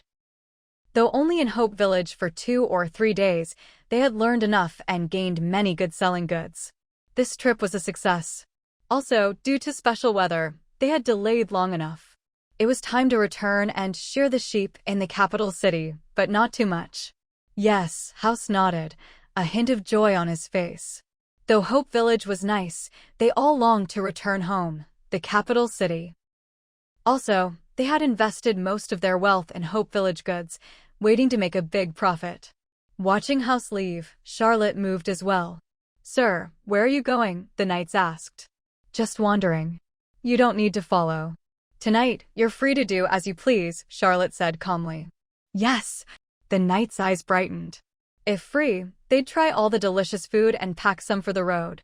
Compared to their reluctance before, now they were full of anticipation. They could already imagine the trip back with Hope Village's delicacies wouldn't be so hard.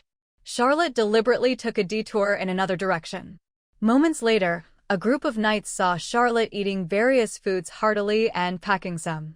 Oh no! Our lord caught in an unnoble act. But Charlotte just glanced at them and moved on to the next shop. The knights quickly forgot the scene. Farther away, Charlotte bit into a slightly loose fried cake and stuffed it all into her mouth. No one here cared about her noble status. Just then, she bumped into Zhou Bai and Ding Chiro returning. Seeing Charlotte's cheeks stuffed full, Zhou Bai couldn't help but look shocked. She remembered the first day Charlotte arrived, clad in armor, riding a war beast, looking majestic and domineering, such a stark contrast. Barren, you have quite the appetite, Zhou Bai teased. Charlotte swallowed with difficulty, took out a handkerchief to wipe her lips elegantly, and asked, Village Chief, just got back? She was the first leader she'd seen so active outside and alone. Clearly, this trip had been fruitful. Charlotte sensed Zhou Bai had leveled up again, level 13. Really fast. She admired Zhou Bai for her hard work. Hard workers earn respect anywhere. Yes, just about to eat, Zhou Bai said, eyeing Charlotte's food bags. Barren, are you leaving soon? Some food doesn't taste as good packed. Carrying so much meant eating on the road. Yes, leaving early tomorrow, Charlotte nodded. Safe travels, Zhou Bai said, about to eat with Ding Chiro. Suddenly, Charlotte called out. Wait. This trip isn't just for the title. We're also observing these suddenly appearing territories. Since it's a mission, I'll report everything we encounter, Charlotte said, hoping Zhou Bai would prepare. Zhou Bai paused, then nodded, understood. Her calm response puzzled Charlotte. Aren't you afraid? Your territory holds many valuable things. Does fear help? Even if others covet them, it must be through open territory wars. We won't back down, Zhou Bai said firmly.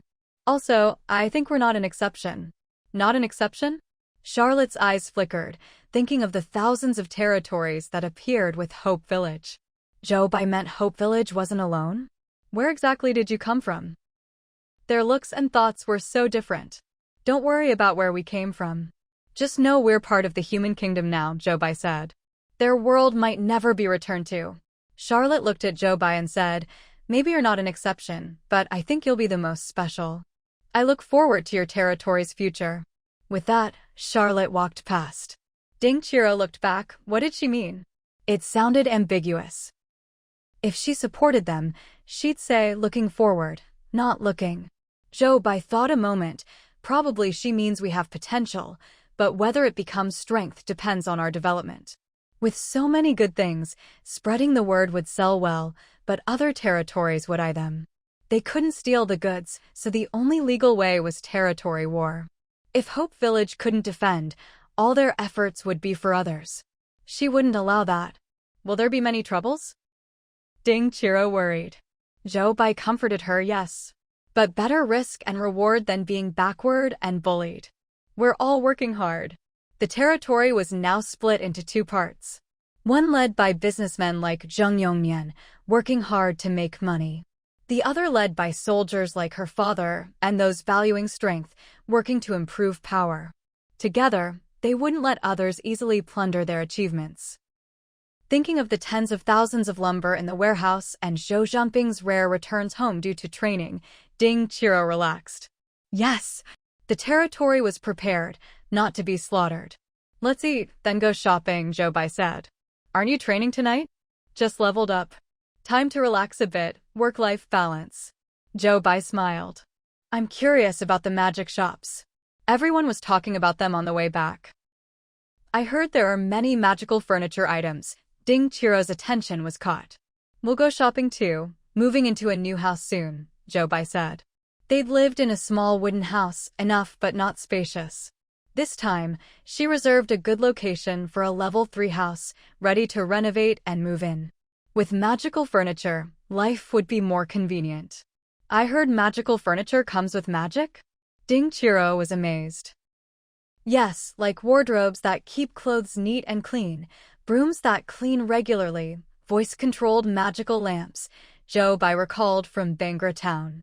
Back then, she thought Hope Village was a mountain village compared to the city of Bangra town. But soon, Hope Village would have these too.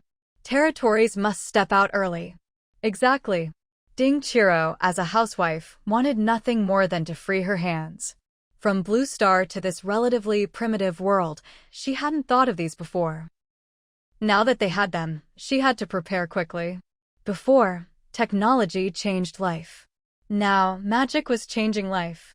Unconsciously, magic was once again integrating into Hope Village in a new way, tightening the bond between Blue Star residents and this world. On the 53rd day of the Apocalypse game, early morning, Charlotte led her team out of Hope Village. After some distance, she glanced back. I wonder what it'll be like next time we come, she murmured. Would it be silent among all territories? Or soar to the skies? Sir, did you forget something? House asked. Charlotte glanced at him. Go. Soon, the whole team walked steadily away from the territory. Before leaving Hope Village's boundary, they heard noise ahead. Sensing the large group, their mounts grew restless. Charlotte's team had to stop. Soon, the group ahead revealed itself. At the front was Lancelot, Viscount of Glasgow Village. Charlotte was stunned, but quickly dismounted and saluted. Lancelot returned the salute. He recognized the investiture team. Barren, just finished the investiture and leaving? Lancelot greeted, hoping to learn about Hope Village. Yes. Hope Village's lord was also granted Viscount title, Charlotte replied. This meant Lancelot couldn't act recklessly in Hope Village. He was surprised by Charlotte's subtle protection of Hope Village. Lancelot smiled, perfect chance to discuss cooperation. I've heard many good things about Hope Village these days and am very curious. He met other territory teams on the road and learned many planned to join Hope Village. Just Barnes Village alone had over 1,000 people. Hope Village's rise seemed unstoppable. He guessed Hope Village might have offended Viscount Robin. As for himself, he only cared about cooperation, not others' grudges. Charlotte lightly responded, saying nothing more. The two groups exchanged pleasantries and passed by. Charlotte's team continued forward. Soon, they noticed another group near Hope Village's border. That group isn't with Viscount Lancelot's. His group has people from 3 territories. They're separate, probably hostile to Hope Village, House analyzed. None of our business, Charlotte said, heading another way. Nearby territories still had a long way to go before threatening Hope Village. The hidden group waited until Charlotte's team disappeared before emerging. Captain, they've entered Hope Village's territory. Shall we follow? They were sent by Barnes Village's lord. After hurrying, they caught up with Locke's group. But Locke's group was large and powerful, they could only follow at a distance. Let's go. Captain Hudson nodded. Their mission was to probe Hope Village openly. They wanted to see what charm Hope Village had to attract Locke and his family. Meanwhile, Jobai saw nearly 2,000 green dots suddenly appear in the territory. Several returning caravans bringing people back. At this moment, she truly loved these caravans. It was like the Calabash brothers saving Grandpa one after another. Inhabitants are arriving again. Jobai, pleased, turned to Bear in the office. That morning, she had risen early to visit the Hall of Heroes and the Beast God Shrine. As usual, no special talents appeared, so she didn't hire anyone. After a short nap, she came to the Lord's mansion to handle official business and discuss the list of job applicants.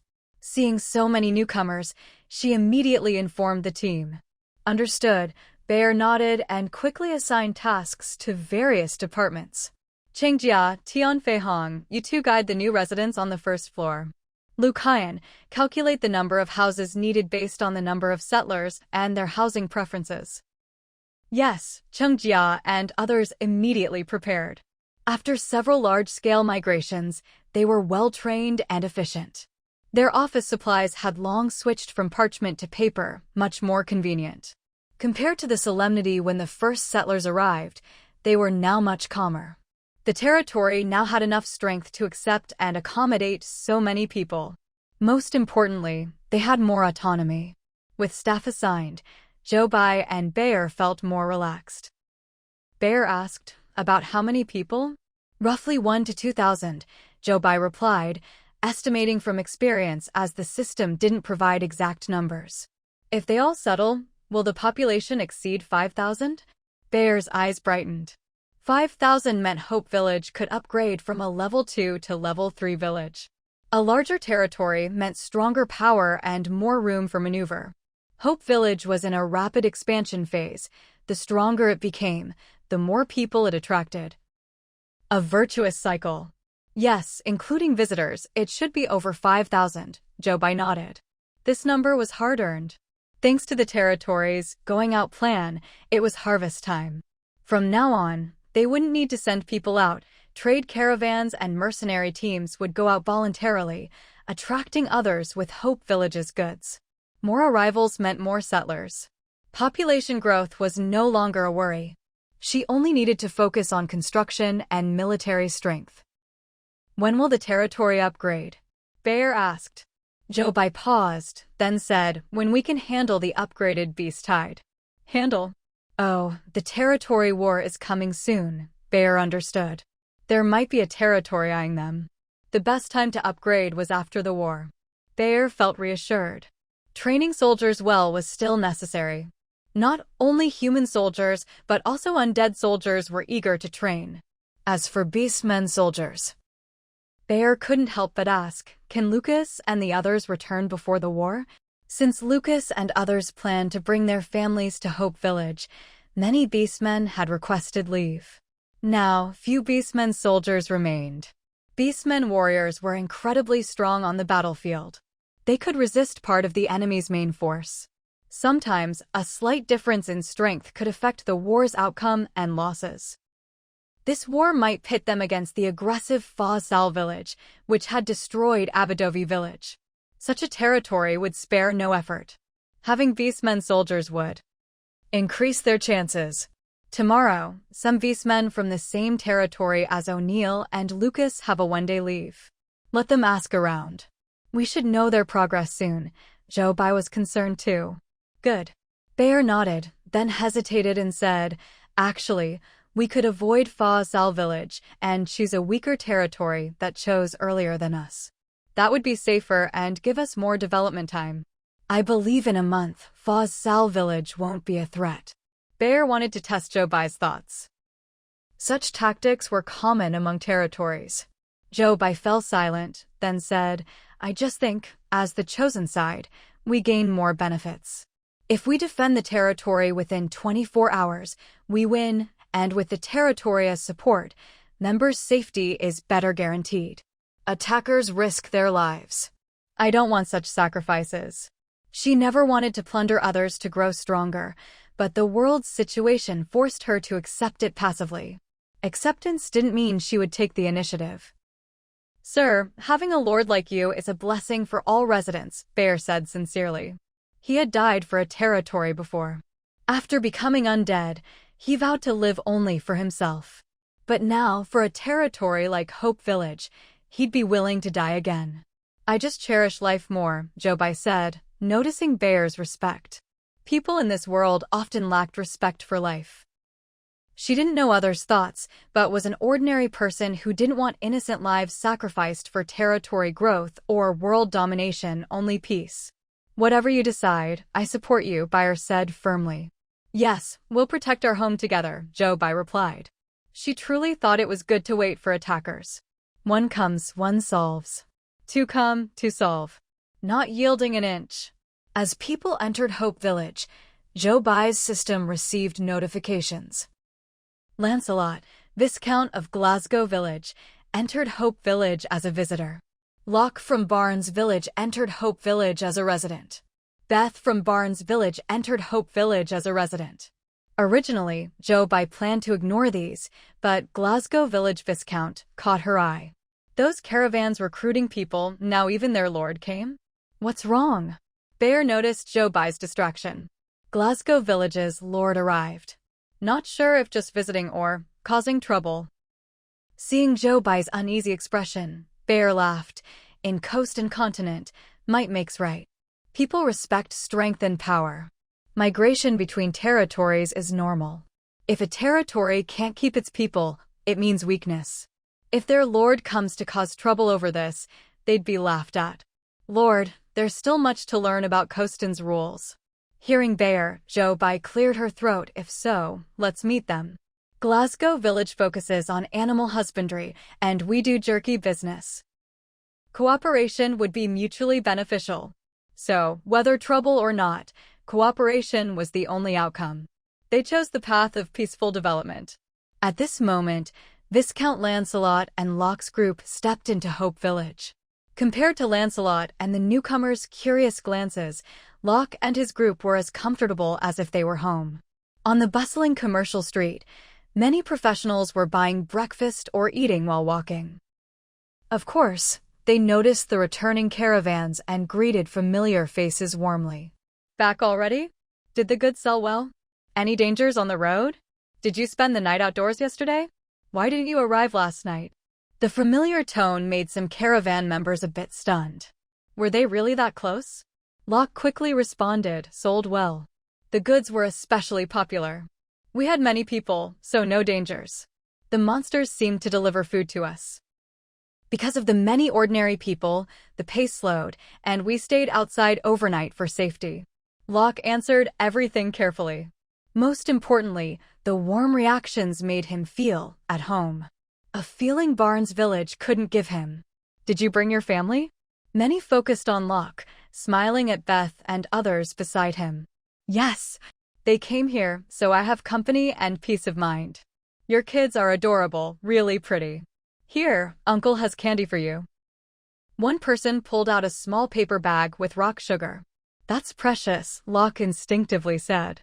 He had seen candy shops in bigger towns, but prices were shocking. He never dared buy. "Not expensive. The sauce shop sells it. I bought these because I craved them. These are simple sugars. Soon, the territory will have all kinds of flavors," the man said, handing the candy to Locke. "Share it yourself." "Locke, we're going on a mission, won't disturb you. When you settle, I'll buy from your stall. Remember to give us a discount." The man hurried off with his team. Locke looked at the shining sugar, touched, then gave it to his eldest son Henry. "Share with your brothers." Henry immediately gave one to Locke and Beth. "Father, mother, you eat first." They didn't refuse. As he ate, sweetness spread in his mouth, different from fruit sweetness. "Delicious," Henry shared with his brothers. "Father, it's so good here," Henry said, candy in mouth. Though he lived well in Barnes Village, he'd never tasted candy before. Now he felt this place was truly good. "It will get better," Locke said seriously. Beside him, Beth's worried heart eased. From this small moment, she sensed the difference between Hope Village and Barnes Village and understood why Locke left. "Let's go. Take your families to settle first, then we regroup," Locke told the families behind. "Yes," they replied eagerly. Seeing the captain's family eating candy made them crave some, but they could buy their own later. Locke led his wife and kids to a nearby shop. Beth was dazzled by the variety of goods. "Are these foods expensive?" she swallowed nervously. "Not at all. Very cheap. Compared to my daily earnings, feeding you is just a fraction," Locke said generously. Beth relaxed and said, "Then take us to try them well." She wasn't shy. If affordable, she wanted to enjoy. The family headed to the shop. Many families in the caravan were like them, experienced and familiar with Hope Village. In an instant, over half of the 2,000-strong group dispersed. The remaining few hundred were mostly newcomers. They moved slowly, feeling uncertain. Should they eat first or settle? Where to settle? As they hesitated, several guides approached. "Hello, we're Yun Family Agency guides. We can show you around for 5 copper each. We'll introduce the territory, help you rent houses, even find jobs. If you have fresh goods to sell, we buy in bulk and can connect you with buyers. A small commission saves you time. Our agency is backed by shops, so no scams. If you feel cheated, you can ask for refunds." They spoke eagerly. The Yun Family Agency was run by Yun Jukai. Having become middleman, his shop opened, hiring many employees as agents. The guides were agency staff, earning their own fees, sharing profits if using shop resources. Yun Jukai set a small base salary. Many locals worked there. In Hope Village's environment, locals' thinking gradually shifted under Blue Star residents' influence. For them, life was much better now. Seeing their enthusiasm, many chose guides to lead them. They had money and didn't mind the small fee. Saving time to rest was worth it. Thus, many left with guides. Some who didn't hire guides secretly followed them, planning to copy. Humans adapt quickly. In a new place, they'd soon figure things out. Moreover, they sensed Hope Village's unique atmosphere. They felt free and equal, able to live as they wished, relying on themselves. Though different from their original territories, they found this life freer. Especially ordinary people, many territories confine non-professionals or families without professionals to slum-like areas. But according to the agents, Hope Village's residential areas weren't divided by profession, all lived together. This alone won their favor. Soon, groups timidly explored the territory. The 2,000-strong group dwindled to a few hundred from Glasgow Village. They stayed together mainly because of Viscount Lancelot. With their lord present, they had to hold on. Lancelot didn't leave, waiting for Hope Village's leaders to welcome him and observe how they handled the sudden influx. He had learned much. As a professional, he liked Hope Village's environment. No official soldiers demanding favors or investigating backgrounds, and friendly residents. "Lord, shall I take you to find lodging?" Bernie asked, seeing others had left. "No, I'll wait for the village chief," Lancelot said. After hearing from Bernie about the village chief's hidden identity, Lancelot's standard for reception rose. Bernie hesitated. His men reported what happened to Baron Charlotte during investiture, doubting if the village chief would come. "What's wrong?" Lancelot asked. Bernie told the truth. Surprisingly, Lancelot wasn't angry but intrigued. "A minor noble from St. Sebastian City, higher than us, treated coldly here, yet still defends Hope Village? Interesting." As a noble, he understood pride. Nobles from the capital were extraordinary. That attitude showed respect for Hope Village.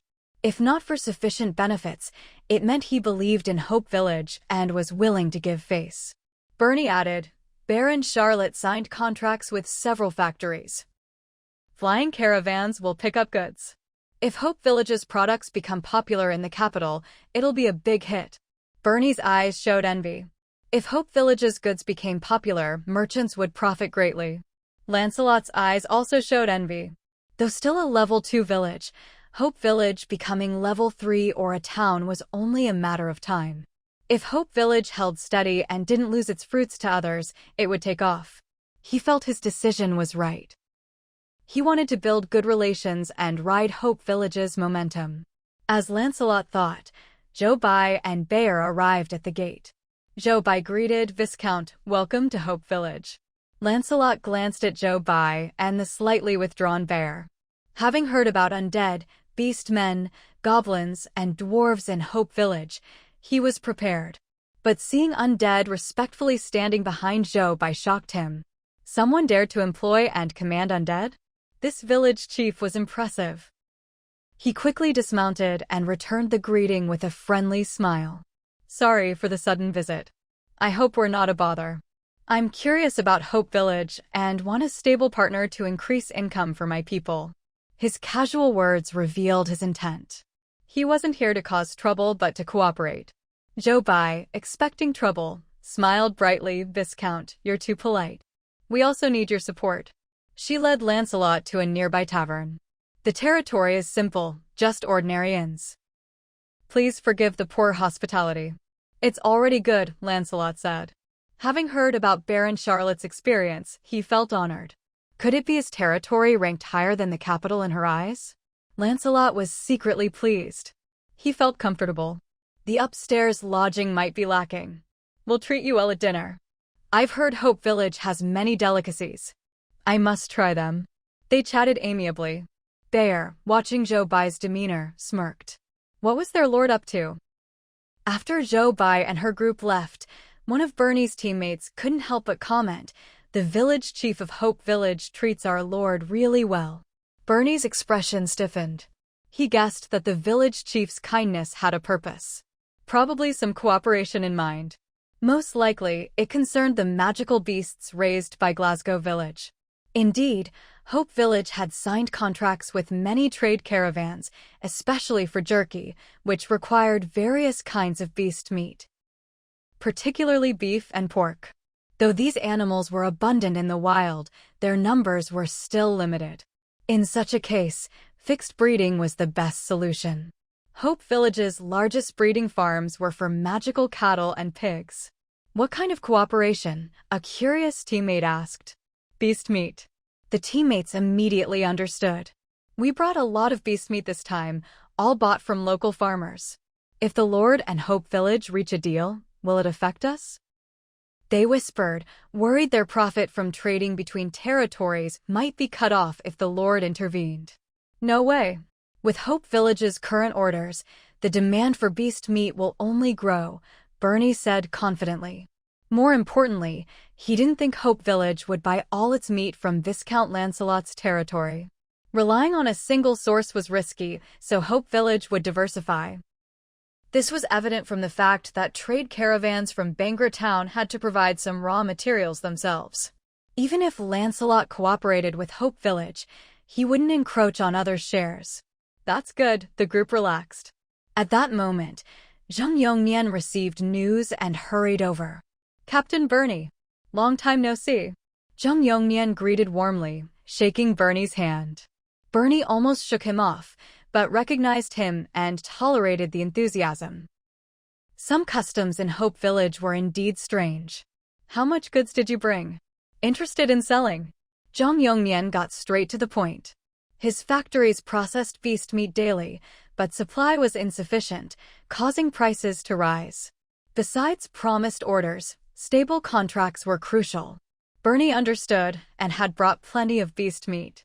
Zheng Yongnian was the biggest consumer of beast meat in Hope Village, so there was room for negotiation. We brought a lot. If the price is right, we're willing to sell, Bernie said warmly. Not only did Zhang want Bernie's goods, Bernie also wanted Zhang's, hoping cooperation would expand their options. Zhang smiled slightly. At this time, Zhou Bai and Viscount Lancelot came out of the tavern, followed by Bayer and Lancelot's aides. The group was small, clearly streamlined. Seeing Zhang, Zhou Bai immediately brought Lancelot over. Village Chief, Viscount, Zhang greeted respectfully. This is the owner of our territory's convenience store. Jerky, instant noodles, and other foods come from his shop, Zhou Bai introduced Zhang. He's also the biggest consumer of beast meat. Upon hearing the news, he rushed here to meet your trade caravans.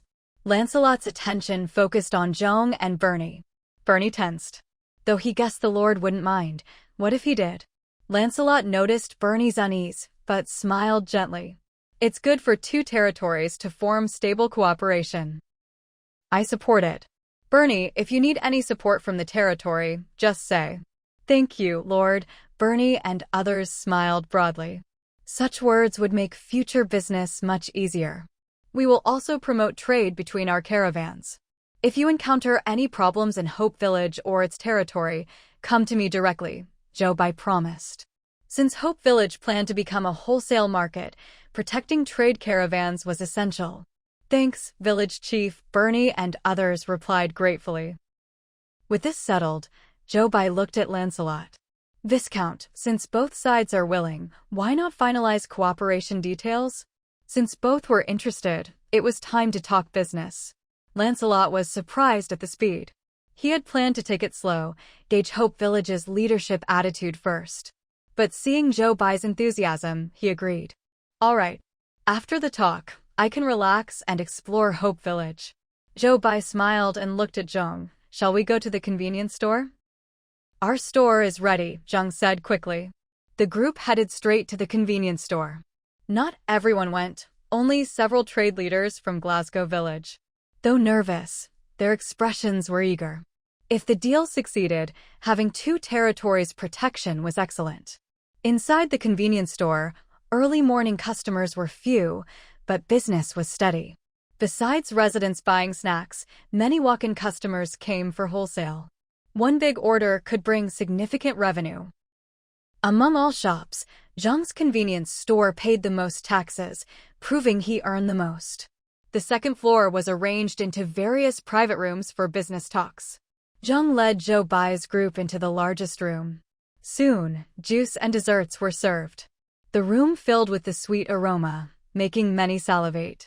Lancelot hadn't yet tasted Hope Village's local delicacies, but seeing the desserts, his eyes brightened. He immediately tried one. The sweet, glutinous taste won him over instantly. Much better than bread. Hope Village's food lived up to its reputation. Lancelot sampled all kinds of desserts and finished with juice. 2 words, delightful. After eating, he looked at Zhou Bai.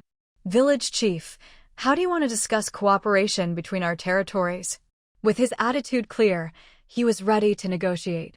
Cooperation comes in many forms. The cooperation between Hope Village and Glasgow Village could also take many forms. First, Glasgow Village would regularly supply Hope Village with beast meat of various kinds, priced according to the market. Second, Hope Village would commission Glasgow Village to breed certain magical beasts, with prices naturally a bit higher than usual. But in either case, Hope Village must reserve a portion of goods for Glasgow Village as a material exchange. This was Viscount Lancelot's plan in his mind, but he hoped Zhou Bai would bring it up first, so he waited for her response. Unexpectedly, Zhou Bai's words surprised him. We are so close. Are you interested in building a road between our two territories? Lancelot was stunned. Wasn't this about cooperation? Why did it involve building a road? And building a road was a huge project, requiring lots of manpower and resources. Was it really necessary? Thinking this, Lancelot voiced his concerns. He just wanted a simple business deal. Road construction was too complicated. If your viscountship worries about the investment, Hope Village can take full responsibility for the road construction, Zhou Bai said without hesitation. To get rich, build roads first. This principle worked in this world too. Especially for Hope Village's development path, roads were crucial. Magic portals were convenient, but consumed enormous magical power, unaffordable for most, especially with a large population. Besides, no territory wanted to set up portals near their borders. Heidi once considered portals, but later learned a town that prospered with portals was exploited by elves during a territory war, who teleported troops en masse to invade. Since then, no territory dared use portals within their lands. Also, because of limited strength, Jobai chose a forested area for Hope Village, which protected it but slowed population inflow compared to plains. This was now compensated by Hope Village's outward development policy. But to grow big and strong, Hope Village needed more advantages. Building roads could achieve that. Connecting with surrounding territories by road would bring a steady flow of people to Hope Village. With convenient roads, not only trade caravans and mercenary teams, but also small professional groups and individuals could come easily, greatly increasing flexibility. Glasgow Village was the first pilot. The two territories complemented each other with no conflicting interests. Perfect. Other territories were not even mentioned for now. Once Hope Village and Glasgow Village developed thanks to the road, neighboring territories would see the benefits. A network would form, binding their interests. This alliance could even influence territory wars when the time came. Bayer and others overheard Jobai's words, each with different thoughts. Bayer understood Jobai's plan and felt reassured. Her earlier enthusiasm, unusual for her personality, now made sense. Though he didn't fully grasp the significance, he knew Jobai had long-term plans. He already considered who to hire for construction and how to maximize benefits if the deal succeeded. Zhang Yongnian was excited. From a business perspective, roads would make trade easier. His commerce with Glasgow Village would become closer. Glasgow Village was a breeding base. Other territories lacking magical beasts would come there. With smooth roads, more people would come to Hope Village. More people meant prosperity.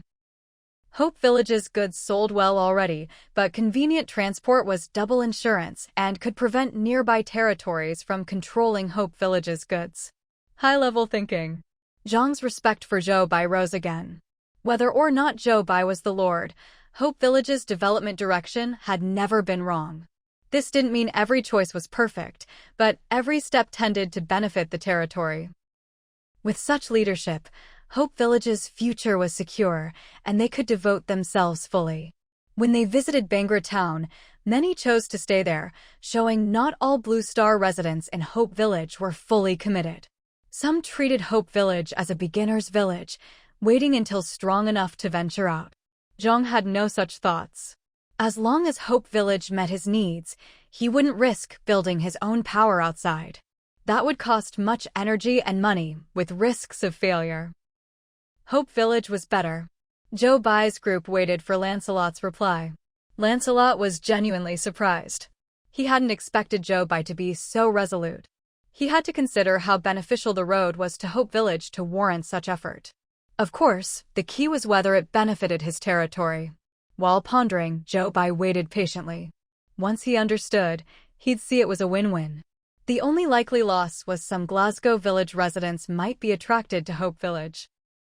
But even without the road, Hope Village's reputation would spread, and he couldn't stop that. Lancelot considered all this. Bernie's reports about Hope Village were true. It had real appeal. He also had ways to retain people.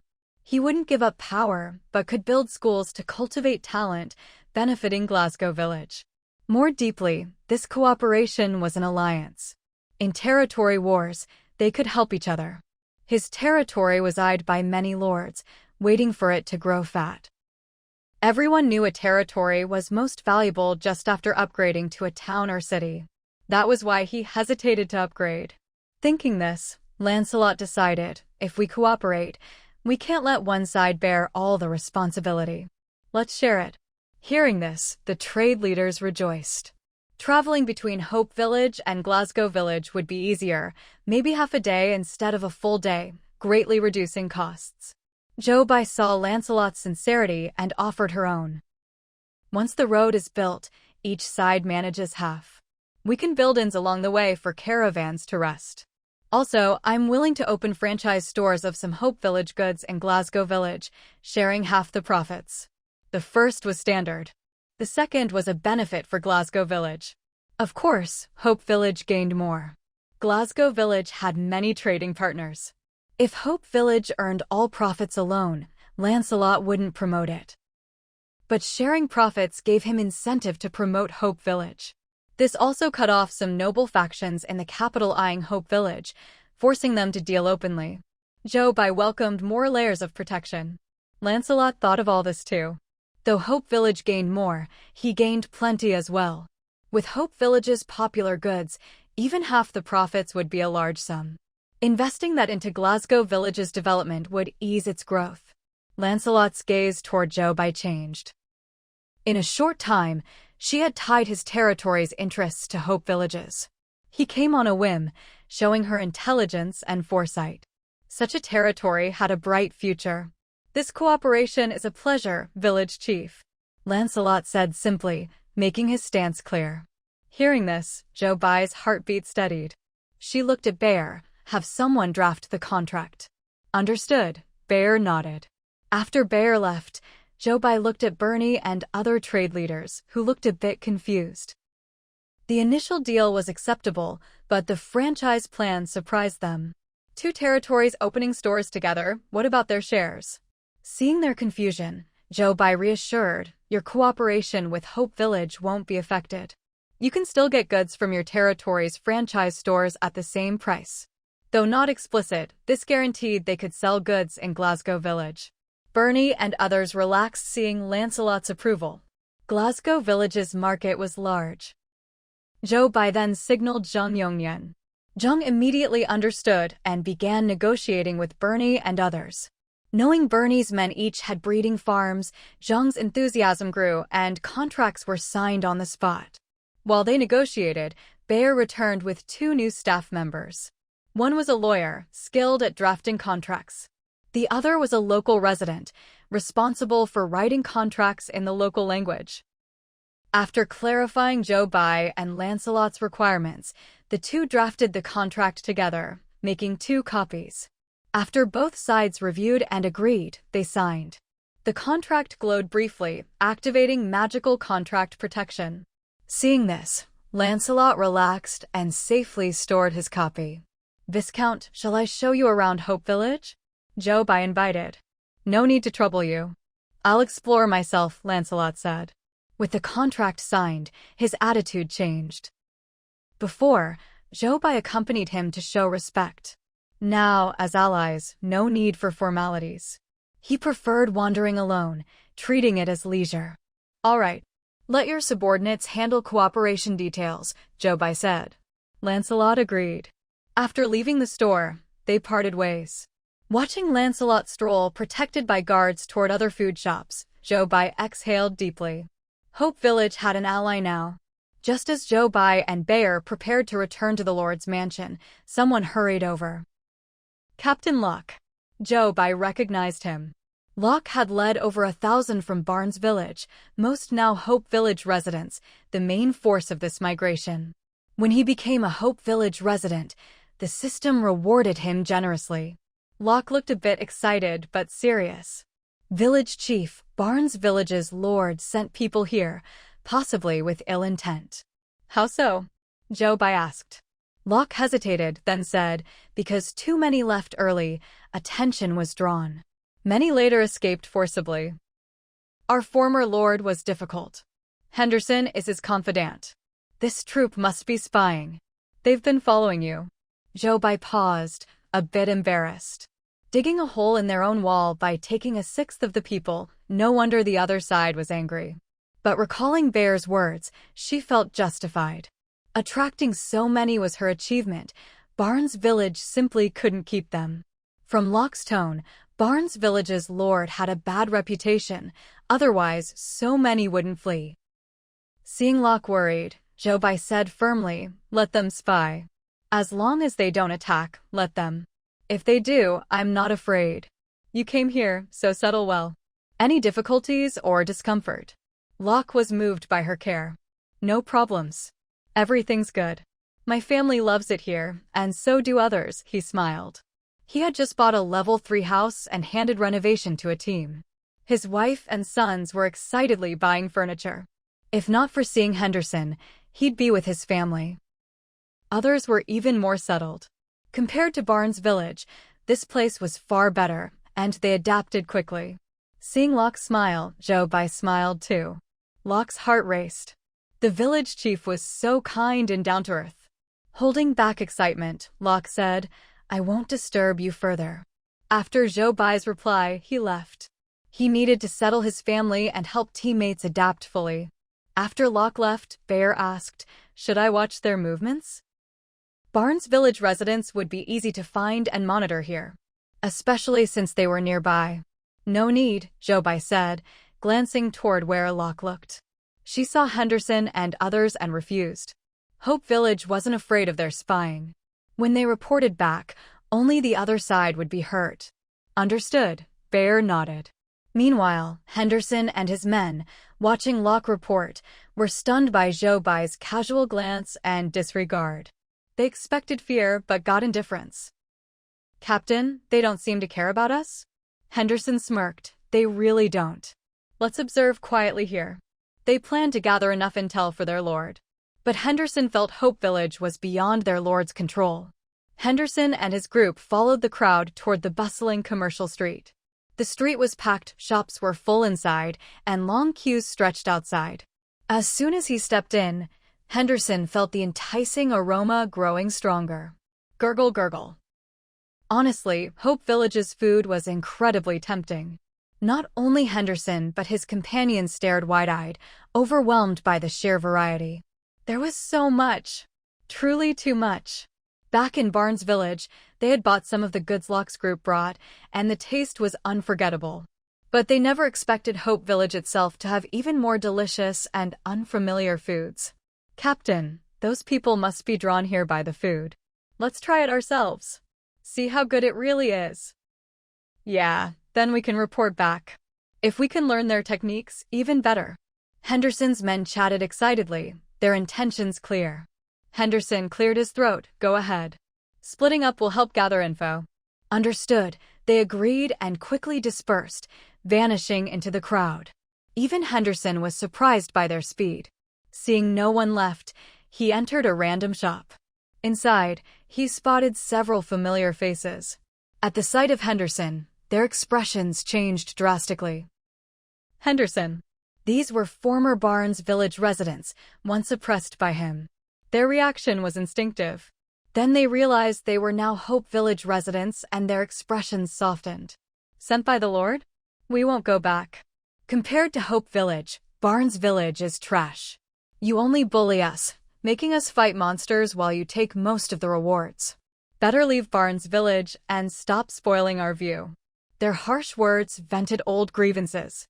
Henderson's face darkened. He instinctively drew his weapon. Others followed suit. "Want to fight? Come on. Who's afraid? This isn't Barnes Village." The standoff drew a crowd. "What's happening?" "Those are Barnes Village soldiers. The others are former residents. They were bullied before and now confront them. Serves them right. Bullies get bullied. They're now Hope Village residents, our own. No one can bully them here." Supporters grew louder. Henderson's heart tightened. He almost forgot this wasn't Barnes Village. No one would back him. He sheathed his weapon and said, "Is this how you treat visitors?" "I'm enlightened." He couldn't fight so many and resorted to attacking their reputation. Still, his heart pounded. If they plotted against him, the Lord might not defend him. He recalled he had made enemies, but felt justified. The territory's atmosphere was like this. If he stayed clean, how could he survive in Barnes Village? His expression grew colder. The shop owner noticed the commotion and approached, belly protruding, smiling warmly. "Enjoying good food is a pleasure. Don't dwell on unhappy things. Guests are guests, don't spoil their future. Your order today is on the house." He looked at Henderson. Hope Village treats visitors like spring's warmth. "Stay long and you'll see. No danger here. By the way, want to try our signature sour and spicy noodles?" "Okay." Henderson sensed the difference in attitude, but had to accept. He found a quiet spot and observed. After the incident, everyone resumed eating. At the next table, 2 people fished transparent noodles with sticks, but the noodles slipped back. Wooden sticks could pick up food? Henderson grabbed 2 sticks from a bamboo holder and tried to imitate. No matter how he tried, he couldn't use them well. As he struggled, the sour and spicy noodles arrived with a fork. The waiter smiled. You probably can't use chopsticks well. Use the fork. Henderson put down the sticks and used the fork.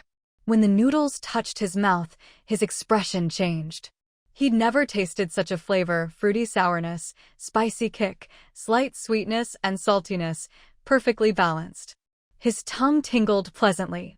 After a pause, he devoured the noodles rapidly. He drank the oily broth eagerly. Though his mouth felt fiery, he felt great. Refreshing. Such food was stimulating in any season. Boss, how much? 6 copper coins. So cheap. Henderson was shocked. The price surprised him. Our territory's goods are cheap. You'll see more soon, the owner said calmly. This happened often.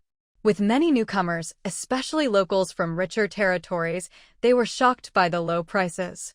If prices weren't profitable and attracting people, they'd raise them. Okay. Henderson accepted, feeling a bit strange. Were people really drawn by food and prices? These were indeed attractive. But Henderson quickly dismissed the thought. For professionals, these weren't big draws. Especially with Hope Village's distance from Barnes Village, they could overcome it. Even if some came for this, not over 1,000 would arrive at once. Many ordinary people were family of professionals, already special. Only a territory with real potential could attract professionals with families. Hope Village must have other attractions. Henderson decided to ask around while eating. But he soon realized it was impossible to listen while indulging. The delicious meat pies, sausages, crispy meat, chicken wings, unheard of delicacies filled his mind. Burp, after finishing a fried dough stick, Henderson belched loudly. Seeing many shops left unexplored, he felt regret. He wanted to eat more but was full. Later then. Rubbing his belly, he continued walking. Now he was ready to listen. To avoid Barnes Village residents, he asked original Hope Village locals. Their looks were distinct. Any fun places in Hope Village? He asked one. New here? Yes. What do you want to know? The local perked up, eager to help. My territory has many settling here. I'm just curious what attracts them. Henderson asked directly. The local smiled and explained. Our territory's prices are low, very livable. Plus, the food is unmatched in variety. But that's not the main point. The key is our territory is friendly. Ordinary people who aren't bedridden can be self-reliant here. For professionals, it's safe, promising, with good food. Families can live peacefully and kids have education. Isn't that enough to attract people? In short, those who come to Hope Village will live happily. Hey, you want to come? Henderson was initially drawn in by the words of the local, understanding why so many were migrating from Barnes Village. If ordinary people and professionals truly receive such treatment, combined with abundant delicious food and extremely low prices, how could it not attract people? While pondering this, he couldn't help but twitch at the last sentence. Was the recruitment really that obvious? He had randomly asked someone, and this proved what? That Hope Village's residents were also working hard for their territory. This touched Henderson somewhat. But only slightly. His gaze remained cold. He knew he would gain far less in Hope Village than in Barnes Village. With this in mind, a hint of ill intent appeared in his eyes as he lowered his voice. Aren't you afraid that with so many newcomers, they'll compete for Hope Village's resources? You're still a level 2 village with limited resources. With so many professionals and mercenaries coming, conflicts are bound to happen. Don't you mind? Hope Village had just upgraded to level 2 not long ago, yet dared to accept such a large influx. Wasn't it afraid of chaos? It was common sense that territory development should be gradual, with population growing slowly. Barnes Village had been a level 3 village for a long time, with about 6,000 people. Suddenly losing over 1,000 made their lord furious. Hearing this, the previously warm Hope Village resident's face changed instantly. After sizing up Henderson, he snorted, "Are you here to pick a fight? Whether we have enough resources is none of your business. Waste of my time, get lost." Without a glance, he turned away as if encountering something dirty. Henderson stood stunned, unable to react immediately. The change was too sudden. Had he hit a sore spot, or was it disdain? He resumed wandering Hope Village calmly. He wanted to verify the truth of what he'd heard. He found it hard to believe Hope Village could accommodate over 1,000 people so quickly, especially many ordinary folks. Looking around, he spotted a group led by a native Hope Village resident giving a tour. He joined them. Soon, he realized most were there to learn about Hope Village for future living, not spying. He listened quietly. This is the Beast God's Shrine and Hall of Heroes, where beastmen and undead are hired. You've seen the undead, they're residents too and must follow Hope Village's laws. They mostly serve in the soldier squads and sometimes patrols. I saw an undead with high status, often with the village chief. How did he achieve that? Not sure, but he's said to have a talent for command and now leads the entire army. Such power? Aren't you afraid he might rebel? Undead are usually evil. Undead evilness is just a legend. They've done no harm here and even protect the territory. They're controlled by the territory.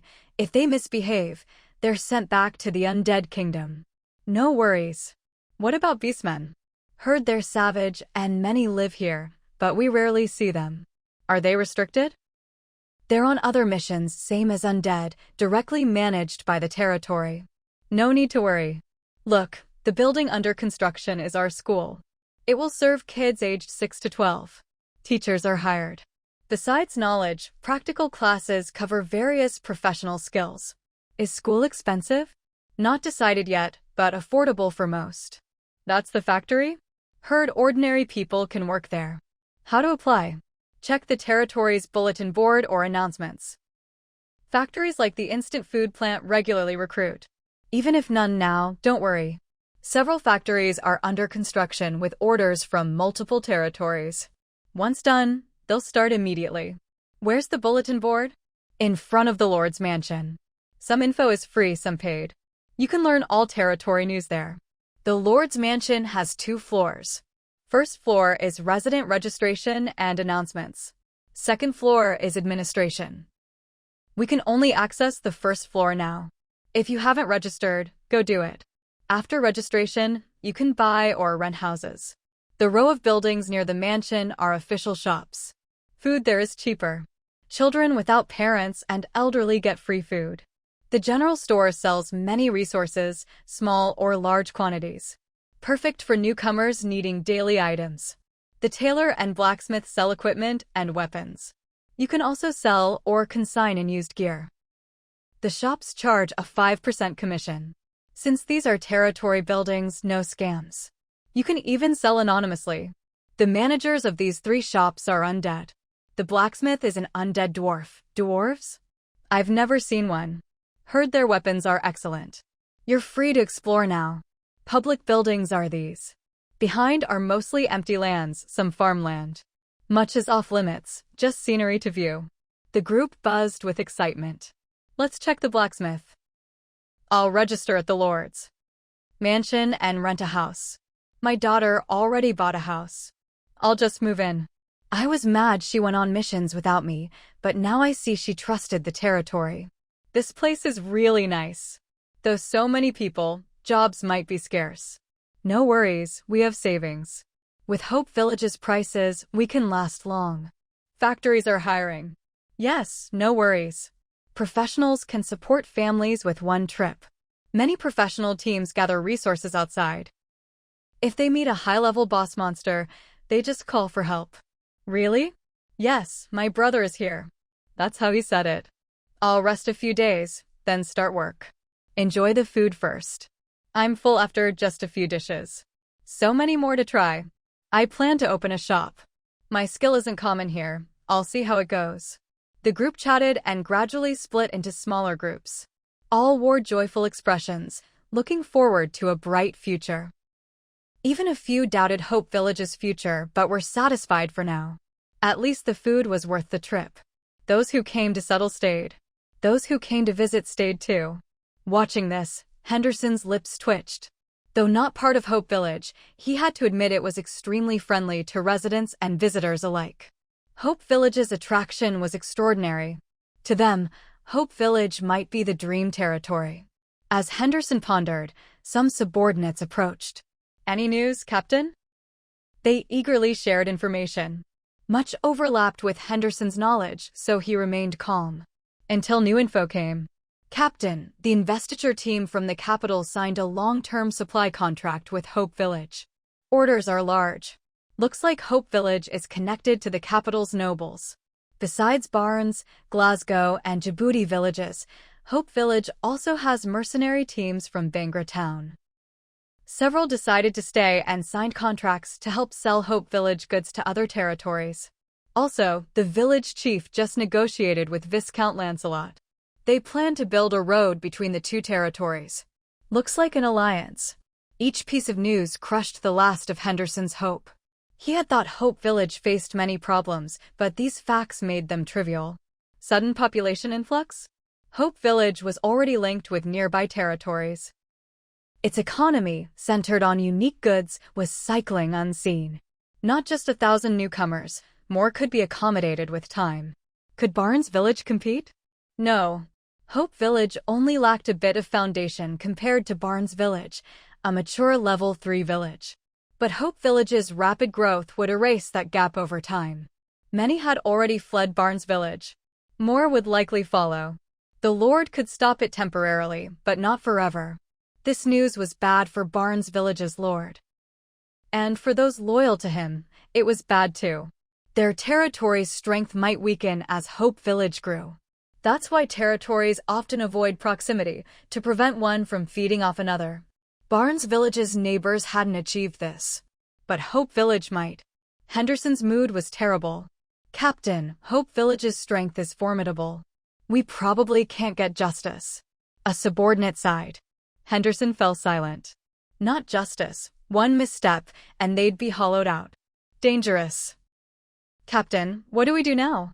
Even Hope Village's food couldn't comfort them. Returning would be hard to explain. How to tell the Lord without angering him? Stay a few more days. See if there's anything bad to report. We need to answer the Lord. Henderson knew the Lord's temper well. He had climbed ranks by understanding it.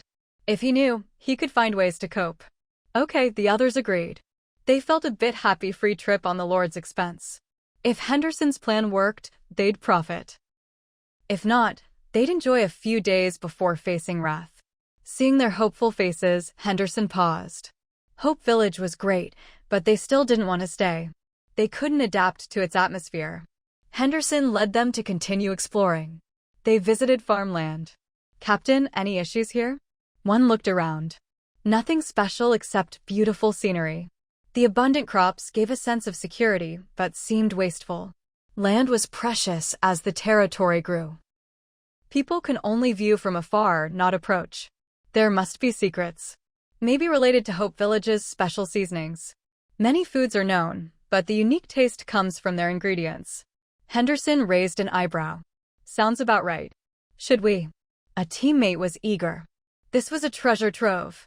Before Henderson could answer, two large beastmen approached. They stopped at a distance, watching cautiously. "Beastmen," someone gasped. Though aware of their presence and peacefulness, fear rose. Beastmen were top fighters. "Let's go." Henderson felt uneasy and led his group away. Safety first. The beastmen watched them leave, then munched on jerky. Guard duty was great. They hoped other beastmen would come later. Henderson added this to his mental notes. After leaving farmland, they entered the residential area. It was lively. Many newcomers busily arranged their homes. Children played in groups, laughter adding warmth. Henderson admitted envy. "Home's ready. Let's go." "Okay." New house. He heard a father-son conversation and recognized a familiar figure. Locke. Often extorting caravans, Henderson knew the trade leader well. His gaze darkened. Locke had led the Barnes Village exodus. Locke noticed Henderson, hesitated, then looked away. Holding his son's hands, he happily went home. The past was gone. Better ignore bad memories. Henderson never expected to experience such extremes in such a short time. Even more surprising was that Locke, who once feared him, now openly ignored him. "Captain, what's with that attitude? Let's go teach him a lesson," one subordinate eagerly said, others ready to act on Henderson's command. Henderson sighed deeply. Was he angry? Of course. But after recent experience, he knew outsiders like them had little chance here. His tone lowered. This isn't Barnes Village. Keep a low profile. The men gradually understood. They had been arrogant in Barnes Village, especially since Locke was once their victim. Now, Hope Village was different from what they imagined. Got it, they replied, though still uneasy inside. Their courage grew after switching territories. Looks like they won't return to Barnes Village. Where did they get the guts to abandon Barnes Village and start anew here? Maybe Hope Village lured them with favors, fattened them up, then plans to exploit them later? They speculated with malice, as many territories did such things. Henderson didn't agree. With Hope Village's booming business, such disreputable acts were unlikely. If Hope Village treated residents dishonestly, how could it gain trust for future trade? To save face, Hope Village would fulfill all promises. And once fulfilled, residents lived comfortably. Hard work and prosperity were no empty words. Let's go to the tavern, Henderson said, tired of thinking. These matters were for their lord to worry about. As subordinates, they just reported facts without personal bias. Others overheard and perked up. They had heard Hope Village's grilled skewers paired perfectly with their wine. Food worthy of gold rank must be delicious. They eagerly followed Henderson. Meanwhile, Bear and Joe Bai received reports on Henderson's group. He went to the farmland and stayed a while. Probably planning something, whispered Robert, an undead NPC. Joe Bai glanced at Bear. Bear quickly said, I didn't order that. Robert explained, they're tourists and caused trouble in a shop earlier. I saw it and decided to follow them. I have an invisibility skill, so I monitored them discreetly. It's voluntary. That must consume a lot of magic, Joe Bai said. Consider it training, Robert replied. You're well suited for reconnaissance. Joe Bai smiled. Long experience as Lord made her think of people's usefulness first. If you get orders, just tell me, Robert said eagerly. He was low-ranked among undead and wanted to prove his worth. With many newcomers and high-level professionals, he feared losing his job and being sent back to the dark undead kingdom. Follow those tourists and gather info. Record anything useful and report regularly, Joe Bai assigned. Understood. Robert left happily. After he left, Bear said, because you haven't hired undead or beastmen recently, they worry about being useless and dismissed. Joe Bai was surprised. She said, I paused hiring because it's unnecessary now. Also, I worry too many hired beings might dominate the territory. If they suddenly leave, it would disrupt operations. With more newcomers, Hope Village's talent pool grew. They no longer needed many high-level undead or beastmen to maintain order. Undead rarely return to their kingdom once in human territories, especially here, Bear added. I'll hire again when needed, especially for special professions, Joe Bai explained. Like Virgil the Merchant, more like him would be great. I'm not forcing you, Lord. You decide. I'm just loyal, Bear said sincerely. I know, Joe Bai reassured. You all helped build this territory. If you stay, I'll never dismiss you. This is your home. Thank you, Lord. Bear's eyes warmed. She nodded, not the type to betray. The matter was settled and attention returned to territory affairs. This is the current applicant list. We sorted them by contribution. Most who can participate have signed up. Tonight's announcement may close, but we should consider who to select. Contributors are many, Bear reported. Joe Bai checked the system's list. They mostly matched, differing only in order. This showed territory staff could now replace the system in many tasks. Sometimes, not everything should rely on the system. That's good, Joe Bai said. I want residents to feel more involved and make a stronger impression on newcomers. She had planned to decide directly, given contribution requirements. But with so many new arrivals, including locals, she preferred recruitment to unite hearts. What's the plan, Lord? A selection exam, Joe Bai said decisively. Applicants for different departments will take tailored tests. If they meet contribution thresholds, selection depends on scores. Merit-based. No grudges for those not chosen. Bayer was stunned. Not good. No. Better than I imagined. This was fair. The news would excite residents, especially newcomers. Then extend registration 2 more days. Give new residents a chance, Joe Bai continued. Is 2 days enough? Reaching 500 contribution in that time means a lot of work, Bayer hesitated. It's enough. For example, Locke from Barnes Village got 300 points just for bringing many people. A bit more effort and he'll qualify. What about the exam questions? Bayer asked. You prepare people. I'm bad at making questions, Joe Bai apologized with a wink. Question design is important and must avoid omissions. I'll discuss it with others, Bayer said, seeing Joe Bai's laid-back side. This made Joe Bai a bit embarrassed. She thought of someone. Maybe Virgil from the business management office can help. Virgil. Bayer recalled the merchant who had been low-key after first providing items. He was the perfect choice. No one but the Lord could slack off in this territory. Soon, the exam notice and extended registration were announced. Residents, especially new ones, were thrilled. A bright announcement appeared on the Lord's mansion bulletin board and was sent to all residents: recruitment for territory staff. A written exam will be held in the plaza 2 days from now. Admission will be based on exam scores, with contribution points used as a tiebreaker. Note: registration closes before the exam. At first glance, many residents couldn't believe it. I thought just signing up was the limit. Now there's an exam? Awesome. Haha, our territory is going for fairness and justice? I like it. I signed up.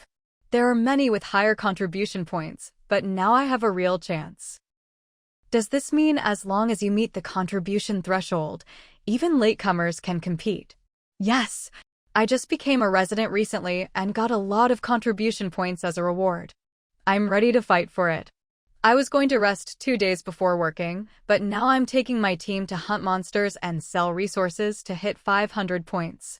Let's go. But what's on the exam? Better ask the staff at the Lord's mansion.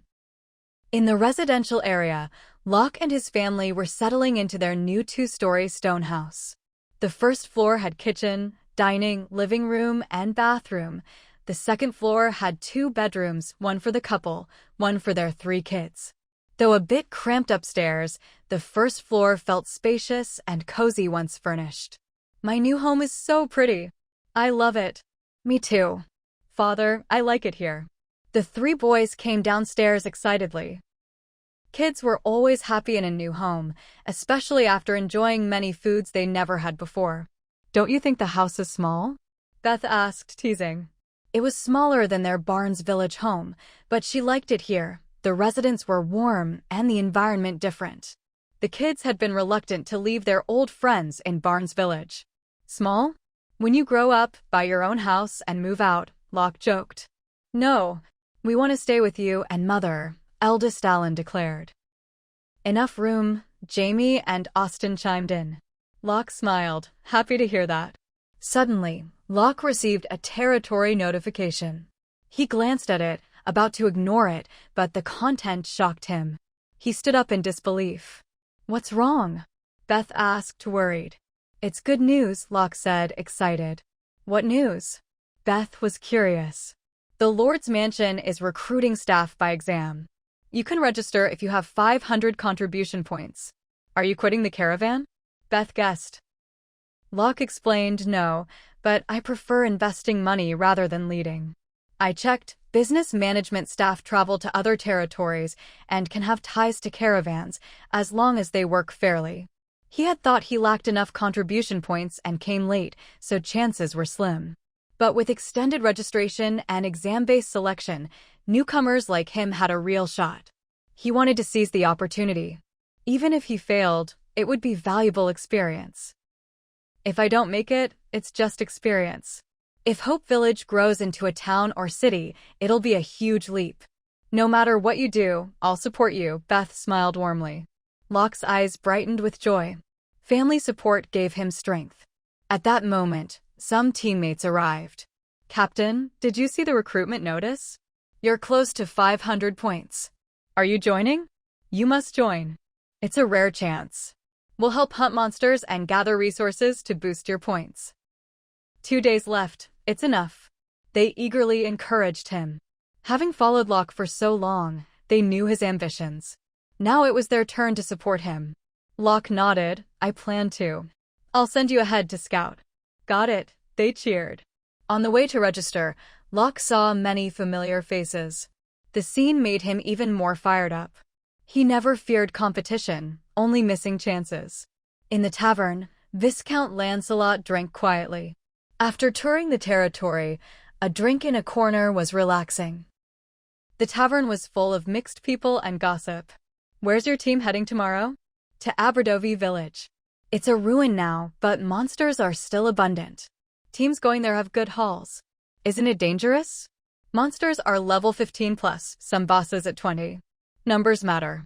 Big teams have over 100 people. They overwhelm monsters with sheer force. Also, many new residents are strong, some mid-level professionals leading teams. You can join them if worried. I'll sign up tomorrow. More monsters mean more kills, more experience, more skills. How many skills do you have? Over a dozen. I only have 4, but all level 3. Shut up. Quantity over quality. Lancelot listened amused. Hope Village's natives were lively and spirited. Such talent and joy were rare. Sir, I learned their territory was founded less than 2 months ago. Most were ordinary people then. In just over a month, they became professionals, many dual-classed, at least one mage. Though their levels and skills seem weak to us, their progress is miraculous. House reported quietly. Ordinary people a month ago? Lancelot's expression shifted. A level 2 village in a month was normal, but residents being ordinary people then was unusual. Yes, I asked many. Their skills and combat experience confirm it, House marveled. Impressive talent. Are these innate or acquired? Lancelot narrowed his eyes. If acquired, then, he trailed off. The original residents are young. Many have no family nearby. Most were suddenly brought here alone. Some lucky ones have family, but very few. Maybe only those with magic talent were summoned. Explaining the situation, Lancelot mused. If so, it was no surprise every resident was a mage. Lancelot calmed down but envied them. With such residents, Hope Village's future was bright. This Hope Village is strange. Their origin is unknown. No one knows which continent they came from. No matter the continent, anyone with such large-scale spatial magic must be a legendary mage. It's probably limited and unlikely to bring more people. They enjoy everything on Stan Continent, so they're considered locals. No need to investigate further, Lancelot said. As a noble, he knew more. Stan Continent had even more magical wonders. Large spatial magic was nothing. If Stan Continent accepted them, so would he. House said no more. He had reported all. Lancelot pondered the info, more certain about cooperating with Hope Village. Binding with a promising territory early was wise. Suddenly, the tavern erupted again. Damn, there's an exam. Even here, can't escape exams. Lancelot was surprised. He looked at House. House went to investigate. After a while, he returned with a complex expression. They announced public recruitment for Lord's Mansion staff. The exam will be public and admission based on scores. Lancelot was speechless. Hope Village's lord is generous. Daring to give up power like this. Isn't he afraid of being hollowed out? How's the outside? Original residents are fine. Newcomers are frantic, rushing to register. 2 days left, they still have a chance, House said. Buying hearts. Lancelot raised an eyebrow. New residents would be loyal now. Maybe he could learn from this. Though he couldn't be as generous, he could leak a few spots. He was curious how Hope Village's development would end. He had time to watch. Lancelot ordered House, prepare to return tomorrow. We've learned enough. Time to push cooperation with Hope Village. Hope Village's growth was unstoppable. As a neighbor, he couldn't be left behind. He was an ambitious lord too. Meanwhile, more people rushed back to Hope Village after hearing the news. Their buried ambitions were ignited. Their hearts leaned more toward Hope Village. It was day 54 of the Doomsday Game. Jobai woke up early again, her body now accustomed to a fixed biological clock. But today was different. Outside the territory, many green dots appeared on the map. At first, she thought new people had arrived, but that seemed unlikely. Observing carefully, she saw the green dots chasing red dots representing monsters. A smile crept onto her lips. Just one exam had motivated everyone so much, she didn't mind holding more. She got up quietly and went downstairs. They had moved out of the cramped level 1 houses into spacious level 3 residences, designed by professionals with reasonable layouts. The second floor had 2 separate rooms, left and right, without interference. After washing up, Jobai stepped outside. The scene stunned her. Unlike the usual darkness, the territory was dimly lit but clearly visible. Someone had lit the torches early. Every night, soldiers lit torches throughout the territory until dawn, then replaced them. Recalling the map, Jobai understood. They were all in. Suddenly, sounds came from nearby houses. A dozen or so small teams emerged, full of energy. Seeing the firelight, they paused, then discussed. Yesterday, other teams said they'd get up early to hunt monsters. Didn't expect it to be so early. Definitely more than 1 or 2. We have to hurry too. Every second counts. Hey, village chief. They spotted Jobai and stood straight, respectful. Though not by appearance, their attitude showed difference. At least Blue Star residents were more relaxed. You heading out? Yes, trying to work hard these 2 days to meet registration deadlines, one answered, a bit reserved. Good luck, Jobai encouraged. We'll do our best and hope to contribute to Hope Village. I'm waiting, Jobai smiled. Won't disturb you, go ahead. Okay. They left quickly without asking why she was up so early. After they left, they sighed. Hope Village's village chief is really kind, unlike others we've met. She seems weak but is actually very strong. Hope Village is great. I like it. Me too. They laughed and walked away. Jobai looked around, then headed toward the Hall of Heroes and Beast God Shrine. At the Hall of Heroes, she checked 2 undead NPCs. Expecting usual mercenaries or archers, she was surprised when summoning the second NPC. Name, Tull's race, undead, human, level, 19 origin, undead kingdom class, undead mage, architect HP/MP/stamina, 1900/1900/1900 attributes, constitution 15/20, intelligence 20/20, agility 15/20, defense 15/20, talent, construction price, 1 gold/month an architect. Jobai realized the Hall of Heroes provided special talents based on territory needs. After normal mercenary cycles, special talents appeared. This was excellent. Without hesitation, she chose to summon. Tulls appeared, slightly dazed, then bowed. Lord, I am Tulls, an architect, honored to serve you. Finally, he could pursue his architectural dream in the human world. Life in the barren undead kingdom was bleak. His respect was genuine. Jobai introduced Hope Village's situation. Then said, it's early, you can rest in your assigned house A50. At dawn, report to Bayer for instructions. Understood, Tulls nodded. Though Hope Village seemed different from his knowledge, he remembered everything and left obediently. Stepping outside, he smiled faintly at the torchlight. Home again, how nice. Jobai then went to the Beast God Shrine. System, dear host, the 1-month contracts for Kido and Akir have expired. Continue hiring? 1-day break before renewal. Note, Lord is outside territory. Contract duration extended. Yes, Jobai chose. She checked the Beast God Shrine summons. No surprises. She didn't renew contracts for the 2 beastmen. After finishing, she waited. Soon, tiger-headed Kido and dog-headed Akir hurried in. Lord, they bowed respectfully. They had been told to come if rehired. Their expressions showed relief.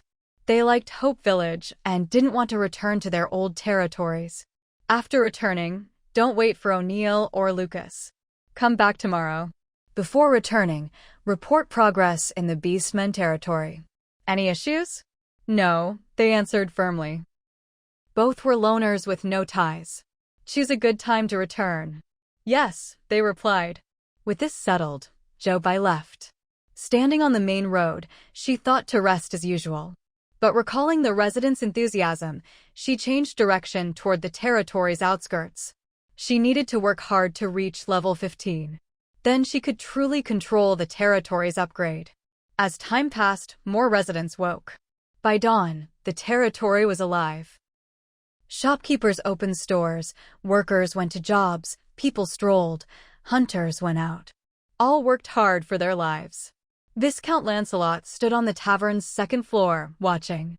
Hope Village residents lived simply, similar to his own territory. But their positive spirit was striking. As a lord, he envied the village chief for giving such security. Knock knock. Lancelot's door was knocked. After permission, House entered with a tray of Hope Village delicacies. Lancelot sampled each briefly, then asked, "Have all purchases been made?" "Yes, ready to depart anytime." "Let's go," Lancelot said calmly. At the tavern entrance, Bear waited. "Where's your village chief?" Lancelot frowned.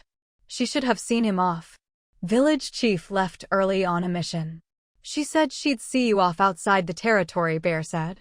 Lancelot, a village chief on a mission? Impressive. Though Jobai didn't see Baron Charlotte of the capital off, she was here for him.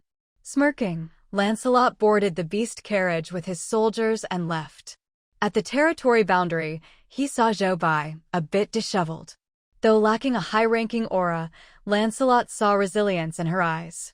He no longer underestimated this unconventional village chief. Viscount, safe travels.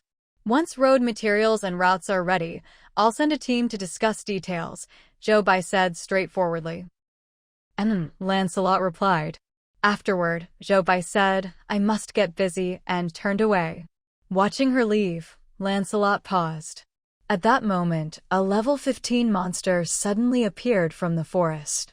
Before House and others could act, a team emerged, binding the monster with vines. They unleashed spells and skills, quickly killing it. Sorry to disturb, the leader apologized, then led the team deeper into the forest. Lancelot smiled wryly. Not only the village chief was unconventional.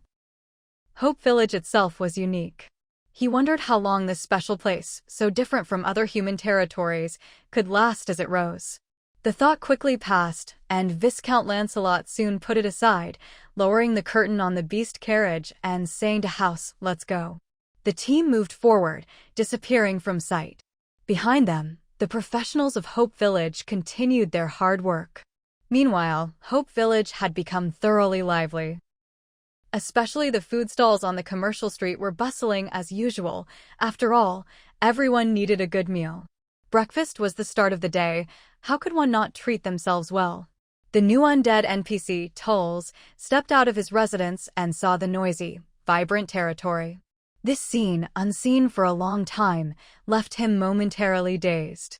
Another undead NPC nearby smiled kindly. As former humans turned undead, they understood Tulls' feelings. Returning to the human world was truly a rebirth. Let's go have breakfast. Want to join? Asked Alec, the lead undead NPC. Breakfast?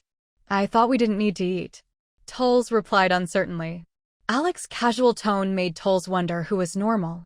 We can skip eating, but with so much delicious food, not eating is a waste, Alec said with a smile, slinging an arm around Tulls.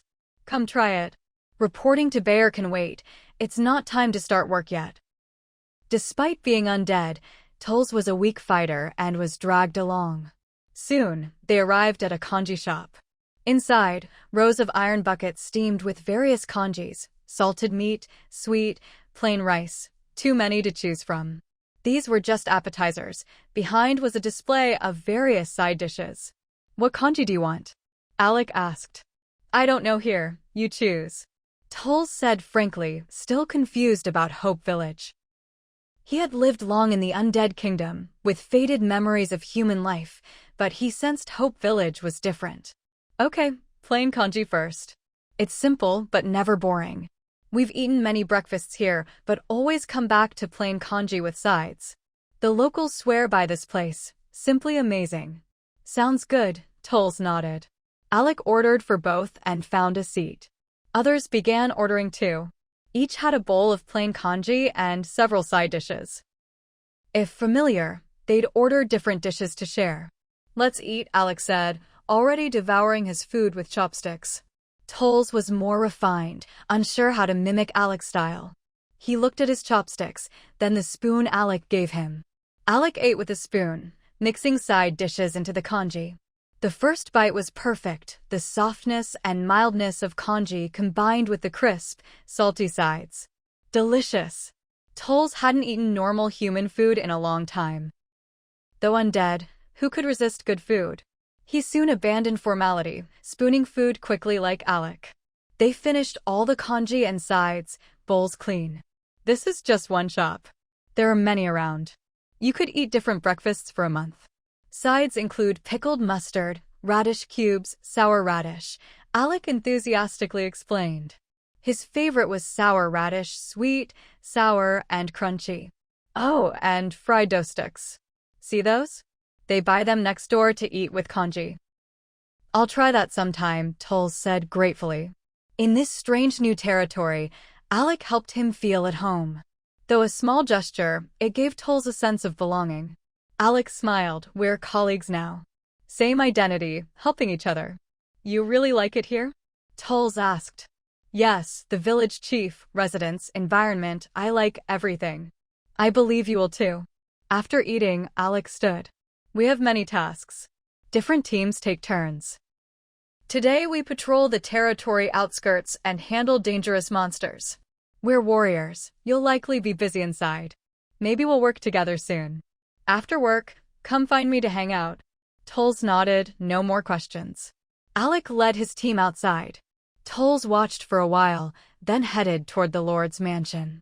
On the way, he saw many groups, all radiant with energy.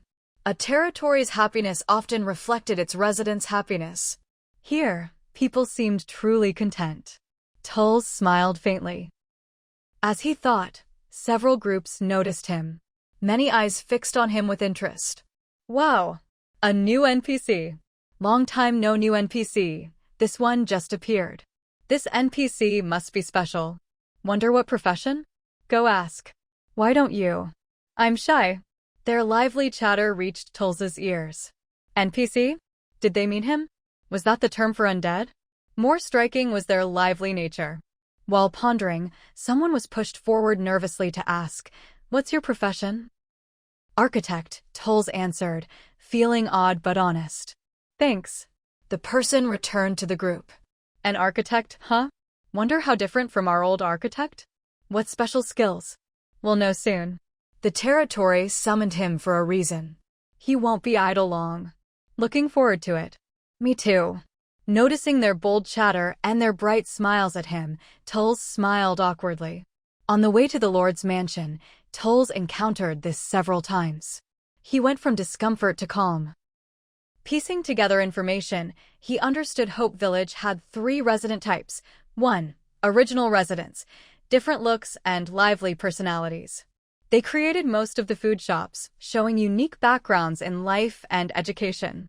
2. Local residents, migrants from nearby territories, ordinary people, and professionals. Their personalities were typical, keeping proper distance, but slightly influenced by original residents. 3. NPCs, summoned by the Hall of Heroes and Beast God Shrine. They enjoyed freedom and equal rights, attracting attention. Multiple races, undead, dwarves, goblins, beastmen, worked and were managed by the Lord. Toles had never seen a territory with so many races coexisting peacefully. Hope Village achieved it. Truly a special territory with special original residents. He felt a quiet excitement for his new life here. With this mindset, TURs quickly arrived at the Lord's Manor. Inside the manor's main hall, there were quite a few people at this time. TURs noticed that many of them were ordinary people, their eyes fixed intently on the bulletin board. After carefully studying it, they would write down the contents on paper. Of course, this wasn't the main point. The key was the brilliant light in these ordinary people's eyes, completely different from the ordinary people he remembered. Following their gaze, TURs also looked at the bulletin board. Only then did he notice there was a recruitment section on the board. The moment he saw it, he was stunned. At the very top was a recruitment announcement for territory office staff, showing that admission was based on exam results. No matter which territory this happened in, it was a very explosive event. Hope Village was definitely pioneering this. For some reason, his heart started beating faster. If only he could have encountered such a territory before, how great that would have been. But thinking about it now, it didn't seem too late. Looking further down, he saw various job recruitment notices. Many of the pay rates weren't high for professionals, but for ordinary people, they were definitely enough to support a family. That was enough. Suddenly, TURs felt that his days in Hope Village might be quite interesting. After familiarizing himself with the layout of the Lord's Manor, TURs headed straight toward the second floor. The staff on the first floor naturally noticed TURs. If he were an ordinary person, they would have stopped him, but seeing he was an undead, and a newly summoned one at that, they ignored him. Everyone knew new undead would report to Buyer. Thus, TURs smoothly reached the second floor. As soon as he arrived, Bayer noticed him. Seeing his face, Bayer immediately knew he was a newly summoned undead. His expression showed some surprise. At this time, an undead hired by the Lord must have a special profession. "I'm here to report to you," TURs said first. He had to admit, knowing that the person he was reporting to was also undead made him quite happy. Of course, what pleased him most was the status of undead in this territory. Being the Minister of Internal Affairs at least proved this territory was meritocratic. "What's your profession?" Bayer looked at Tur's relaxed attitude and guessed he must have some understanding of the territory. People like this usually don't show nervousness. "Architect." TURs quickly replied. "Is there anything you need me to do?" "Architect, huh?" Bayer's eyes flickered. Professionals with the architect profession develop a talent called construction. This talent allows them to build a structure from scratch as long as they have enough materials. This was exactly what Hope Village needed right now. More importantly, many people with construction experience in the territory were ordinary folks who needed to improve their level and unlock professions through construction experience. Having a successful predecessor like TURs would definitely make their development smoother. In the future, with more architects in the territory, building construction would be much easier and, most importantly, cheaper. Thinking this, Bayer said to TURs, "The territory is currently building a factory. Go find a man named Bajamu. He's the head of the entire construction team. You'll be responsible for the construction team with him. For now, the territory doesn't need you to build directly. Just teach them construction experience. When needed, you'll be instructed." Previously, Dennis temporarily led the construction team. After the territory unlocked the hospital, Dennis returned to his original profession and appointed Bajamu as the team leader. According to Bayer, Bajamu was very professional, could draw vivid architectural blueprints, and could guide the construction workers. He was the perfect choice. Indeed, since the construction of the factory and school began, there had been no problems. One had sufficient theoretical experience, the other had ample practical experience, a perfect match. "Is he an architect too?" TURs couldn't help but ask. Architects were extremely rare, usually passed down through families. His father was an architect, which allowed him to unlock the architect profession at 30. Unfortunately, he died unexpectedly before he could build any representative structures. That had always been his regret. "No, but his architectural skills are impressive. You'll know after you meet him," Bayer replied simply. "Okay." TURs memorized the name Bajamu firmly and headed toward the factory. Soon, he arrived at the factory site. Upon arrival, TURs saw several completed factories. Looking at these square, neat buildings, he couldn't help but scrutinize them. And indeed, these buildings looked quite professional. You couldn't build them without experience. Pajama must be quite old. While thinking, Turs soon saw the construction team at work. He came at a good time, watching them dig foundations. A young man was directing them nearby, looking very professional. Turs was stunned. Could this young man be Bajamu? How old was he? While Turs was guessing, Pajama noticed him after finishing his directions. Seeing an undead NPC, he quickly walked over. Is there something you need? You are Bajamu. Turs regained his composure and asked cautiously. Yes, Pajama nodded. You are. I'm the new architect, Turs. Lord Bear told me to manage the construction team with you. Though shocked inside, Turs introduced himself proactively.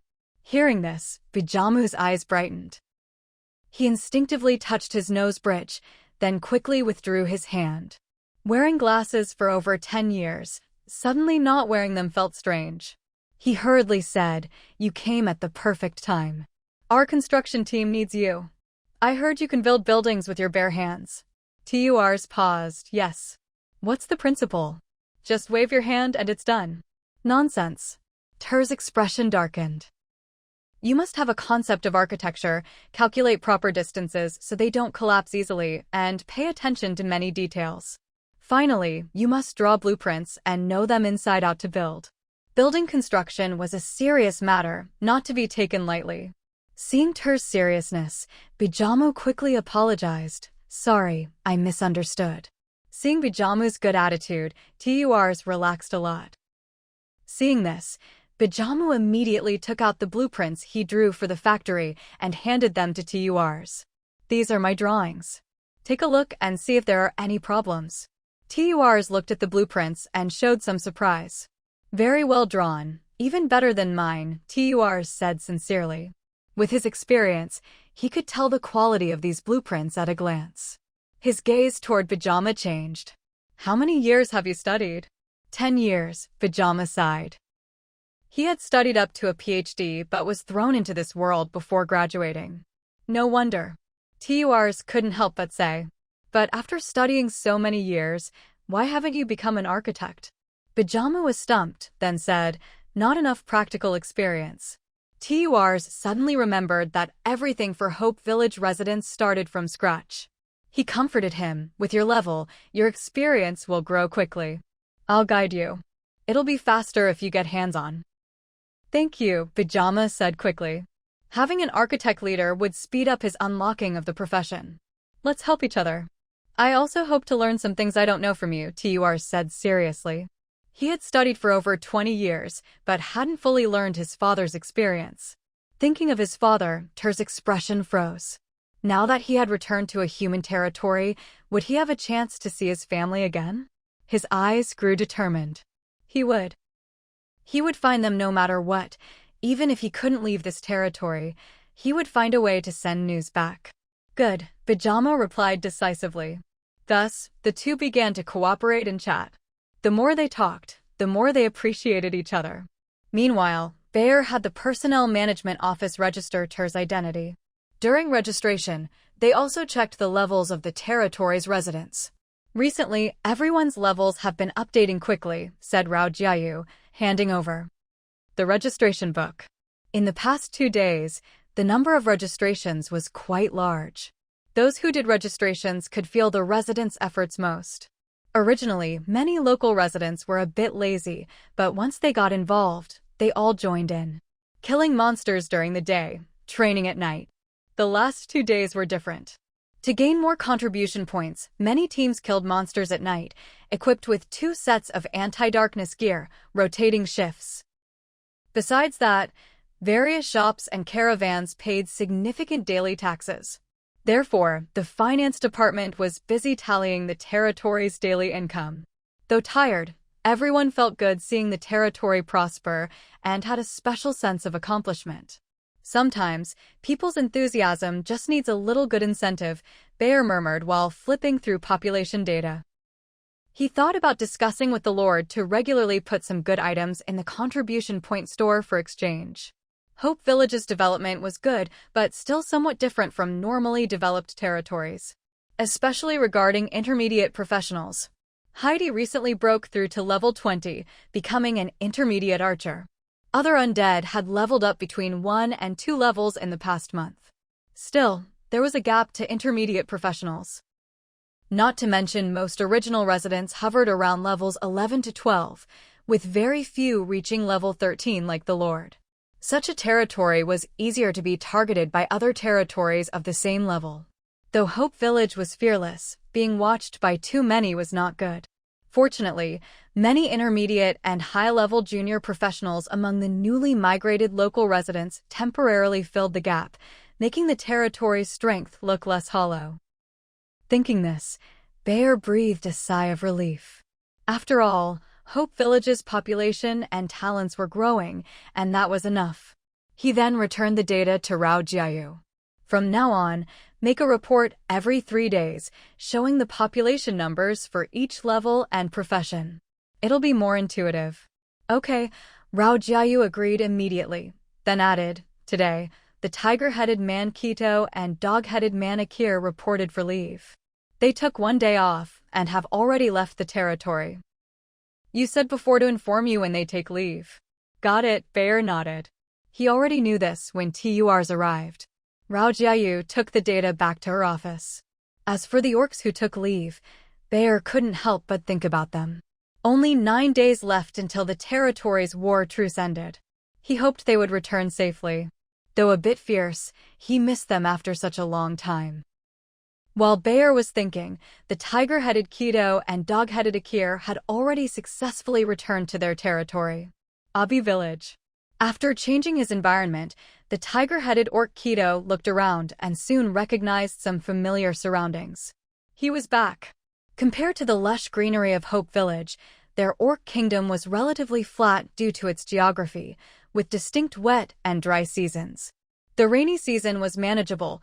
All territories basically had enough food and water. But during the dry season, the land became very arid and resources started to run scarce. Occasionally, special weather during the dry season actually worked to their advantage. Therefore, every dry season, many orcs would be mobilized for territorial wars to plunder resources. The sieges were especially fierce, and the fiercer the battles, the heavier the casualties. His father had died fighting for the territory in one such war. Despite that, the compensation his family received was immediately stolen. His mother worked hard to raise him, but died just as he grew old enough to support her. Since then, he had no family. Even after becoming a warrior, he never thought about fighting for the territory.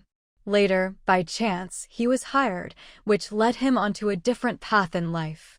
Life in Hope Village had been so happy that he hadn't thought about Abi Village for a long time. Now returning, much of his resentment toward the territory and the Tiger Beast King had faded. He knew those past grievances no longer mattered in his life. With a deep breath, the tiger-headed orc headed toward the territory's gate. Kido returned alone from outside. The orc soldiers guarding the city glanced at him but said nothing. After all, there were many tiger-headed orcs in the territory, and Kido had been low-key before. Not everyone knew him. Kido also didn't plan to reveal his hired status. He still remembered the mission the Lord had assigned him. Soon, Kido entered his former territory. Abi Village was relatively prosperous among orc territories, as tiger-headed orcs held a high status. Among the 5 great beast kings in the capital, one was a tiger beast king. The current orc lord of Abi Village was one of the descendants of that tiger beast king. Although there were many descendants, the lord did not neglect his kin and supported them. With the backing of that beast king, the orc lord of Abi Village lived well. But he was ambitious and knew that to stand out among many descendants, he had to develop his territory well, so he invested heavily in its construction. Then, Kido found a tavern he knew well and sat down in a secluded spot to avoid attracting attention. O'Neill and the others from his territory had been back for many days. Whether inside or outside the territory, news would surely spread. So he first wanted to see if there was any news about them. Ordering a beer, Kido sipped slowly. As he drank, he suddenly missed the rice wine from Hope Village. It was much stronger than this beer. While drinking, he listened to the orcs chatting in the tavern. And as he listened, he actually caught some related news. Especially when he heard O'Neill's name, his attention fully focused on the group. Do you think O'Neill and the others really ran off to live in the human territory? That's some nerve. Aren't they afraid of being sold by the humans? Yeah, and they even brought their families, dragging everyone along. I wonder what kind of porridge those humans fed them. TSK, exactly. And they refused to talk about that territory's news, obviously protecting them. The Lord is furious. He even sent a team to chase them, but who knows if they can catch up. Probably not. They left so many days early, the Lord got the news too late to catch them. Speaking of which, O'Neill's group was pretty stealthy. How did they suddenly get exposed? It's been days. Yeah, moving between orc territories is normal. If you don't like one, you can go to another. Who would have thought they'd move to a human territory? By the way, I'm curious, how did they find out? Apparently, a pig-headed orc who also went to the human territory told them.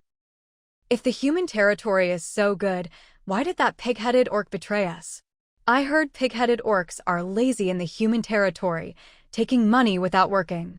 The humans aren't stupid, so they're unhappy. Pig-headed orcs are lazy by nature. Still, you haven't said which human territory it is. Do you think our Lord will deal with this in the next territorial war? No idea. They're keeping it tightly under wraps. Actually, I know O'Neill. He's pretty capable, supports several wives, has many kids. If that human territory wasn't good, he wouldn't have gone. But orcs going to human territory is still weird. Hearing this, Keto basically understood the whole story. It was that pig-headed orc Paul causing trouble.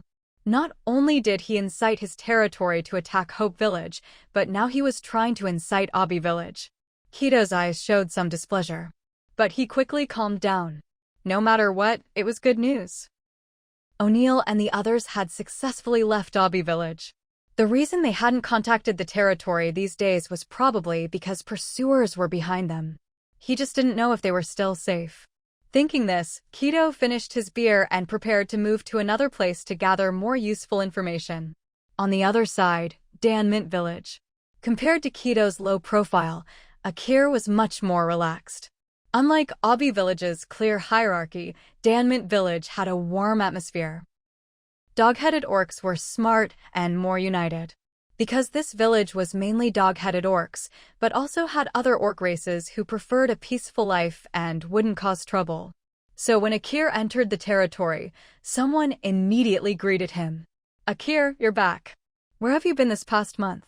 Working outside, Akir said simply, not planning to reveal his hired status by the human territory. He hadn't yet learned news about Lucas and the others. After Akir said this, the dog-headed orc's eyes lit up. Wow, you came back from the human territory? Akir was stunned, his voice caught. How do you know?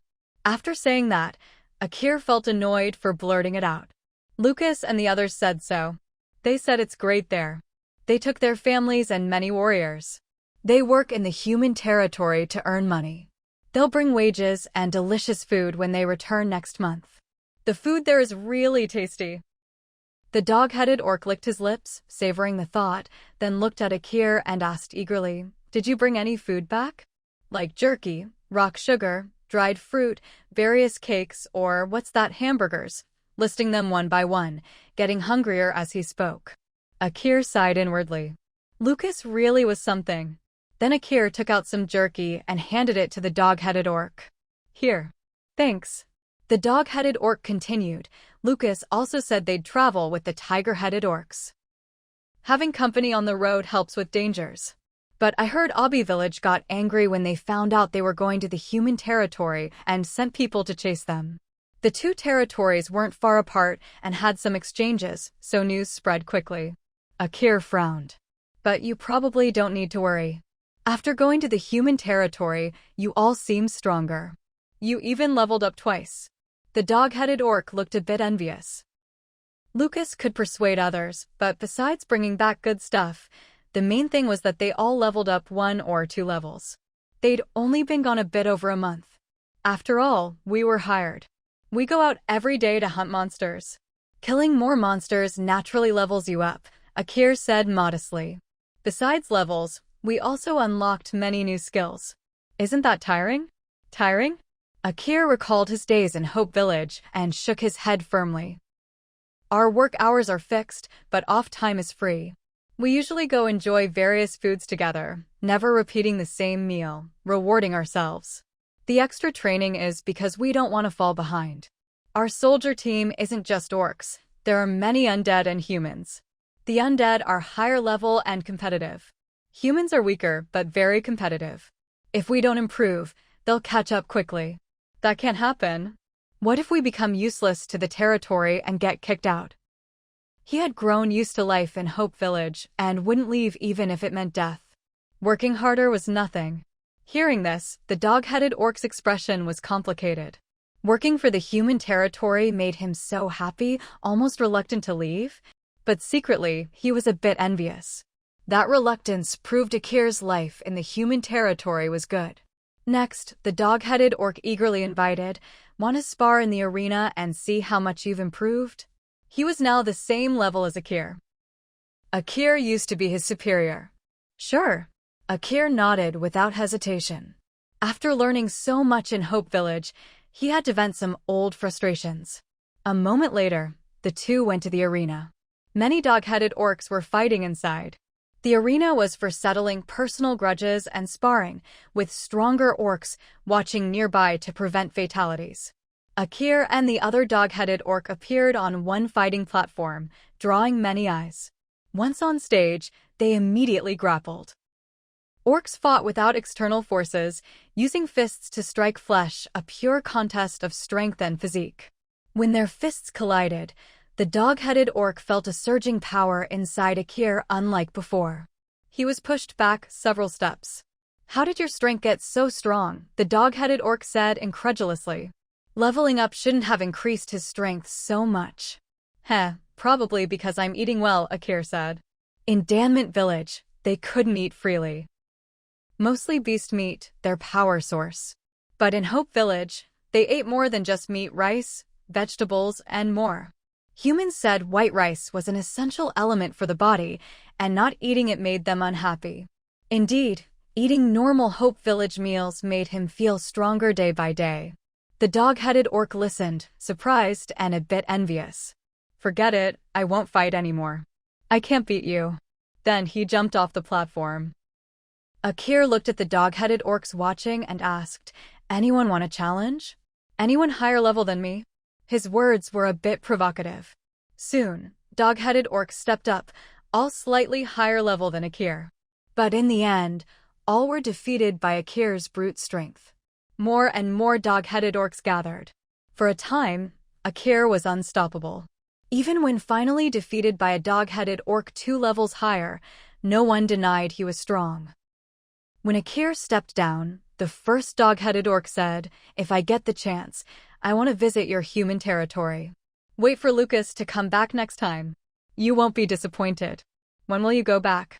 "About time to leave." "There's nothing much to see here," Akir said directly. This trip back, a human saying best captured his feelings. Things change, people change. From now on, Hope Village was his territory. He couldn't wait to go home. The dog-headed orc saw the eagerness in Akir's eyes and fell silent. He had just experienced this scene a few days ago. While Keto and Akir successfully completed their information-gathering missions, the main targets of their investigation, O'Neill and Lucas's orc squad, indeed encountered trouble on their way back to Hope Village. Lillehammer Forest. O'Neill and Lucas led their orc group resting inside.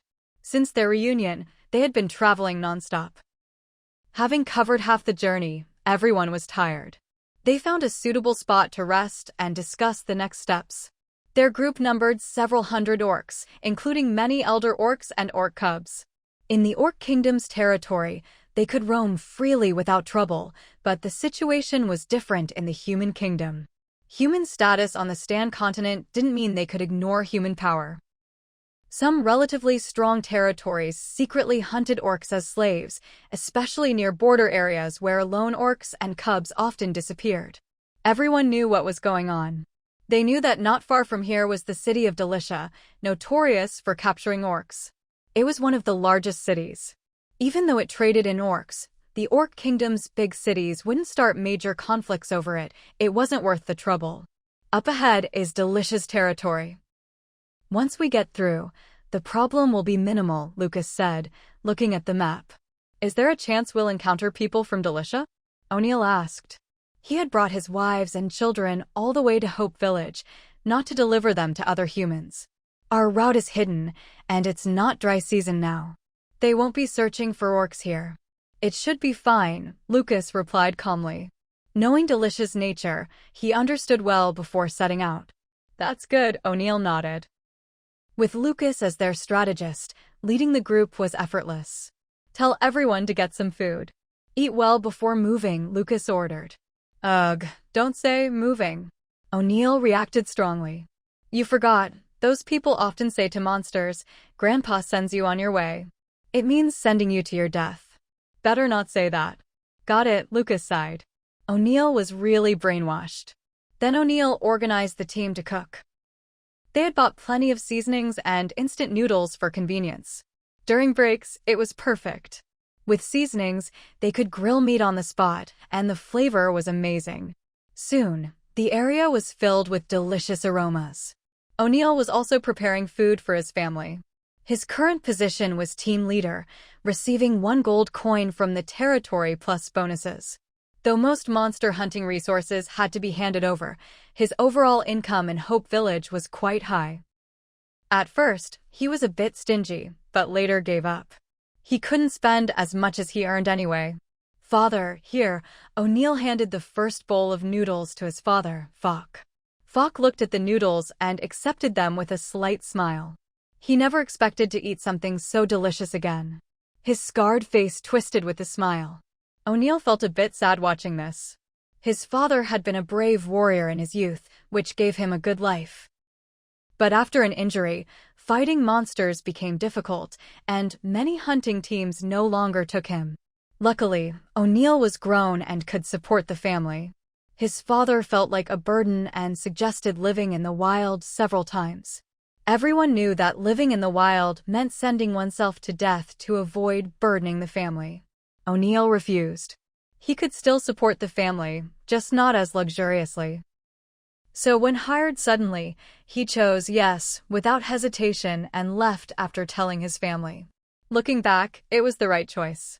Remembering the past, O'Neill distributed food to his mother, wives, and children. Everyone happily ate the noodles.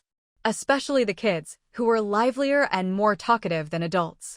Father, this is really delicious. The soup is warm and tasty.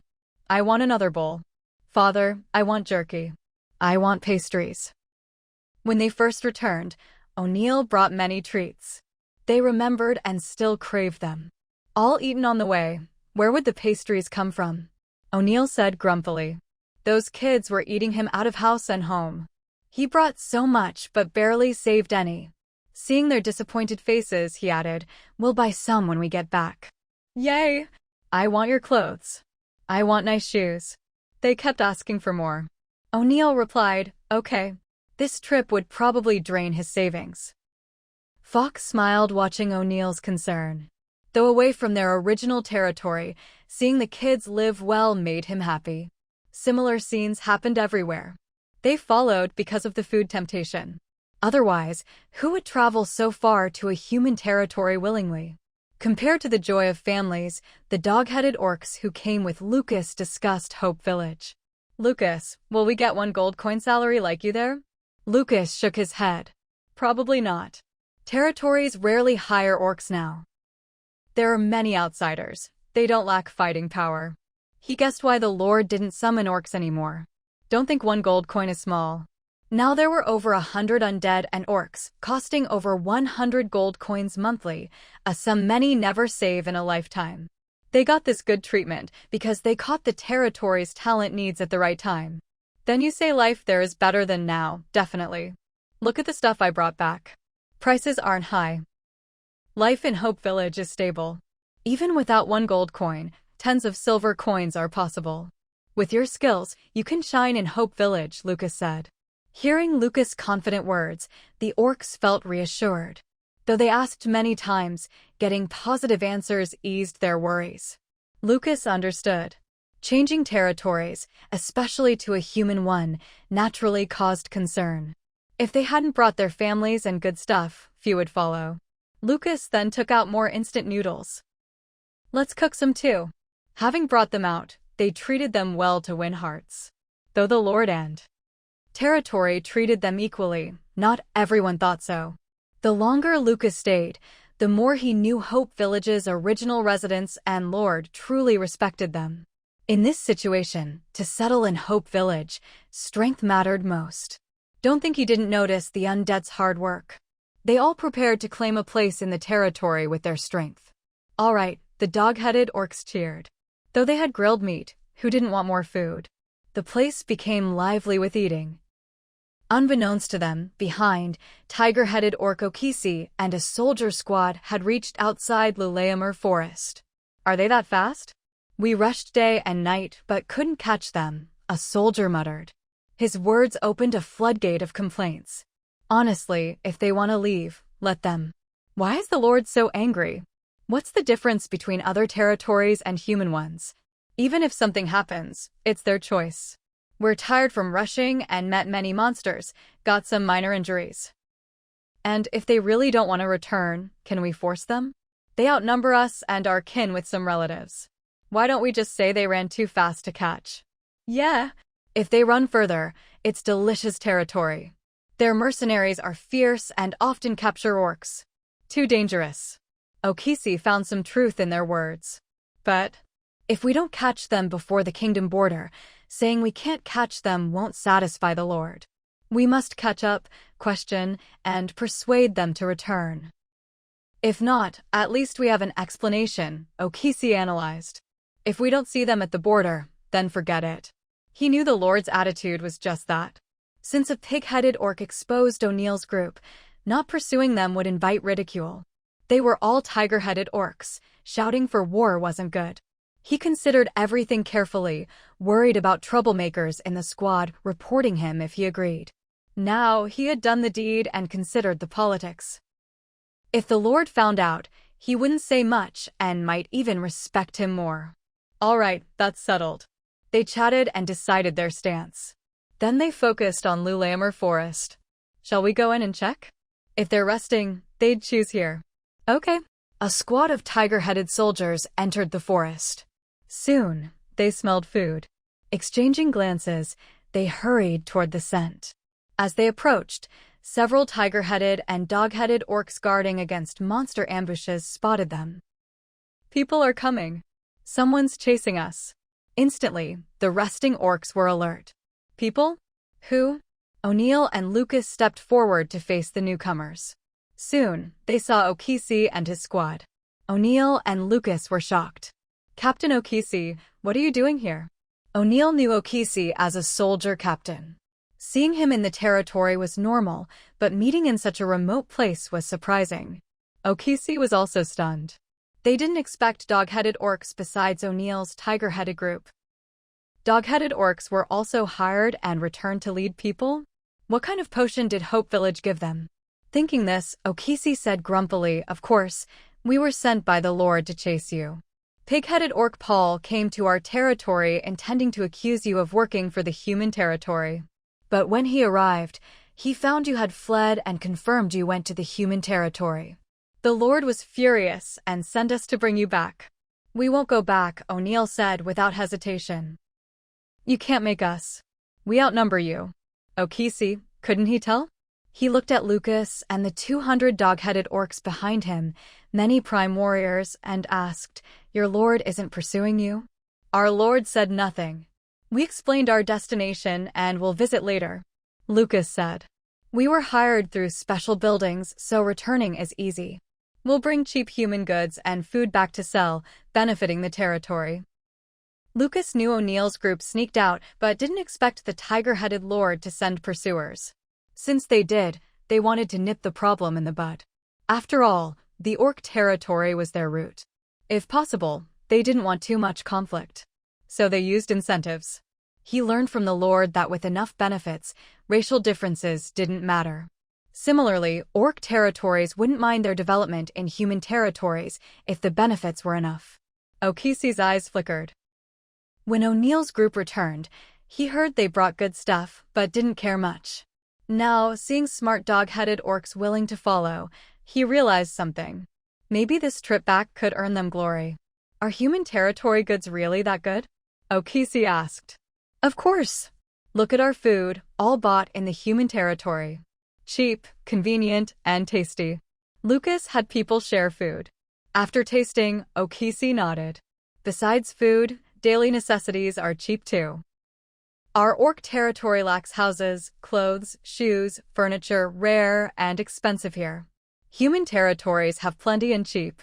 If you need, O'Neill can bring some regularly for a small fee. O'Neill's eyes brightened. That was a new angle. Okisi was somewhat persuaded. But, are you saying this to get us to let you go? We just want win-win cooperation. And with your numbers, who would let whom go? Even if your levels are higher, the number difference is huge. Who wins is uncertain. Lucas was polite but firm. Show attitude first, then strength. Double approach. Heh. He learned a lot in Hope Village. Humans were truly cunning. No wonder the human kingdom was the weakest among kingdoms, but still held its ground despite years of targeting. Okisi was speechless.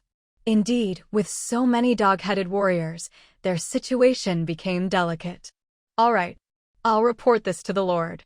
Hope you return on time next month with your good stuff, Okisi said, turning his squad around. Watching them leave, O'Neill sighed, finally gone. Lucas, you're amazing. Damn Paul, what a foul mouth. The last war was long ago. He picked this time to settle scores. The other territory must have suffered heavy losses because of him. He's unhappy there. When you return and reconcile, teach him a lesson to vent. Okay, O'Neill nodded. Let's hurry. They must be tracking our scent. We should reach the border before night and leave under cover of darkness, Lucas said. Yes. The group quickly gathered and set off. Old and young had no complaints. Outside, caution was paramount. They continued traveling through Lulamer Forest. With the forest cover, they were less noticeable. At nightfall, they finally reached the border. O'Neill and Lucas sent a team to scout the passage. Just when they thought all was well, several dog-headed orcs hurried back with news. There's a human mercenary group ahead. They've captured many orcs. Their pupils shrank. How many human mercenaries? How many orcs? Which races? Lucas quickly asked. In the past, they might have ignored it since they weren't their kin, but now they considered the strength gap before making plans. After all, more people would please the Lord. They knew their territory was short on manpower. Anyone with some skill could be useful. Those two sheep-headed orcs were even more popular in Hope Village. But thinking about it, the territory's delicacies came from them, so it made some sense. The human mercenary team has a few hundred, many are intermediate professionals, even some advanced. The orcs number about 200, mostly young orcs and cubs. Most are sheep-headed, with a few bull-headed. Seems these mercenaries raided a nearby orc border territory. Smaller orc territories were weak and easy targets. Such strong forces? Lucas was surprised. Intermediate and advanced professionals. Even if their orcs could fight 10-1 at the same level, a big level gap made no guarantees. Forget it. Let them leave first, then we go, O'Neill said immediately after realizing the situation. Rescuing now was like hitting a stone with an egg. They had many elders and cubs themselves. What if they lost themselves trying to save others? O'Neill preferred to be selfish. Lucas pondered, then said, "We'll go see the situation ourselves." All right. O'Neill nodded. Hide well and stay alert. I fear there might be other mercenary squads nearby. If those hundreds are one group, smaller squads might try to take advantage. Be careful, Lucas told the orcs acting as guards. Yes. The guards quickly went to arrange. Their families were all here. They came to enjoy life in the human territory, not to be slaves. Lucas and O'Neill, with a few orcs, reached an observation point. It was on a hillside in Lulamer Forest. Looking down, it was easy to see the approaching group. When Lucas saw their numbers, his hope to rescue vanished. He really couldn't deal with this mercenary group. Rescue must be within one's ability. All right. After they pass safely for a while, we'll leave by a detour. They just captured this batch and won't hunt here soon. That's right. O'Neill agreed.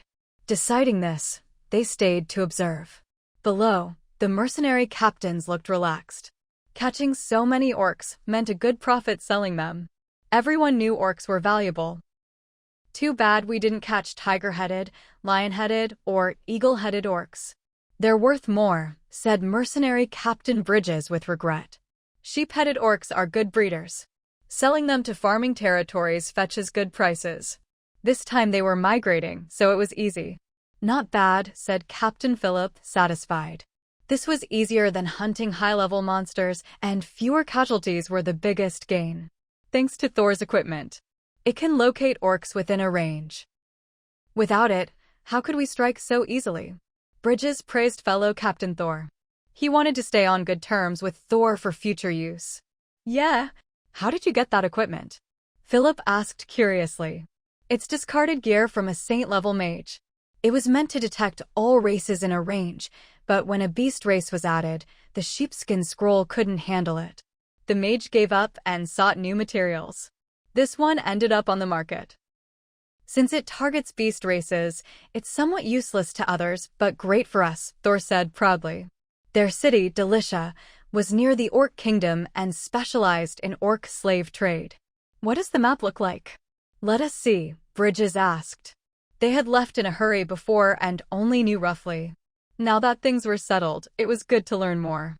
Bridges brought up the topic intentionally. Sure.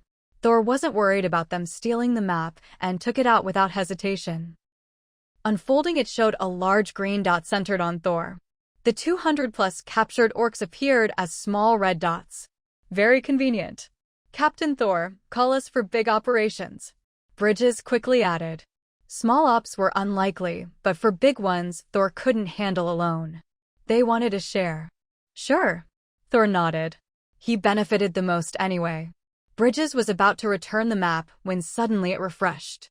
Several small dots appeared around them. At first sight, Bridges exclaimed, "There are orcs around us." Very close. Philip was shocked and hurried over, really? The three quickly looked around, their gaze snapping toward Lucas and O'Neill's direction. Lucas and the others, watching secretly, naturally noticed the range of Bridges and his group and felt a surge of joy. With plenty of patience, they waited silently, quietly calculating the distance between the two sides. Lucas was genuinely curious about the effective range of the enemy's equipment. The forest was silent, as if only their breathing could be heard. But the quieter it was, the faster Bridges felt his heart pounding. Unable to resist, Bridges stopped walking, a bad premonition gnawing at him. "Captain, what's wrong?" a mercenary beside him asked. "I just feel something's off," Bridges replied. The mercenary glanced at the map in Bridges' hand and said, "With this equipment, there shouldn't be a problem. We'll leave as soon as we detect the orcs." Hearing this, Bridges felt somewhat reassured. The map was effective within 100 meters. Though short at their speed, they could leave before the orcs noticed. Bridges moved forward, eyes fixed on the map. After a short distance, he suddenly noticed many small red dots appearing at the map's edge. At that moment, Bridges exclaimed, "They're here." "How many orcs?" "Over 30, scattered in different directions," Bridges said instinctively, soon sensing something strange. The orcs were lying in wait for them? Since when did orcs get this smart? But they probably didn't know he had this map. A wicked smile flashed in Bridges' eyes as he signaled the mercenaries beside him, then the group moved forward a few steps. With each step, the number of orcs on the map increased. Step by step, they counted the orcs. 30, 68, 102, 154, 199, 230, 312. Then the number stopped changing. 312 orcs, Compared to their nearly 600 mercenaries, they still had the advantage. After all, orcs near the border were mostly junior warriors. Even with the 1 against 10 aura at the same level, a huge level gap made it useless. "This is close enough. We only have a few dozen here," a mercenary whispered, watching their excited captain. Their big group could handle it, but this small squad was limited. "I know, retreat," Bridges ordered quickly. As they turned, Lucas made an attack gesture. In the next moment, roars of tiger-headed and dog-headed orcs echoed. Bridges and his men looked back to see many tiger-headed and dog-headed orcs charging from behind, running at least twice as fast. With so few mercenaries, if caught, it was over. "Use all skills. Don't fear stamina loss," Bridges shouted. Mercenaries rarely drain their stamina to low levels outside combat, because when weak, danger could strike suddenly. Of course, life-or-death moments were exceptions like now. Their main force wasn't far behind. Even if exhausted, a stamina potion could restore them. Their only thought now: run. Behind them came the orcs' battle cries. The tiger-headed warriors led the chase. Soon, the last mercenary was caught by a claw. With screams, several mercenaries became prisoners. The screams seemed to spur the others to run faster, throwing things behind to slow the orcs. This worked. Some orcs dodged poorly and were hit, slowing pursuit. In moments, they reached the ambush spot of Tenor and Walter. They restrained their instincts, not intercepting, watching Bridges lead the escape. Of course, they captured over a dozen prisoners. Once Bridges and his group disappeared, Tenor and Walter revealed themselves. Their invisibility cloaks had time limits and cooldowns. The captured mercenaries, seeing their captain flee, felt a flicker of hope. With so many orcs, if the captain escaped, the main force might arrive to save them. But seeing Tenor and others appear, they hesitated. They knew the orcs could have stopped the captain. Even if they couldn't catch all, they wouldn't let so many escape. Why did the orcs deliberately let them go? A bad feeling grew. Sure enough, several tiger-headed and dog-headed orcs chasing Bridges returned. They smiled and said, to make them believe, "We endured the stuff they threw at us without reacting." Me too. That skill tickled like an itch. I had to pretend to be hurt. They should believe us now, right? Acting isn't that hard, actually fun. Hearing this, the mercenaries were dumbfounded. They were really acting. Goodness. When did straightforward orcs start using such tactics? Damn, they fell for it. Instinctively, they struggled. No, they had to warn their captain. Even if no rescue came, the team wouldn't neglect them if they died. But as soon as they moved, Lucas and the others tightened their ropes instantly. "Don't move or you're dead," Lucas growled. These mercenaries eyed the orcs greedily. Lucas had no mercy. Threatened, the mercenaries froze. They knew orcs were brutal and fierce. But they also noticed these orcs were different. Normally, tiger-headed orcs would kill suspicious humans immediately, leaving no trouble. Their hunting teams were cautious, well-prepared with potions. The mercenaries looked pale. They felt escape was impossible. Lucas noticed their fine equipment and smirked. "Hand over all your stuff." "Mercenaries?" "Gear, potions, everything." "Don't hand it over, hee." Lucas sneered, implying a threat without saying it outright. The mercenaries understood and paled, exchanging glances before nodding slightly. Better to live and keep some hope. One by one, they began handing over items. Potions and gear piled on the ground. Lucas and the others' eyes lit up. "Wow! So many good things. This is stamina potion. This is mana potion. Golden gear. We're rich. How much is this worth?" "Brothers, we're set. Bring out more, there must be more. Don't give? I'll cut you." The orcs in Hope Village were ruthless now. Though many items were useless to them, they knew the professionals would pay well. Professionals were willing to spend on gear. Silver-grade gear was worth several gold coins. Golden grade was over 10. 10 gold coins equaled 10 months' wages, huge. Flushed with gold, their greed grew. They knew the fiercer they were, the more scared the mercenaries. So they became vicious.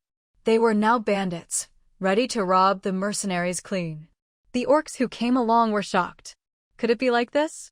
They learned quickly. Soon, they joined in threatening the mercenaries, no longer fearing the large mercenary force. Just a dozen mercenaries held so much wealth, imagine dozens or hundreds. The mercenaries were surrounded, tied up, powerless on the ground. With so many big, strong orcs pressing them, their morale collapsed. They silently handed over everything. The orcs picked up the loot and gave it to Lucas.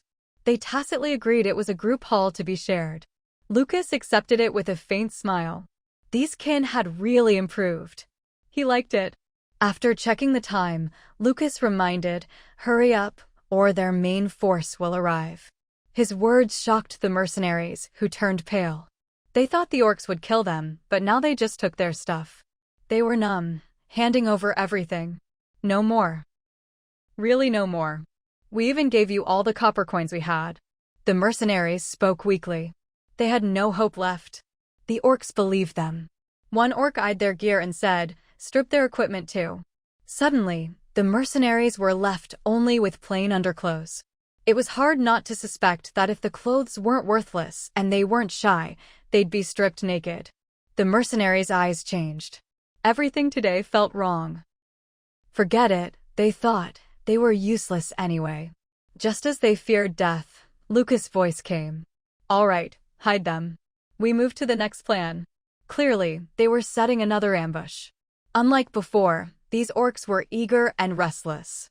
After planning, they hid quietly at key spots, eyes shining, watching entrances the mercenaries might use. Those mercenaries were all fat, juicy sheep. Chapter 190. Half the guess was right. Bridges, one of the big fat sheep, returned to the group with the remaining mercenaries, looking somewhat flustered. When they came back, the mercenaries left behind instinctively drew their weapons and looked toward their rear. Only after confirming no orcs were chasing did they focus on Bridges. Thor frowned and asked directly, "Bridges, what's going on?" Bridges looked a bit disheveled. Weren't they supposed to be scouting? Steadying his pounding heart, Bridges hurriedly said, "We were ambushed. They didn't confront us head-on but waited until we got close before striking. These orcs are different." Thor glanced toward where O'Neill stood, still towering above them arrogantly. Especially after Bridges fled, O'Neill looked even more brazen, laughing loudly, annoyingly so. Regarding strength, Bridges perked up. "There are over 300 orcs, about 100 tiger-headed and over 200 dog-headed, all young warriors. Each one was valuable. Why are they suddenly here at the border?" Thor wondered aloud, then asked, "What about their levels?" "Mostly junior warriors with simple attack methods. If we send most of our forces, we'll likely defeat them," Bridges said, eager to regain face after fleeing. "Are you sure it's only 300? Philip asked. "Sure. As long as the map's tracking is accurate, no mistake," Bridges assured. He and Philip then looked at Thor, awaiting his decision. Thor was indeed pondering. He didn't want unnecessary trouble, but as Bridges and Philip said, this was a rare opportunity not to miss. Still, he felt uneasy about this orc group's appearance. What if they're baiting us into attacking? What if they have backup? Look at that tiger-headed orc up there, still provoking us, trying to lure us in.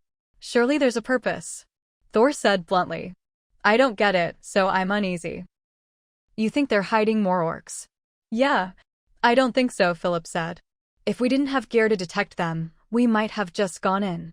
Their provocation seems deliberate, to make us think they have backup and hesitate." "Exactly. If we hadn't found them, they'd still be hiding in the forest." "Whatever their purpose, I think it's coincidence we met," Bridges agreed. The more they thought, the more they believed this guess was right. But they didn't know they were only half right. The orcs really did have the guts to try to make a big score off them. Thor silently reviewed the situation. He had to admit Bridges and Philip hit the mark. Maybe he was overthinking. With that, he made up his mind. "All right, we'll take the risk," Thor said. "You two pick your men." "How many should stay?" Bridges asked, glancing at the trembling orcs tied in their circle. Given the sheep-headed orcs' timid nature, not many needed to stay. Thor agreed. "Leave 50 junior professionals. 2 low-level ones wouldn't stand a chance. Okay, Bridges and Philip agreed. Soon, the team was chosen. The rest, led by Thor and the others, quickly moved toward the forest. O'Neill on the hillside watched this, leaving hurriedly without a word. Thor noticed O'Neill's panicked departure and relaxed slightly. Looks like it really was a bluff. He then quickened his pace. After they disappeared, the mercenaries left behind casually found spots to rest. How long before the captain's return? A few hours, they'll handle it. If we don't go, how much can we get? Don't worry. If the captain's feast, we'll get some broth. The group relaxed, feeling content. In stark contrast, the tied-up sheep-headed orcs and others watched the thinning group with growing hope, whispering, "Do you think those tiger-headed orcs will win? No way. They'll probably become one of us. They're so hateful. Wait, there's still hope. If they could win, would they come to rescue?" Lillehammer Forest. O'Neill quickly reached Lucas. Their main force is coming, only about 50 left guarding the sheep-headed orcs. There are over 200 orcs there. 200 against 50 should be an advantage, right? Lucas said. If they were tiger-headed, 50 against 200, they'd still fight. Sheep-headed orcs are cowards, O'Neill said, though thinking of the 2 diligent sheep-headed orcs in Hope Village, he restrained himself. Their hands are tied with special ropes. Even if they can't fight one-on-one, they'll struggle for freedom. Lucas nodded. Nick is leading a team from behind. The few left will be watched. Nick will act when the time's right. Nick was one of Lucas's dog-headed orcs. Not as smart as Lucas, but clever enough to seize opportunities. If this took longer, the elders and cubs would be safer. Good, we focus here, O'Neill said, eyes blazing with battle intent. Though they're intermediate professionals, I want to see if I can handle one. Lucas glanced at O'Neill. Be cautious. They have many tricks. Don't fall for them. This isn't about fighting. Got it. I won't mess up your plan, O'Neill promised. And if you catch anyone, remember to search their stuff for things to sell in Hope Village, Lucas reminded. Sell stuff. Those words filled O'Neill's mind. Without hesitation, he said, got it. I'll strip them clean. Lucas, no one's greedier than O'Neill. O'Neill stared unblinkingly at the forest entrance. The orcs watched expectantly. Thor and his 2 companions had reached the forest entrance. Philip, take your men around the back with the capture nets, Thor ordered. Understood. Philip led his team on a detour. After Philip left, Thor checked the map. No orc signs yet. Lillehammer Forest was huge, easy to hide in. I thought tiger-headed orcs fought straightforwardly, but they know ambushes, Bridges said, recalling his panicked escape, trying to save face. Probably because of dog-headed orcs, Thor said. They're smarter, though their status isn't as high as tiger-headed. Tiger-headed wouldn't obey dog-headed orders. That's odd. The orc commander was dog-headed, Bridges agreed. Be careful, Thor warned. Orcs were brave but often lacked brains, making them vulnerable to schemes. With intelligence, they'd be tougher. Yeah, Bridges nodded. They waited outside, then moved into the forest. Each mercenary held weapons, forming a circle. Thor's eyes flicked between the front and the map. After some distance, Bridges pointed. I detected them there before. Maybe they moved. Okay. Thor nodded and ordered the archers. The archers drew bows, firing arrows toward Bridges' directions, sweeping around. No sound was made. Thor frowned and motioned to move forward. They quickened pace. This is it, Bridges said, glancing at Thor's map. Still no trace. Look further, Bridges urged. Thor pressed on. After a long distance, still no sign, like they vanished. They had moved from the forest's edge to its interior. Compared to the clear outer area, the inner area was vast and heavily wooded. Their numerical advantage might become a disadvantage. Realizing this, Thor stopped. Have the orcs left? Bridges frowned. No, they're definitely still here, Thor said firmly. Since they started this provocation, they wouldn't quit easily. Thor's competitive spirit was ignited. He wanted to see who would win this battle. Thor tossed the map to Bridges. You take northeast, then sweep north. I'll take northwest, then north. Philip should be nearby. We'll form a circle. They won't escape. Thor's words sounded like music to Bridges' ears. This was the core of their team. He answered decisively yes. Taking the map, Bridges led half the team northeast. Thor moved as well. As they finalized plans, several cloaked orcs dropped from nearby trees. After exchanging the herd info, they sprinted in different directions. Faster than humans, Tenor found Lucas and O'Neill. They're searching from two sides inward, Tenor said, admiring Lucas's foresight. Lucas was truly amazing, predicting the humans' prediction. O'Neill gave Lucas a fist bump. How'd you do that? Just confidence in our strength, Lucas said casually. O'Neill, feels like a total mismatch. Stick to the plan. We split into 3, no chance for them to regroup. Don't fight head-on. Know when to quit. Our goal isn't battle, but to get benefits and return home with our families, Lucas emphasized. Yes, the orc leaders responded in unison. The team split into 3, moving different ways. Lucas and O'Neill's team faced Thor's group. Thor's was the strongest, perfect opponents. Lucas had no intention of direct confrontation. He sent Tenor and Invisibility to scout, while he and O'Neill set traps along the way. They set traps continuously, wasting no time. This was valuable experience learned from Hope Village residents, originally for territorial wars, now useful in this special situation. As always, the more you learn, the more you can use. After setting the last trap, Tenor returned excitedly. They're ahead, coming this way. No need to lure them, less risk of exposure. Lucas sighed in relief, shouting, prepare for battle. This was his first meaningful fight. He must win. After a while, when Thor and his group finished dealing with the volley of arrows, they found the surroundings completely silent, no orcs, not even shadows of them. Captain, these orcs are really... One mercenary trailed off, speechless. What happened today exceeded their expectations and shattered their understanding of orcs. If all orcs were like this, how could they continue their orc-related business?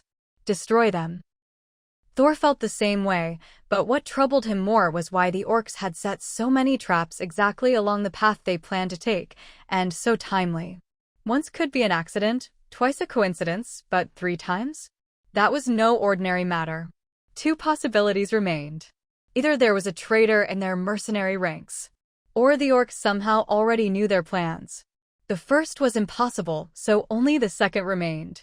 But Thor had a tracking map for orcs, and to evade it, the orcs must have invisibility cloaks. This conclusion shocked Thor. In their battles, orcs rarely used equipment, and all human territories were forbidden from selling gear to orcs. Only high-ranking orcs could get human gear. Ordinary orcs could hardly obtain any. So how did these orcs get them? After some doubt and considering the orcs' repeated traps, Thor fell silent. These orcs were truly capable. Whether using invisibility cloaks to track them or setting successive traps, it showed their exceptional nature. Thor couldn't help but suspect more traps awaited. Each trap left most orcs unharmed, but mercenaries were captured one after another. From the orcs' loot, it was clear their goal: to seize mercenary equipment. They always hunted orcs, never expecting to be hunted themselves. Truly laughable. Looking around, Thor was silent for a moment, then said, "Move out." He led the way, turning sharply. The others couldn't understand and asked, "Captain, where are we going?" What about those captured? They were comrades, after all. Despite feeling overwhelmed by orcs' tactics, no one wanted to abandon their team. Who knew if today's fate might be theirs tomorrow? Many anxiously looked at Thor, waiting for an explanation. Seeing their tension, Thor explained his analysis. If we continue on the original path, more of our people will go missing. We must first regroup with other squads. I fear this isn't isolated. Originally, there were over 300 orcs, but did we see that many? Also, the escape direction is likely toward orc territory. Even if not this way, they'll have to leave eventually. We'll wait nearby. So, from the start, we were their target? When did orcs get this scary? How many will we lose? If they fall to orcs, can they return? Should we leave? We only left 50 guarding. Can they hold against 200 plus orcs? Their thoughts spiraled. When the last question was asked, Thor's pupils shrank. He'd forgotten that. He thought tiger-headed orcs wouldn't rescue sheep-headed ones, but these orcs were special. Who knew what might happen? Thinking of the 200-plus orcs they'd captured possibly escaping, Thor felt his breath tighten. Let's go back and check. Thor ignored Philip and Bridge's concerns, focused on those orcs. Before they moved, Tenor, hiding nearby, left first, sprinting ahead. Using his fastest speed and boots boost, he soon caught up with Lucas's group. "How's it going?" Lucas asked. They stopped advancing. They planned to join another squad north to ambush us, but after realizing the 200-plus orcs, they rushed here. "They're right behind us," Tenor said quickly. You guessed both possibilities. Though anxious, Tenor was calm, impressed by Lucas's command. Lucas also predicted the enemy's next move. Humans wouldn't try a fourth time. They'd set only 3 traps. Even if they tried a fourth, they couldn't catch them. They planned to flee after the third. Even with Thor's speed, catching them soon was unlikely. In this, Lucas had full confidence. Hearing this, Lucas's group quickened pace. Since it was the second possibility, they had to act decisively. They'd gotten what they wanted, now to leave the crime scene and return to Hope Village. They'd wasted too much time at the border. While hurrying, Lucas kept assessing their situation. "Good job, Tenor. Return to the group," Lucas said. Tenor had been invaluable, adjusting plans quickly after learning enemy moves, more reliable than raw strength. To gain advantage from the enemy, they'd have to fight hard. Most importantly, the mercenaries still saw orcs as they always had, unaware that orcs living in Hope Village had changed.